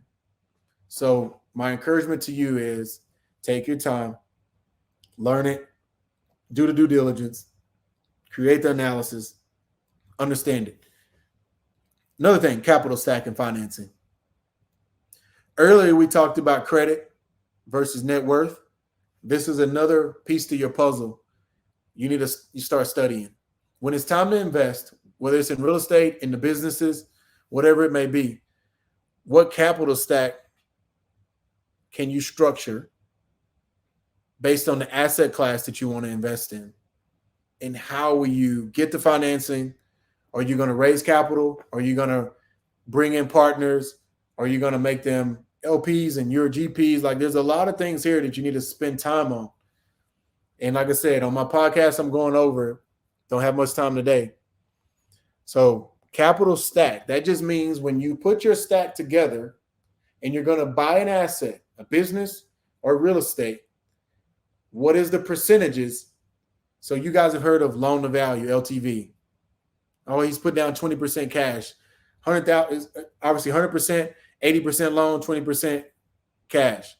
But let's say you have another type of capital in the middle somewhere. So you put down 20%, you have 10% of something else and 70% of the bank note. That's where it's called capital stacking. So just make sure you understand those things. I think it's important. So here are the 5 fundamental truths to investing.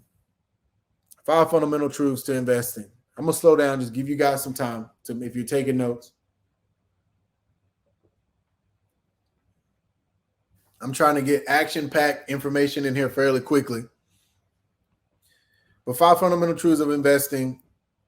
Number 1 is leverage. Number 2 is velocity of money. 3 is inflation. 4, savers never win the money game. And 5, financial statements. So I'm going to hit all these real quick. Leverage, velocity of money, inflation. Savers never win the money game. And financial statements. So leverage. This is simple. I even put it in a visual form for you guys. Financial leverage is the use of debt to buy more assets.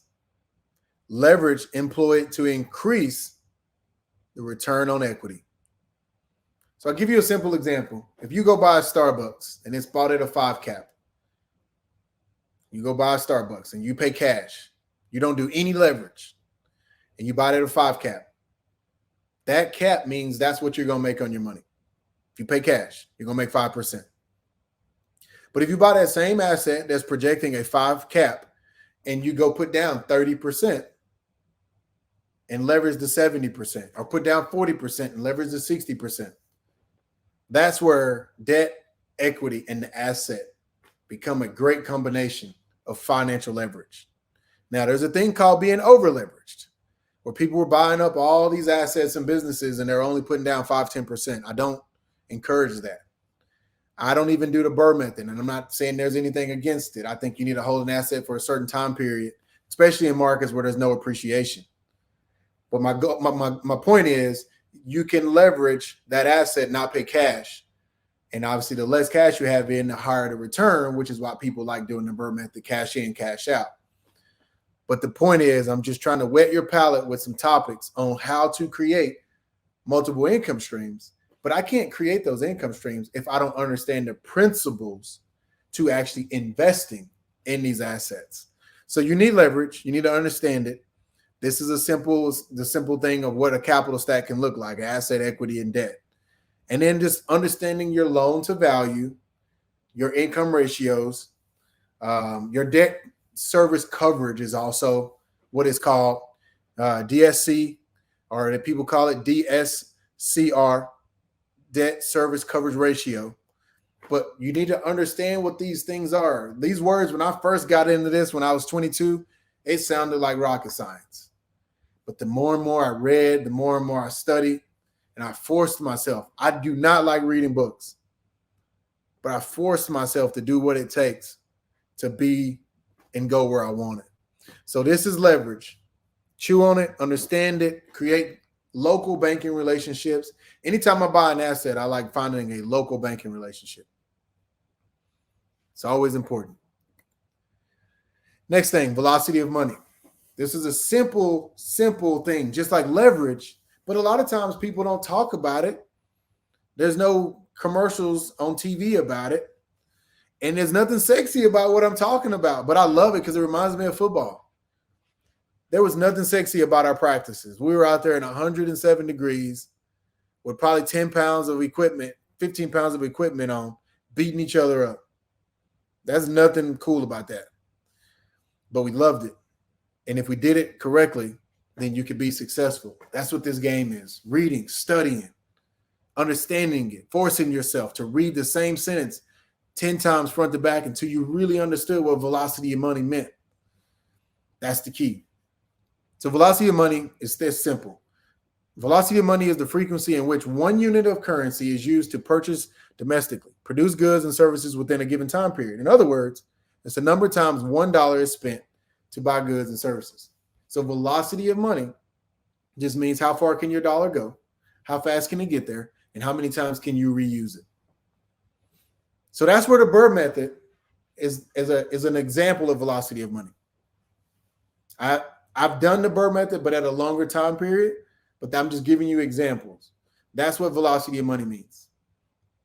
And it means this: if you're a real estate agent and you put money into how to, like, let's say, lead generation tool to get a listing, there was a certain amount of money, units that you spent to get that lead, and you go convert the lead, then you get the listing, $1 million house, and then you sell it, and then you take a portion of that commission and you put it in a bucket to go invest. That's the velocity of that dollar that started to create that lead that became $1 million listing that you then sold, and then you took the cash and you moved it out of that bucket. You created velocity of that money. You sped that money up to another asset class. And let's say you went and bought a $100,000 investment property, put $20,000 down. You sold a $1 million house, $30,000 GCI after splitting all. You took that $20K, bought a house with it. 2 years later, you refinanced it, got your money out. That's still the same dollar that started generating that original lead. So that's velocity of money. Just a quick example. So in your life, I'm going to write this down. What are some ways that you can take that dollar and make it have multiple uses, different purposes, getting it in and out of buckets? What does that look like for you? That's what velocity of money is. And so it's the total opposite of inflation. It's actually taking that dollar. If you look at our graph, I took that dollar from where it was here and I grew it up. You see people do it a lot with 1031 exchanges. They bought a package of 10 rental houses and they turn around and sold those houses 10 years later, 5 years later, whatever. And then they took it and then they bought multifamily with it. Small multifamily. Then they turn around, held those assets. Then they turn around, sold that apartment complex, 1031 that money into a major multifamily or a ranch. That's that velocity, that dollar who started here and it just kept on going. So inflation, I'm not going to spend a lot of time on it because you guys have heard a lot about it lately. It's just understanding the impact of inflation on your money's value. We talked about good debt versus bad debt.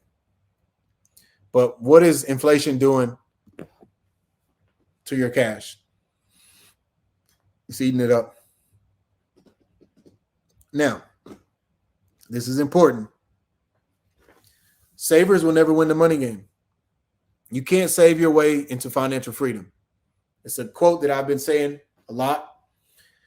There's another quote that I say to real estate agents that it caught on, and it was actually all over EXPCon, but it said, you can't sell your way into financial freedom.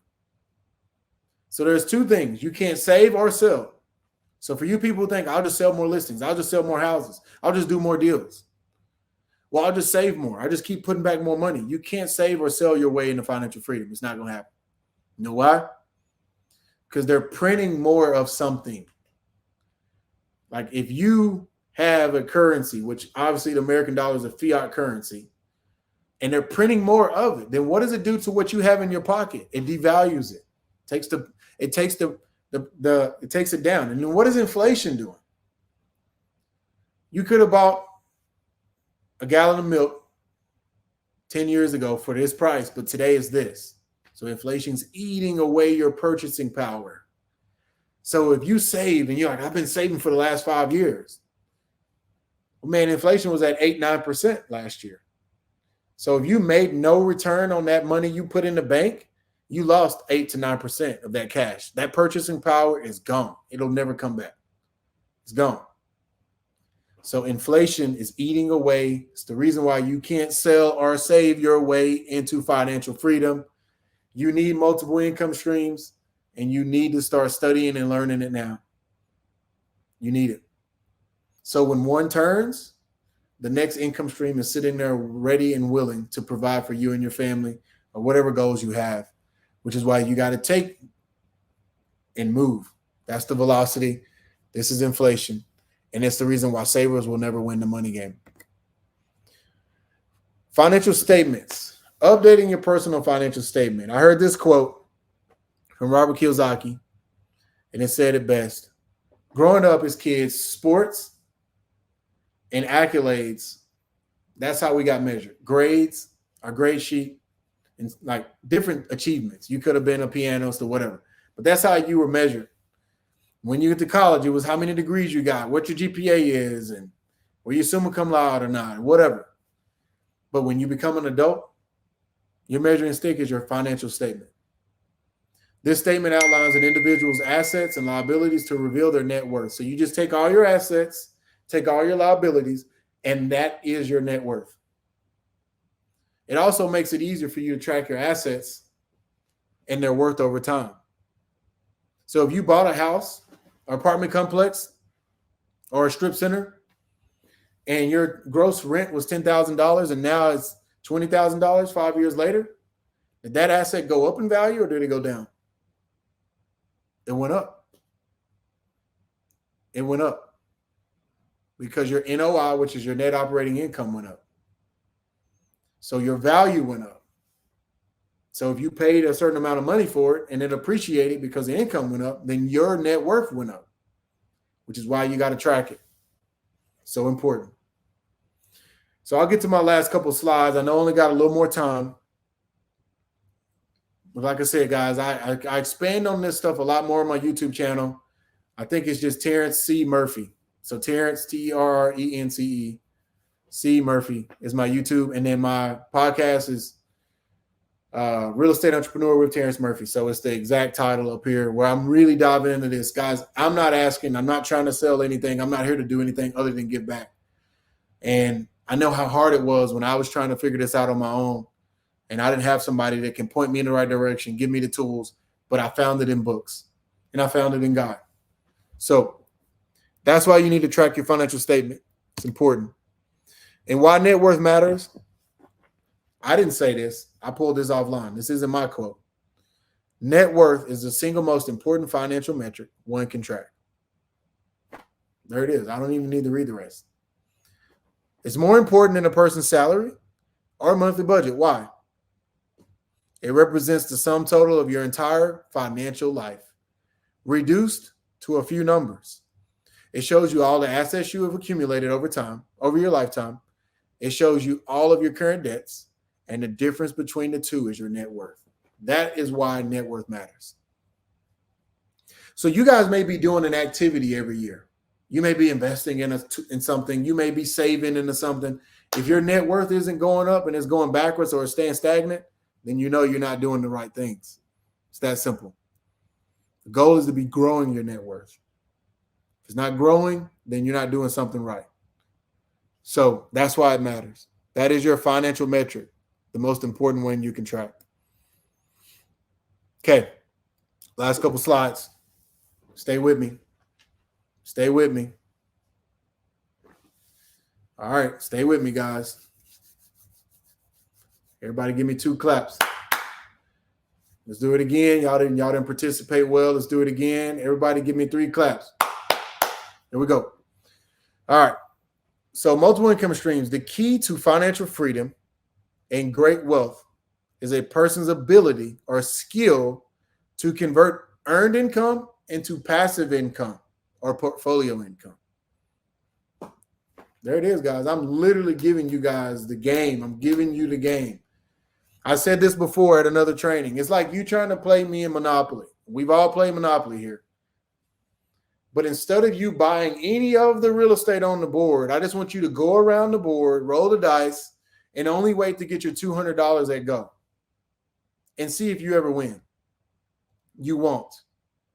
You have to buy real estate in order to win the game. You have to play the game the correct way.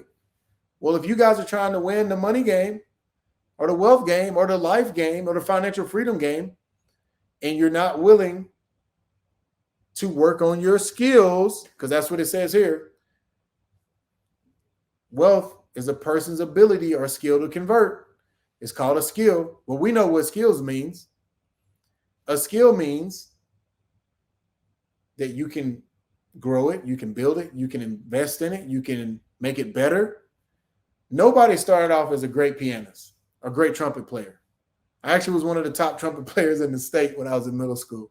But I worked at it. It's a skill that you can grow over time. So that's the same that goes for this. When you're like, man, I'm 50, I'm 40, or I'm 30, or I'm only 22, I got time. No. Like, none of that matters other than you got to work on your skill and your ability to convert earned income. Once again, I didn't say this. I'm giving y'all truth. And for you real estate agents out there, like, oh, I'm selling millions of dollars. My GCI is this. I said it earlier. You can't sell your way into financial freedom. Financial freedom is what it says on the screen. The key to financial freedom and great wealth is the ability to convert earned income. This is why I made the quote up. You can't sell your way into financial freedom. You need multiple income streams. That's why it was all over EXPCon. It was everywhere you went. That quote was on the wall. You got to have it. I'm telling you, I'm giving you the game. And you have to convert it. So a couple more minutes, we're almost done. Multiple ways to invest. These are my last couple slides. I don't have time to talk about it today. But when you convert your earned income, I put it into two things. I take my earned income, my active income stream, because remember, you have to have a career and your money has to have a career. So if you're a real estate agent, if you flip houses, whatever your earned income is, awesome. If you're an attorney, a doctor, whatever, insurance agent, you're a W-2, transaction coordinator, you have to have a career. Great. This is what you bring in. And then how do I create velocity with that money and put it in another bucket? Here are the asset classes that I invest. I put it into real estate. I put it into businesses. It's that simple. So real estate asset types: residential development, commercial, multifamily, self-storage, industrial, and land. They're not making any more of the land. There's like ag exemptions. There's so many opportunities there. So last couple slides. Have your money work for you, multiple income streams. You need a career and your money needs a career. I jumped ahead a slide because it's in my DNA. So creating passive income, entrepreneurship and business, and then EBITDA. If you haven't heard that word, earnings before interest, taxes, depreciation, and amortization. So when you're valuing a business, you need to check the revenue and the EBITDA, and then you're going to buy the business on a revenue multiple or on an EBITDA multiple. That's the simple way of how you value businesses. And then how do you create income from these businesses? Because you're like, well, if I go and invest in this title company, if I go buy this sheetrock business, or if I go buy this insurance company, how do I get paid? You created a passive income stream, which comes to you in a couple of ways. Distributions, owner distributions, or SDE, seller's discretionary earnings. So I wanted to pack a lot in for you guys.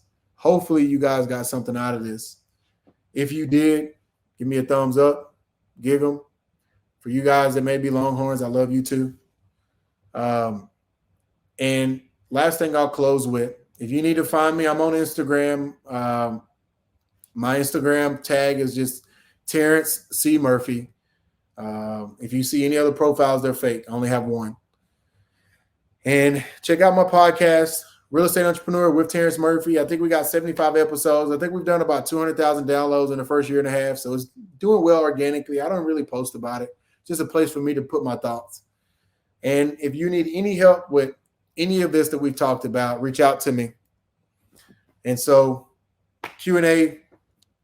But like I said, I have a $1 billion agent master course, 100 online course videos, 75 assets. If you need me, I'm here. Thank you guys once again for the opportunity to speak.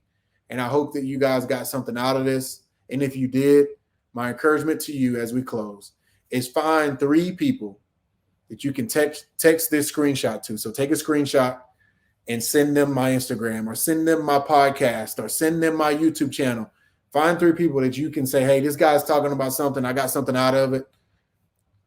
Go that direction. And be blessed. Thanks again. Take care. Thank you so much, Terrence. Give it up for him in the chat. Give him a good Aggie thumbs up in the chat. I know he'd love that. Share your feedback, your biggest takeaways, like what you loved about that. All right, before I bring up our next speaker, our last speaker for the day, because we've covered a lot today. After they're done, hang around for just like 5 minutes. I'm going to share some information about what to expect over these next couple of days. So our next speaker is Erica Soba. Erica is a former first grade teacher, now successful marketing strategist. She took a leap of faith to quit her teaching career to join a small mortgage company in Houston, Texas. Originally hired for business development, she built their marketing department from scratch. After 7 years of driving marketing and sales, Erica started her own marketing agency and consulting company where she focuses on helping realtors and investors build their brand and attract their dream clients using digital marketing with a heavy focus on social media. Please welcome to the stage, Erica Soba. Hi, thank you so much for joining. I'm so glad that you're here. We are talking about social media today, and I want to know in the comments, are you using social media to grow your business or to brand yourself with authority and credibility? If so, let me know in the comments below. With that said, we've got a lot that we're going to talk about today. So if you have any specific questions, please make sure that you put them in the chat box and I'll get to them as soon as I can. If I'm unable to answer all of these questions or you need more detail with these answers, my contact information will be shared at the very end of this presentation where we then can connect. But let's go ahead and talk about the 5 steps to attract your dream clients using social media. But first, let me introduce myself and give some credibility as to what led me to teach this quick class to you today. I'm Erica Soba, and I'm a marketing strategist. Basically, what that means is I teach, I train, I consult, and execute marketing for service-based business realtors, service-based business owners like realtors, wholesalers, lenders, title companies, all those fun industries. And it has been so much fun being able to do this for the last 3 years. I've actually been in marketing for a total of 10 years and have learned so much just through execution and data. And I'm excited to show you that in my 10 years of being in marketing, everything that's working specifically in social media. In my 10 years of being in marketing, I've had many conversations with people in real estate that have asked me for advice, had asked for consultation, or for me to just look at their overall digital marketing plan. And as I've been analyzing all of this information, I've learned that these questions I'm getting asked are all based on this misunderstanding or misconceptions or improper expectations of digital marketing. So I've been able to spend some time taking a step back or taking us up to a bird's eye view perspective to first analyze what marketing should look like before we dive back into those specifics and those tactics. And so what I've done over the last several years is I've been able to create something called the 6 key phases of marketing.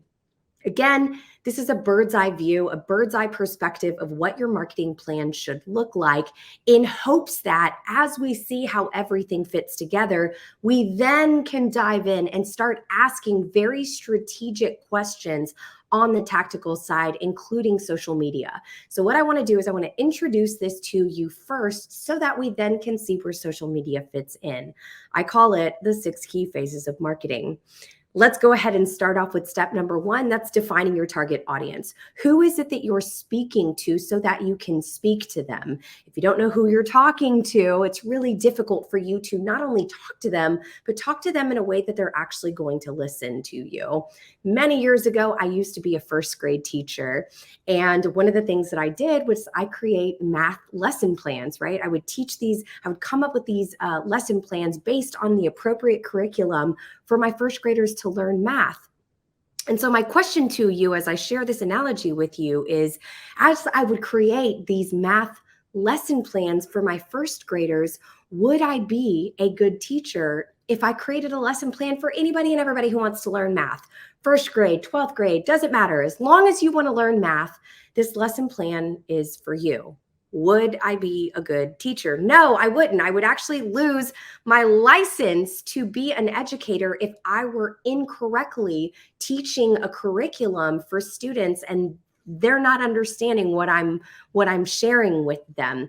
It's hard to relate if I don't know who I'm creating this lesson plan for. It's hard to bring a level of enthusiasm down to these specific first graders if I don't know who I'm creating lesson plans for. You're not creating a lesson plan. I get it. And if you are, great. You're not creating a lesson plan, but you are creating a message. You're creating a marketing plan. And in order for that to be heard, you have to know who you're talking to so that this marketing plan, this message is actually being listened to, and it's very specifically curated for that person that you want to listen to your message. This is the absolute most important piece when it comes to creating your marketing plan, that if you do not get this one particular phase, the rest of what we're going to be talking about today is going to be a complete waste of your time. So it's really important that we understand exactly who is it that we're talking to so that we can phase 2 talk to them. Phase 2 is the creating of quality content and sharing it in all the areas that we know our target audience, our prospect, our potential leads are actually spending their time. After we do this strategically, consistently for an extended period of time, we then take our leads who are in this place and guide them to the next step. What does that look like? We capture these leads. We do this also with strategy. We're capturing email addresses. We're capturing phone numbers. We're capturing some sort of contact information from these leads. And we're using that information and inputting it into our CRM. Not Microsoft Excel spreadsheets, not your little Post-it notes all around your desk. We're putting it into a CRM. We are categorizing them. We are segmenting them. We are tagging them based on how they entered our CRM so that we can consistently stay in front of them via email marketing. Now, whether that's done through building out an automation, which is where those nurture campaigns come in, or we do it manually, the goal here in this phase is that we're staying in front of our leads who've expressed interest in us by giving us their contact information, with more content, with more marketing material that is relevant and specific to that specific lead. All the while, we are testing and tweaking everything. We know that this digital marketing stuff works. We just need to figure out how to make it in a way that produces results. And we're tracking what we're doing. We're tracking our pivots. We're tracking all the things that we are tweaking in our marketing plans with spreadsheets, with data, so that we can analyze this information and make educated decisions as to what's working and what's not. Once they hop on a call for a consultation, or they reach out to you to say, hey, how is it that we work together? That is when sales begins. Marketing has completed its job, and now sales begins. Sales is understanding how to overcome objections, understanding how to negotiate. Sales is being able to follow up consistently so that you can build that rapport and that relationship to then finally book them as a client where you generate that revenue. Once you offer them incredible customer service, you then ask for a review on all the areas that you can collect a review, and you take those reviews and you share them in all the areas that you know your target audience is spending their time. Again, this is what your marketing plan should look like from a bird's eye view. The most effective digital marketing plans that I've seen have all of these items in place. If you are watching this and thinking, oh my gosh, that is a lot of things that need to be in place, or oh my goodness, I'm so overwhelmed because I only have a couple of those things, let me encourage you by saying this. Rome wasn't built in a day, and neither was your digital marketing plan. This is what you should be working towards and developing so that eventually your digital marketing plan has all of these in place. So this is us from a bird's eye view. Now I want you to take a look at the screen here so that you can see exactly where social media fits in. Watch this. One more time. What we are talking about today is only applicable to these pieces. Take note of all of the information that we are not covering today that must be in place for you to ultimately get what it is that you're looking for, which is leads. Now, most people have never heard of the 6 key phases of marketing because I literally made that up. Now, it's not complete BS because I've been doing this for 10 years now. Most people have never heard of this though. However, what most people are familiar with is the sales funnel. So let's go back again to the bird's eye view in a context that most of you guys have probably heard about, which is the sales funnel. Now, if you ever Google an image of the sales funnel, you would see that there's so many different types and people name them all different things. But the concept, the overarching concept of the sales funnel is pretty much the exact same. It's just a visual representation of the journey from your leads not knowing anything about you to end up at the closing table with you, or, exchanging that revenue with you for your service. Our leads are always going to start at the top of the sales funnel, and then they're going to work their way down to the bottom. And you'll notice that each phase gets significantly smaller because of filtering, because not everybody who knows about you is actually going to do business with you, or maybe they're not a good fit for you and the service that you offer. This is a very common concept, just generally in life, but particularly in sales. Just because 1,000 people know about you, meaning they're in the brand awareness phase, doesn't mean all 1,000 people are going to end up at the closing table with you. That is the basis of this concept of the sales funnel. But there's a couple other things that I like to point out when it comes to the sales funnel, and that's this. Number one, gravity doesn't exist. We can't just put somebody at the top of our sales funnel and they gracefully fall all the way down to the bottom. Hey, see you at the closing table. Doesn't work that way. We have to add strategy to get them from the red to the yellow, and to get them from the yellow to the blue, and from the blue to the green. Additionally, it takes time. And if I know anything about real estate, it is a long game. We don't just meet somebody on a Saturday and go to the closing table on a Friday. For the most part, it just doesn't work that way. And depending on what avenue in real estate that you're in, sometimes it takes 3, 5, 10 years before you finally end up at the closing table. So it's really important that we remember patience is a huge piece of getting people from the red to the green. And the last thing that I like to point out when it comes to the sales funnel is that this top part right here, the awareness phase and the yellow interest phase, that's actually marketing, which is where that term marketing and sales go hand in hand. I want to show you how these two pieces parallel or correlate to what I could introduce to you at the beginning of this class, the 6 key phases of marketing, starting with the top part, the awareness phase. This is where you're creating content and sharing it in all the areas that you know your target audience is spending their time. But let me stop right there and really quickly share that there are actually 3 ways to dominate the awareness phase. Yes, social media fits into this space, but that is in the digital space. There are 3 areas that you can dominate this space. So starting with number 1, the obvious digital space. This is having a website. This is your social media, your Google business profile, your YouTube channel, all those things digitally speaking is really important for you to dominate this brand awareness phase. The second way that you're going to dominate the awareness phase is with physical marketing. This is anything that's tangible. This is in-person events. This is door knocking, drive-bys, pop-bys. This is you going to open houses, networking events, all of those things that are tangible, postcards, billboards, flyers, pens, notepads that you're passing out at all these different events. All of that is that physical space where you can dominate this brand awareness. And then the third space is the referral space. This is your sphere of influence. This is your referral of past clients. And this is the referral from your sphere of influence to their sphere of influence. So all of these three spaces need to be at play in order for you to dominate this brand awareness.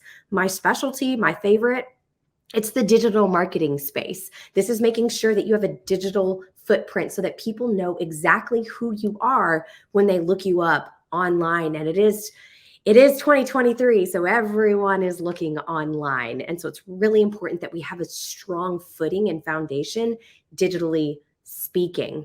To get people from the brand awareness phase, no matter how they entered, from the referral, from the physical, from the digital space, to get them from the red to the yellow, this is where we're capturing contact information, phone numbers, emails, and we're doing that with some sort of incentivized strategy, which we'll talk about at the end of today's class. When you capture that contact information, we then put it into our CRM. We tag them, we segment them, we categorize them based, again, on how they entered our CRM, and then we can continue to stay in front of them via email marketing. Whether it's manually, automated, doesn't matter, as long as we stay in front of them via email marketing. Our leads are going to float around in these 2 spaces for a significant period of time. But our goal is to get them from the red to the yellow. We want them walking towards us.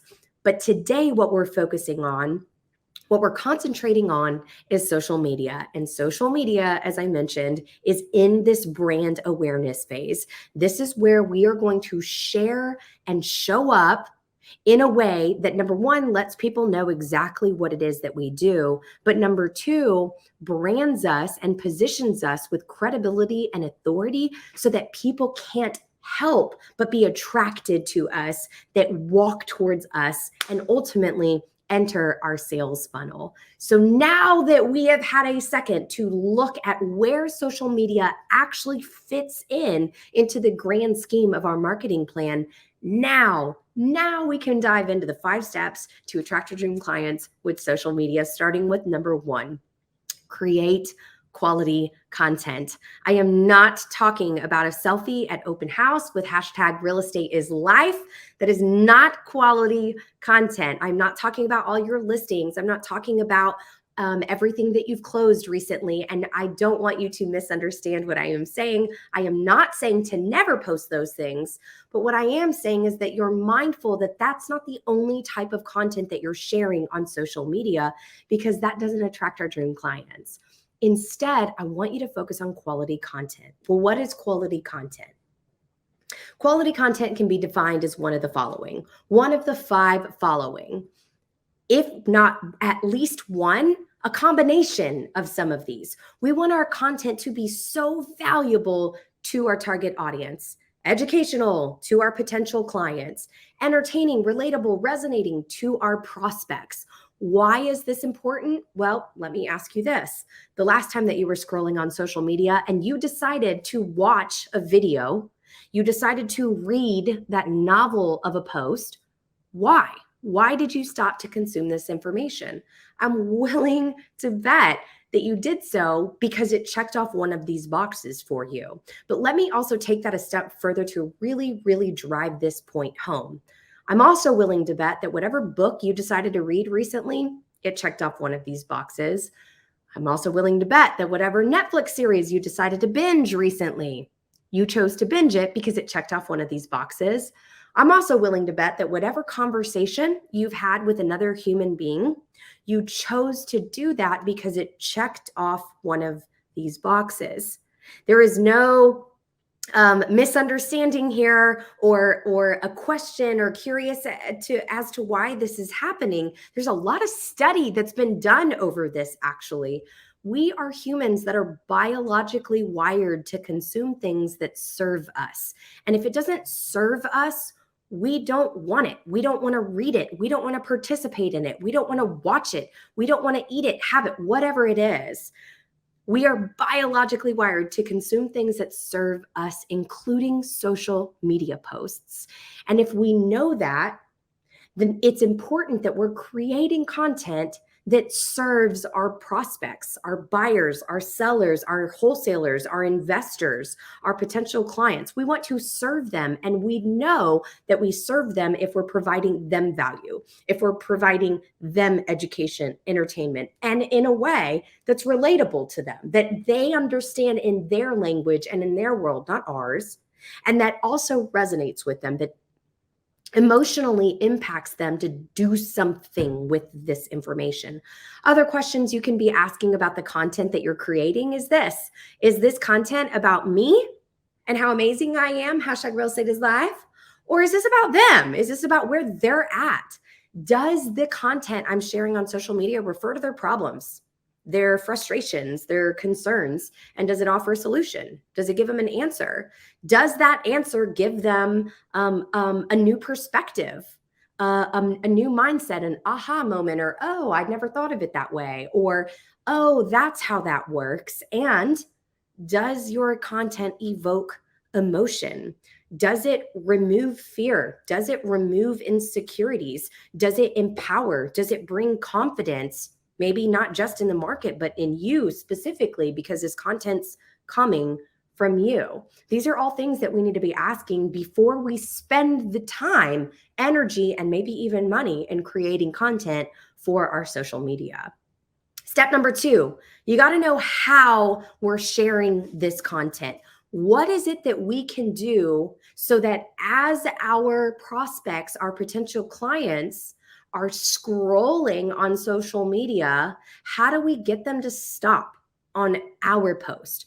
Well, there are 3 different things that you can do, or 3 different media types that you can be sharing to get somebody to stop their scroll and look at it and invest the time in reading whatever caption we wrote out or to watch the video.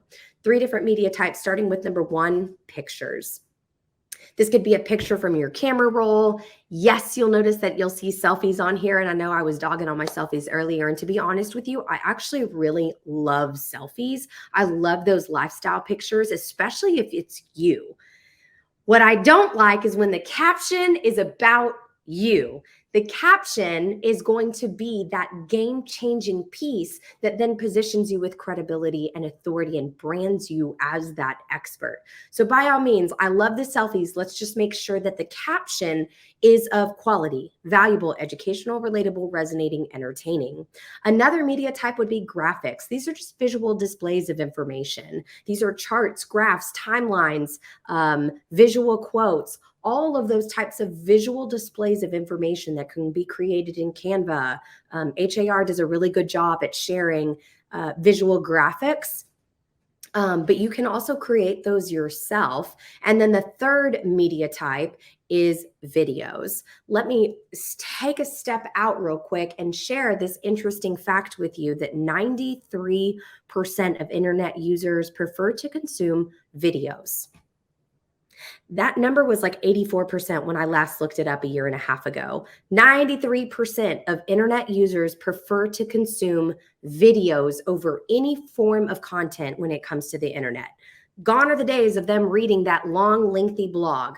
They don't want to read the blog. They would rather watch a video of somebody explaining it in 3 minutes or less on how to do something or learning what something is. Because social media platforms know how much videos are being consumed, social media platforms have started to really favor, honor, and push videos over any form of content because they want to stay relevant to how people are already accessing the internet. So it's really important that we share these types of media types. Tons of different formats of videos that you can create if you are not comfortable with putting your face out there, but I definitely encourage you to, because we want this content coming specifically from you, and it helps, like I said, build that credibility and authority if it's you in that video. Additionally, it shows confidence, right? You are not only confidently sharing this information, but you're just confident in general by putting yourself out there. Really, really great media type for you to be sharing that's going to get somebody to stop and take a look at what it is that you created. Step number 3, always include a CTA. What's a CTA? Call to action. What most people don't realize is that there's actually a range, though, of CTAs. We have hard call to actions and soft call to actions. A hard call to action is going to require time, effort, energy, money from the person that you're asking this thing of, from the follower, from the viewer on the other side of the screen that's looking at your social media video.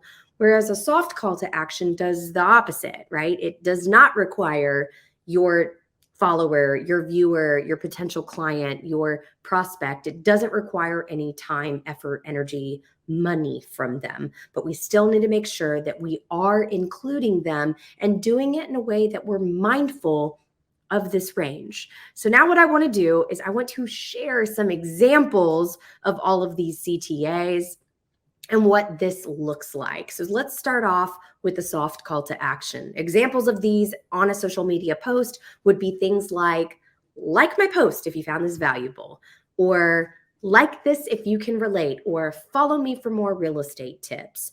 All of these are CTAs that are on the softer side. It doesn't require time, it doesn't require effort, it doesn't require energy, and it definitely doesn't require any money, but we're still asking them to do something with the content that we're sharing.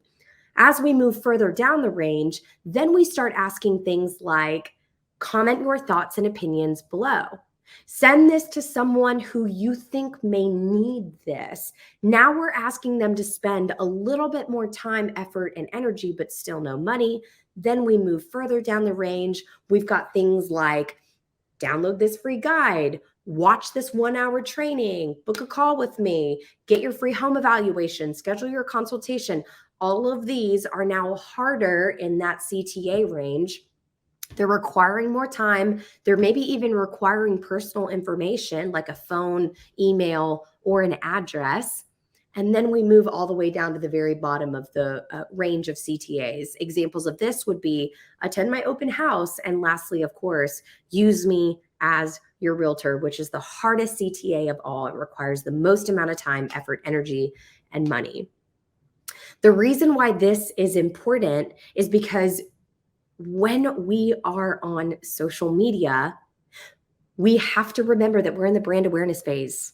We are at the top of the sales funnel. This is the place where people are just getting to know you exist as an investor, because maybe you weren't 30 years ago or haven't been for the last 30 years, or this is where they're just now learning that you're a real estate agent. And they just found that out 2 months ago. So we want to make sure that as we are sharing this type of content in the brand awareness phase, that we're focused on the softer call to actions. We want them to take baby steps towards us, or be mindful of that fact that there are certain CTAs that are appropriate depending on where we're at in the sales funnel. So let me show you by explaining with this visual cue of this sales funnel that when we're at the top in the brand awareness, where people are just getting to know that we exist, or just getting to be comfortable with our new role in real estate, we want to stay on the softer side. Hey, like my post, follow me, comment, share. All of these things are pretty valuable in that brand awareness phase. To get them from the red to the yellow, to get them into the interest phase, this is where we're saying things like, download this free guide, watch this training, get a free home evaluation with me. But in exchange, you need to give me some personal information to get them to move further. Now we're asking for that consultation. And to get them all the way down to the bottom, this is where we're saying, work with me, use me as your realtor, use me as your lender, use me as your wholesaler, use me to invest with, or whatever it may be. Specifically talking about social media, we want to stay here. Now, I want to be very clear, and I don't want you to misinterpret what I'm saying. I am not saying you are never allowed to attend my free training, or attend my open house, or work with me on your social media. I am not saying that. But what I am saying is that a majority of the CTAs that you're sharing should be in this category. This is so valuable to you because it's creating and asking for engagement, which is a huge form of success when it comes to social media. Yes, we eventually want to generate revenue, but as we saw in our sales funnel, it takes a while before we get there. So an immediate goal that we should be going after is engagement, and increasing that on a month-to-month basis. Now, when I say engagement, most people know it to be these three things: likes, comments, shares. And I get why, because that's what you can visually see with your eyes. You can make a post, go back to it 24 hours and see, oh, I got 41 likes, 3 comments, and 1 share. Totally get it.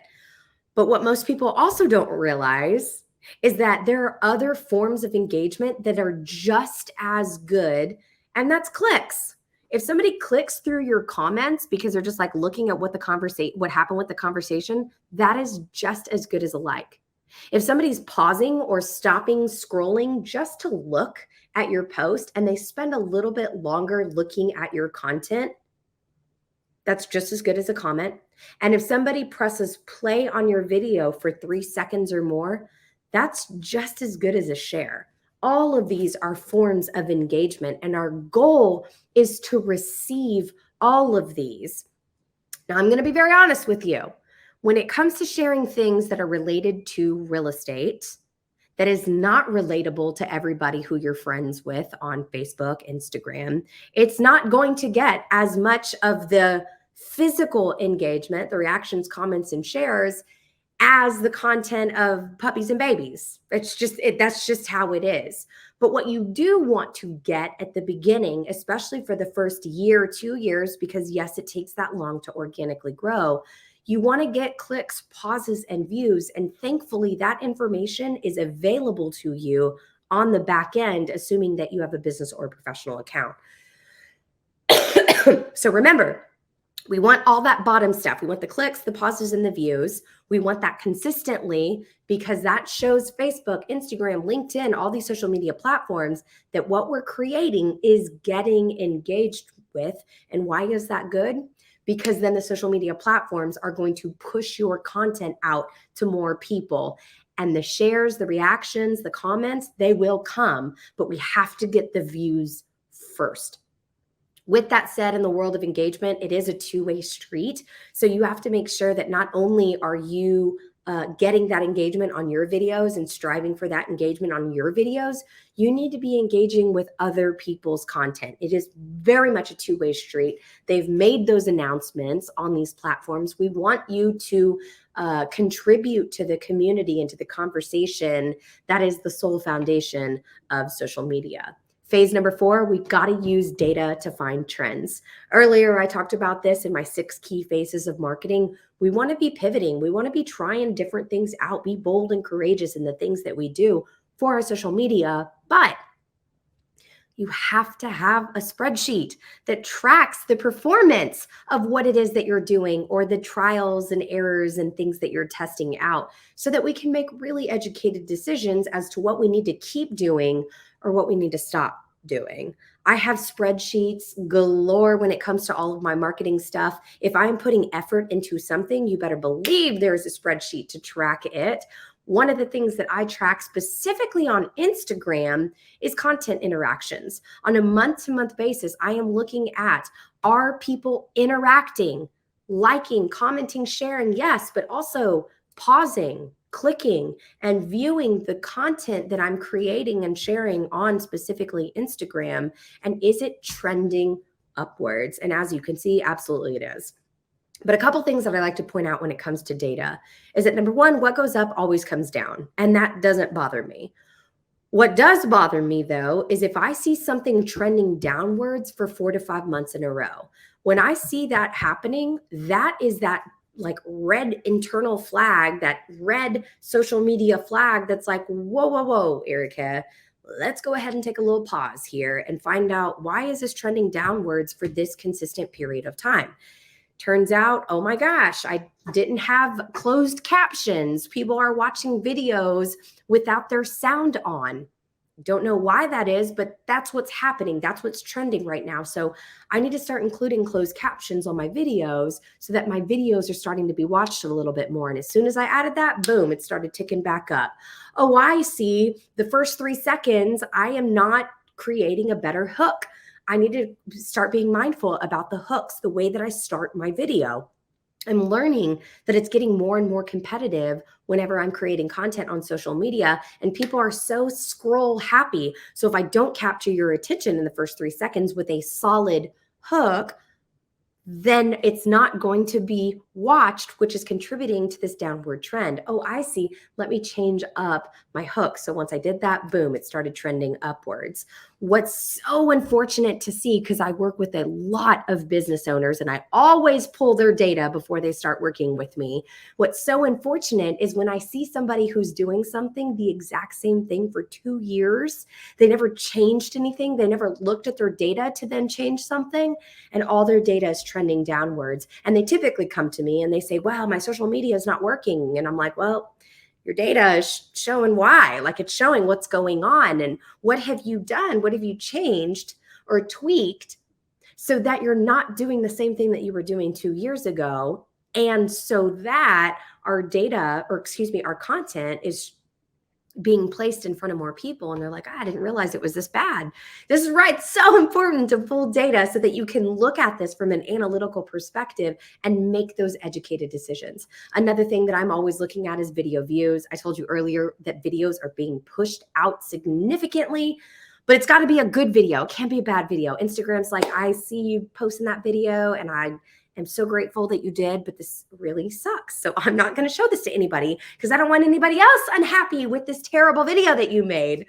But as long as you're focusing on that quality content that's valuable, educational, relatable, resonating, entertaining, you're going to start earning that trust with your viewers. And Instagram's going to see that on the back end through these video views. And when they see that, they're going to start pushing it out to more people. So I want to make sure that people are watching my video on a month-to-month basis, and I track that consistently. And as you can see, of course, it's trending upwards because I'm following everything that I'm explaining to you in this class.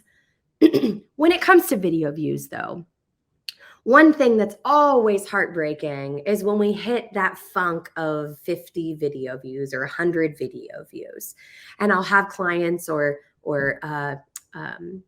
team members that will say, I only have 50 views. What's wrong? What's going on? If they're fulfilling all of the things that they need to do, right? Being mindful about creating quality content. And my response to them is always this. Number one, you got to earn. You got to earn the thousands of views. You have to work your way to that. You don't just wake up one day, make a video, and Instagram's like, all right, girl, I got you. Million views today. Here we go. You have to earn that. And the people who are getting that, if you go look and study their previous history, the ones that are consistently getting that, they have been posting so much and for so long. But even when they started, they were also just getting 50 video views. But I'd rather you change your perspective on getting just 50 views, especially at the beginning. 50 views is still a lot, especially with the fact that you only had to record a 30-second video and upload it, and it only took you a couple seconds to do that. You have the ability to reach 50 people in less than a few minutes. That's a really big deal, because in the physical world, if you were to, number one, call 50 people in one day, those wouldn't even be good quality conversations. But number two, let's say that you were able to stand on a stage in front of 50 people and remind people or tell people about your service. Are you telling me that that's not going to be enough? Are you telling me, oh, no, 50 people, let me know when there's 50,000 people? No, you'd probably have stage fright. Or you'd be super excited that you had the privilege of standing in front of 50 people. So I know that you're worried about that view count, but as long as you're sticking to everything that I'm sharing in this class, that number will eventually grow. But until it doesn't, be appreciative and be thankful that we are able to reach 50 people in a matter of seconds. Let's go ahead and wrap this up by talking about our fifth and final step when it comes to attracting our dream clients. We need to guide them to the next step, or in the terms of our sales funnel example, we want to get them from the red down to the yellow. So how do we do that? How do we guide them? How do we get them to walk towards us? Well, let me remind you that if you're using social media in that brand awareness phase as a business tool, you have to have a plan. You got to have a purpose, and you got to have a strategy behind what it is that you're doing with the social media and what your intentions are with the people that are following you. Gone are the days of us having the luxury of posting like a consumer. Gone are those days. If you are using social media as a business tool, there's got to be purpose behind what it is that you're doing, what your intention is, and what is it that you want them to do with the content that you're sharing. My favorite strategy is to figure out how I can capture all of my followers' email addresses. But again, there's strategy on how to do that. You can either one day say, hey, I'm collecting email addresses, DM me or leave it in the comments. You're welcome to do that. It's probably not going to work, because there's got to be some sort of lead magnet. There's got to be some sort of incentive to give them, for them to give you their email address. There's got to be an exchange of equal value or of equal goods. And my favorite is to offer a lead magnet. A lead magnet, it's described exactly the way that it sounds. It attracts, it pulls in, it magnetizes leads, prospects, potential clients. There's so many different variations and formats of lead magnets out there, but here are just a few examples. You can create a guide, you can create a checklist, you can put together a 1-hour training or a workshop, and then you use these lead magnets and market them on social media and say, hey, followers, I've got this 10 step-by-step guide of everything that you need to know to purchase 10 properties in 10 months. But if you want this guide, you have to give me your email address. And in exchange, I will send this guide to you. And all the people that are following you are watching you market this. And those that are genuinely interested, not only in this information, but also this information specifically from you, are going to come out of the shadows by means of throwing you their email address. And those are going to be the people that not only get put into your CRM, but the ones that you kind of start staying in front of, that you that you pursue in hopes that they eventually make it from the yellow down into that blue decision phase. When it comes to lead magnets, my encouragement to all of my clients is to be creating one lead magnet every quarter, because what you'll find is that quarter one, you'll produce this lead magnet that you think is your honey hole, and you don't receive a single email address. It has happened to me a couple times, and I'm like, okay, rest in peace, lead magnet. So sorry about that. But then I just move on the next quarter to something else. I create something else. And I do this over and over again until eventually I find that honey hole lead magnet. Every time I promote it, I know I'm going to get leads from it. But that cannot happen until we start up at that brand awareness phase. We have to make sure that we let people know we exist in a way that is attractive and being listened to. But that starts solely because we're focusing on creating good content, that content that is valuable, educational, relatable, resonating, entertaining, specifically, yes, on social media, but that's also on your website. That's also on your YouTube, TikTok channel. That's also on your Google business profile, creating and focusing on that good quality content that's being shared. But when you do that specifically on social media, that's when you start getting more engagement, pauses, clicks, views, likes, comments, shares. And when you receive that, social media platforms are watching that and then reward your content by pushing it out to more people. That means you're getting a higher reach, more eyes on your content. And when you get more eyes, that's more exposure for you, for your brand.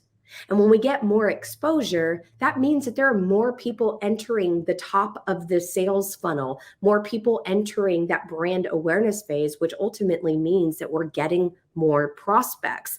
And assuming that we strategically guide these prospects all the way down the sales funnel, we give it the time that we know it deserves, and we are consistent and strategic with the way that we're guiding our clients or our prospects down the sales funnel. That's when we start booking more clients. And when we book more clients, we make more money.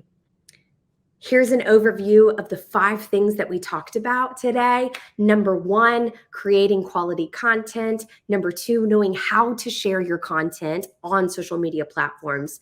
Number 3, always include those CTAs. Remember, we've got soft CTAs and hard CTAs. We want to focus more on the softer side to get people to like, comment, share, and follow. Yes, being mindful that we can include the hard call to actions. We're just not focused on that for every single post. Number 4, we're using data to find trends. We're making sure that we have an analytical side to what it is that we're doing so that we can make educated decisions as to what works and what doesn't. And then number 5, we guide our followers to the next step. So what I want you to do now is I want you to leave your questions, if you haven't already, in the chat box. This is my contact information. I would absolutely love to connect with you and talk further about your digital marketing plan and what we can be doing so that we could step up your social media game and start attracting your dream clients. I'm going to be looking at the comments, the questions below, and answer those as they come in through the chats. Thank you guys so much for joining. I look forward to watching you grow on social media. Wow, this has been absolutely insane. The level of quality of speakers we've had all day today, it's just phenomenal. And this is just one stage. We've had 2 stages today, and we'll have 2 stages tomorrow. We'll be talking about some different topics tomorrow, and also Friday. Only 1 stage on Friday, but we'll be covering different topics on those days. Finance, planning and protection, technology and AI, and market outlook, and all that. So if you got value out of it, let me know what your thoughts were your favorite speakers, the biggest takeaways that you had today. I definitely want to hear it. And we've got a lot more coming. So tomorrow, we'll see you back, the same time. Very similar format. We've had some questions on how you can go back and maybe watch presentations again, or if you miss one that you really wanted to catch and you couldn't catch it for whatever reason, be sure to upgrade your ticket to Pro to get access to that, because the entire event's recorded, but also each individual speaker's recorded. So you'll be able to go back and watch an individual presentation on demand when you upgrade to Pro. And you can upgrade, you should have those details in your email, also here in the Hoover platform. You can also just go to realestatewealthcon.com/upgrade to get more details about that. And that's just the event, which really the price there is significantly lower than what it would normally cost to go to an event like this. If it was like an in-person event, you'd pay more than $500 plus flights and airfare and hotel and or flights, airfare, food and all that other stuff. So it's definitely a bargain. But it also comes with a lot of other stuff. In my opinion, the most valuable thing outside of just getting the event recording is the monthly coaching call, because that's where you can get on a Zoom call with other real estate investors and folks that are actually in this market doing deals. And this is led by me and my team, and you can ask questions. Get the questions that's really maybe tripping you up or you're just not quite grasping. And you get feedback from folks that are really in this business. They're really doing deals. And that part, just in my opinion, is the most valuable. I know being a part of masterminds and stuff like that, I always got tons of value out of that, just because you're basically leveraging their years of experience in a whole wide array of different types of problems. And just being able to absorb that amount of knowledge and experience is invaluable in my opinion. So, and there's some other benefits that come with upgrading, some other courses and resources and whatnot, but the event recording itself, and then the monthly coaching call, in my opinion, are really the top value. At least I think that you'll get the most value out of. But make no mistake, there's a lot of other resources there. So in any case, I'll see you tomorrow. Be sure hang out here, network, leave your comments. Look forward to seeing you tomorrow and doing this again. Thanks again.